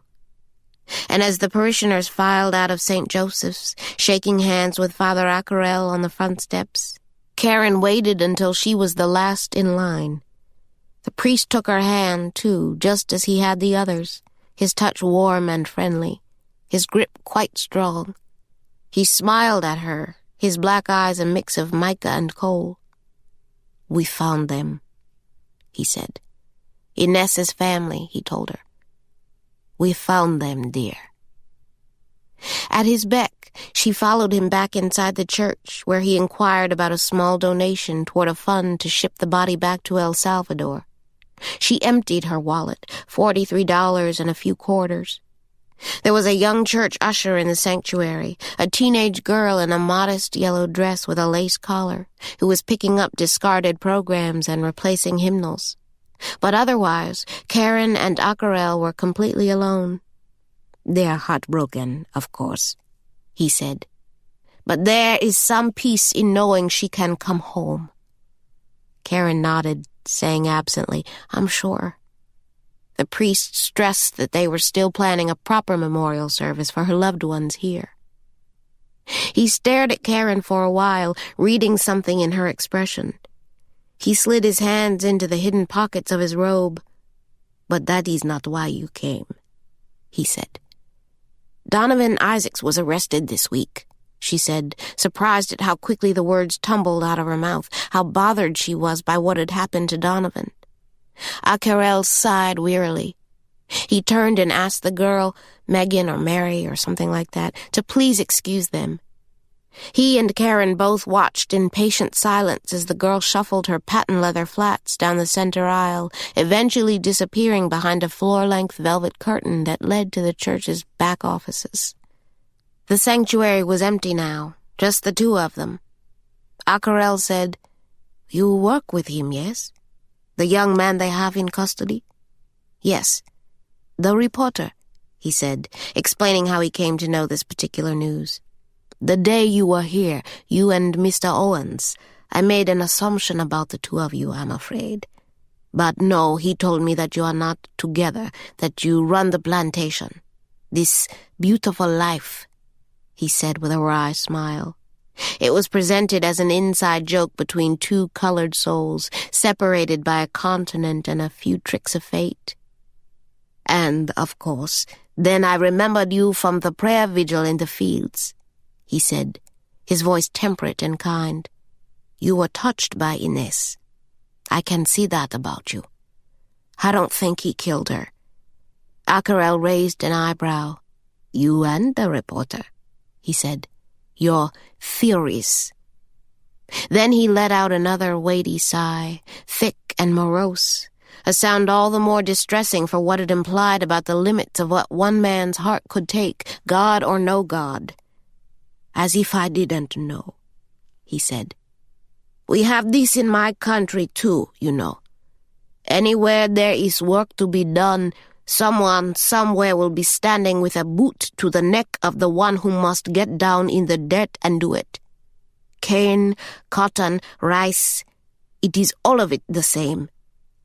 I did not need a reporter to tell me that Mr. Abrams is not kind to his crew." "She found something in the fields," Caren reminded him. Accarel stared at her for a long time. Outside, dark clouds were circling round, blackening the stained glass and painting the carpeted floor a deep red. "Yes. Someone was buried out there?" "That was her belief, yes," he said. "It was an unsettling experience for her, to say the least. It haunted her for days, in fact. I urged her to make a full disclosure, to tell her employer, Mr. Abrams. But he took no action, told no one, as far as she could tell. and he grew angry after her repeated questions about the matter. She was frightened. A manager wields a great deal of power in the fields. He can and has docked her pay. He shook his head slightly, remembering. It was very upsetting for her, the idea that she had possibly disturbed a gravesite. She only wanted to know that they were doing right by God. The clouds darkened further, and the light changed again, throwing shadows over Acarel's round face. He pulled his hands from his pockets, clasping them behind his back. The sheriff's men, they have made me to understand that the Isaacs boy has had troubles with the law, that he is not without some criminal impulse. He was on the plantation without permission, yes? He was there at the crime scene. Caren wanted to get back to Abrams and the bone in the fields. Did you tell the police detectives what Inez found? Acarel nodded. They did not seem to place much significance in it. It appeared to be very old, easily damaged.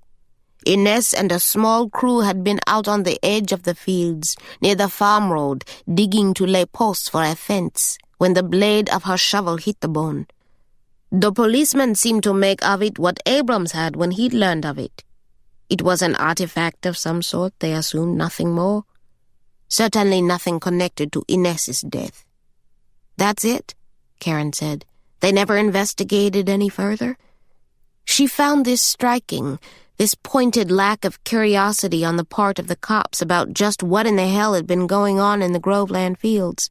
What about the other workers? She said. Did they talk to them?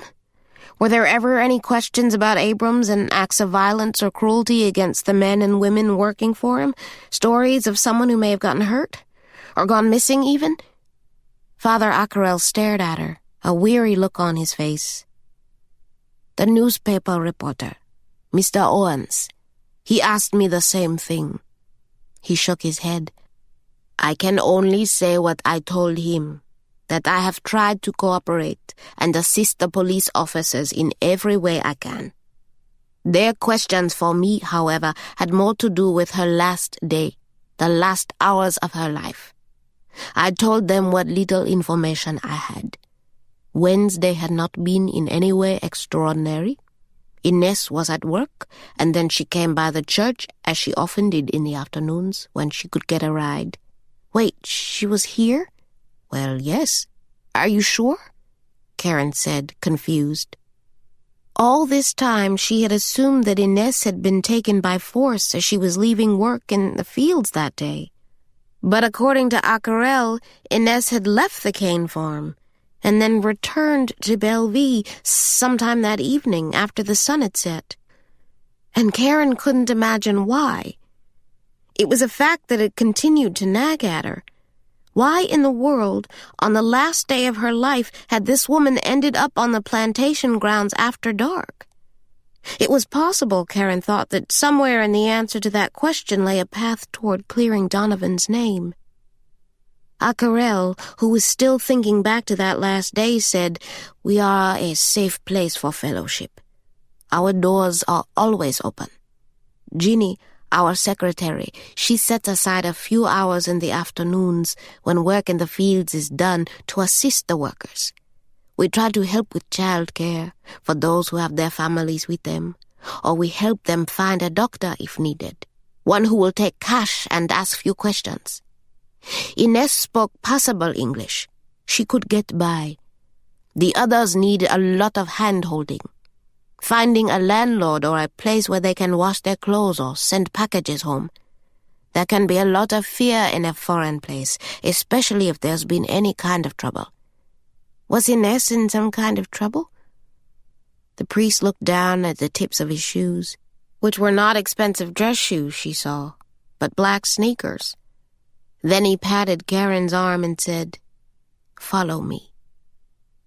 Behind the velvet curtain there were 2 rooms, divided by a thin, cloth-covered partition that did not reach the height of the ceiling. On one side, Megan or Mary was sitting on the floor, reading a social studies textbook. Beside her were boxes of copier paper and colorful church programs folded and stacked in neat piles. The girl looked up as Caren escorted Caren past, but she didn't say anything and quickly went back to her schoolwork. On the other side of the partition sat Ginny. She was the woman from the candlelight vigil, the one who had pleaded with Deputy Harris to do something about Hunt Abrams. Today, she was dressed in khaki slacks and a burgundy blazer, large curls framing her face. Her lips were pink and her eyes a pale blue. There were square, black reading glasses tucked into the front of her shirt. She looked up from behind her desk, which was covered in notepaper and letter stock and cans of Diet Coke. Father Accarel began introductions, realizing only as he turned to Caren that he didn't, in fact, know her name. "Caren Gray," she said. Ginny stood, smoothing her blazer. The tiny room, no more than 10 or 12 square feet, smelled of her perfume, Shalimar, and incense, small black cones of which lay in open boxes on top of a filing cabinet behind her desk. Ginny took Caren's hand in her own, which was plump and baby-soft. "You're on the plantation, right?" she said, as friendly as could be. "I finally took my daughter last spring. I've lived in Ascension Parish my whole life and had never been to Bellevue, if you can believe." Caren remarked darkly that she felt as if she'd never left, stealing a look at Accarel as she explained that her family, in one form or another, had worked the land for generations. "It's beautiful country out there, just outrageously beautiful," Ginny said. "You should be really proud." Across the room, Accarel pressed his lips together, keeping his feelings about the plantation to himself. He said, "Miss Gray had some questions about Inez." "Oh, honey," Ginny said. "Did you know her too?" She was still holding Caren's hand. "Miss Gray works with the Isaacs boy." "Oh." Ginny let Caren's hand slide from hers. She scrunched the pad of flesh between her eyebrows and wrinkled her nose. She looked back and forth between Accarel and Caren, her priest and a virtual stranger. She seemed not to understand the turn this meeting had taken. "Well," Accarel said eventually, "it appears that Mr. Owens is not the only one who thinks the detectives do not have their man." Ginny said, folding her arms across her chest, pushing the blazer shoulder pads up toward her ears. Her painted mouth was pulled into a tight line. She leaned in and whispered, "I never liked Hunt Abrams either." Accarel shot Caren a look. To Ginny, he said, "Miss Gray expressed curiosity about the fact that Inez had come by the church on the day she died. Did Detectives Lang and Bertrand ask you about that?" "Only inasmuch as they were trying to establish a timeline. I told them exactly what I told you, Father. She was here on Wednesday afternoon for about an hour, leaving around 6 o'clock. But they didn't get into it much more beyond that." "And do you know where she went after she left?" "Home, I assumed." Caren nodded, but she didn't think this was true. She asked why Inez had come to the church that day. "She was hunting about a place to stay." "Inez was homeless?" "Oh, no, she stayed out in town with her boyfriend." "Gustavo?" Ginny nodded. "That's right." "Was there some kind of problem between the two of them?" "No, ma'am, that wasn't it at all," Ginny said, shaking her head. "She and Gustavo were a real pair. It was real for them. I wanted her to stay with him. He was good to her, real kind. And any dollar she spent on renting a room somewhere else was money she couldn't send to her kids. Lord knows she was trying to get back to them. I mean, it's hell being away from your kids, I told her to save her money, but she was serious about finding some other kind of living arrangement." She turned around to fish for something among the mess of papers and files and tattered periodicals on a table pressed against the wall behind her. "She wanted someplace cheap and clean and close to work," she said. "We went through some listings, friends of the church, I really tried to find her something." "We tried to offer what services we can," Accarel reiterated. "Here," Ginny said, holding out a stapled stack of apartment listings and room rentals. It was 3 pages, typed. Caren flipped through it, the words blurring from one line to the next. Then she looked up, searching Ginny's face, then Accarel's. "I don't understand," she said. "Why was she so determined to move?" At this, Ginny pinched her lips together. It was a hesitation. Caren gave her a small nod. "It's okay."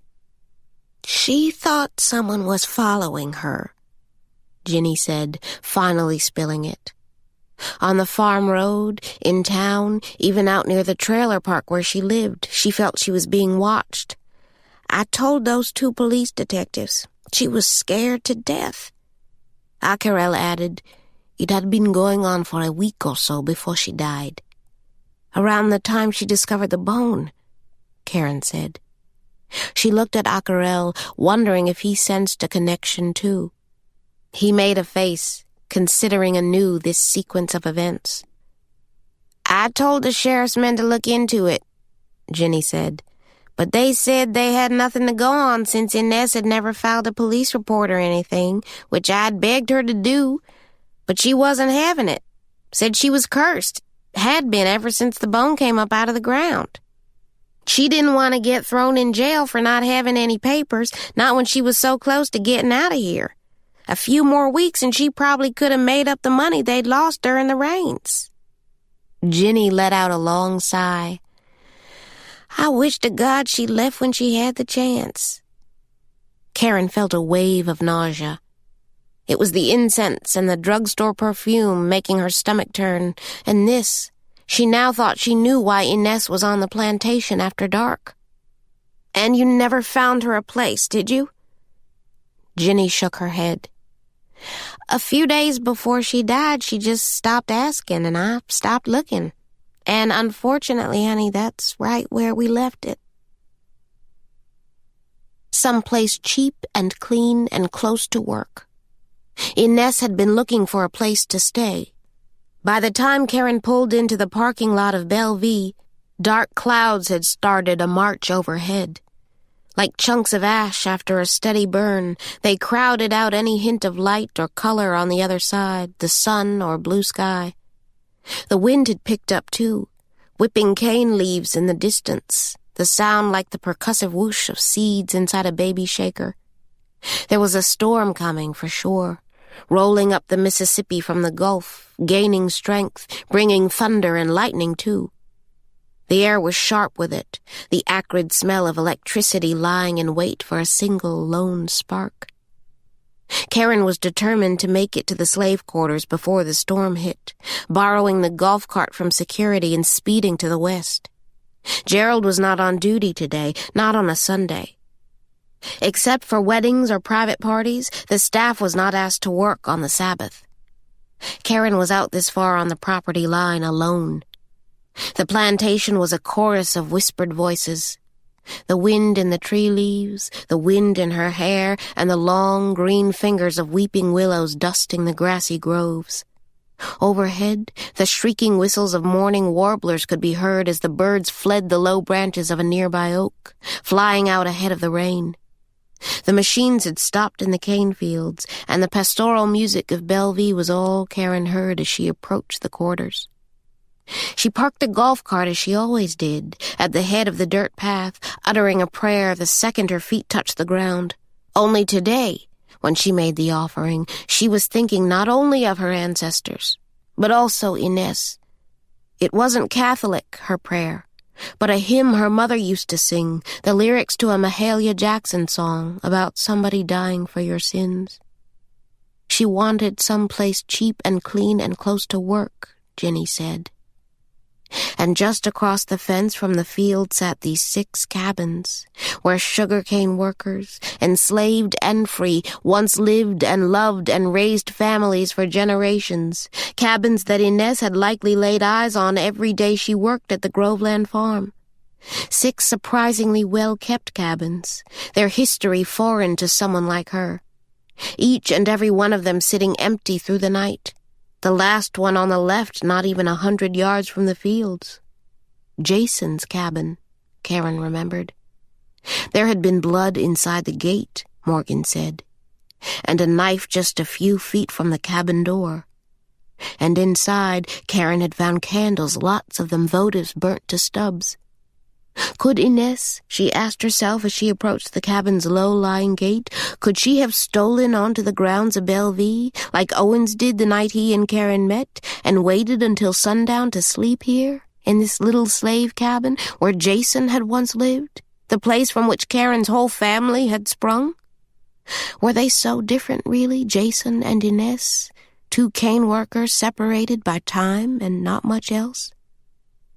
As Caren stepped into the tiny yard where summer cabbage once grew, peppers and okra, where chickens pecked feed in the dirt, she thought how desperate Inez must have been to choose this, a home literally behind bars, behind gates locked each night. She must have thought she'd be safe here. But someone had found her anyway. Inside, it took a while for Karen's eyes to adjust to the low light and the swirl of black dust kicked up by wind blowing through the open door. She tried to picture Inez here, the way she had many times tried to picture her own ancestors living within these four walls, with the candles and the tattered quilt and the straw pallet on the floor, the antique tools and, of course, the night she died, the cane knife still hanging in its usual place on the wall. Beyond the cabin walls, Caren heard the first crack of thunder. She felt the ground move beneath her, the earth shaking from the force of it. It made her heart stop. Is that it? She wondered. Is that how it went? Inez was out here all alone and someone startled her? Frightened, did she grab for the first thing at hand, the knife on the wall? And the killer took it away from her? It gave Caren the idea that the killer had entered the grounds without a weapon, that he maybe hadn't intended to kill her at all, but some struggle had nevertheless ensued, and something went horribly wrong. The police had found no blood, no real forensic evidence inside the doors of any building on the entire plantation. Caren thought the confrontation, the moment her throat was slit, had to have happened outside the cabin, out by the fence where Morgan saw blood. She turned, walking the last step she imagined Inez took, from the center of the cabin to the front door. Karen's right hand clenched around an imaginary weapon, the antique cane knife. She inched slowly toward the cabin door, but when she tried to imagine the last person Inez saw that night, the whole scene playing in her head simply faded to black. She had no idea who had been stalking this woman, or why. Outside, she felt the first drops of rain, cold water stinging her skin. As she reached out to open the gate, it swung out on its own, clanging against the fence in the sweeping, blustery wind. The rain was coming down harder now, the clouds blacker than they were only minutes before. She turned to the dirt road and ran. Chapter 21. When she walked into her office the following morning, Hunt Abrams was standing over her desk, hands stuffed in the pockets of his jeans, casually studying the paper sitting out in the open on her desk. He didn't start at her presence, didn't inch away from her things. He was wearing a cotton button-down beneath his Groveland windbreaker. His hair was greased at the sides, and he smiled slyly in her direction. "We meet again," he said. They were alone in here, and the feeling Caren had, creeping from her navel and spreading hot across her chest, was fear. She had a sudden disturbing thought about those holes in the ground out by the fields, the story of Abram's fight with Inez over what she had found. She swallowed hard. "Can I help you with something?" "No, ma'am." In deference to decorum, he smiled politely, but his eyes didn't move, and the effect was cool and mask-like and wholly insincere. Abrams, it was clear, didn't give a shit about being discovered like this in her office. He wanted her to know that he, too, was free to come and go as he pleased, too could play the snooping game. He pivoted on the heels of his leather boots, casually perusing the antique furniture in the office, the floral wallpaper, and the stacks of books on the shelves, which included everything from yellowing agronomy texts to bound commemorative copies of The Olden Days of Bellevue, and photo albums documenting every debutante ball and wedding and catered event held in the ballroom since 1972. Abrams took in the scene as he might an exhibit at a small roadside museum full of curios and knickknacks, all of it quaint but of no real consequence. She didn't like his hands on everything, or the knowledge that he might claim all this one day soon. "The first tour starts at 9:15, she said, the words coming out thin and strained. "You're certainly welcome to purchase a ticket, but otherwise I'm afraid I'm going to have to ask you to leave." Abrams smiled, but didn't move. He went back to poring over the items on the shelf, reaching up to take down a photograph, framed in silver and black, a picture of the Clancy boys, Bobby and Raymond, the two of them in their early 20s.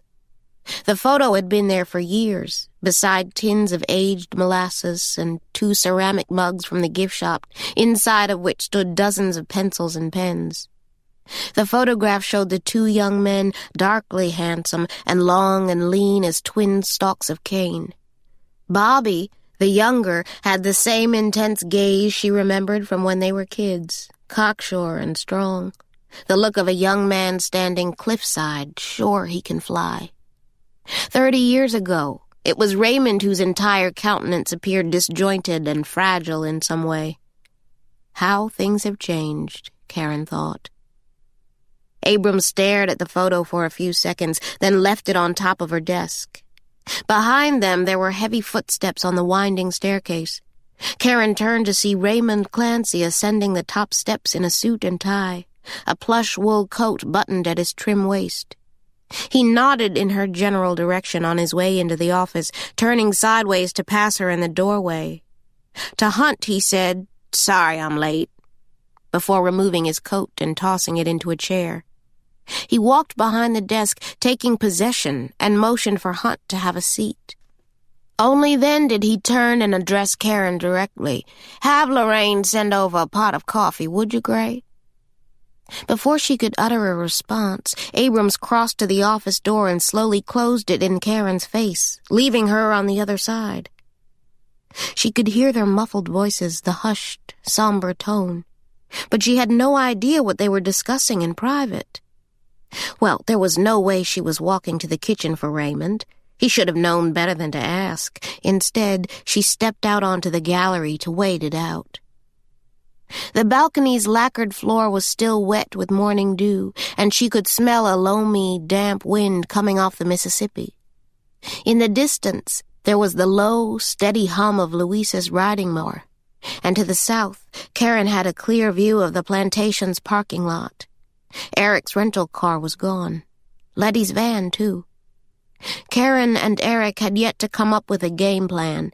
They weren't even communicating, really. Eric exchanging no more than a few words with her this morning, telling her that he would drive Morgan to school. This left Letty with little to do, and Caren had happily given her the day off. The river breeze rolled over the treetops. A patch of blue sky closed over with clouds, and Caren felt a chill.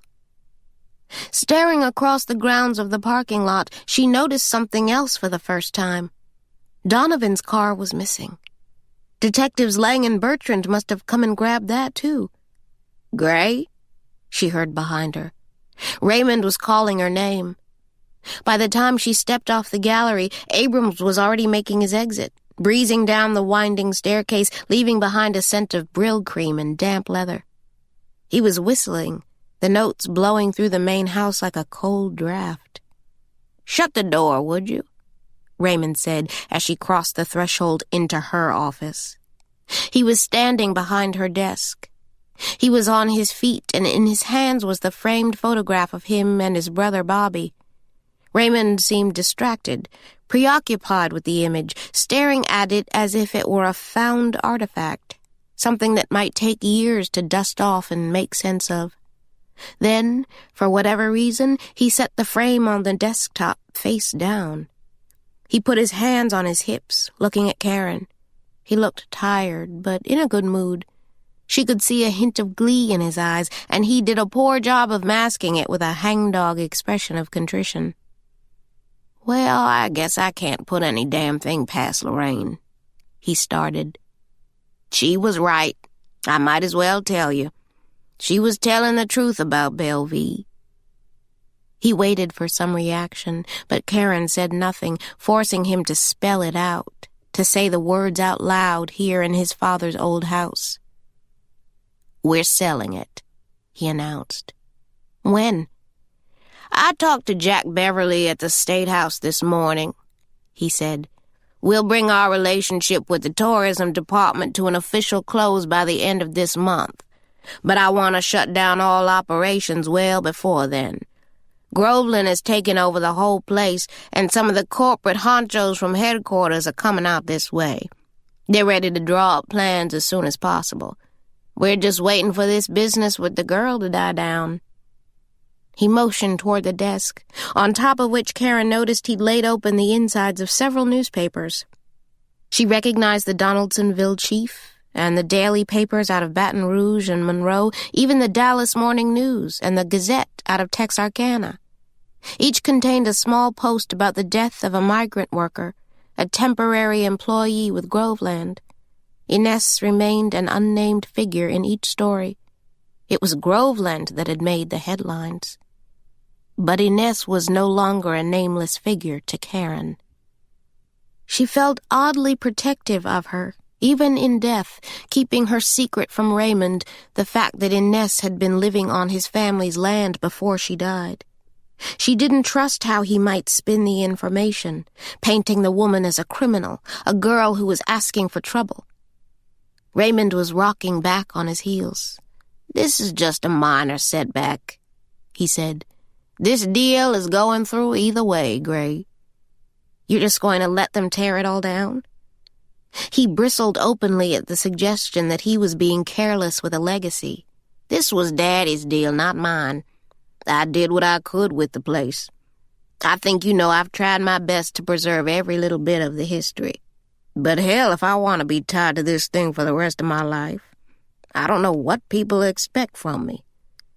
He wanted so badly not to be seen as a villain in this. He seemed to so resent the power he held that Caren actually wondered about his fitness to hold political office. "You know, we have the Whitman wedding next week," she said, because signed contracts were something she thought Clancy would understand. There was the staff to consider, too. They deserved some kind of notice, a chance to find other work. They deserved something better, she thought. "The Whitman deal, sure," he said. "We'll go out with a bang." He was smiling now, picturing it. "It'll be one to remember. You can tell Lorraine to go all out on me." He was trying too hard, she thought. "Oh, hell, Gray," he said sheepishly. "I know I should have said something. I should have been up front with you. But all the ink on this deal wasn't dry, and I didn't want to get out ahead of myself. You understand, don't you?" She didn't. Not really. "When are you going to tell the staff?" Raymond's posture sank, making him look like a sulky, difficult teenager. He picked up a pencil and tapped it against the desktop. "Actually, I was thinking you ought to be the one to tell them." "Me?" "The truth is, they don't know me from Adam, Caren, not really. I'm hardly ever out here. I just think it would go over better if they heard the news from someone they work with every day, someone they actually like." He dropped the pencil on the desktop and shoved both hands into the pockets of his wool slacks. He turned slightly, looking out the window at the grounds of Bellevue, the rose garden and the old schoolhouse and the rows of sugar cane in the distance. Something in his posture told her it was already done, all of it. This had all been decided a long, long time ago. "So you're really going to do it then? Make a run for Senate?" Clancy raised up a finger, very nearly wagging it in her face, coming just short of a scold. "Now, wait a minute, Gray, just wait," he said. "There's nothing set, not a thing decided. Don't you go breathing a word of it here. Larry Beck's got a way he wants this done, a proper announcement and all that." He stopped here, catching himself. "I mean, that's if, Gray, if I'm even running. There's nothing set," he said again, trying to appear a good deal more relaxed than he was. He lowered his pointing finger and shoved his hands again into his pockets. I'm just considering it right now, just trying to think of what's best for Louisiana. He turned and glanced once more out the window at the sugar-rich land, the lush landscape. I mean, the truth is, Katrina was a wake-up call, he said, playing with his words, the pace and cadence of his voice as if he were writing a stump speech off the top of his head. We can't ask the coast to carry the whole state anymore. Not economically. Folks don't like to say it out loud, but that oil and gas thing ain't gonna last forever. The coast can't take it. And anyone who tells you any different is just selling snake oil. It's a way of life that's on its way out, no doubt about it. I mean, we're losing landmass down there at an ungodly pace. Another 10, 20 years and those wetlands, the whole coast will be gone. But sugar, that's here to stay. Agriculture is good business, Gray, always has been. Cane, cotton, they built this state in the 19th century. Hell, maybe they can save it in this one. He paused, so caught up in his reverie and his ideas about how all this might play to a crowd that Caren thought he actually heard the applause in his head before he remembered it was just the two of them in this room. He took a long, deep breath. It's just that we've got to broaden our thinking about what's possible for Louisiana. This deal is just a start. There's no telling what a company like that can do for the state's economy, and that's a hell of a lot more important than keeping another tourist trap open. What did your father say about the sale? Raymond glanced over his shoulder at her, but never directly answered the question. It was the first time she saw any hint of regret. He'll come around, he said. Bobby, too? Caren said, remembering his snooping around the place, his sudden interest in his brother's business dealings. Did he sign off on this, too? Raymond waved away the thought.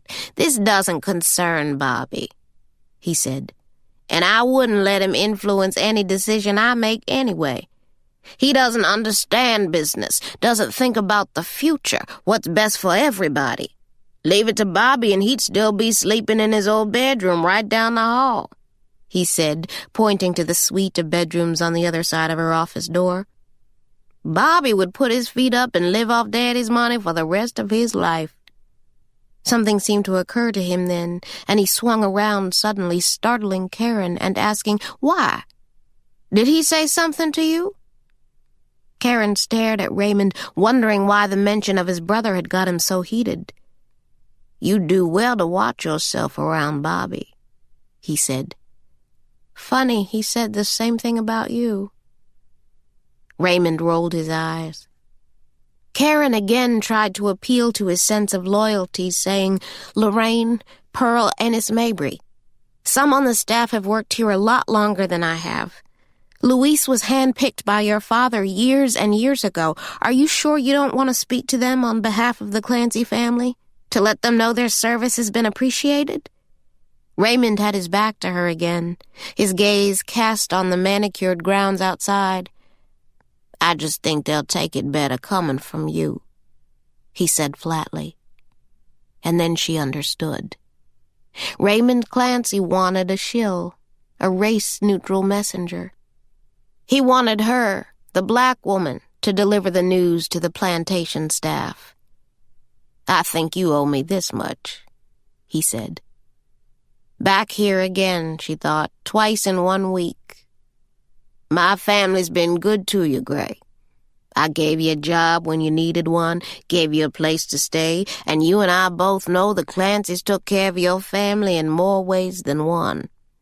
Now, I've never cashed in on any of it, made your mama a promise that I never would. But I figure you can do me at least this much. Fine, she told him. It's not going to go down easy, she warned. We're under a lot of stress out here. The staff is worried about Donovan. His arrest caught all of us by surprise. It's a goddamn mess, I know. It's a mistake is what it is. Raymond shot her a curious look. He appeared confused at first and then troubled or else irritated by the fact that there might be any loose ends to this story. "What do you mean?" "Donovan told the police he was here Wednesday night. The report I got indicated he stole a master key." "Yes," she said, "but I swear it's not what it looks like. Donovan had been sneaking onto the grounds for weeks, but only so he could work on a school project." "What kind of a school project?" Here she paused. She knew how this would sound. "A movie." "A movie? A film," she said, thinking that sounded better. Clancy was growing frustrated. "Gray, what in the hell are you talking about? There's a story about this place, about the history, that he wants told." Raymond made a face, and Caren added, "Look, he's not a bad kid," feeling as surprised as Donovan might have been to hear those words coming out of her mouth. "He's got a few misguided ideas about what to make of Bellevue and what it means, but surely you can understand that for a lot of people, this place is complicated." "What in the world does this have to do with the dead woman, Gray?" "Nothing," she said. "That's what I'm trying to tell you." "I don't understand. The cops are making a big mistake." "Well, I don't have a goddamn thing to do with that. I don't have any say over how the sheriff runs his department. I don't know what all you think I can do about it. The kid admitted to breaking and entering, for heaven's sake," he said. Then, wagging a finger again, he added, "And you ought to stay out of it too, Gray. Don't involve yourself any further. Those detectives already have their eye on you as it is." "Excuse me?" "Lang was asking about you, how well I know you and all that," he said. "Don't you go doing something stupid trying to protect this kid here. He's not your problem. Take it from me, Gray. Sometimes the only way to get ahead yourself is to cut your losses where you can. Don't let a kid like that drag you down. He's not family. You come from better people than that." He came around from behind her desk, reaching out to pat her on the shoulder as if he'd just paid her a great compliment. She shook off his hand. He took no offense by it, was already reaching for his overcoat. "Let me ask you something," she said. Raymond nodded absently, slipping his arms through the sleeves. "Your family ever find out what happened to Jason?" At this, Raymond looked up. "Jason," he said, repeating a name with which she knew he was familiar. Of all the Bellevue Clancys, he was the least enamored of its history, taking as an affront even the suggestion that the beautiful land on which he'd been raised had served any purpose other than a pretty backdrop for weddings and fancy parties. It was the elder Clancy who made preservation a priority, and Raymond publicly fell in line behind the family's deeply felt duty to the past, all the while holding his nose closed. "He worked for your great-great-grandfather, William Tynan," Caren reminded him. "He cut cane as a slave and then worked the fields for Tynan after the war. For a wage, I'm told." He wanted that made clear. Caren nodded. "That's right. He worked the farm after Tynan became the legal owner of the plantation. That is, until he disappeared sometime in the year 1872. "What's this all about, Gray?" "Did you know there had been an investigation into his disappearance?" she said. "There was a newly elected black sheriff digging into it, sure he'd met foul play." "No, I never heard anything like that." "Yeah," Caren said. "I hadn't either." "Well, that was a long time ago." "That's the story, anyway," she said. "The one Donovan is trying to tell." Raymond sighed. "Look, I'll have a talk with Lang, make sure they're coming at this from all angles. We'll get to the bottom of it." He started for the door. "One more thing, though," he said.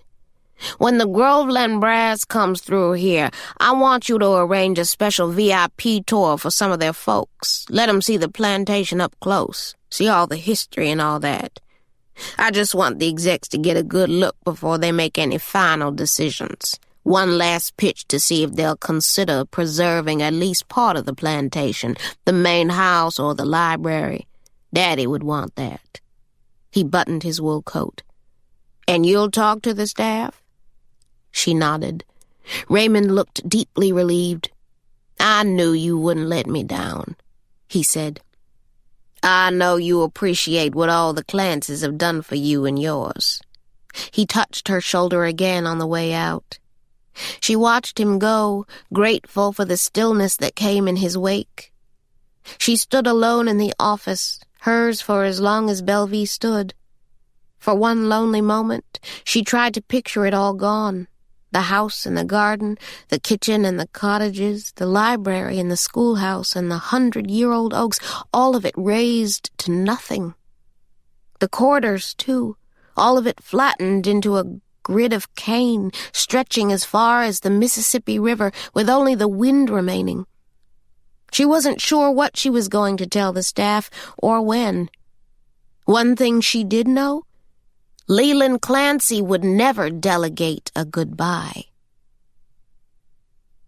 There was one person she needed to tell first. The Rose Hill Cemetery lay across the river, on the border between Ascension and Livingston Parish. Helen always said she didn't want to be buried in a crypt. She wanted to rest on high ground, up north where her people lay.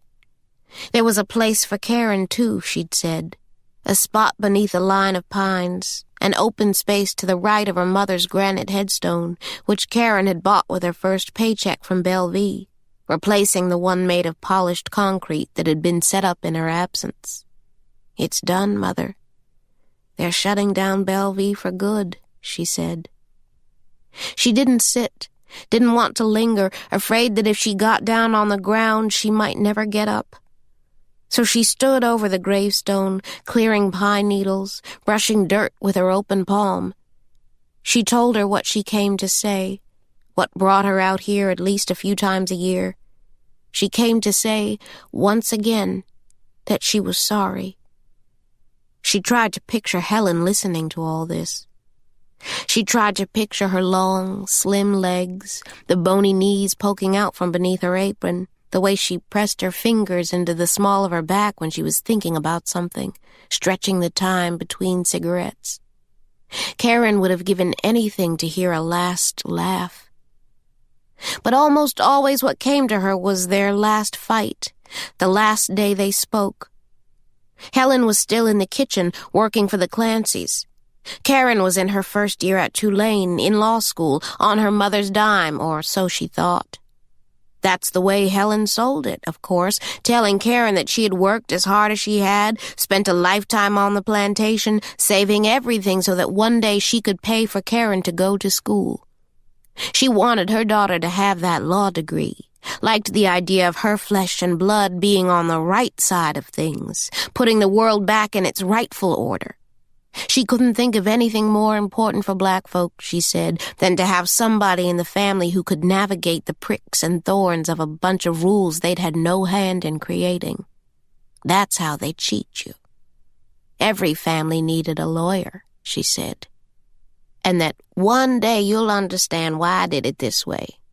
You lied to me, Caren said on their last day. It wasn't Helen's money, she'd just found out. It never had been. It was Leland Clancy's. And Caren was just another charity case. Raymond, on a visit home, had finally let it slip. For years, her mother had pressed Leland to pay for her daughter's school, making clear that he was the one who owed her. Something Caren never understood. "You lied to me," she said again, standing next to Helen in the kitchen. "Oh, girl," her mother said, waving off the very idea. She was standing over the table, a vinyl-top card table where Lorraine, to this day, cut vegetables and chopped onions. It was foolish, what Caren was saying, a splitting of hairs and wholly beside the point. "You're going to finish law school, Caren, and that's the end of it." But Caren wouldn't have it.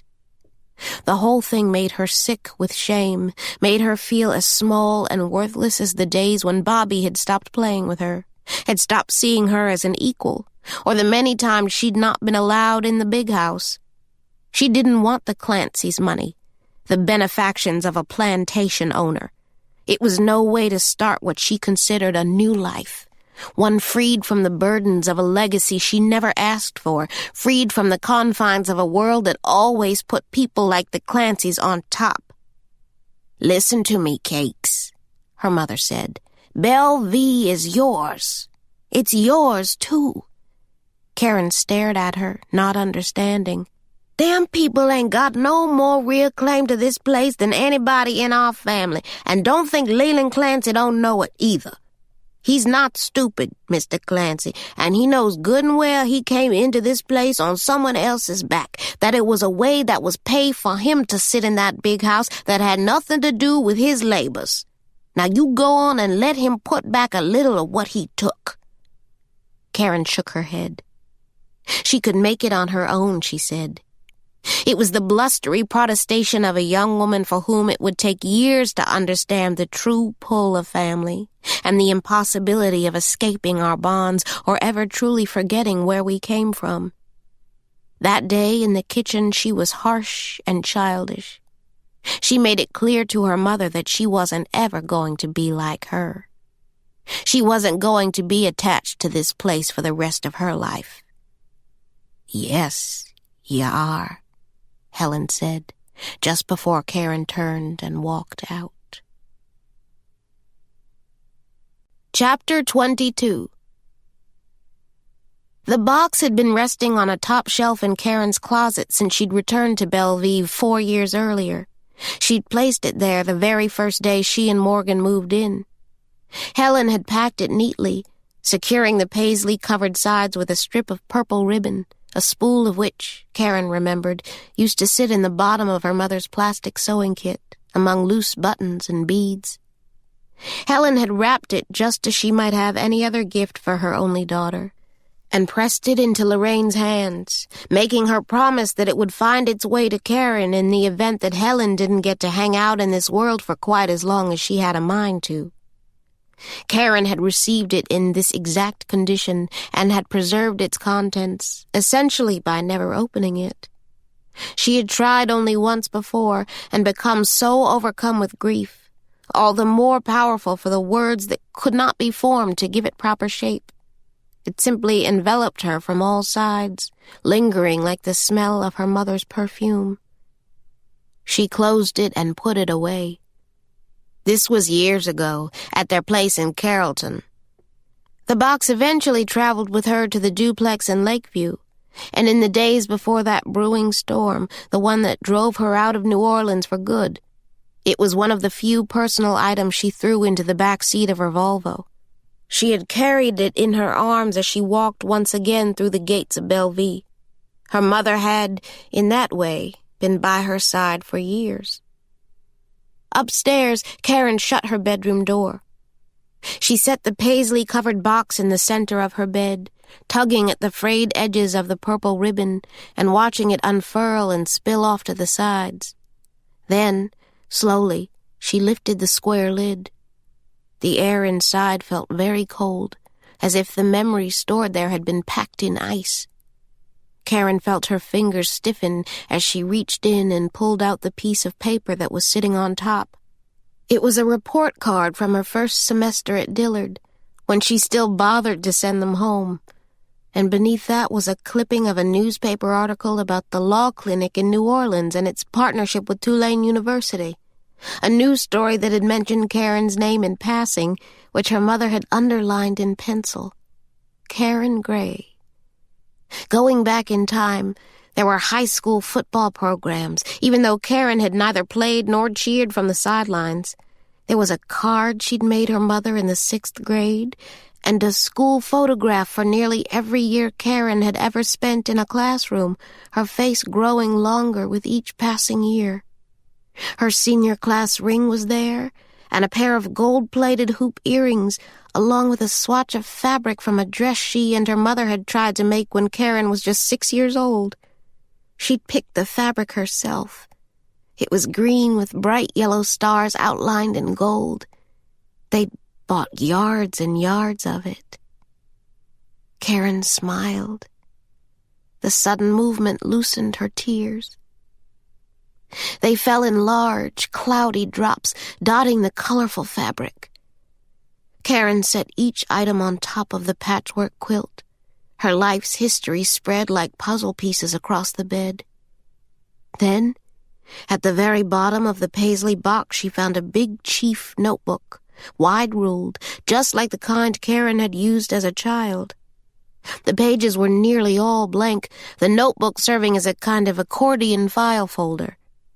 It was stuffed with dozens of loose papers and photographs, some wrapped gingerly in plastic sandwich bags to protect the thin, yellowing paper.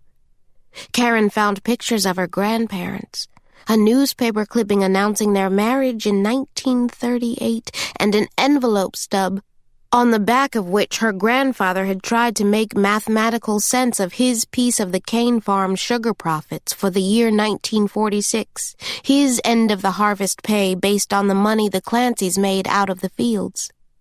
One by one, Caren flipped through the items in the notebook. And again, she had the sensation of falling backward through time.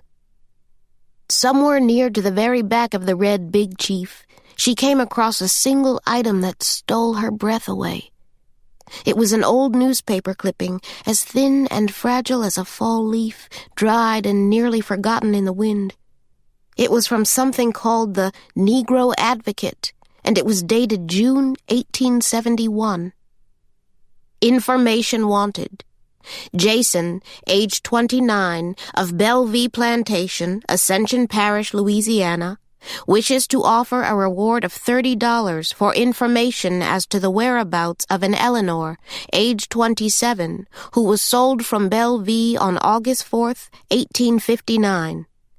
Last seen at the sale pen of Jeffrey Pullman of Baton Rouge. Send word, all who have information, to a Miss Nadine Woods at the Plantation School. Thankfully yours, and God bless. Caren held the paper in her hands, feeling a stir in her chest. So that's why he stayed, she thought. For her. For Eleanor. He stayed on the plantation long after the war because it was the only place Eleanor would have known to look for him. He was, after all those years, waiting for his wife. She'd been sold, Caren remembered, just before the war, and Jason would have had no way of knowing to whom. And he would have had no one to ask. Monsieur Duquesne had dropped dead before Union soldiers even made it to Bellevue. His heart gave out on word they'd taken New Orleans. Leroy, his only son, was killed in the first battle at Donaldsonville, shortly thereafter. Madame and the Duquesne's only daughter, Manette, fled the coarse and grotesque authority of the Yankee soldiers, abandoning Bellevue for good, thus laying the way for Tynan, the Clancy's distant ancestor, to take over the land. There were records left behind, of course. Caren had held them in her hands, but she could read, and Jason couldn't. Not without help. Nadine Woods was the colored woman who worked at the plantation school for ex-slaves. She had been Jason's teacher. It was a relationship that grew close over time. During those years, Jason was waiting for his wife's return. This was made plain in dozens of letters Caren found in her mother's notebook, letters in which Miss Nadine expressed her fondness for her pupil, and admitted that she, too, would have liked to have known Jason under a different set of circumstances. She referred to him as principled and strong. He called her smart and kind on the eyes, in the only surviving letter written in his strained hand. All of this Helen had wanted Caren to have, including her own handwritten jottings on a few of the notebook's back pages, places where she'd tried to get down on paper the story she'd heard passed on through the generations, all the way down to the last of the Grays. Jason, her mother wrote, had lived on at Bellevue until the fall of 1872, until the cutting season, which is when he'd gone missing. Eleanor had returned suddenly and unexpectedly that spring to try to rebuild a life with a man she hadn't seen in years. And when one night he didn't come home, she repeatedly told anyone who would listen that she was certain he wouldn't have just up and left her, not after all the time they'd been apart and all he'd gone through to find her. Whatever she knew of Jason's special relationship with the schoolteacher was unclear. But Miss Nadine likewise had no idea what had become of Jason. It was Tynan, his employer, who had been the last to see Jason, claiming the man simply walked out of the fields one day. Caren ran her finger over her mother's handwriting, felt the bumps and ridges from where Helen's pen had pressed into the lined paper. Then she turned to the last page of the notebook. There, pressed between 2 sheets of wax paper, she found a plantation map. Strange, she thought, as she studied the thin paper. The thing had to be more than a century old, and parts of it were nearly unrecognizable to Caren. In the top left corner was a crude rendering of the old carriage house, which had been torn down decades ago and hadn't appeared on any plantation map after the Civil War. There were other parts of the map that she didn't recognize either. Specifically, the hand-drawn image of a structure 12 feet by 14 just behind the slave quarters. In a stiff hand, someone had written the words, "Built by my hand, August 1872. The map was signed in the same handwriting. Jason. According to this, the structure he built just months before he died happened to sit right on the patch of land behind the slave village, where, for years now, grass had refused to grow. Danny didn't show his face at Bellevue on Tuesday. By Wednesday, Caren set out to find him herself, heading north in her car. Louisiana State University sat along the Mississippi River just south of the state capitol building.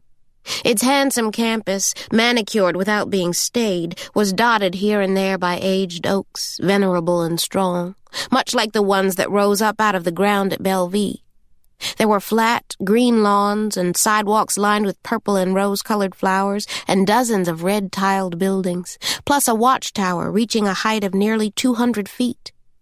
Driving through the school grounds that morning, Caren couldn't believe how long it had been since she'd been on a university campus. She parked her car behind Foster Hall, walking distance, she was told at the main gate, from the offices of the history department, where she could find Danny Olmsted. Himes Hall was a Spanish-style building with an open walkway on one side, separated from its nearest courtyard by a row of grand arches. And according to the lobby directory, Danny's office was on the second floor, room 209. The door was closed, but unlocked. It pushed open slightly when she knocked. Inside, Danny was standing behind an aluminum desk stacked with manila file folders, loose papers, and takeout menus. He was hunched over his laptop, staring at the screen. Behind him there were crumpled cigarettes on the windowsill. He looked up once and then did a double-take. Caren Gray was about the last person he expected to see in his office. "Hey," he said, nervously, she thought. Gingerly, she pulled out the map, still encased in wax paper, from her mother's Big Chief notebook. "You ever seen this before?" she asked. Danny hesitated a moment, not sure what this visit was all about. He glanced over her shoulder into the hallway as if he was concerned about who might be watching, and then reached for the plantation map. He stared at it for quite a long time. Caren could hear the squeak of shoe soles on the linoleum outside his office door. It was dark in here, a gray haze in the air. Danny turned on his desk lamp before collapsing into the rolling chair behind him, his eyes never leaving the map. "Where did you get this?" "What is it?" she said. He looked up. "Where did you get this?" "It was made the same year Jason disappeared," she said, showing him the reverse side of the map, which had been stamped by federal seal at a homestead land office in New Orleans in November of 1872, right around the time Jason went missing. Danny was clearing space on his desktop. He set down the map so that he could study it more closely. "I'd like to hold on to this." "No," Caren said, shaking her head. The map was hers. Her mother had made sure of that. Danny bit his thumbnail, shaking his head. "No, I've never seen it before." Caren stepped across the dull carpet to his desk, lifting the map and returning it to the safety of her own 2 hands. "I know about the movie," she said. "Oh," Danny said, his lips curling into an impish smile. He looked somewhat sheepish, but also greatly amused, as if the whole thing had been little more than a prank. "I suppose people were bound to find out about it sooner or later. He's in jail over this mess, you know." Danny's face blanched. "What?" "The cops know he was at Bellevue on Wednesday night. But they can't honestly believe he had something to do with that girl. He's in jail." Danny fell silent a moment. "I had a bad feeling about this. You've gotten him in a shitload of trouble, Danny." "Me? You didn't write that script?" "God, no," Danny said. "I mean, I supplied some of the research. I suppose that's fairly obvious, but this was Donovan's deal from start to finish." He shook his head to himself. "I thought it was the wrong story to tell. I told him it was a mistake." "Why?" "Well," Danny said cryptically, "it doesn't end well." "What do you mean?" Then, remembering his university paper, its abrupt ending on page 25, she asked him, "Why didn't you ever finish your dissertation?" "I did not finish it," Danny said emphatically. "I merely shifted focus." "But why?" Danny sighed impatiently. "Look, Jason's story is a fascinating one. At least it appeared so initially. My whole field of study is about labor issues, post-emancipation. And here was a man who'd been a slave and then worked the very same plantation under contract. There's even some evidence that he tried to organize the other workers into a labor collective to up their wages. He was looking for a way to have more profit participation, real ownership. He was ahead of his time in that way. And then, all of a sudden, he goes missing, is presumed murdered, and there's this black man, this newly elected sheriff charged to investigate. A man who is living evidence that the old rules don't apply, that a Negro's death won't go unpunished. It's a rich area for sure," Danny said. "Donovan went crazy for it. The idea of a black man in charge, 6 years after slavery is declared illegal? It was a story he'd never heard before." He reached into the jacket of his trench coat, which was draped over his chair, and came out with a loose cigarette and a plastic lighter. "Though I wouldn't consider it a shining moment of African-American history." The light outside the casement window changed color and direction, rolling dark shadows in waves across the flat carpet. Danny lit his cigarette, blowing smoke toward the ceiling. "I mean, the guy was run out of office." "The sheriff?" "Ran himself out of office, really, by pushing for an indictment." "He knew what happened to Jason?"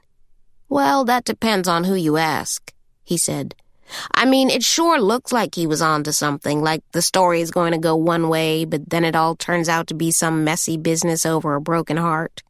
He rolled his eyes, shaking his head at the operatic turn of events, as if the history had failed him personally in some way. "It turns out Jason was smack in the middle of a love triangle of some kind. His wife, Eleanor, and the schoolteacher," Caren said, finishing the thought. Danny nodded. "Not exactly my field of study," he said. He glanced down at his laptop, responding to some prompt on the screen. "The general consensus in the parish had Jason running off with one or the other," he said, "or that maybe one of the women got jealous and did him in." But Sweats didn't believe it. Danny shook his head, puffing on the end of his cigarette, and made a fool of himself in the process. Left himself open to accusations he didn't know what he was doing, that he was unfit to serve in the office of sheriff, he said, exhaling. "The thing is, Jason's body was never found. There wasn't any proof that a crime had even been committed, and certainly no clear motive to support the sheriff's theory of the crime, which put the murder weapon in someone else's hand, someone other than the 2 women Jason was involved with. The sheriff swore that Jason had been killed with his own cane knife, one loaned to him in the fields by his employer. He was insistent. Stubborn, some said. He actually wanted to put Tynan on trial for murder." Caren felt her stomach drop. She wasn't immediately sure she'd heard the name right. "William Tynan?" she said, and Danny nodded. "Raymond Clancy's great-great-grandfather?" "Yes." Chapter 23. Raymond had lied to her, she thought. By the time she made it back to Bellevue, made it all the way back inside the cramped hall of records, she had a sickening suspicion that he'd lied to her when he said he didn't know anything about an investigation into Jason's disappearance. The room was exactly as she'd left it. The papers were still there, laid out on the low wood table in the center of the room, right where she'd left them. Slave records and bills of sale, farm receipts and the creased, worn photos of harvests past, the blank faces of sharecroppers and field workers. And as Caren searched the file drawers, the many folders and leather binders in the room, she was again struck by the feeling that papers were missing. Not just land records and such, but also pages and pages of William Tynan's diary. Only now Caren suspected that this was evidence of more than just sloppy record-keeping. It suddenly seemed to her that someone had been in here, removing, page by page, pieces of Bellevue's history, excising the parts he didn't like the fact that Raymond Clancy's great-great-grandfather was a suspect in the death of one of Caren's ancestors. The thought was dizzying. What else, she thought, could Raymond be lying about? Slowly, meticulously, she put the papers back. One by one, she refiled the documents and historical records, leaving them just the way she'd found them. Eric was in the parlor when she walked in. He was sitting on the leather divan, and he was holding Morgan's school records. He wanted her to know he was serious. He was taking their daughter away from here. He'd changed his clothes out of the wrinkled suit and into khakis and a deep blue t-shirt, both crisp and unlined and likely purchased in town. He was resting his elbows on his knees, leaning his weight forward. "Caren," he said softly. "Look, about yesterday, what happened between us?" The words registered somewhere in Caren's brain. It was an opening she knew if she wanted to take it. But now she was the one who couldn't talk about this. She was still reeling from the news of Clancy's possible cover-up. There was a knock on the library's front door. It was tentative at first, then loud and growing more frantic. Eric stood, but it was Caren who opened the front door. Pearl was standing on the other side, panting and out of breath. She'd run all the way from the kitchen with an urgent message from Miss Lorraine. There was some movement down at the courthouse. They were putting Donovan in front of a judge. Caren turned to Eric. "They're arraigning him," she said. Eric nodded and grabbed his car keys. The judge was a black woman, fair-skinned and heavy-set, with a ring of pearls choked around her neck. Her traveling nameplate read, Janetta Pauls. She was a circuit court judge, one they'd brought in just for this, the formal reading of charges against Donovan James Isaacs. Eric and Caren were sitting in the front row. Lorraine had come on her own, taking a seat behind them. The room was small, like a miniaturized version of a courtroom scene on television. The wood was fake paneling, and the banker's lamps on the desks didn't work. They were all drowning instead under the sharp white of fluorescent lights buzzing overhead. Caren looked around the courtroom. Betty wasn't here, she noticed, a fact that spelled trouble. She couldn't think of any good reason that would keep Betty Collier from her grandson. Donovan looked awful. He was handcuffed when they brought him in, 2 armed deputies at his sides, and he kept his head down, his chin pressed against his sternum. He didn't look around the room much, didn't make eye contact with Caren or anyone else, just stood there, shaking his head every time his lawyer whispered something in his ear. He was unshaven, his hair in knots, and Caren had the awful thought that they'd kept him in lockup for the past few days for the sole purpose of aging him, curing him like a cut of meat, making him look more like the thug they were here to charge. It was a reminder of the ways an arrest can often work backward, making a criminal of any life it touches. It pained her to see him this way. Eric nudged her, asking why she hadn't given Donovan or his grandmother the list of attorneys he'd suggested. And that was the first time Caren took a good, long look at Donovan's lawyer. She had initially taken him for a court-appointed attorney, but now she wasn't so sure. He was in his mid-50s and nicely dressed, too nice, she thought, to be taking work from the parish. And he looked vaguely familiar to Caren in a way she could not get her hands around. He seemed too tall and too big in the way he carried himself for this small country courtroom. He kept a proprietary hand on Donovan's shoulder through the whole thing. Where had she seen him before? Up first, there was the reading of the charge. The court clerk stood and officially named the matter. The state of Louisiana versus Donovan James Isaacs, who, pursuant to Louisiana State Penal Code, Title 14, Section 30, is hereby charged with the crime of homicide in the first degree. What? Caren turned to Eric and whispered, "Wait, what happened to trespassing?" Eric shook his head. They must have gotten something else on him. What is going on, Eric? She felt sick all of a sudden, a rush of blood heating her from the inside out. She unzipped her jacket, pulling it away from her damp skin. At the bench, the judge asked, "How do you plead, son?" His attorney squeezed his shoulder and tried to whisper something in his ear. Donovan kept shaking his head. "I ain't killed nobody, Judge." Bail was denied, with little apparent argument from Donovan's attorney.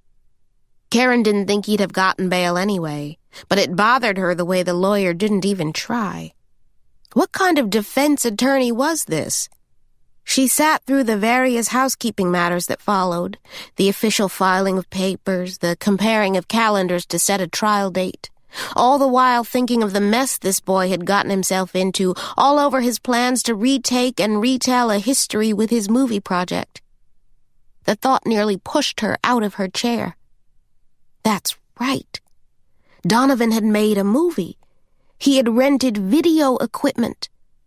Just as the deputy started to escort him out, she stood up. He looked at Lorraine first, and then at Caren in the front row of the gallery. His eyes were puffy and red. Donovan, she realized, had been crying. "Miss C," he said, calling to her. "Tell my grandmother I didn't do this. Tell her I didn't have nothing to do with it." Caren was still standing. "Where are the tapes, Donovan?" The tapes. She didn't know why she hadn't thought of them earlier. They were a piece of evidence that had been at their fingertips this whole time. "Donovan, where are the tapes?" By now, the two deputies were pulling him out of the courtroom. His lawyer had a hand on his back, nudging Donovan along. Caren called out again. He turned and looked once more over his shoulder. Their eyes met, and for a single second she thought he understood. "Go to my grandmama's house," he said, as the cops pulled him out of the courtroom toward a holding cell. "Tell her it wasn't me." When Caren arrived at her house an hour later, Betty Collier was in the front yard. She was wearing a housecoat and slippers, and she was, despite her 82 years, on her knees in the dirt, patting soil around a small bed of primrose and sweet alyssum, shaking her head to herself as she worked. She heard the rental car's engine shudder to a stop and looked up immediately, but she was no more comforted by the sight of Caren than she was by the state of her garden. Caren told Eric to wait in the car while she got out on the passenger side. She could hear Betty all the way from the street. The elderly woman was muttering under her breath, turning the black dirt this way and that. "Just look at this," she said. "Just look what they did to my yard. No home training, not a nary a one of 'em." She was speaking of the policemen, she said. The ones who had tramped through her house that morning, she said, waving a search warrant.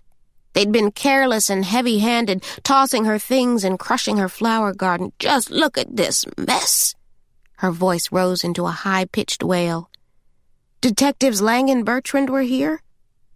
Caren remembered Eric's courtroom observation that the detectives must have gotten something else on Donovan to change the charge from trespassing to murder. "I don't know who all it was," Betty said. She tried to stand tall a felled stalk of yellow primrose, but when she gave the plant the tiniest tug, the whole thing came up in her hand, roots and all. Betty lowered her head and started to cry. "I'm so mad I could spit," she said, her dark eyes piercing from beneath the many folds of her copper-colored skin.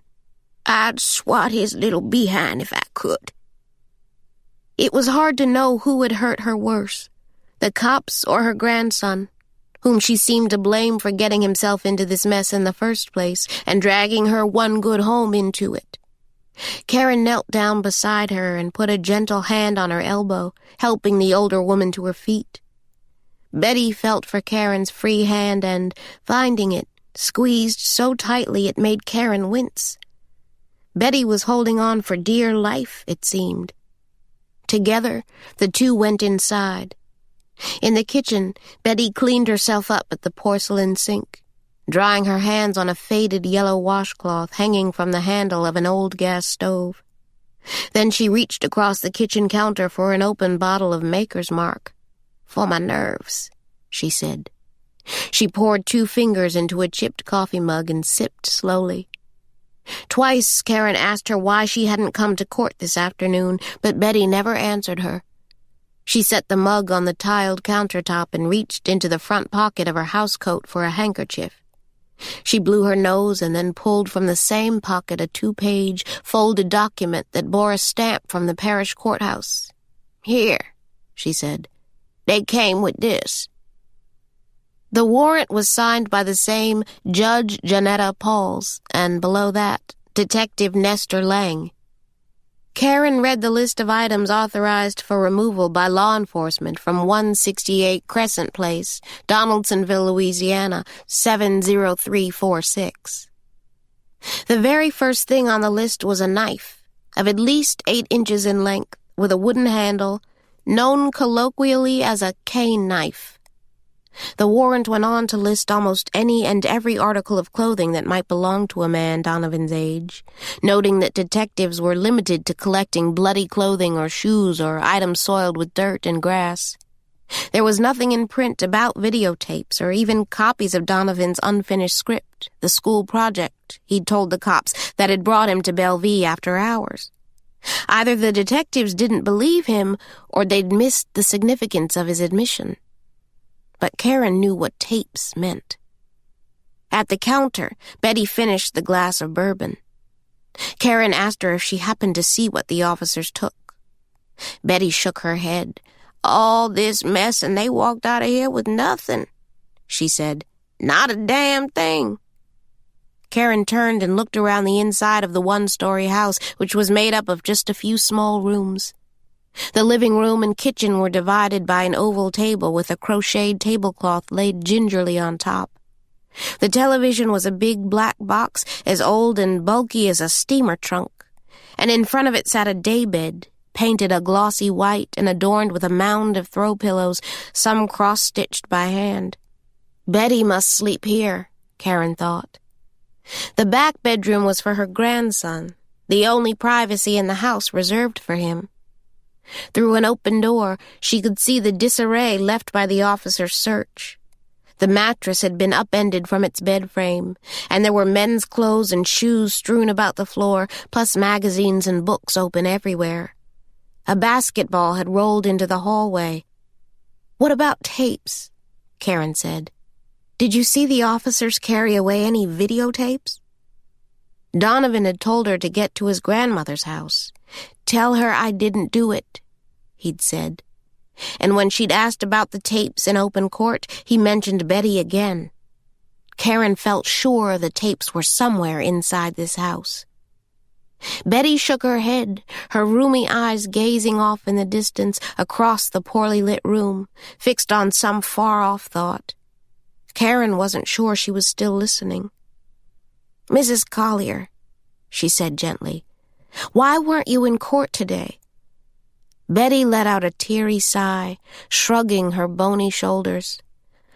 "I've had him since he was 8. I did the best I could with him. His daddy was trouble, too, in and out of jail. She dropped her hands into the pockets of her housecoat, the posture of a woman resigned to her fate. "I'm 82 years old and I'm tired," she said, as if Donovan's story were already written in stone, had been since the day he was born. "I did the best I could," she said, wiping tears that had settled in the deep creases beneath her eyes. There was dirt under her fingernails. She smelled of Dove soap and whiskey. Caren didn't want her to give up on Donovan. Betty was the only blood family Donovan had. "That lawyer should have let you know about the court proceedings," she said. "He should have demanded you be there today as a show of support. I don't imagine it matters no way." "It does, though," Caren said. "You're going to want the best representation you can get for Donovan. You need someone who's going to walk your family through the whole process, not just somebody punching a clock or trying to get in good with the judge. Clancy's got it all worked out." "Who?" "Raymond Clancy," Betty said. He'd sent Donovan that lawyer right out of his firm in Baton Rouge. Caren shook her head. She thought Betty must have gotten it confused. "No, ma'am, it was Clancy, all right," Betty said. "He called the house this morning and said not to worry on it. He was going to make sure Donovan was taken care of." "Raymond said that?" Betty nodded. "And I want to thank you for that, Caren," she said. She had assumed this was Karen's doing, getting Clancy to go to bat for Donovan. "I know they've been good to your family over the years. He's just like his daddy, that one," she said. "The Clancys, they've always looked out for black folks." No, Caren thought. Raymond was nothing like his father. She wanted to tell Betty to be wary, but she didn't want to scare the woman any more than she already was, not until Caren had more information, not until she knew just what in the hell Raymond was up to. She asked if she could look in Donovan's bedroom, making up a story about needing his work costume and other such items returned to the plantation. Betty nodded without saying anything. In her slippers, she shuffled in the direction of the open bottle of whiskey. They were not hard to find. 2 unmarked DVDs, not tapes, not literally, inside a shoebox on the right side of the bed, near a stack of books on editing and camera techniques that he'd checked out from his local library, books that had post-it notes and scraps of paper marking passages inside. Caren made a quick and easy guess as to the content of the DVDs.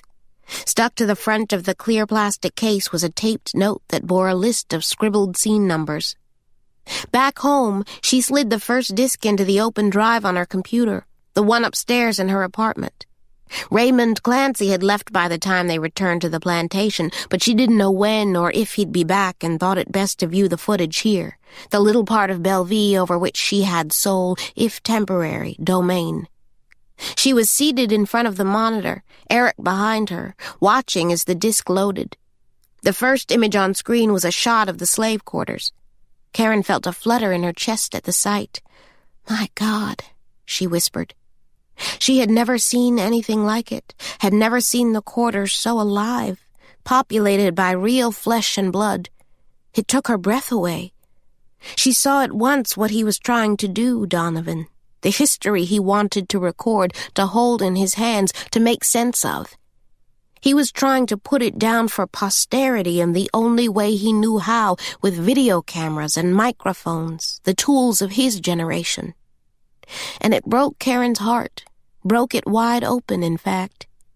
She stared at the computer screen in awe, for there he was. There was Jason, her great-great-great-grandfather. And here was the schoolteacher, Miss Nadine. The scene was of a celebration, a cakewalk in the quarters sometime in the years before Jason's wife, Eleanor, returned, when Jason and his teacher were unwittingly falling in love. There was a feeling of felicity as the men and women fell in line for the cakewalk, a playful and flirtatious dance that got its start in slave quarters on plantations across the South. It was a tradition that had taken on a special tenderness on the other side of emancipation, black folks holding on to some of the old ways, even as they moved forward into the still unknown world of freedom. And when Jason took Nadine's hand for a dance, Caren, watching the scene unfold, felt her own heart skip a beat. It was just Cornelius and Shauna on screen, playing the parts. She knew that. And those twinkling lights were not stars, but a string of 99-cent Christmas lights slung across the cabin doors and the wooden fences. That was just Ennis Mabry in a page boy cap and Lee overalls, pretending to strum a string guitar. Just Nikki Hubbard and a few of her high school friends filling out the cast of ex-slaves. But she didn't care. She was seeing her own story, her own history reflected back to her, rounded out and in full color, and the feeling it stirred was something she would not, in this lifetime, forget. They watched for nearly an hour, scene after scene. But it wasn't until the last recorded scene on the second disc that she understood the full significance of the evidence she'd uncovered. They watched the final scene, the last one Donovan filmed on Wednesday night, over and over, maybe a dozen times. The whole thing was one shot, less than 35 seconds long, the footage taken on the main road, outside of Manette Cottage, just like Morgan said. Her report of the night Inez Avallo was killed had included this fact. Donovan said he would wait around for his cast and crew, passing the time by getting some extra shots outside Manette House. And that's exactly what was on Karen's computer screen now. "Take a look at that," she said to Eric, pointing at the screen. She held a finger to the top left part of the monitor, clicking the mouse to rewind the shot from the beginning. The image was dark, almost ashy, the strained result of trying to register true black on digital video. The scene had likely been lit with nothing more than a small bulb mounted on the camera itself. Donovan, manning the camera, swept the lens from the front of the cottage, the clapboard porch, the railing made of whitewashed pine, all the way down the length of the main road, pointing south toward the quarters. It was here that Donovan's voice cut in. "What the hell is that?" he whispered. It was nothing urgent, his tone. In no way did he sound alarmed. The shot, an image of the main road all the way to the quarters, slipped in and out of focus as Donovan zoomed in on a white light off in the distance. "Look," Caren said to Eric. He squinted at the screen.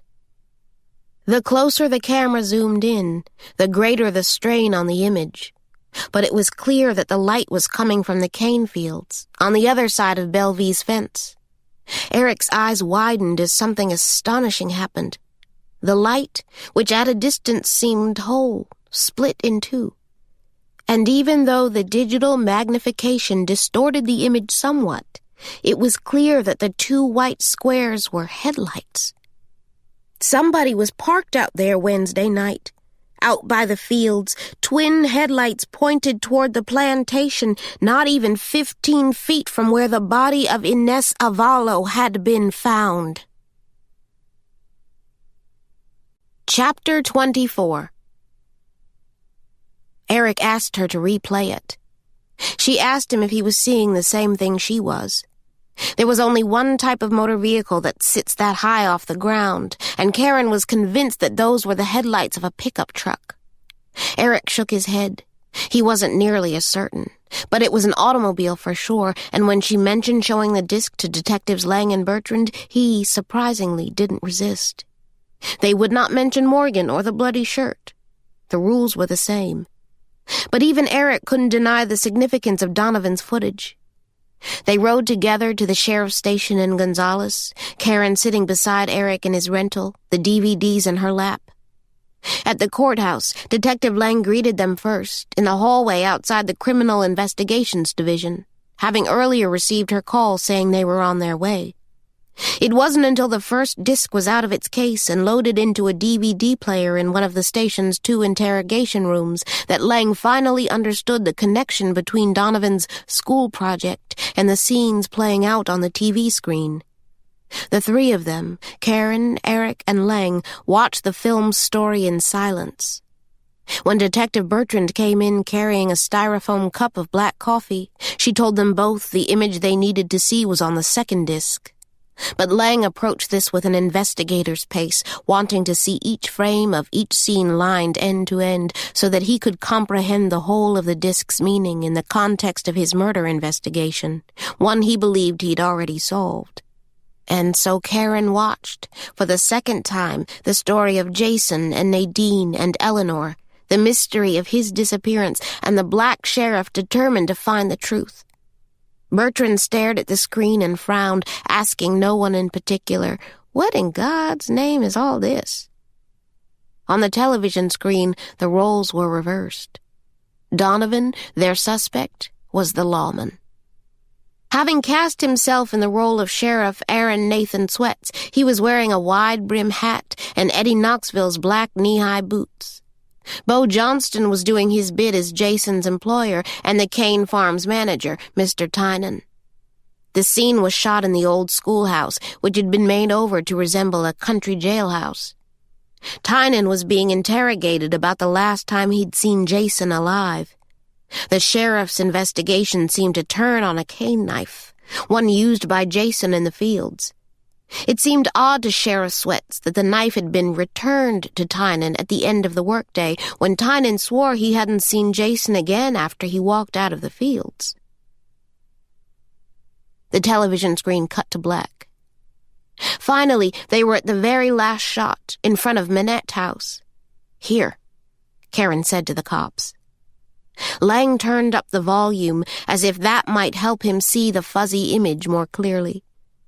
Bertrand, whose coffee had turned cold sitting on the tabletop, had his arms crossed tight against his chest, the shoulder seams of his sports coat so strained that Caren could see each mustard-brown thread.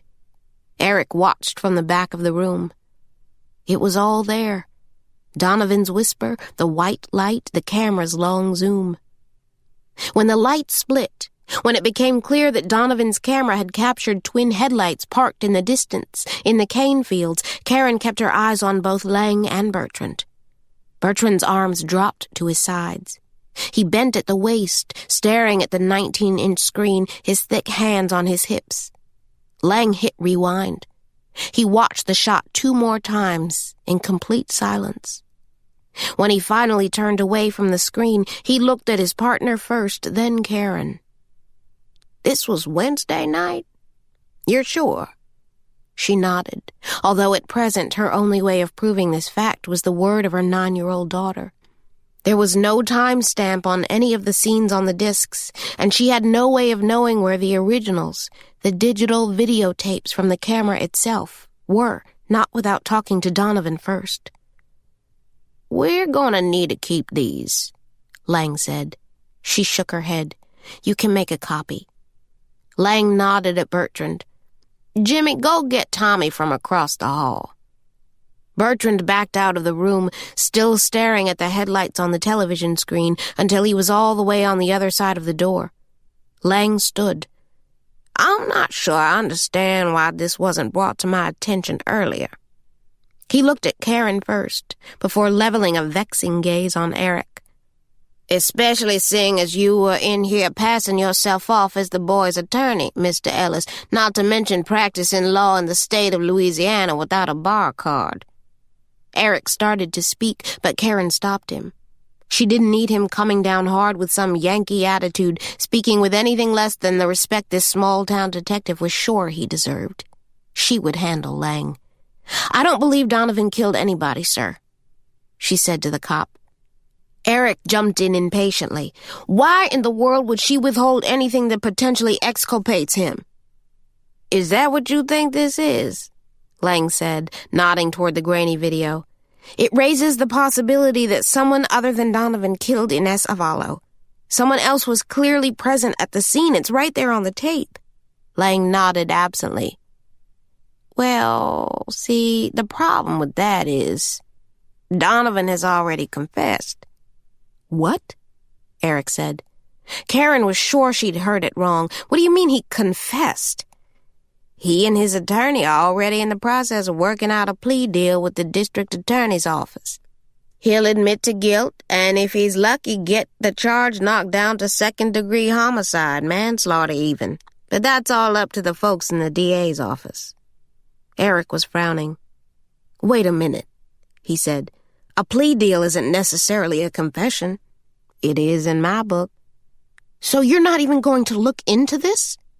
Caren said, trying to control her anger, nearly shaking from the effort. Lang pointed to the bluish screen in the video image. Dryly, he said, "The sheriff's department thanks you for bringing this in." And that was it. Caren looked at Eric and said, "I don't understand. Why would he take a deal?" Lang was damn near smiling. Sheer arrogance was the only thing that could explain why he said what he said next, why he laid his whole hand face up on the table. "We got the knife," he said. Caren didn't believe him. She was at Betty Collier's house. The police had been through with a warrant, but Betty said they'd walked out with nothing. Lang's whole case was bullshit, and they knew it. "I want to talk to him," she said suddenly. "I want to talk to Donovan." "No, ma'am," Lang said, shaking his head. Eric grabbed her arm. "Come on, Caren, let's go. He's not the boy's lawyer, and you're not family." Lang was treating them as troublemakers, involving themselves in something that had nothing to do with them. But Donovan was family. He was part of the extended family of Belle V, her family. "He can't take a deal," she said. Lang smiled broadly, as if he was expecting this. "Well, if he doesn't, you want to know what's going to happen, Miss Gray? The district attorney is going to put this evidence to a grand jury, and you, ma'am, will be among those subpoenaed. I know you've been lying to us from day one. You were the main one vouching for the fact that Donovan wasn't on the plantation Wednesday night, and now you're hand-delivering a videotape you've had in your possession for who knows how long. Hard evidence that proves you knew where he was the whole time." "Caren, let's go," Eric said. "You digging yourself a hole, Tulane," Lang said. "Don't look good neither, you looking at plane tickets to Washington, D.C. You got some reason to be making a fast exit out of the state?" She started to say something, to ask how he knew about that, but Eric grabbed her roughly by the arm. "Don't say another word," he said. "I want to talk to Donovan," she told Lang. Eric reached for Karen's hand, just as Bertrand returned with a skinny kid in Levi's and a Black Eagles concert T-shirt. He had a second DVD player tucked under one arm and two slim black and red cables draped over his right shoulder. Eric, without being asked, held Karen's hand while copies of the video discs were made. She posed it as a last favor, asking Eric to get her inside the jail. Donovan was officially a ward of the Ascension Parish Sheriff's Department, and they could pretty much do with him as they pleased, could withhold privileges such as phone calls or visits from family or friends. So Eric placed an urgent call to a friend of his in the U.S. Attorney's Office in Dallas, and that woman, an old law school classmate of theirs, placed a call of her own to the jailhouse in Little Gonzales, Louisiana. Less than an hour later, Caren entered the jail alone. Her name was already waiting on somebody's clipboard. She left her personal effects with a female clerk, a black woman with brandy-colored braids and gold hoop earrings who eyed Caren and her expensive Patagonia jacket and muddy ropers with no small amount of curiosity. She offered no pleasantries, no friendly comments about the weather. Instead, she pointed to where Caren should sign her name and the red plastic tray where she was to leave her driver's license and keys. Her escort was a young deputy with an ash-blonde buzz cut and rolls of fat above the starched collar of his tan uniform. He led her down a hallway with cracked linoleum tiles and fluorescent lights to a plain door with a small window. Inside, Donovan sat alone, uncuffed, in a dingy jailhouse jumpsuit, and Caren could tell from first glance that he was expecting someone else. He didn't stand or greet her in any way. The deputy asked if she wanted him to stay, and she answered no, that she thought they'd be all right. She watched the cop disappear on the other side of the door. She heard the lock click, and then it was just the two of them. Donovan didn't look good. His eyes were red, and his cheeks were dappled with tufts of unshaven hair. He had his elbows on the table and his head held down low. Caren sighed and said, What are you doing, Donovan? He shook his head at her. Just go. You can't take this deal. Donovan clasped his hands under the table, shrugging his shoulders. I can do 2.5, he said. I might have picked that up on the trespassing charge anyway. Then, trying to convince himself, he said again, I can do 2.5. You're not serious, Donovan, she said. You don't really think they're going to give you 2.5 years on a murder charge? Manslaughter, he said. He tapped his index finger on the white tabletop as if he were counting out the days. That guy, my lawyer, he's saying it's all worked out. I plead guilty to a lesser charge, and it's 2.5, that's what he said. He kept repeating the words, as if he were hammering a nail, closing his own coffin from the inside.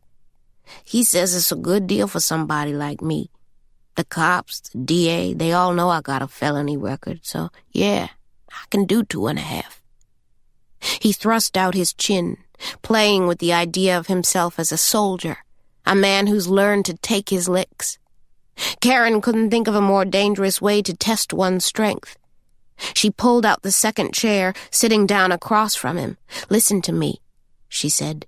That lawyer of yours works for Raymond Clancy, and he's doing what he thinks is best for Clancy, not you. You need to understand that before you agree to anything. Donovan cocked his head to one side. What's Clancy got to do with this? He got you that lawyer, she said. The man didn't tell you he works for Raymond Clancy? I thought the judge sent him. I thought he was court-appointed. Caren shook her head. He's a private attorney. My grandmama know about this? Caren avoided mentioning her trip to Betty's house that afternoon. She didn't want him to know how broken the old woman was, how it seemed she'd all but given up. You ought to know that Clancy is selling the plantation, she said instead. Donovan shook his head in disbelief. No way, man. It's sold, Donovan. Bellevue, the farm, all of it. He's selling it to the Groveland Corporation. Donovan didn't say anything right away. He wore the expression of a man who thinks he's being lied to. But what's that got to do with me? Nothing, she said. That's what I'm saying. This is Raymond Clancy's deal, and he needs it to go through without any problems. He's got big plans for his political future, plans that involve Groveland, and you taking the fall for this is something he's willing to invest money in. It's a setup, Donovan, she said. He shook his head, turning to look away from her. Caren grabbed his arm. The skin felt fevered and hot. Look at me, she said. Don't you dare do this, Donovan. Don't you dare let them put you away for this. You are not your past, understand? I don't care what you've done or how many times you've been arrested. Don't let them make you into something you're not. What choice I got? Go back in front of that judge and don't lie. She knew from experience that he could get a hearing to change his plea, but he needed a lawyer who was on his side. Oh, I'm fucked anyway, Donovan said. I put myself on the grounds the night of the murder, admitted I'd stolen a key to the property. A jury might make a lot worse of that than whatever this lawyer Wilson somebody can work out with the DA. Where was the knife, Donovan? They're saying they found it in my car. Well, then somebody must have put it there. You don't fucking think I know that? He said, slamming his fist on the table so hard that it shook and skidded an inch across the floor. Caren waited for the door to fly open, for the deputy to come in charging. Donovan held his breath, waiting too. But no one came. A silence settled between them. It felt as thick as the door that closed them in this room. Donovan broke through it first. I never saw that woman in my life, and what difference does it make? He gestured to the jail clothes in the locked room with an armed guard on the other side. What did the truth have to do with any of this? He was in jail anyway. Caren stared at him for a long time. Outside, she heard car engines, trucks passing on the road. All of it seemed very far away. Those tapes are evidence, she said. "They're proof somebody else was out there that night. You saw it and I saw it. The headlights out by the field. It's right there on the DVD. If you tell me where the originals are, if the tapes have some kind of timestamp on them, a date, something, then that information goes to trial with you. You think they give a shit?" He looked at her, a sad, crooked smile on his face. "Come on, Miss C," he said. "You think I didn't even try?" "It was a truck," I said. "I told them. It was parked out there by the fields, but it don't look like that's going to change a damn thing, does it?" She asked him to tell her exactly what he'd seen, the make and model. Donovan waved her off, mumbling, "Nah, man, I didn't see what it was." He couldn't be sure of the color or any details. It was just another dead end. 2.5, he said again. "I'd rather take the deal than gamble on a life sentence at trial." He stole a sideways glance at her. "I suppose you think that makes me some kind of a punk," he said, and Caren finally understood that it mattered to him, that it had, all along, mattered what she thought of him. He actually looked up to her. "Don't do this, Donovan," she said. She was out and out pleading now. He didn't respond, choosing now, of all times, to remain silent. When he finally spoke again, his voice was soft and dry. He ducked his head and asked her, "So you watched it?" he said, referring to the movie, the history project that meant so much to him. "Yes, Donovan, I watched it," she said, telling him finally, "I think you should finish it." Chapter 25. It was late by the time they left the station, so together Eric and Caren drove to Laurel Springs to pick up their daughter from school, arriving a few minutes before the final bell. Eric parked the rental car a few yards down the road from Morgan's school, beside a newly planted Japanese maple, held in place by rope and wood stakes in the bark-covered ground. The rain had stopped, and Eric shut the car engine and rolled down the windows while they waited. The air was warm and smelled of wet grass. Through her side-view mirror, Caren could see the red brick schoolhouse behind them, the state flag flying atop the stars and stripes. Hunt Abrams met with Raymond Clancy this week. "Who?" "He's the project manager for Groveland." "The cane farm?" She nodded, adding, "He drives a truck." "Black," she remembered. "What was he doing with Clancy?" "I don't know," she said. "But all of a sudden Raymond gets a lawyer for Donovan and he's ready to take a plea deal? Just days after I see Abrams go behind closed doors with Clancy?" She shook her head. "It stinks, the whole thing. This is Raymond trying to protect his deal. The sooner this murder investigation goes away, the better it is for both of them, Clancy and Groveland." Eric made a face. "What's at risk for the company?" "Inez Avallo had some kind of altercation with Abrams not even a week before she died. She found something, Eric, something out in the fields," she said, turning to look at him across the upholstered front seat. "She found a bone," Caren said. "Human remains." Jesus. Apparently she told Abrams about it and it caused some tension between them. There was talk about going to authorities, but according to Owens, Abrams wanted her to shut up about it. "Owens?" "The reporter," she said. Eric turned away from her then, looking out the window. She couldn't read his expression. "Abrams is a bad seed, and apparently Inez Avallo isn't the first one of his workers to never make it home. There was a worker who died in California, and there was another woman down in Florida, a girl he supposedly beat pretty badly," she said. "Owens thinks there's a connection between what Inez found and her murder, something to do with the question of who might be buried out in the fields. He asked me if any other cane workers had gone missing since Groveland took over the farm." Eric shook his head, visibly disturbed. He tapped his fingers against the steering wheel. "So what? You think he killed this Inez woman to cover for something else? I don't know what to think, Eric. Who's the lawyer for the kid?" "Someone from his firm," she said. "Raymond set it up." Clancy's firm? Yes. Caren. Clancy, Strong, Burnham, and Botts is a corporate firm specializing in real estate and banking. We used to send business to them when I was at Klein & Rowe. I don't think they have a single criminal defense attorney in the whole building. It's not what they do. He undid his seatbelt, shifting several times behind the steering wheel. Something here was very wrong, and it went beyond the cop's slapdash investigation. The Avalo woman, she worked for Abrams? He said, repeating the facts in evidence, turning the information this way and that. Caren nodded and said she was a field hand hired on for planting. She went on to explain the basic arc of a year of growing cane, what she'd learned from a near lifetime at Bellevue. Planting's in late summer, she said. The cutting season, the harvest, is late fall and goes until the first frost. It's been that way for hundreds of years. Since her own ancestors cut cane in the fields, she said. But everyone's behind this year because of the rain, which kept the migrant workers around a lot longer than they would have been during any other season.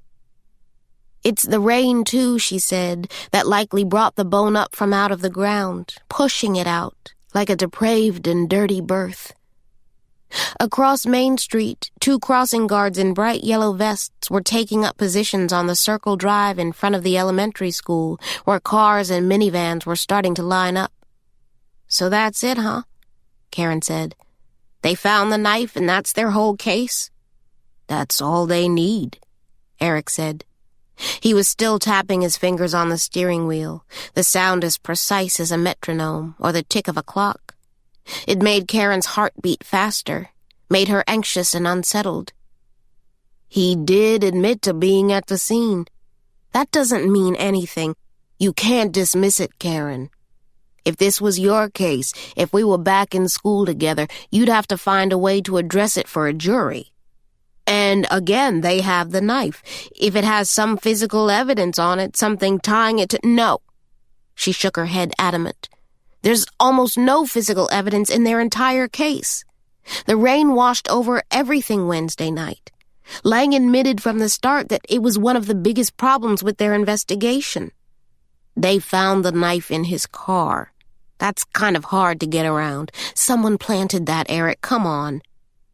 The car sat in the parking lot for days, she reminded him. Anyone could have had access to it. Lang was out there that night, and Abrams is just over the fence. That reporter was on the plantation, too. Eric turned and looked at her straight on. You never asked yourself what the hell he was doing wandering around the grounds in the middle of the night? I certainly don't think he was tampering with a murder investigation. She didn't add to this the fact that she liked Owens. She trusted him. Eric stared at her across the front seat, his expression grave. Listen to me, Caren. Don't fuck with that guy Lang, okay? He said. For whatever reason, the guy's got it in for you. What was that stuff about plane tickets? She said. How did he know about that? You checked about flights for Morgan, didn't you? She nodded. Saturday morning. I called the airline from my office. You don't think your phones are tapped, do you? On what basis would they have to get a court order to monitor the phone lines?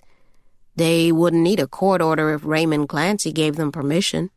It's his place. You're his employee. You said you made the call from your work phone, he said. Karen's mind went back to the day the body was found.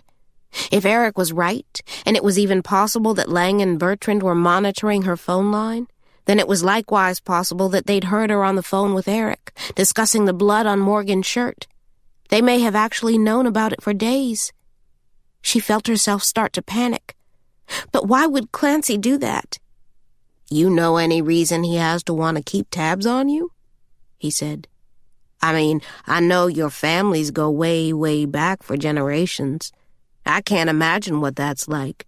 Whatever it is with you and the Clancys, it seems complicated, to say the least. Raymond's the one I don't trust. The feeling's mutual, apparently. He turned and glanced again out the window. It certainly seems like he wants to keep you where he can see you, so to speak, to know what you're up to. I can't understand why. "He's threatened by you, maybe," Eric said.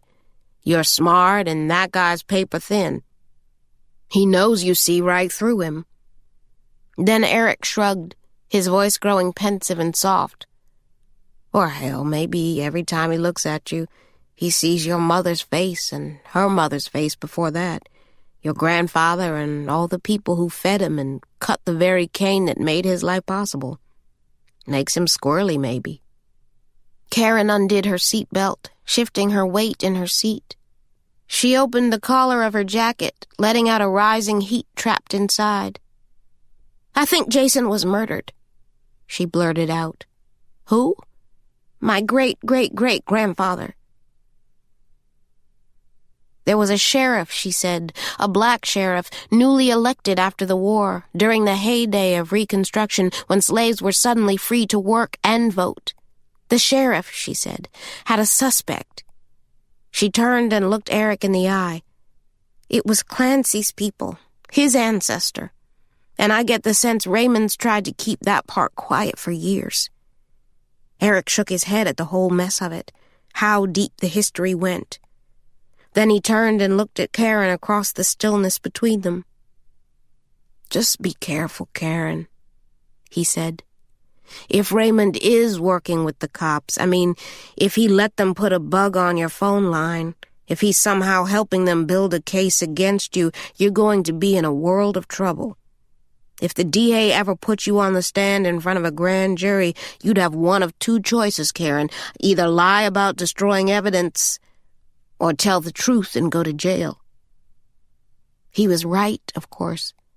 She knew she was walking a fine line. "And I don't think I could take that," he said softly. Caren heard the school bell ring. Within seconds, a steady stream of plaid and navy was pouring out of the red brick building. She told Eric he would need to pull around to the circle drive where Morgan usually waited. He started the car but didn't actually put it in gear. He glanced in his side view mirror at the school kids, their backpacks and lunch pails in tow. Soon Morgan would be in the car, and this moment, just the two of them, would have passed. "Caren," he said. He was resting an elbow on the window's frame, his left hand on the steering wheel as he stared through the windshield. She could see the faintest sheen of sweat above his brow. He seemed shy and slow to gather his words. His discomfort was apparent, almost painful to witness. They were no longer talking about Clancy or Abrams or Inez Avallo, she knew. Finally, Eric sighed. It was a whisper of self-reproach, but also a kind of peace. "I'm not sorry for what happened between us the other day," he said. "If I'm being honest with myself." He tried to smile, but lost the gesture about halfway through. Caren knew better than to say anything. She was careful not to draw any open conclusions from his statement. She knew she couldn't afford to want this man, not again, and yet the wanting seemed to be happening all on its own and without her say-so ever since he showed up at Bellevue. She wondered, not for the first time, what it would be like to do 2005 over again, if there could ever be such a thing as a second chance. What a fool I was, she thought. She was on the verge of telling him so when he turned and looked at her again. "I love her, Caren," he said quietly, stealing the moment right out from under her. It didn't hurt nearly as much as she thought it would to hear it said out loud. Behind them, a white Laurel Springs security jeep rolled to a stop. In her side view mirror, she saw a security guard exiting the car. Eric had both his hands on the steering wheel now. His grip was so tight that Caren could see the veins in his arms rising up like swollen rivers. He was like a man holding on to a small stick in a strong current, resisting an unspoken pull. There was something he'd wanted to say to her since he came back to Louisiana, since he walked into her home. "But you, Caren," he whispered. A knock on the driver's side door stopped him in mid-breath. The security guard leaned in to tell them that there was no parking on any street in Laurel Springs, a bike and pedestrian-friendly community, as the pitch went, and that they would need to take whatever it was they were doing in the car someplace else. "We're just here to pick up our daughter, man," Eric said. The guard tapped the roof of the car and then pointed back toward the Circle Drive and the school complex down the road. As the guard departed, Eric rolled up his window. Putting the car in drive, he headed for the nearest break in the median, making an awkward U-turn as he turned the car toward Laurel Springs Elementary School. They pulled into the Circle Drive behind a Chevy Tahoe with a purple and gold LSU Tigers bumper sticker across the back window. Eric inched the car forward, taking extra care in the swarm of school kids weaving in and out of the cars in the driveway. Caren stole a glance at him behind the wheel. The tension was still there. She could see it in his jawline, in the knot above his brow. She wanted to pick up where they'd left off. "Eric," she said. "There she is," he said, pointing ahead. Through the windshield, Caren spotted the short, round shape of her 9-year-old. Morgan was holding her backpack at her side. Under her right arm were sheets of colored construction paper, red and gold, the foundation of some art or social studies project, Caren thought. At the sight of her, the tortoiseshell headband and the school dress, the backpack and all that, Eric smiled, tickled by this moving image, what had before existed for him only in photographs, his growing girl in the 5th grade. It occurred to Caren how few times he'd been able to do this, to drive his daughter to and from school. A duty so commonplace it was one of the first she'd turned over to Letty when she'd hired her. Driving Morgan to Laurel Springs had been an easier task for her to relinquish than dressing her daughter each morning, or making her food, or washing and conditioning her hair once a week, combing it out while Morgan sat on the floor reading books. These tactile moments had meant so much more to Caren that it was a long time before she could see Letty's hands in her daughter's hair without feeling actual envy. For months she thought of firing Letty on a daily basis, a woman who had only ever tried to offer a hand, to help Caren raise this girl way the hell out in the country. It had been the same with Eric's mother, hadn't it? Wasn't that at least part of her resistance to moving to Chicago, his hometown? It wasn't just the lack of a marriage proposal, she could now admit. It was the threat of another woman, always had been. Not just in Eric's life, but in Morgan's. Hadn't this, deep down, been her real fear of sending her only child to D.C.? That she would somehow lose to Leela twice? First Eric, and then Morgan too? She had walked out on her own mother. And there was not the promise that Morgan wouldn't one day do the same, walk away from Caren and never look back. She could now see how carefully she had built their lives around this single fear, so afraid of losing her daughter that she'd shut out any competition or interference, packing the two of them behind glass. In a museum, Morgan liked to say, where they lived alone on the 2nd floor of a borrowed house miles from the nearest town. It would be the end of them, she knew, if she kept it up. She was going to lose Morgan this way, just like she'd lost him. Morgan arrived at the car on her dad's side. "I made my dress," she said, slapping the yellow construction paper against the driver's side window. In marker and pencil, she had drawn a gown of purple and rose. It had a sweetheart neckline and long, ruffled layers going to the floor. She had not drawn herself into the design, but rather outfitted the dress on a long, lean figure in pointy, high-heeled shoes. The image saddened Caren, the fact that Morgan wanted to look so unlike herself at her dad's wedding. "I think I could make it," she said, meaning the dress. Caren happened to know for a fact that Morgan had never even seen a sewing machine, but she was careful not to point out this detail.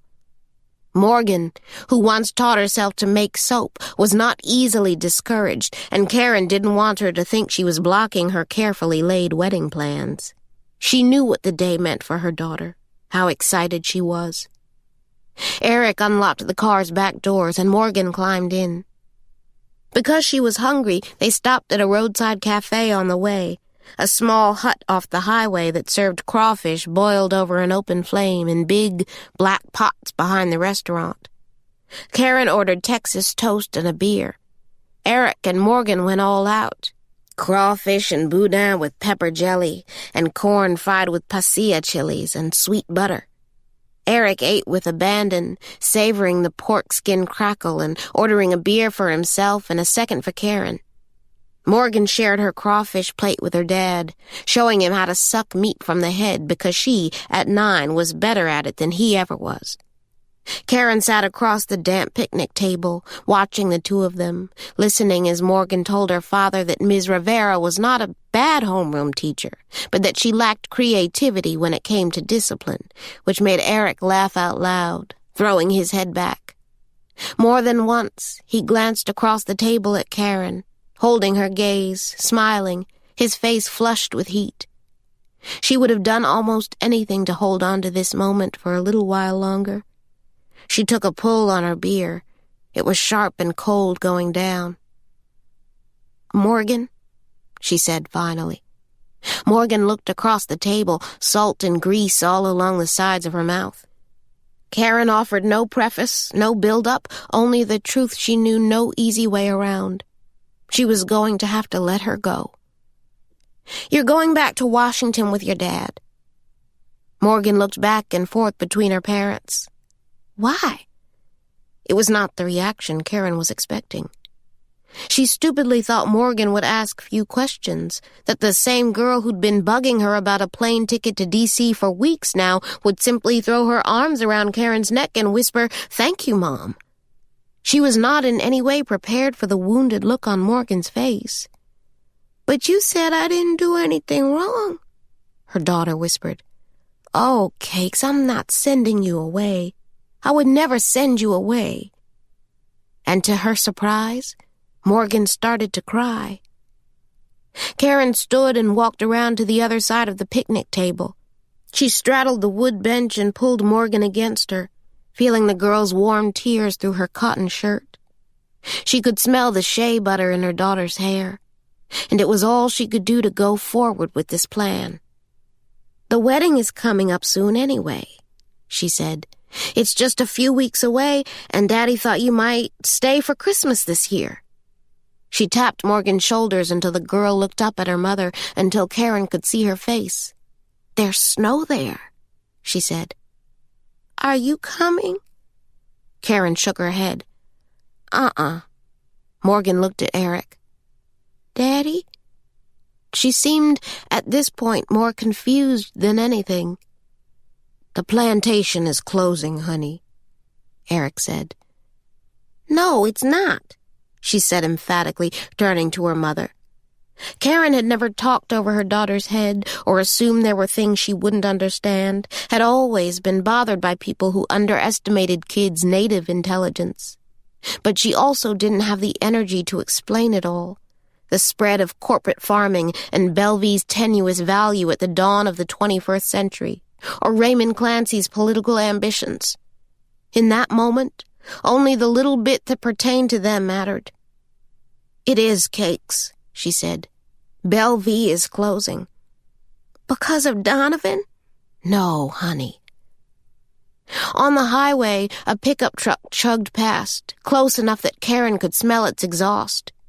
Behind them, plumes of steam rose off the fat, black kettles of boiling crawfish. "You'll be with your dad for a few weeks, maybe until December. You guys can get a tree and decorate it," she said, trying to sell it to Morgan, but also to herself. "The thing is, I have some decisions to make about where we're going next, what happens for all of us. 'Cause right now it looks like I'm going to be out of a job." Morgan stared at her for a moment, maybe not buying any of this. She and her mother had never, for more than a day, been apart. "But you love Christmas," she said, sniffling. Caren smiled and kissed her forehead. "What about school?" Morgan said. Eric started to answer this one. Caren gave him a look, shaking her head slightly, not now. "We'll talk about it," she told Morgan. patting the hair at the nape of her neck. Eric told Morgan that Leela was excited to see her again.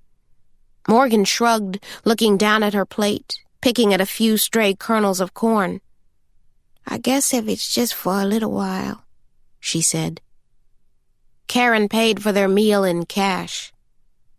On the ride back, heading south toward Bellevue, she asked them both to make one last stop with her, directing Eric to the highway exit that led to Donaldsonville, to the tiny church on Lessard Street.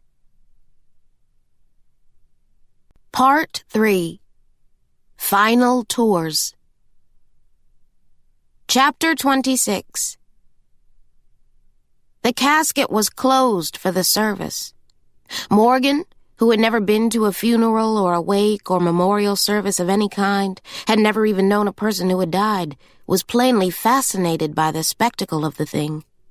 The prayer candles and the spray of gladiolus and white carnations, and the short, black priest in his dress robe, a formal stole of red and gold draped about his shoulders and hanging near to his ankles. She sat on the edge of the pew, leaning forward, her elbows propped on the back of the bench in front of them, as if they were at a ball game or the theater, and twice Caren had to ask her to please sit up, to show Inez that least little bit of respect. Eric was appropriately solemn but distant. He didn't know the woman, of course. He was sitting in this tiny, dimly lit church for Caren. From Father Accarel's opening prayer to his reading from the Book of Wisdom, "The souls of the just are in the hand of God, and no torment shall touch them," to the congregation's whispered Amen, Caren was on the verge of tears. Everyone was invited to speak, friends and loved ones. The first to the lectern was Ginny, the church secretary, with her ruby-red curls and her graceful pear shape poured into a black pantsuit, a small pink flower in the lapel. She was holding a tiny, square piece of paper, her hand shaking slightly. The church was not full, but a good number of people had gathered to honor Inez, more than Caren would have expected for a woman born and raised over 1,000 miles away. There were the church ladies, of course, and also the Groveland workers, and a few field hands from other farms. One man was biting his nails. Another, nearly as dark as Caren, had his head down in prayer. She remembered him from the candlelight vigil, when he'd leaned against the white fence in the fields, hardly able to tear himself away from the sight, the shallow grave, the space that could not be filled. It was Inez's love, Gustavo. There were others, too. Lorraine had come to honor a woman she didn't even know, simply because she had walked among them, no matter how invisible. Dell and Pearl and Ennis Mabry had also come, 'cause that's just what black folks do. Southerners, too. These were cultural artifacts that, God willing, would go untouched by time. Raymond Clancy was here. Caren had seen him in a back pew on her way in, seated next to, of all people, his brother, Bobby, who looked distinctly uncomfortable in a suit. Whether by coercion or his own free will, he had come to play his part. Son of Leland James Clancy, a man beloved in this parish, who would have demanded his sons put aside their petty disagreements and show respect for the fallen, an innocent woman who'd been killed on the very land the Clancys had lived on and loved for nearly 200 years. Caren caught Bobby's eye. He nodded at her, then turned his attention to the altar. "Inez was warm and quick to smile," Ginny said. At the pulpit, Father Accarel listened with his eyes closed, nodding. "And she believed deeply in God." "Amen," someone called. In the center pew, Caren felt a sudden motion on her left side. She turned to see Lee Owen sliding into the open spot next to her. "Guess who's here?" he whispered, leaning in so closely that she could smell his aftershave, a musky scent, like the dried leaves of bay laurel. He nodded over his shoulder, and when she turned, she was surprised to see yet another familiar face in the back of the church. In the very back row, on the far right-hand side, Hunt Abrams was sitting alone, arms folded across his wide chest. He was wearing the same black Groveland windbreaker, hadn't even bothered to change out of his jeans. Paying his respects, I see, Owens said.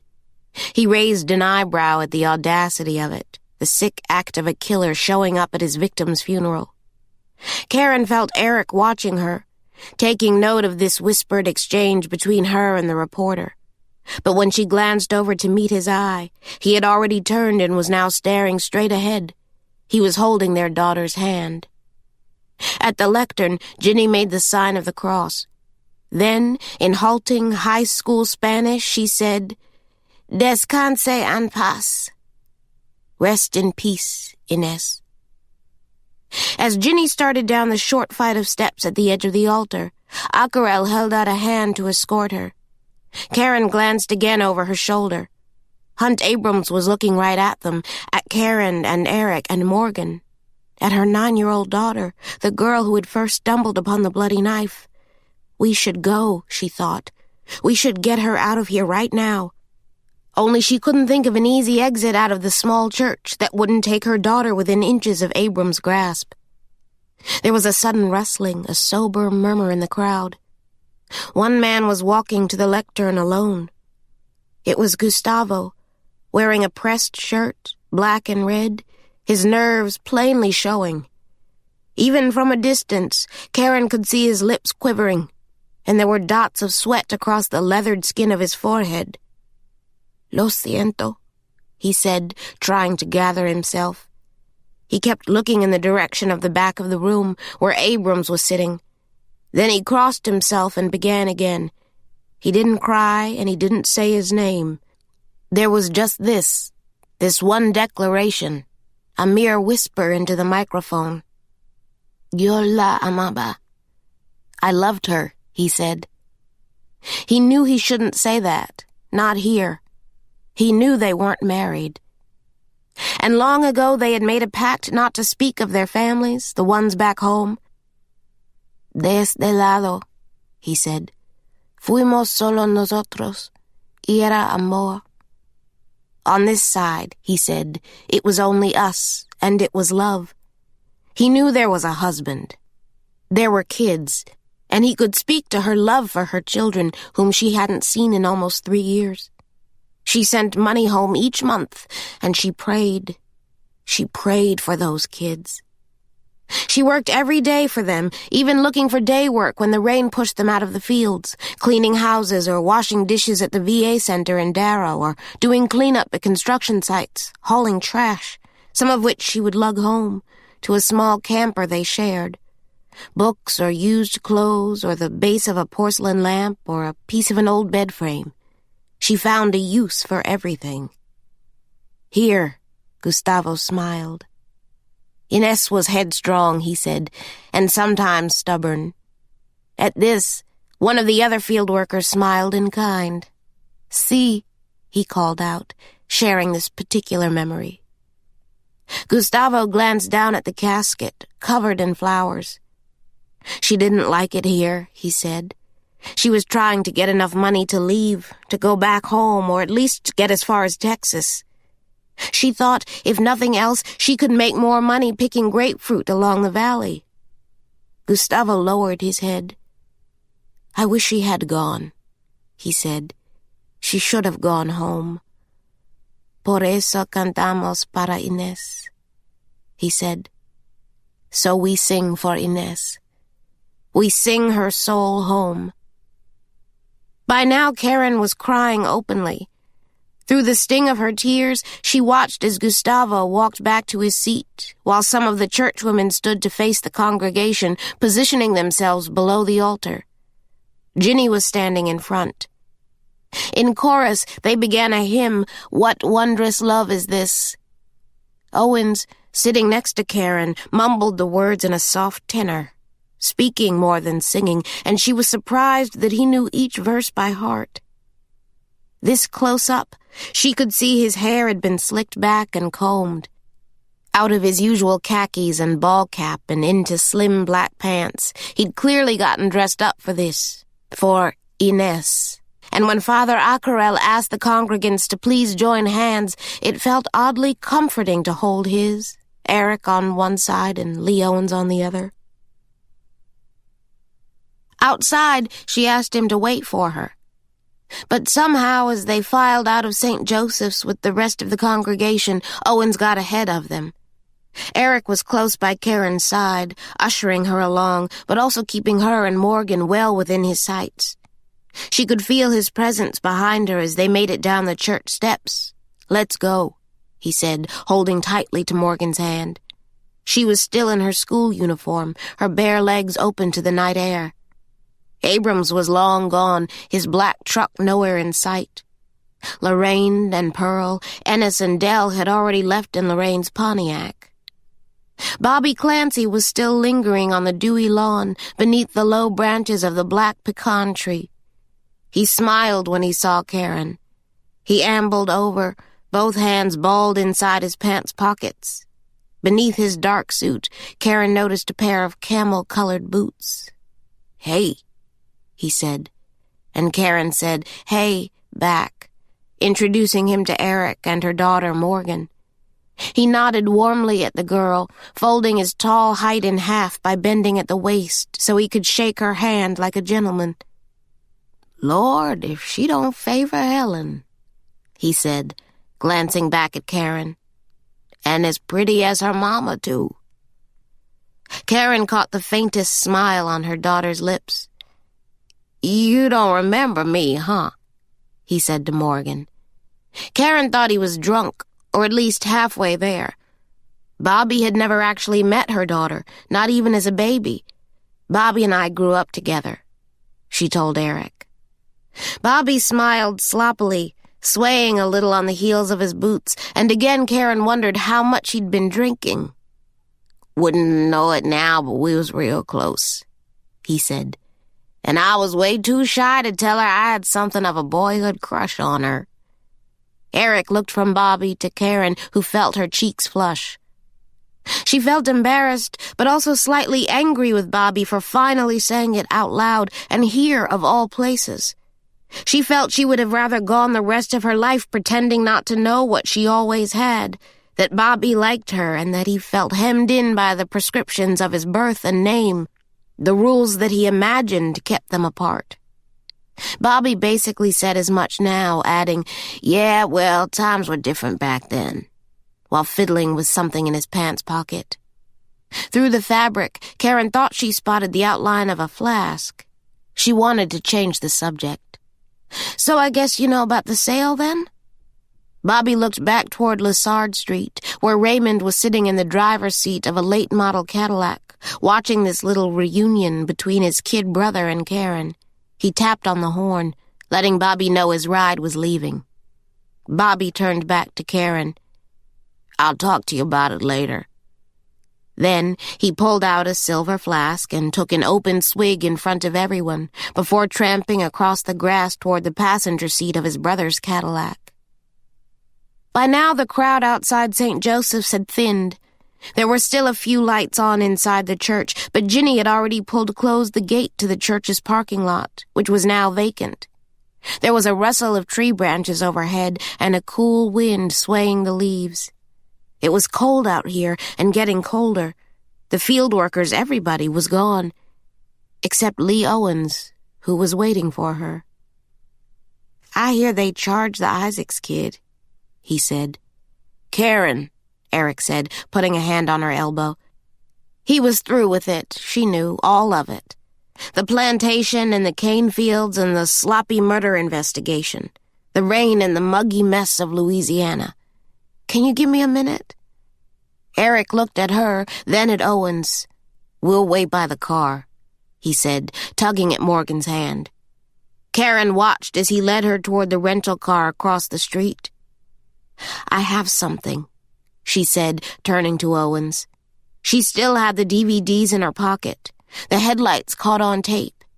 She pulled out the plastic case, the clear cover catching the light of the street lamp. The whole effect threw a yellow glow over the bottom half of Owen's face. Who knew what could happen, Caren thought, if a newspaper took seriously what the cops wouldn't?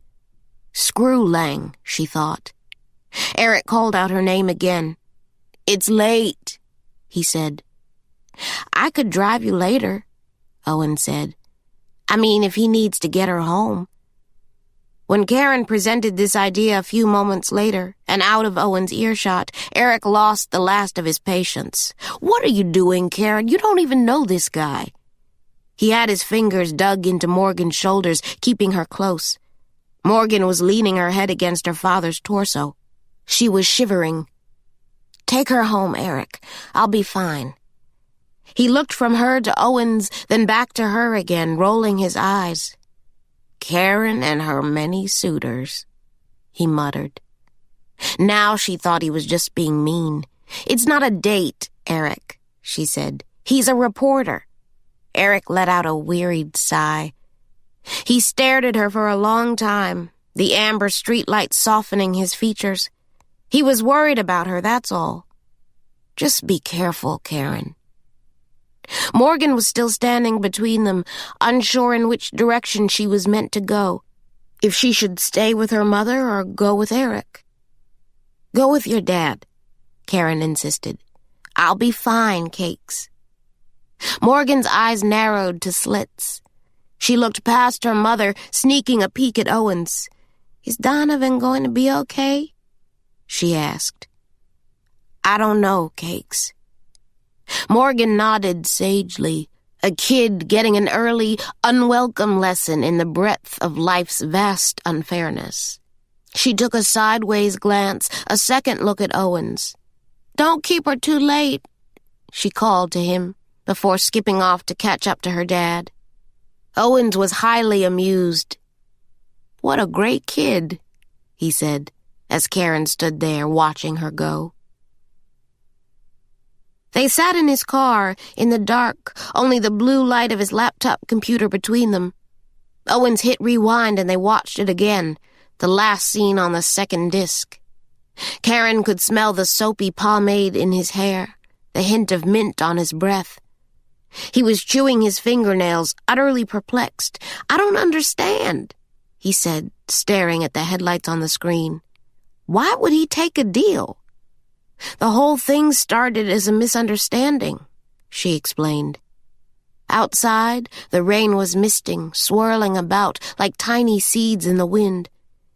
Donovan, the kid with a criminal record, admits to being at the scene of the crime the night she was killed, not knowing what he was getting himself into, and then the cops just kind of zeroed in on him and never looked back. And now they're saying they have the murder weapon. "The knife?" Caren nodded. "But his car sat in our parking lot for at least a day. It sat out there completely unsupervised for a whole night. Anyone could have put it there." Owens was still staring at the computer screen, at the shot of the truck's white headlights, the visual fact of someone parked just over the fence in the cane fields. "Abram sleeps in this trailer, by the way, so he can be first in the fields at sunrise," he said. "That's not even 500 yards from the gravesite." He tapped his fingers on the steering wheel. The nails were bitten to the quick, gnawed and pink. Caren noticed he wasn't wearing a wedding ring. "There's almost no excuse for him not being a person of interest in this, especially in light of his past behavior," he said. "I tried to offer an affidavit to tell Lang what I know, the research the paper has on file for the man right now, but they don't want to hear it. For them, this whole thing is solved." She caught a note of something between heartache and rage behind his pale green eyes. She wondered what all this meant for him, why, beyond his job, his reporter's eye for a lie, he was so beset by this particular story, why he cared so much. "Clancy got Donovan a lawyer," she told him. "Raymond Clancy?" She nodded, adding this to the growing list of his shady behavior of late. He wanted this deal with Groveland to go through, and Abrams getting arrested for murder or even being under suspicion would surely pour cold water on the plantation sale, as well as the launch of Clancy's political career. Getting Donovan a lawyer was a sleight of hand, a trick, a cover. But for what exactly, she wondered. Once more, she tried to walk through Owen's take on the case. "So Inez finds a bone out in the fields, a body part buried in the Groveland farm, and less than a week later she's dead," she said. Very rarely does one come across an honest-to-God coincidence in my line of work, he said. If it smells rotten, it's usually 'cause it is. You think Abrams told Clancy what was buried out in those fields? It is his land. Clancy's, that is. Caren wondered how deep this cover-up went. Outside, the wind lifted, swirling and shaking rain from the tree leaves overhead. Drops as soft as water on wet cotton, a faint thumping on the roof of the car. Caren shivered. Owens, without comment, rolled up his car window, sealing the air between them. The church lights were still on, but the place was otherwise deserted, the bottle tree twinkling in the rain, doing its colorful best to protect the chapel and its last guest. Caren thought of her all alone in there. Inez was sleeping in the quarters, she said. She spent the last nights of her life sleeping inside a slave cabin. Acarel and Ginny were right. She must have been terrified, Caren said. She turned to look at Owens. He was already turning his key in the ignition. Come on, he said. I want to show you something. They drove south on East Bayou Road, past the town center and heading into the ragged outskirts of the parish. About a mile past the high school, she asked him where they were going. Owens was hunched over the steering wheel, staring studiously at the unbroken lines on the asphalt ahead. And then, with no warning, he yanked the wheel hard to the left, the sudden move pushing Caren against the side of the door. They had turned onto a short, red dirt road, like an alley cut through a block of weeds. It was lined on both sides with trailer homes, double-wides and singles propped up on blocks and parked haphazardly on messy, trash-strewn plots of gravel and grass. Nearby sat a grove of rusted cars, made over for lawn furniture. A '76 Le Mans sat under a colorful blanket, its dirty fringe dappled with dried leaves and empty soda cans left on its hood. The place was a makeshift subdivision of some kind, a virtual tent city. "What is this?" she said, staring ahead. That one was hers. He was pointing to a small camper, the kind of thing a suburban family might hitch to the back of a station wagon, a thing to sleep in for a night or two. Not a life. But this, apparently, had been Inez's home. She had taken the care and time to clip the weeds out front, had doctored a large hole in the structure with an artful weave of black and gray duct tape, and had arranged a pile of broken concrete and rocks to hold up the camper's front end. It was not so far a leap from here to the quarters, Caren thought. She heard the punch and twang of Tejano music. There was a television playing in a nearby trailer. A roll of canned applause blew across the night air. The terrain was rough, rocking the small sedan back and forth as Owens inched them forward. Rainwater swirled in open pockets in the middle of the dirt road, now mud. Instead, he parked the car in a patch of weeds by the side of the road. The sky was dark, a deep midnight blue. Owen shut the car engine, undoing his seatbelt and reaching for the door handle. "What are you doing?" Caren said. "When we spoke, Acarel told me there were no other acts of violence that the church was aware of, or disturbances of any kind, and certainly no workers who went missing." Caren nodded. Acarel had reported the same to her. "But he also said those workers are like family," he said, cracking open the car door. "Maybe Gustavo, the guy she was living with, knows more than the rest of them are saying." He stepped out of the car, and Caren, not sure she could stand being left alone in this car on the side of a dark road, got out and followed him.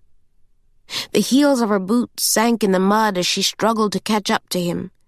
Together they walked in a line down the center of the dirt road. In the distance, she heard a whisper of Spanish, the low hum of talk radio. A few feet away, two men were smoking cigarettes and sitting on top of the Le Mans, a styrofoam cooler at their feet and a pile of ice and a fishing line dumped in the grass. One of the men was gutting a flathead catfish. The blade of his knife shone beneath a flashlight that was rigged to the roof of the car. The other man was drinking beer out of a can. He squinted in the advancing darkness, trying to make them out, two figures on the road. The one with the knife hopped off the hood of the car, walking toward them, the blade pointed down. There was blood dripping off the tip. Owens froze, staring at the knife. Caren stepped forward and told the man, "No queremos problemas," making use of the Spanish she'd learned on her first part-time job in New Orleans, waiting tables at a steakhouse. The man's posture softened somewhat. He gave her a curt but not unfriendly nod before returning to his fish, looking up every now and then to stare at Owens. The man he was with threw his head back, draining his beer and staring at the night's stars. Across the road, a toddler was witnessing this whole scene. He was wearing a football helmet and a diaper, watching them from the doorway of a nearby trailer, the grill of his cowboy's helmet pressed against the mesh of the screen door. Behind him, Caren heard the faint sounds of a television game show playing low. Finally, they made it to Inez's camper. The front door was a thin black screen, framed in a cheap aluminum that rattled in its hinge when Owens knocked. Together, they waited to hear movement, some sign of life inside the camper. The man with the knife was watching them. In the other direction, down the main road, Owen's car was a silhouette in the distance. For a brief second, she thought she saw something, or someone, moving beside the car. Weeds, she told herself. Please, God, let it be weeds. No hay nadie ahí. Caren swung around. It was the man with the knife. There's no one here, he was saying. He tossed the filleted fish onto the pile of ice chips, then reached into the cooler for another, running the flat blade along the skin. La señora está muerta, he said. Y su novio se ha ido, se fue. The woman, he said, was dead, and her man was gone. What's that? Owen said. What's he saying? Caren shushed him. ¿Cuándo? She asked the man. Esta noche. Then he shrugged. Agarró una maleta y se fue. Gustavo's gone, she said to Owens. He took a bag and fled. Ask him if he knew them. ¿Usted los conocía? She asked.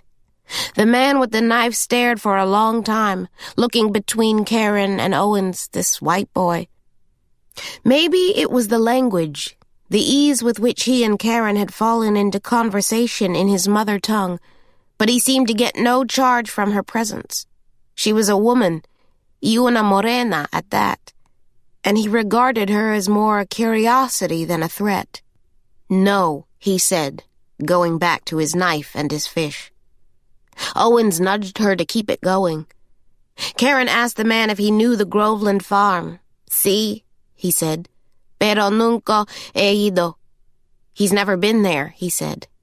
He was not a man for the fields. Me gusta el agua. He slapped a fish on ice and reached for another. Owen seemed lost without a working language. He was leaning on Caren, literally, pulling at her elbow and holding on way too tightly. The field workers, do they live around here too? He asked Caren, nudging her to turn and ask the man with the knife. She felt his insistent breath in her ear. She told him to stop and let her talk. ¿Hay otros campesinos de la granja que viven aquí? No, the man shook his head. Solo ellos, he said, pointing to the camper where Inez and Gustavo lived. They were the only Groveland workers here. ¿Estás seguro? Sí, he said. He was very sure. They didn't get many strange faces around the campsite, he said, a strange smile on his face, looking at Caren and Owens as if to prove his point. Claro, la policía llegó. The police, of course. They were here. His buddy, who had so far let nothing past his lips save for cold beer, nudged the man with the knife. Y el gringo, he said, his speech so slurred that Caren didn't catch it the first time. The man with the knife nodded. There was someone else who had come snooping around the campsite a few times, specifically looking for Inés. Un gringo? Sí, he said. The man was kind of dark, with black hair, and tall, very, very tall, the drunk man said, holding his hand a foot or so above the roof of the Le Mans. He had come around a few times the week before Inés died. En un troca roja, he said. He was in a red truck? The man nodded. She played his words back in her head. A man in a red truck stalking Inés, just like the man in the red truck Caren had seen in her rearview mirror more than once this past week. She heard Owens's words again, his pronouncement that true coincidences are rare, and for the first time she had a fleeting doubt about Abrams being the killer.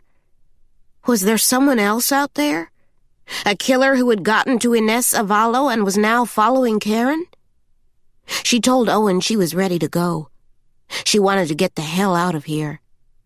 But Owens didn't see how he could get this close to Inés, to where she had once lived, and not go inside, just for a second, he said, as he reached for the camper screen door. Owens stepped in first, feeling along the buckled walls for a light switch.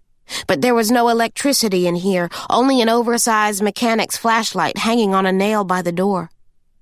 Caren flipped it on and saw that there was no running water either. There were bedsheets on the floor and stacks of folded clothes, plus a crate of dented kitchen utensils, a plastic holly wreath, ceramic bowls, and a rolling suitcase.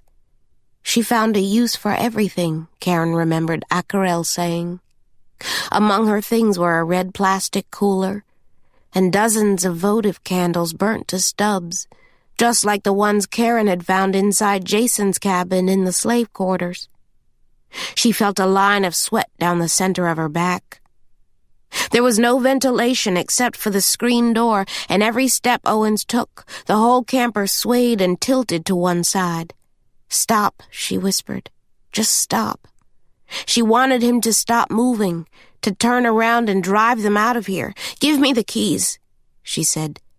She couldn't put words to it or easily explain it, but she felt, in that tiny camper, the same frank stillness, the breathtaking absence of anything resembling human life that she felt in Jason's cabin. Owens was oblivious. He was bending down to look through a pile of magazines and papers inside an old shoebox. Caren told him she felt she couldn't breathe. He looked at her, hearing for the first time the distress in her voice. But before he could get to his feet, there was a loud thump along the side of the camper, as if someone had taken a bat to the outside walls. It was forceful enough that the whole structure swayed from side to side. "What the hell was that?" Owen said, reaching for something to hold on to. Caren turned and looked out the screen door, to the dirt road. The radio, she realized. She didn't hear it anymore. Nor the television in the neighboring trailer. It was as if she and Owens were the only two people left out here. Them and who or whatever was on the other side of the camper's wall. She heard a soft patter coming through the wall. Footsteps. Owens must have heard it too. He pointed to the screen door and mouthed the word, "Go." They both turned and ran. Outside, the man with the knife was gone, and his friend, the man on the hood of the Le Mans. The toddler and his blue and white football helmet were also gone. Everybody, it seemed, had suddenly hidden behind closed doors. Had they seen something, she wondered? Had something out on this dirt road spooked them good? Owens told her to keep running. She was comforted by the sound of his footsteps behind her. The Saturn was where they'd left it, waiting along the side of the road. Owens clawed at the keys in his hand, trying to find the right one. He opened the doors, and they both slumped inside. When he finally got the car started, slamming it into reverse and backing down the dirt road, Caren stared down the length of the alley and the broken-down trailers. She didn't see a single soul, but she no longer took that as a sign that she was safe. Someone had been following her, she now understood. The same man in the red truck who had tailed Inés Avallo in the days before her throat was cut. Chapter 27. He drove her home, as promised, pulling into the parking lot, which was empty except for Eric's rented sedan parked near the main gate. Owen slid in beside it, leaving his engine running, twinned headlights shining on the gate's padlock. Caren undid her seatbelt, staring ahead. She hadn't thought through this part, the walk in the dark from the gate to the library, until this moment. She could see the deserted security kiosk from here. Gerald wasn't on duty today, and the golf cart was not parked at its station, which meant Eric, who took a set of Caren's keys, probably used it to ferry himself and Morgan across the plantation. Bellevue, this time of night, absent a wedding or other such catered affair, was black and still, and she could hardly see past the reach of the car's headlights. The gate was locked, but it had been locked the night Inez was murdered, too. And faced now with the prospect of crossing the grounds alone, Caren was almost paralyzed with fear. She hesitated before finally opening the car door. The overhead lights popped on, splitting the dark in two, his side of the car and hers.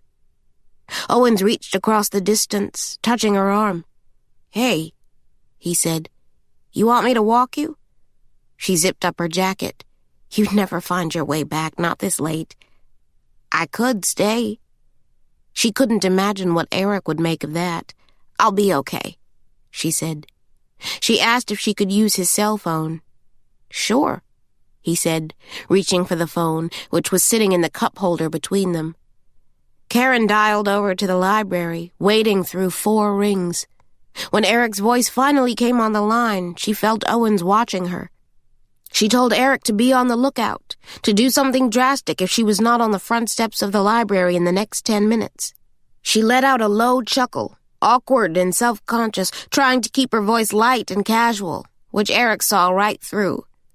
"You okay?" he said. She told him she was fine.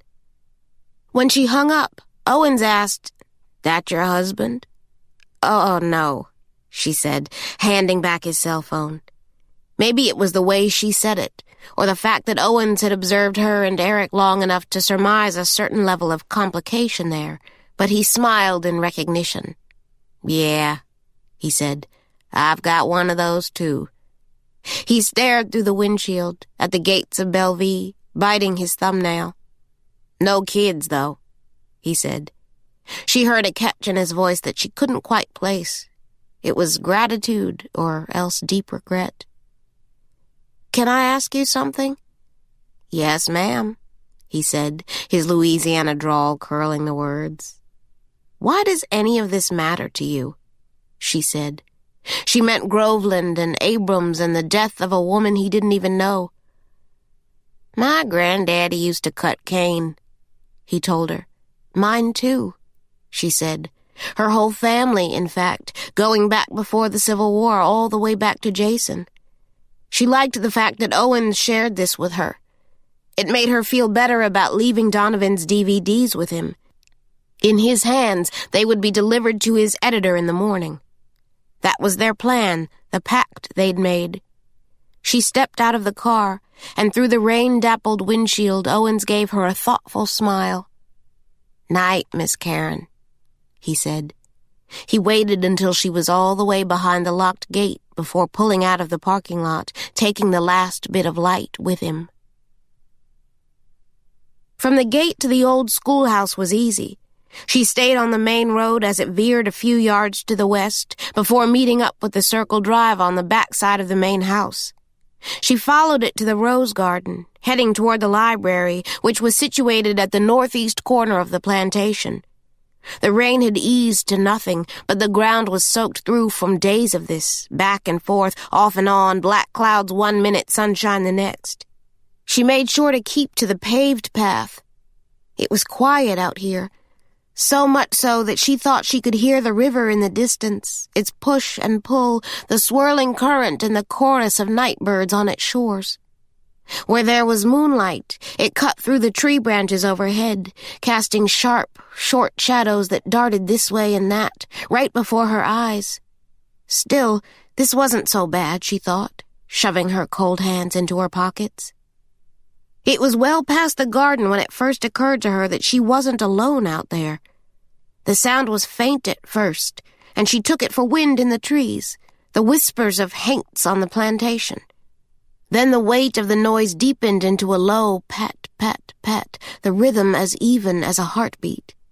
It sounded, without question, like the slap of feet on wet grass. Twice she swung around and called Owen's name, thinking, praying really, that he had somehow followed her behind the gates of Bellevue. She quickened her steps, breaking into a determined trot, then a sprint. She ran as fast as she could, darting off the main path and cutting across the east lawn. She could see the lamp in her bedroom window. She ran toward the light, dew seeping through the soles of her boots, cold creeping into her toes. She ran, calling Eric's name. The root of an aged oak tree laid a trap in the dark. She twisted her ankle on it, falling hard, nose down in the wet grass. When she lifted her head, she was staring at a pair of men's shoes, just inches from her face. She saw the gun next, black in his hand, as the other reached down and grabbed her by the collar of her jacket, yanking her to her knees. Caren started to cry, an ugly sound, wheezing and desperate. She could manage only a few words. "What are you doing?" "Looking for you," he said. Eric laid the pistol at his feet, kneeling beside her in the grass. When he saw she was okay, he collapsed onto his backside, pulling his knees to his chest. He winced, laboring to catch his breath, leaning against the base of the oak tree. "You said to come get you if you didn't show up. I waited, and then you called again, and I didn't know what was going on. I didn't know what to think." She stared at him, the line of his profile in the dark. "What do you mean I called again?" "You called me," he said, sounding overheated and agitated. "Not 10 minutes after the call from the parking lot, you rang the house again. I picked up the line, but I couldn't hear a thing, just someone there and not talking, and I guess I got scared." "I called you? I thought you were in some kind of trouble out here." Caren felt the same panic she'd felt on the dirt road in the tent city. She and Owens running from someone or something she couldn't see. "The number," she said. "That second call came from my cell phone?" "Yes." "Eric, that wasn't me."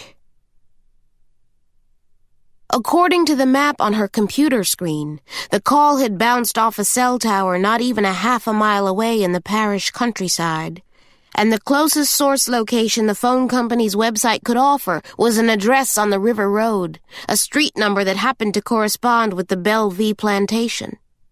Whoever made the call might well have been inside the locked gates right now. Eric blanched, backing away from the screen. Caren went for the home phone and then stopped herself. A 911 call about a missing cell phone was almost certain to be ignored. Even to a dispatcher, she couldn't say for sure that the 18 acres had been breached, that there'd been a break-in at all. And she wasn't going out there in the dead of night to check, not even to open and unlock the gates for Lang. Her only child asleep upstairs, she locked the front door, then double-checked it. She handed Eric the .32, taking the shotgun for herself. They would guard the homestead as best they could. Eric was sitting on the leather sofa. It's then she saw his canvas overnight bag, zipped at his feet. There was a printed travel itinerary resting on top. She stared at the duffel bag, and then she looked up at him. "I didn't know if I was supposed to buy 2 plane tickets or 3, he said. "I still have to tell the staff, Eric. I owe them that much." He didn't say anything right away, just stared down at his hands. "And we still have the Whitman wedding next week. It's work I promised them." "What about Morgan?" "You heard her today. She'll be with her father. She wants you, too. She wants her mother, too." It seemed they were veering toward a larger discussion of what would happen after the Whitman wedding, after this place closed for good. "I don't know yet, Eric." It was the best she could offer right then. He told her he'd booked a flight for Monday morning, 3 seats. "I guess I'm still hoping you'll change your mind." He was waiting for her, she realized. He had been for days. She smiled. "You hungry?" she asked him. He shook his head. "No." "Night then, Eric." She didn't realize he was behind her until she was all the way to the foot of the stairs. Didn't realize until that very moment that he'd been following her on her way up to her bedroom. "What are you doing?" she asked, and of course he had no answer. At least none he could put into words. And it frankly didn't matter anyway.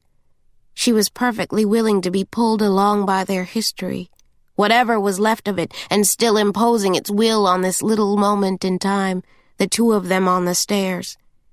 She didn't have the energy to fight it. He kissed her right there, her back against the wall, which was papered with linen and pink roses. She took his hand, leading the rest of the way. They didn't have sex. She didn't try, and he didn't ask. Instead, they lay side by side in the dark, staring at the ceiling. He was so still and silent for so long that Caren started to think he'd drifted off. But when she turned her head, Eric was wide awake. He had one forearm behind him, tucked under his head like a slim pillow. She watched the rise and fall of his chest.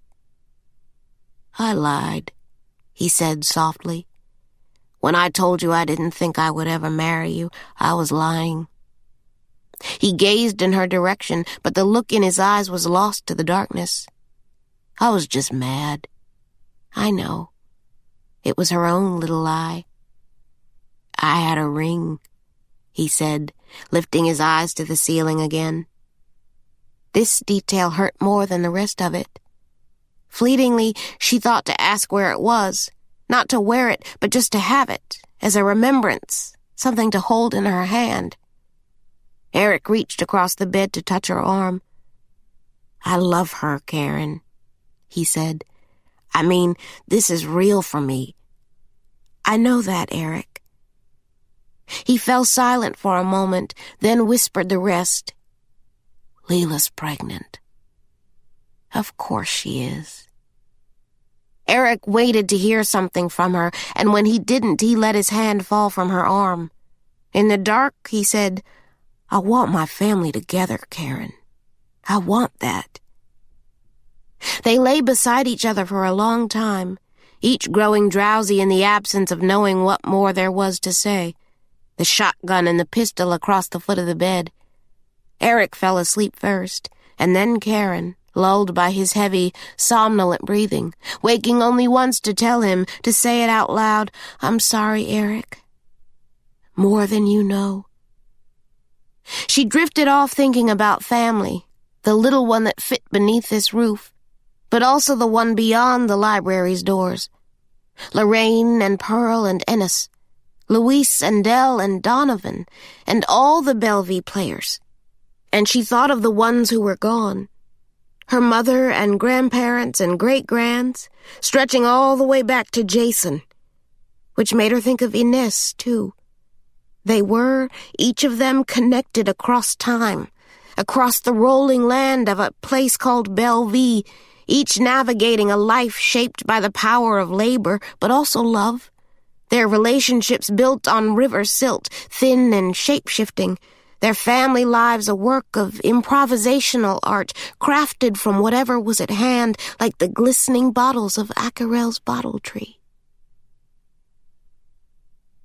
Chapter 28. Caren woke up next to an empty space. Downstairs, Eric was sleeping on the parlor sofa, where he must have returned sometime in the middle of the night. He was lying flat on his back, his glasses open across his sternum. She didn't wake him, nor did he stir at the sound of her movement, her footsteps across the wood floor. She slipped her arms into the sleeves of her quilted jacket, zipping herself in. Then she moved the shotgun and the pistol well out of Morgan's eyesight. She put them inside the storage room where the plantation's records were kept, and then she left a note for Eric. They couldn't stay here anymore, not after last night. She told him to go. Pack Morgan's things and drive to the airport and don't look back. "Don't worry about me," she wrote. She would check into a motel if she had to. There were just a few last things she had to take care of first. It was a Saturday, always a big day at Bellevue. 3 shows, tours hourly, and fresh coffee in the gift shop. She climbed behind the steering wheel of the golf cart to begin her usual inspection of the grounds, marveling at how few more times she had to do this, to observe Bellevue at daybreak. Dewdrops twinkled in the pinkish light. The sky was streaked with thin, wispy clouds, and Caren thought they might even have sun today. In the distance, the white columns of the main house rose majestically, casting short, pale gray shadows across the bricks on the main road. She made 3 stops initially. The gift shop, to unlock the door and turn on the lights. The main house, to unlock the doors on the first floor and turn on her laptop. The stone kitchen, where she checked to see if Lorraine had arrived yet. She found the building empty, and so she continued on, inspecting the southwest end of the property, the guest cottages, and the slave cabins. The rise of land behind the quarters was as dull and depressed as ever. This morning, however, the sight of it stoked Caren's curiosity. The land, a patch of yellowed weeds and dirt about 12 feet by 14, grown over the foundation of some long-lost building, sat on the exact spot where Jason had once built a small edifice, as was noted on the map she'd found among her mother's things, the bits and pieces of Bellevue's history Helen had saved. A map her great-great-great-grandfather had filed with the Federal Land Office in New Orleans.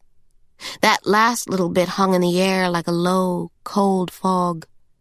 Caren leaned against the steering wheel, thinking.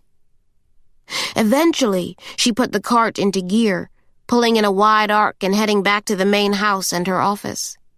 Upstairs, she found Jason's map, which she'd photocopied here before she ever showed it to Danny.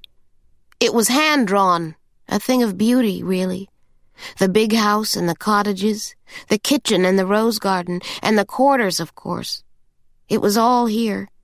And with a careful hand, Jason had drawn in the 12 by 14 structure he built behind the slave village, shortly before he died. The map, as she remembered it, was dated the fall of 1872, November, and it was stamped by federal seal by the Homestead Land Office in New Orleans. Jason had filed the map with the Land Grant Office. Yet it was Tynan who ended up with the deed. Tynan, she remembered, the last man to see Jason alive. Caren ran her finger over the lines of the map, connecting one piece to another. Reaching across her desk, she picked up her office telephone. She used the number Owens had given her, his office at the paper. He wasn't at his desk, but she left a message anyway. There were records of this stuff, right? In the archives at the newspaper, she said. At a time when landowners were the most prominent members of a community, weren't land deals and real estate sales reported openly in the newspaper and its predecessor, the Picayune? Could Owens take a look? She hung up the phone, thinking about the sheriff and his suspicions about William P. Tynan. She was close to something, she felt, within spitting distance of the truth. 5 generations on, maybe Caren would finally find out what happened to Jason, and why. It was after 9 by the time she made it to the old schoolhouse. The first show was almost always tourists. Locals usually brought their kids, parents, and family from out of town only after a late breakfast, or soccer practice, or other weekend goings-on, usually straggling in late for the 11 o'clock show. For the first performance this morning, there were fewer than 10 people in the audience, including an East Indian couple in matching baseball caps and sneakers, sipping coffee, Lorraine's finest, out of paper cups. The woman had a pocket-sized camera hanging from a string on her wrist. The man, gray at the temples, had a state map folded and tucked beneath the belt of his khaki pants as he sat, taking in the whole of the antebellum spectacle before him. Caren knew the scene on stage. It was the play's climax.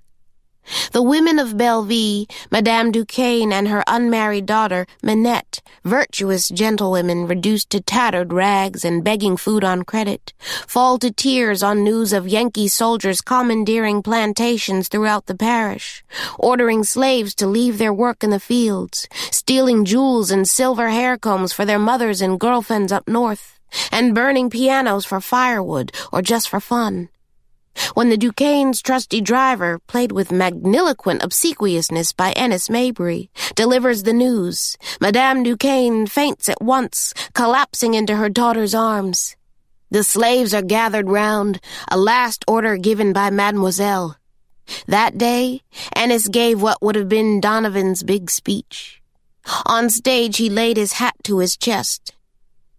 "Them Yankee whites can't make me leave this here land. This here my home. Freedom won't mean nothing without Belleville." It was a grand soliloquy, meant to paint the slaves as loyal to the mostly good white people of the South. But the soul of the show was always meant to rest with the ladies Duquesne, women who would rather lose everything than watch their way of life turned over for ridicule or sport. Having lost their men to war, husband and son, father and brother, Madame and Minette, played by Val Marchand and Kimberly Reese, respectively, chose to leave the plantation for good, seeking shelter with distant relatives in Virginia.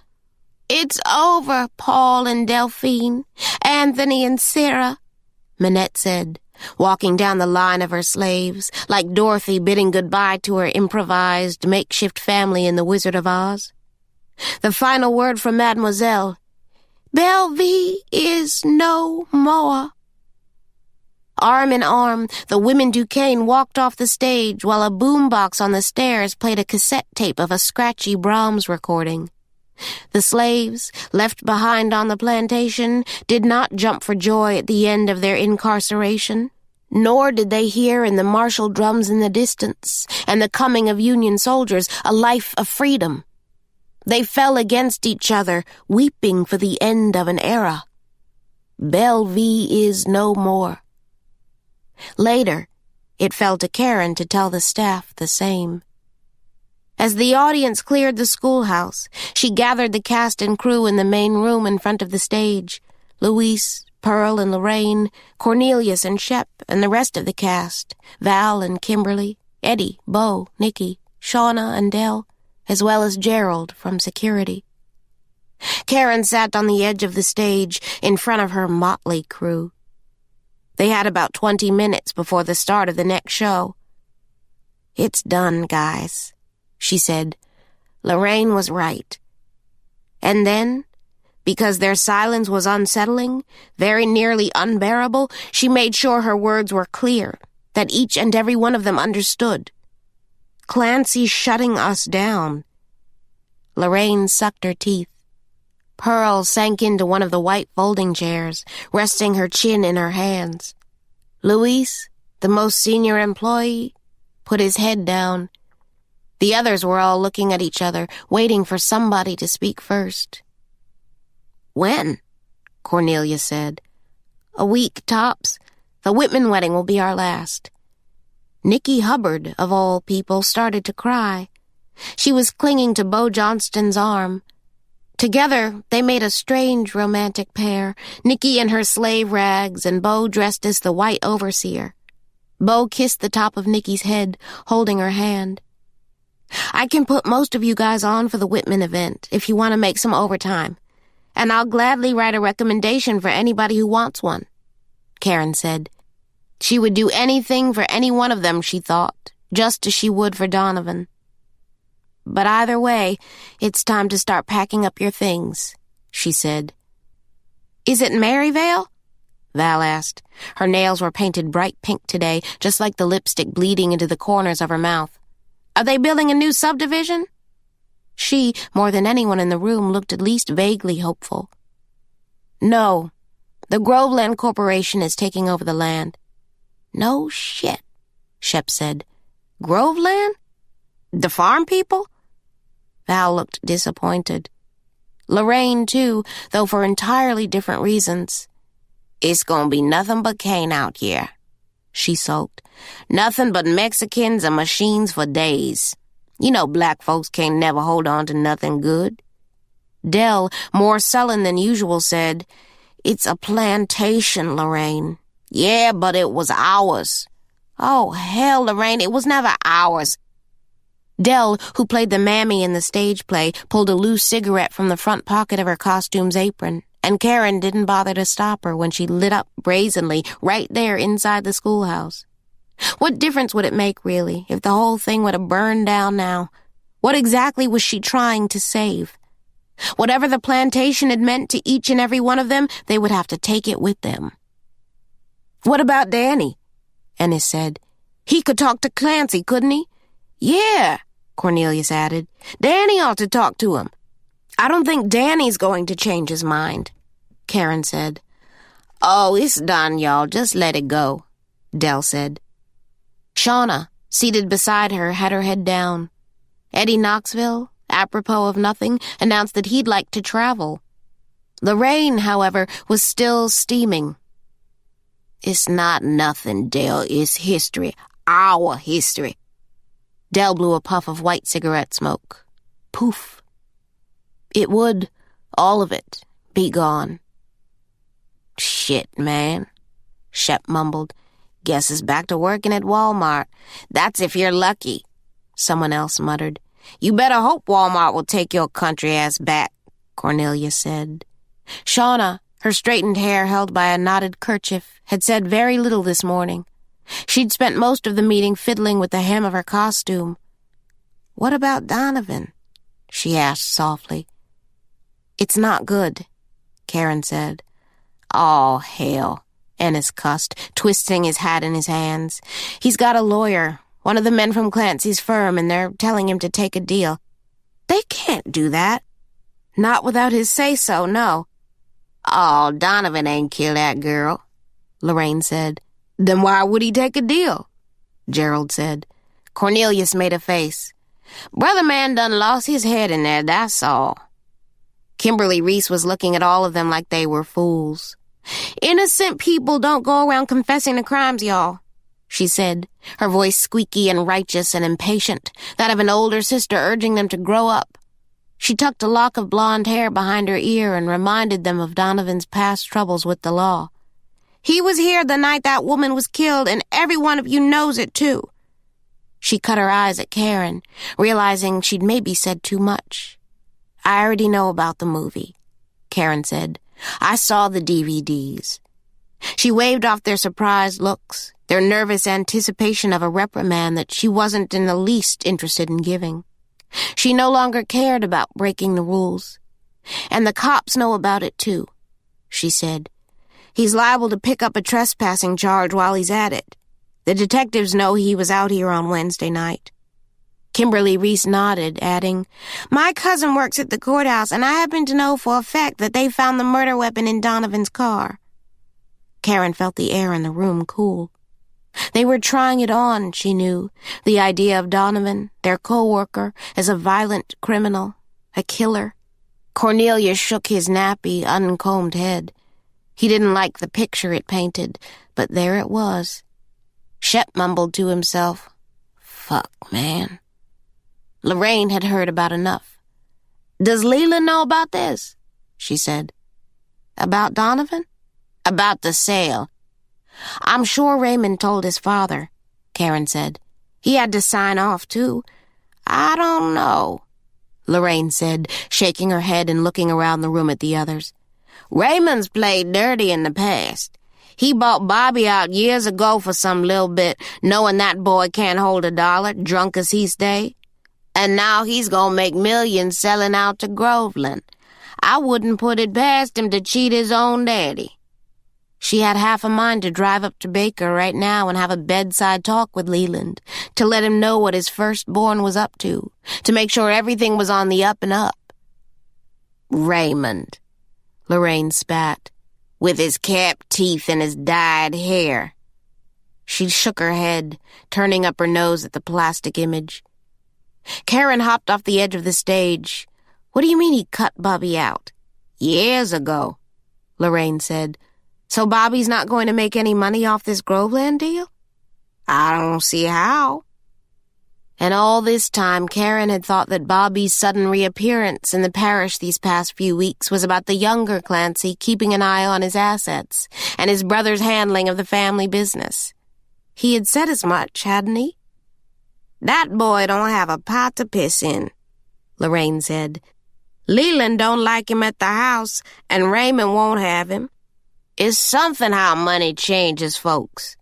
Raymond, all these years, has gone cold as ice, looking down on his own kin. But Bobby ain't all bad. Some folks just need the love and patience of a real family, need an anchor in this world. He misses that, is what I think. To Bobby, this place is still home." They were the same words Raymond had spoken just after the murder. She remembered the night of the Schuyler event, how Bobby had made himself at home in the dining hall, nipping at the food and lamenting at the presence of strangers in his father's house. She wondered if Bobby still had a key. "He hasn't been coming around here, has he?" she asked the room. She remembered, too, the night Morgan swore she heard someone outside her bedroom window, someone Caren was no longer sure was Lee Owens. "Have any of you guys seen him coming around Bellevue?" Lorraine raised an eyebrow, then shook her head. "I never met the dude," Cornelia said. "Me neither," Nicky added. There were more headshakes around the room. Luis cleared his throat, suddenly stepping forward. "He's been here," he said, hands tucked in his pockets and looking sheepish, worried maybe that he should have said something about it earlier. "You saw him?" "I caught him in the shed, yes, ma'am. He was taking one of our shovels." "A shovel?" "Yes, ma'am," Luis said. Caren grew quiet then, very still and quiet. But her mind was already racing, all the way out the front door, flying all the way across the plantation grounds to the cane fields and the open land by the farm road. Into her mind popped the image of the pocked land, the holes in the ground where someone went digging for bone. What in the world did any of this have to do with Bobby? "Do you know where he lives, Lorraine? You know where I can find him?" Lorraine nodded. "I know where he stay, baby." Chapter 29. All this time, and Bobby Clancy had been living just up the river road, not even a mile from Bellevue's gates, in a run-down fishing lodge that had its back to the water, set back from the river's levee by 100 yards or so of sand and weeds. There was a propane tank along the west side of the one-story clapboard house, a few of its graying shingles rotting at the edges, and down in the dirt, an orange extension cord was snaking from the edge of the yard all the way to the front door of the house, where Caren was standing now. She thought she heard some movement inside, and so she went to knock on the door a second time. The shovel, the one Luis said Bobby had stolen from Bellevue, was resting right there against the railing of the front porch. A minute or so passed, and still no one came to the door. Caren thought about a back door, one that faced the river, and wondered if Bobby was coming out that way.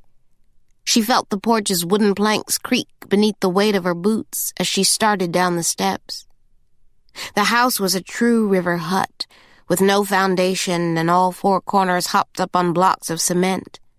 She could see tiny blades of grass blowing beneath the house as the wind picked up and a huge chunk of blue sky closed over. She smelled rain coming.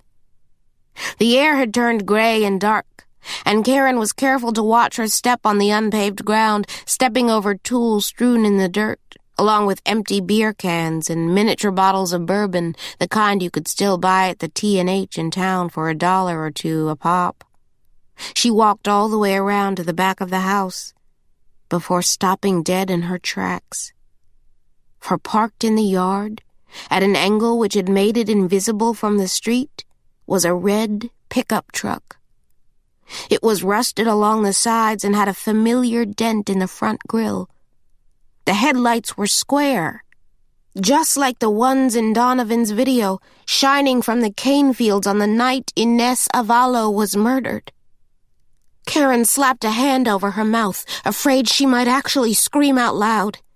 Slowly, she backed away from the sight of the red truck and all that its presence here implied.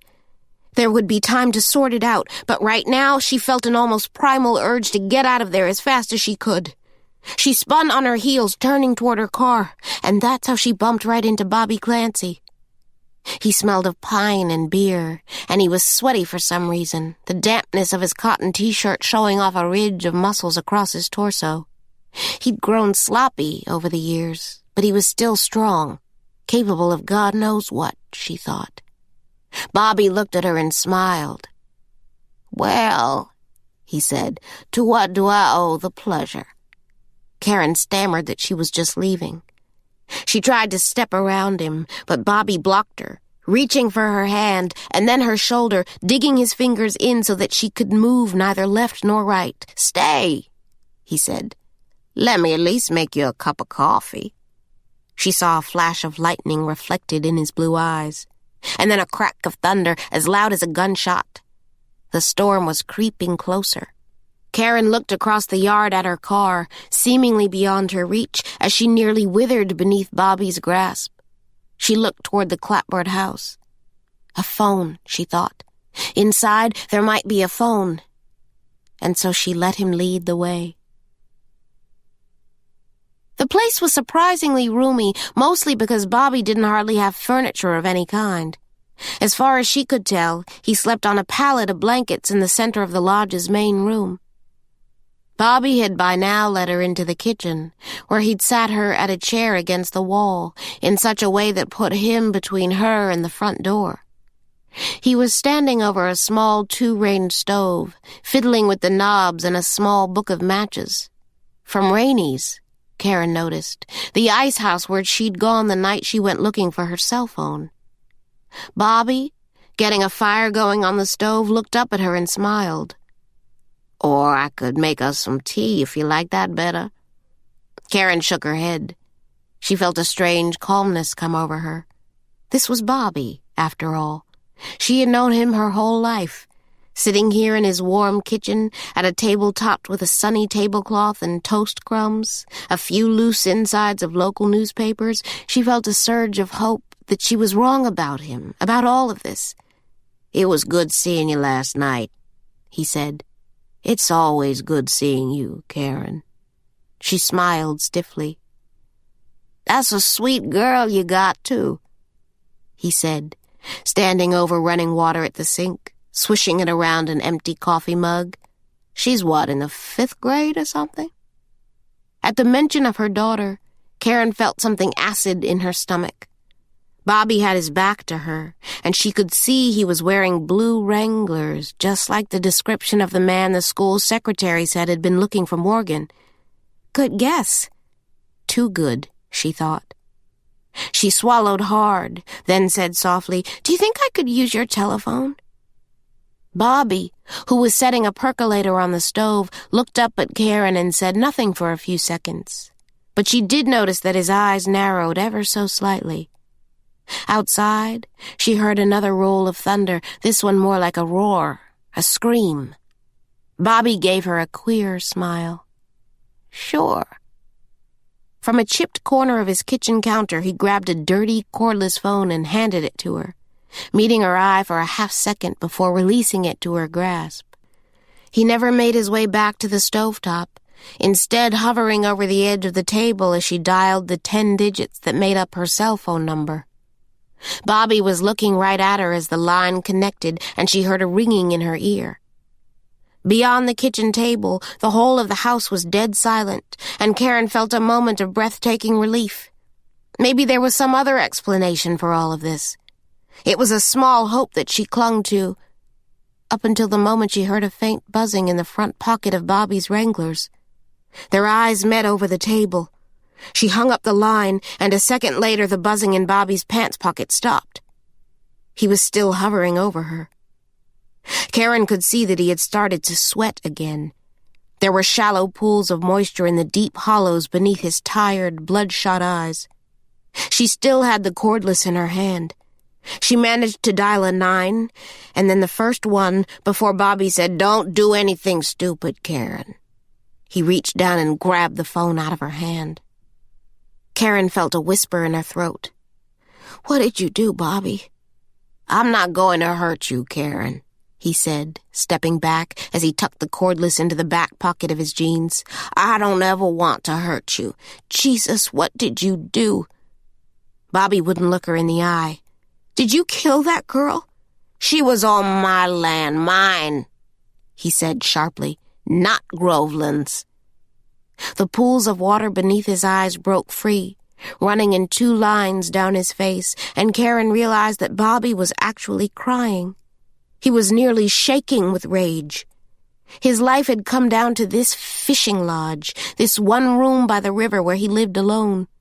"That's my family's place," he said, "and it ain't right what Ray's doing."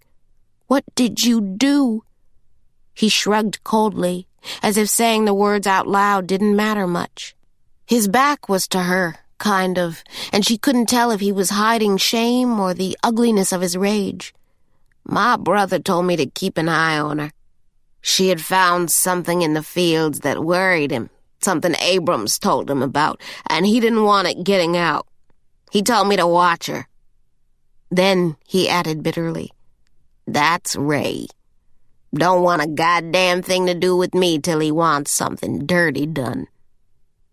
"So you killed her?"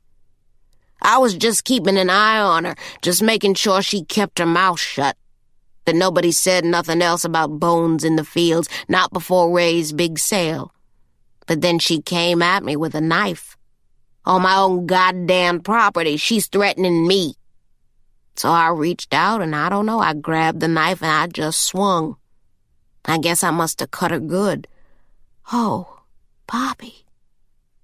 The sound caught in the back of her throat, hiding there. "She ain't have no business out there no way," he said acidly. "Did Raymond tell you to keep an eye on me, too?" By now, Karen's voice was shaking. "I did that for nothing," he said. He squatted down so they were eye to eye. She thought he was going to put his hands on her. She leapt out of the chair, upending the kitchen table as she got to her feet. The whole thing fell against Bobby, knocking him back, and Caren ran for the front door. It was still standing open, and she shot straight through and down the porch steps, running to the driver's side door of her Volvo. She heard footsteps behind her, but she never looked back. She spun around in the dirt yard and drove onto the river road, heading south toward the highway, toward the sheriff's station.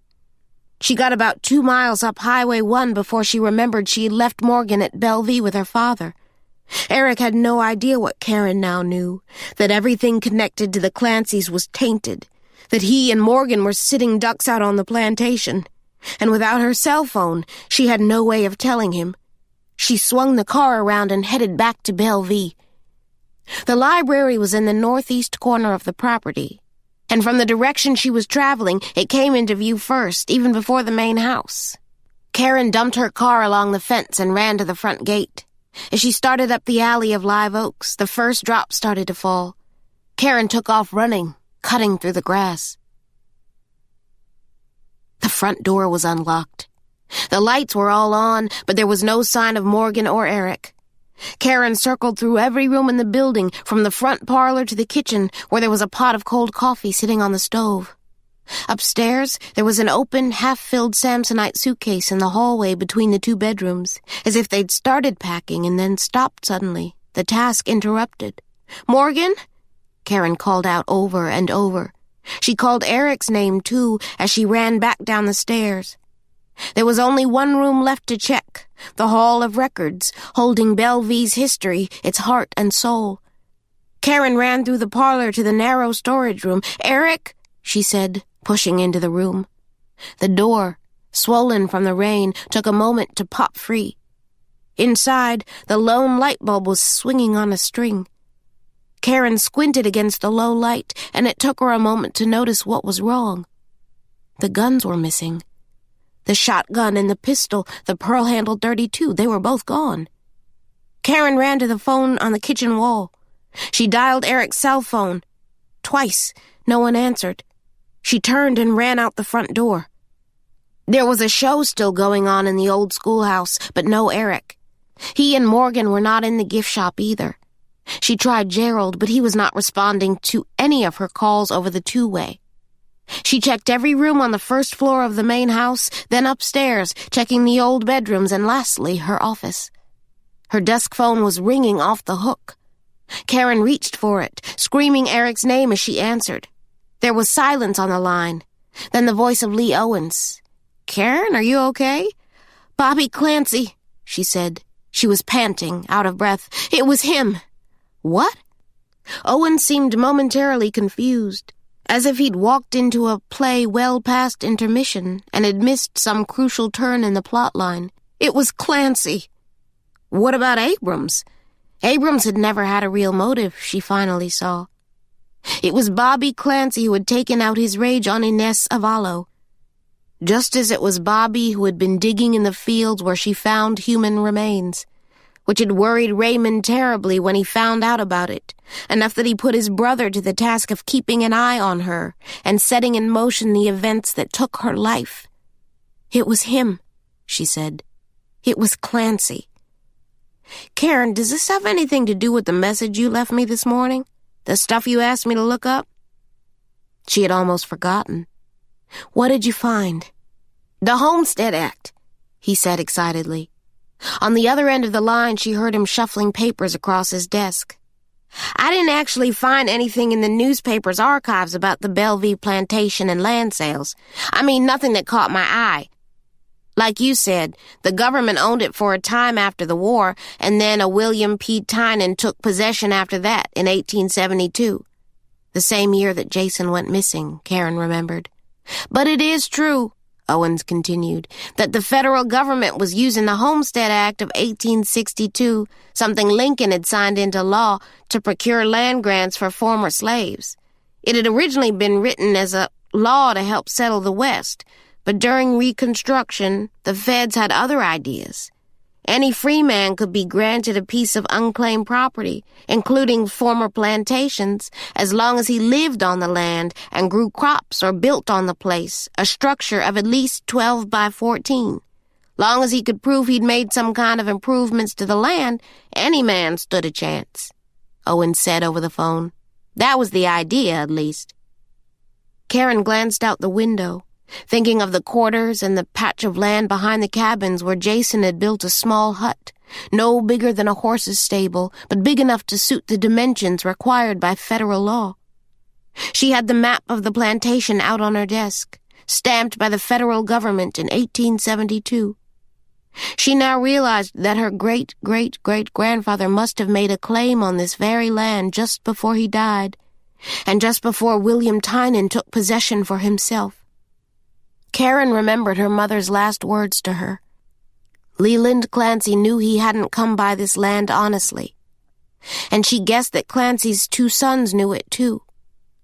They knew what William Tynan, their ancestor, had done to get his hands on Bellevue, that the sheriff's accusations of murder back in 1872 weren't that far-fetched. It made her think twice about the bone Inez had found, and the possible identity of the body buried in the fields. "What about state and federal records? Were you able to check there?" she said. "I cross-checked what I could from here in the office, but my understanding is that some of those records have been lost over time. Before computers, things got moved around, papers disappeared." Then, mulling it over, he said, "Bobby Clancy, are you sure?" Outside, lightning shot through the sky, brightening the southern end of the plantation.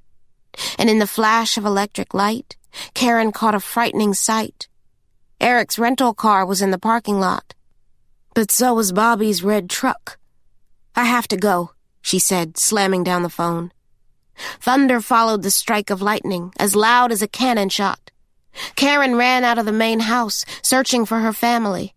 On the other side of Lorraine's kitchen, the vegetable garden came into view. The dirt was turned over, roots coming out of the ground. Caren saw tire tracks in the mud.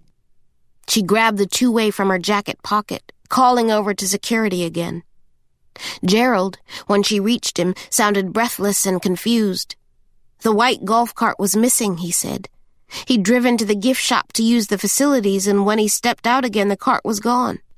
"What's going on, Miss C? Call the cops," she said. "Get somebody out here now." She clicked off the line and followed the twin tracks in the mud. She passed the garden and the stone kitchen and the 2 guest cottages, searching every corner of the plantation, running all the way. She ran through the slave village, coming up to the white 5-foot-high fence, and that's where she saw them. On the other side sat the golf cart, idling near the cane fields. Eric was in the driver's seat, the lenses of his glasses so dotted with rainwater that Caren could hardly see his eyes. Morgan was shivering, crouched in beside him. Eric had an arm around her, not letting go for a second. And behind them both, in the back seat, Bobby was holding the .32 to the back of Eric's head. When she saw her mother, Morgan tried to stand. "Morgan!" Eric shouted. Caren told her not to move. "I'm coming," she thought. "Don't move." She ran for the fence. The bars were slippery and wet, and she had no idea how she made it over in one piece. She did manage to cut her palm in the process, and when she landed in the cane fields, her ankle bent at a sharp angle, a pain that shot up through the base of her skull. She limped toward them, but stopped short when Bobby slid from the back seat.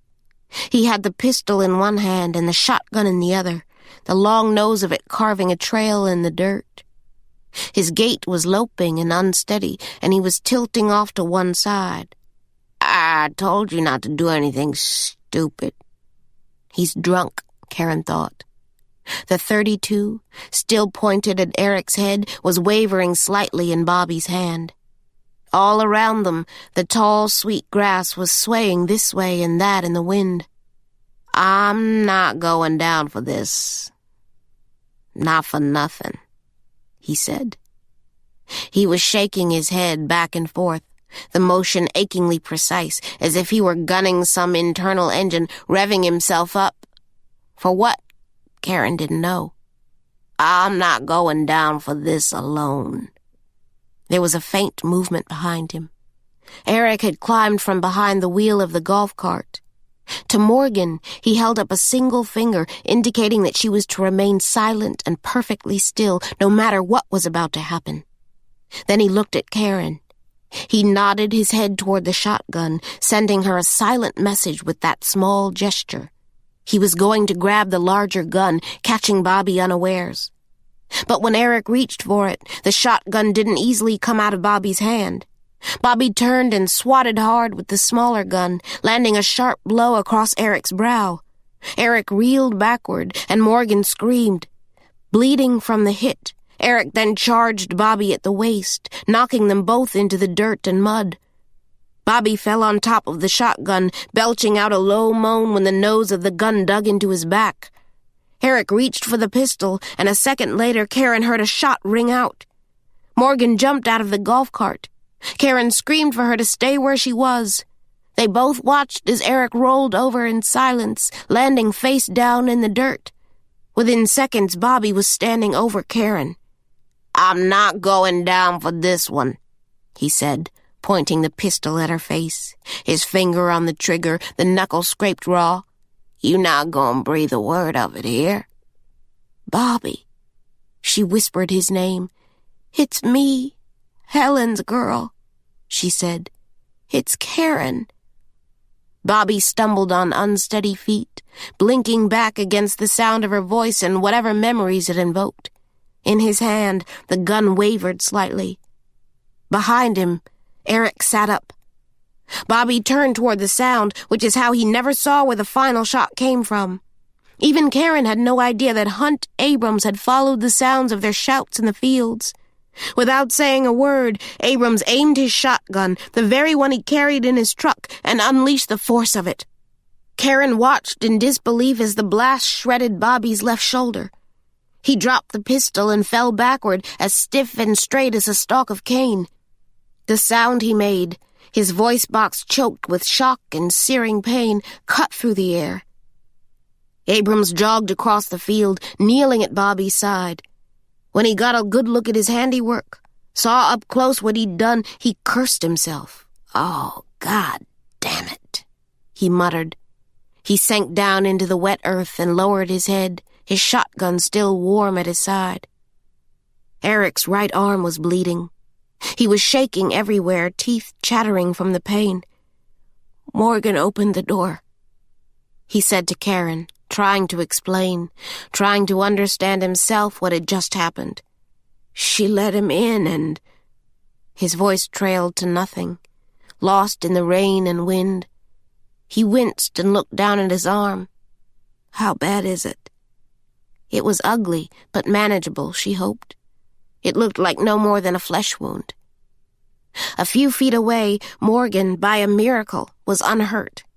Get her out of here, Caren said. Eric made his way to their daughter, and Morgan threw her arms around her father. Go, Caren said. Eric hesitated, looking back at her.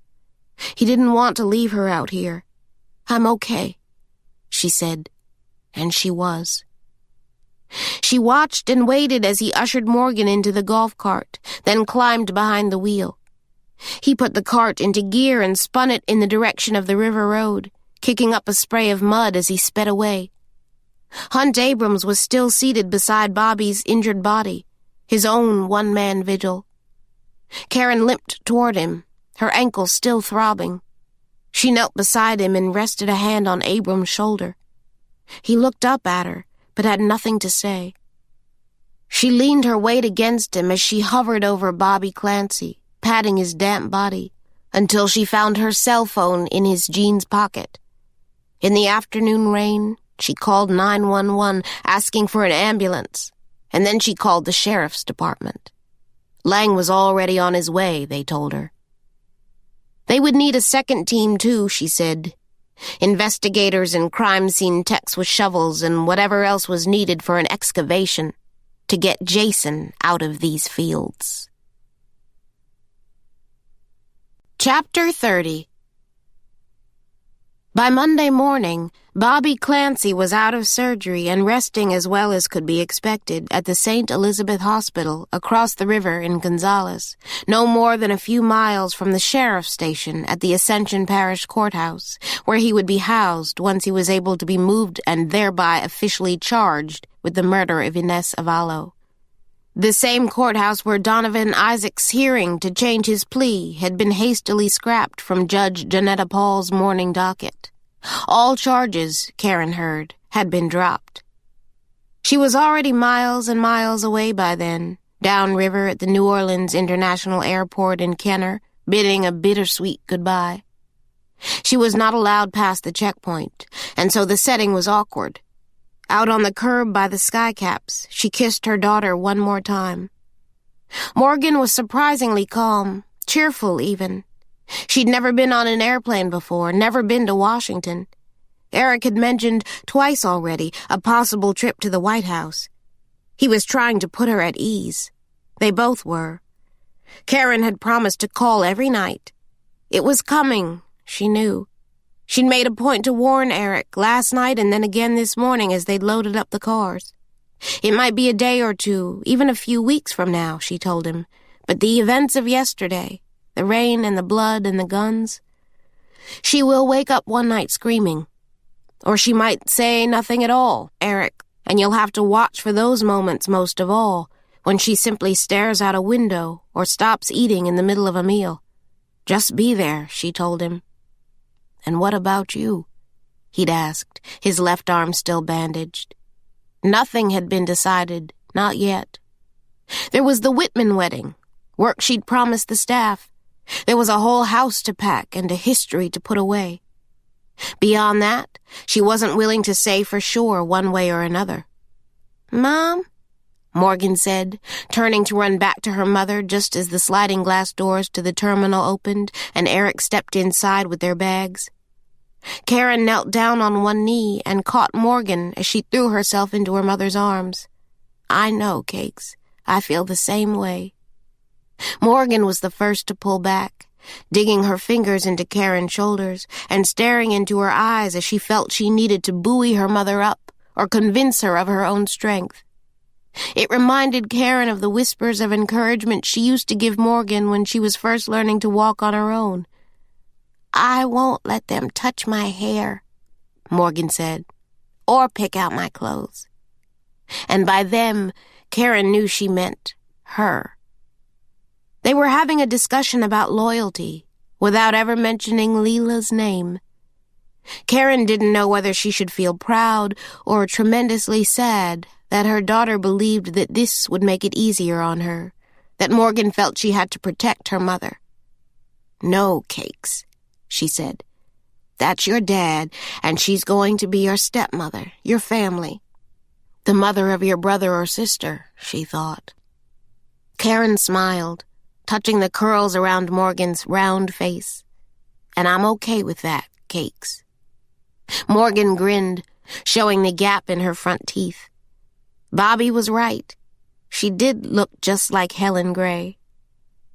"Tell Donovan I love him," she said. And with that, she turned and ran, her backpack thumping against her bottom as she caught up to her father, who'd been watching and waiting from the glassed-in vestibule of the American Airlines terminal. "Good luck next month," Caren told him, meaning his coming nuptials, his start at something new. Eric gave her a small wave. Morgan, God bless her big, magnificent, forgiving heart, never looked back. Later, at the sheriff's station, Caren gave Detectives Lang and Bertrand her second of 2 interviews, the other having taken place last night on the grounds of Bellevue, her clothes still wet and muddy from the afternoon storm. Today, she signed an affidavit detailing the last 24 hours and beyond, the early suspicions of someone other than Donovan being responsible for the murder, the discovery of his film script and DVDs, and her missing cell phone, the discussions with Lee Owens of the Times-Picayune, and the information from Father Accarel and Ginny at the church, the stories of Inez being followed by none other than Bobby Clancy, Caren now knew. And this she tied to the bone that Inez had found in the fields. There was an official file for him now, for Jason. Forensic anthropologists at LSU were contacted, and Caren had offered her own blood for a DNA sample, or whatever else this century had to offer in the way of science, to determine who was buried out in the cane fields. The cops were getting no help from Raymond Clancy on the matter. He'd been stalling about giving his own police interview. Too busy, Caren guessed, dealing with the press, giving multiple television interviews about his unstable brother and the tragedy of the circumstances, a man come unhinged, a man he hardly knew anymore. By the morning's news cycle, he had completely disowned his only brother, and people were already praising him for his frank candor and level-headedness in the face of a crisis. He was an absolute natural on screen. On her way out of the station, Caren spied Owens in the parking lot.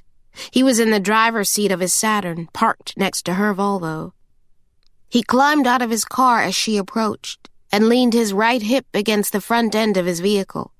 He was back in uniform, his khaki pants and a thin T-shirt, even though it was barely 50 degrees outside, and on his head was a faded ball cap, the words Bank Street Bar and Grill stitched in white, yet another blues club in his beloved New Orleans. She wondered what it would have been like to know him when she lived in the city, if she'd stumbled upon him some night at Sweet Lorraine's or the old Opera House, or if he'd ever had a drink at the Grand Lux Hotel after work. She liked him. That was easy enough to admit. When he took off his hat in her presence, running his fingers through the snaking curls, she felt an unexpected swell. He smiled, tapping his cap against his thigh. "So, where are you laying your head tonight, miss?" "Bellevue for now," she said. "I've got some things I need to wrap up." "Any chance we'll get you back?" The "we" being his city, she knew. "I don't know. It's not like it was," he said. "Is that good or bad?" Owen smiled, kicking his foot against the car's front tire. There was no easy way to answer that. His tone grew serious, wistful even. "The story's dead," he said. "And Clancy's coming out of this deal looking like a star." He shook his head at the exquisite irony of it. "The crime beat will have a go at the killing and Bobby Clancy, But without a murder angle tied to the Groveland deal and no charges against Hun Abrams, the paper's a lot less interested in how the company treats its workers. They're going to run a piece about the company's expansion, what it'll do for the state's economy and the future of the sugar business in Louisiana. But most of that research is coming out of the AP's bureau in New Orleans. It won't have a thing to do with me. I've got a story for you." He gave her a curious look, tilting his chin to one side. "Yeah? Just give me some time to get it all straight, Owens. Call me Lee." He slid his cap back on his head and nodded toward the doors of the courthouse. "My turn now," he said, indicating the police interview that awaited him. He was stalling, though, lingering in her presence. "Listen," he said finally. "If you do come back to New Orleans, if you come back for good, would you let me buy you a drink sometime, Miss Gray?" "I would insist on it." He was charmed, for sure, and wise enough to go out on a high. He tipped the bill of his cap and walked into the parish courthouse. 2 days before the Whitman wedding, Caren led a guided tour for the Groveland brass. The company sent a team of 5 from the corporate headquarters in Porterville, California, to survey the site, 2 women and 3 men, the youngest and tallest of whom, an African-American gentleman with close-cropped hair and smooth, unlined skin, appeared to be the one in charge. They arrived with their own name tags, laminated cards clipped to their matching Oxford shirts, the sunny Groveland logo stitched over their right breasts. The black guy was Ken Wiggums, President, Southeast Regional Development. The other 4 were titleless names, Susan, Kathy, Edward, and Jim. Caren greeted them in the plantation's parking lot. There was no rain that day, not a cloud for miles, and so the plan was to tour the grounds on foot. She started at the rose garden, remembering as she went Louisa's steady hand, the care he'd shown all these years. The main house was open, the view through the foyer and the dining hall going all the way to the front lawn on the other side, the alley of oaks and the verdant levee in the distance, a roll of grass bright and green in the sun. She showed them the upstairs bedrooms, where the Duquesnes and then the Clancys once slept. And she took them through the kitchen, introduced them to Pearl and Lorraine, who offered a tray of sweet tea infused with orange and honey. Lorraine winked at Caren as the tour group left, stepping around her garden. Down the lane, the windows of the cottages, Manette and Leroy, were all open, their white, gauzy curtains lifted and then rested in the late morning breeze. She explained that the cottages were once used by guests visiting Bellevue, but the overseer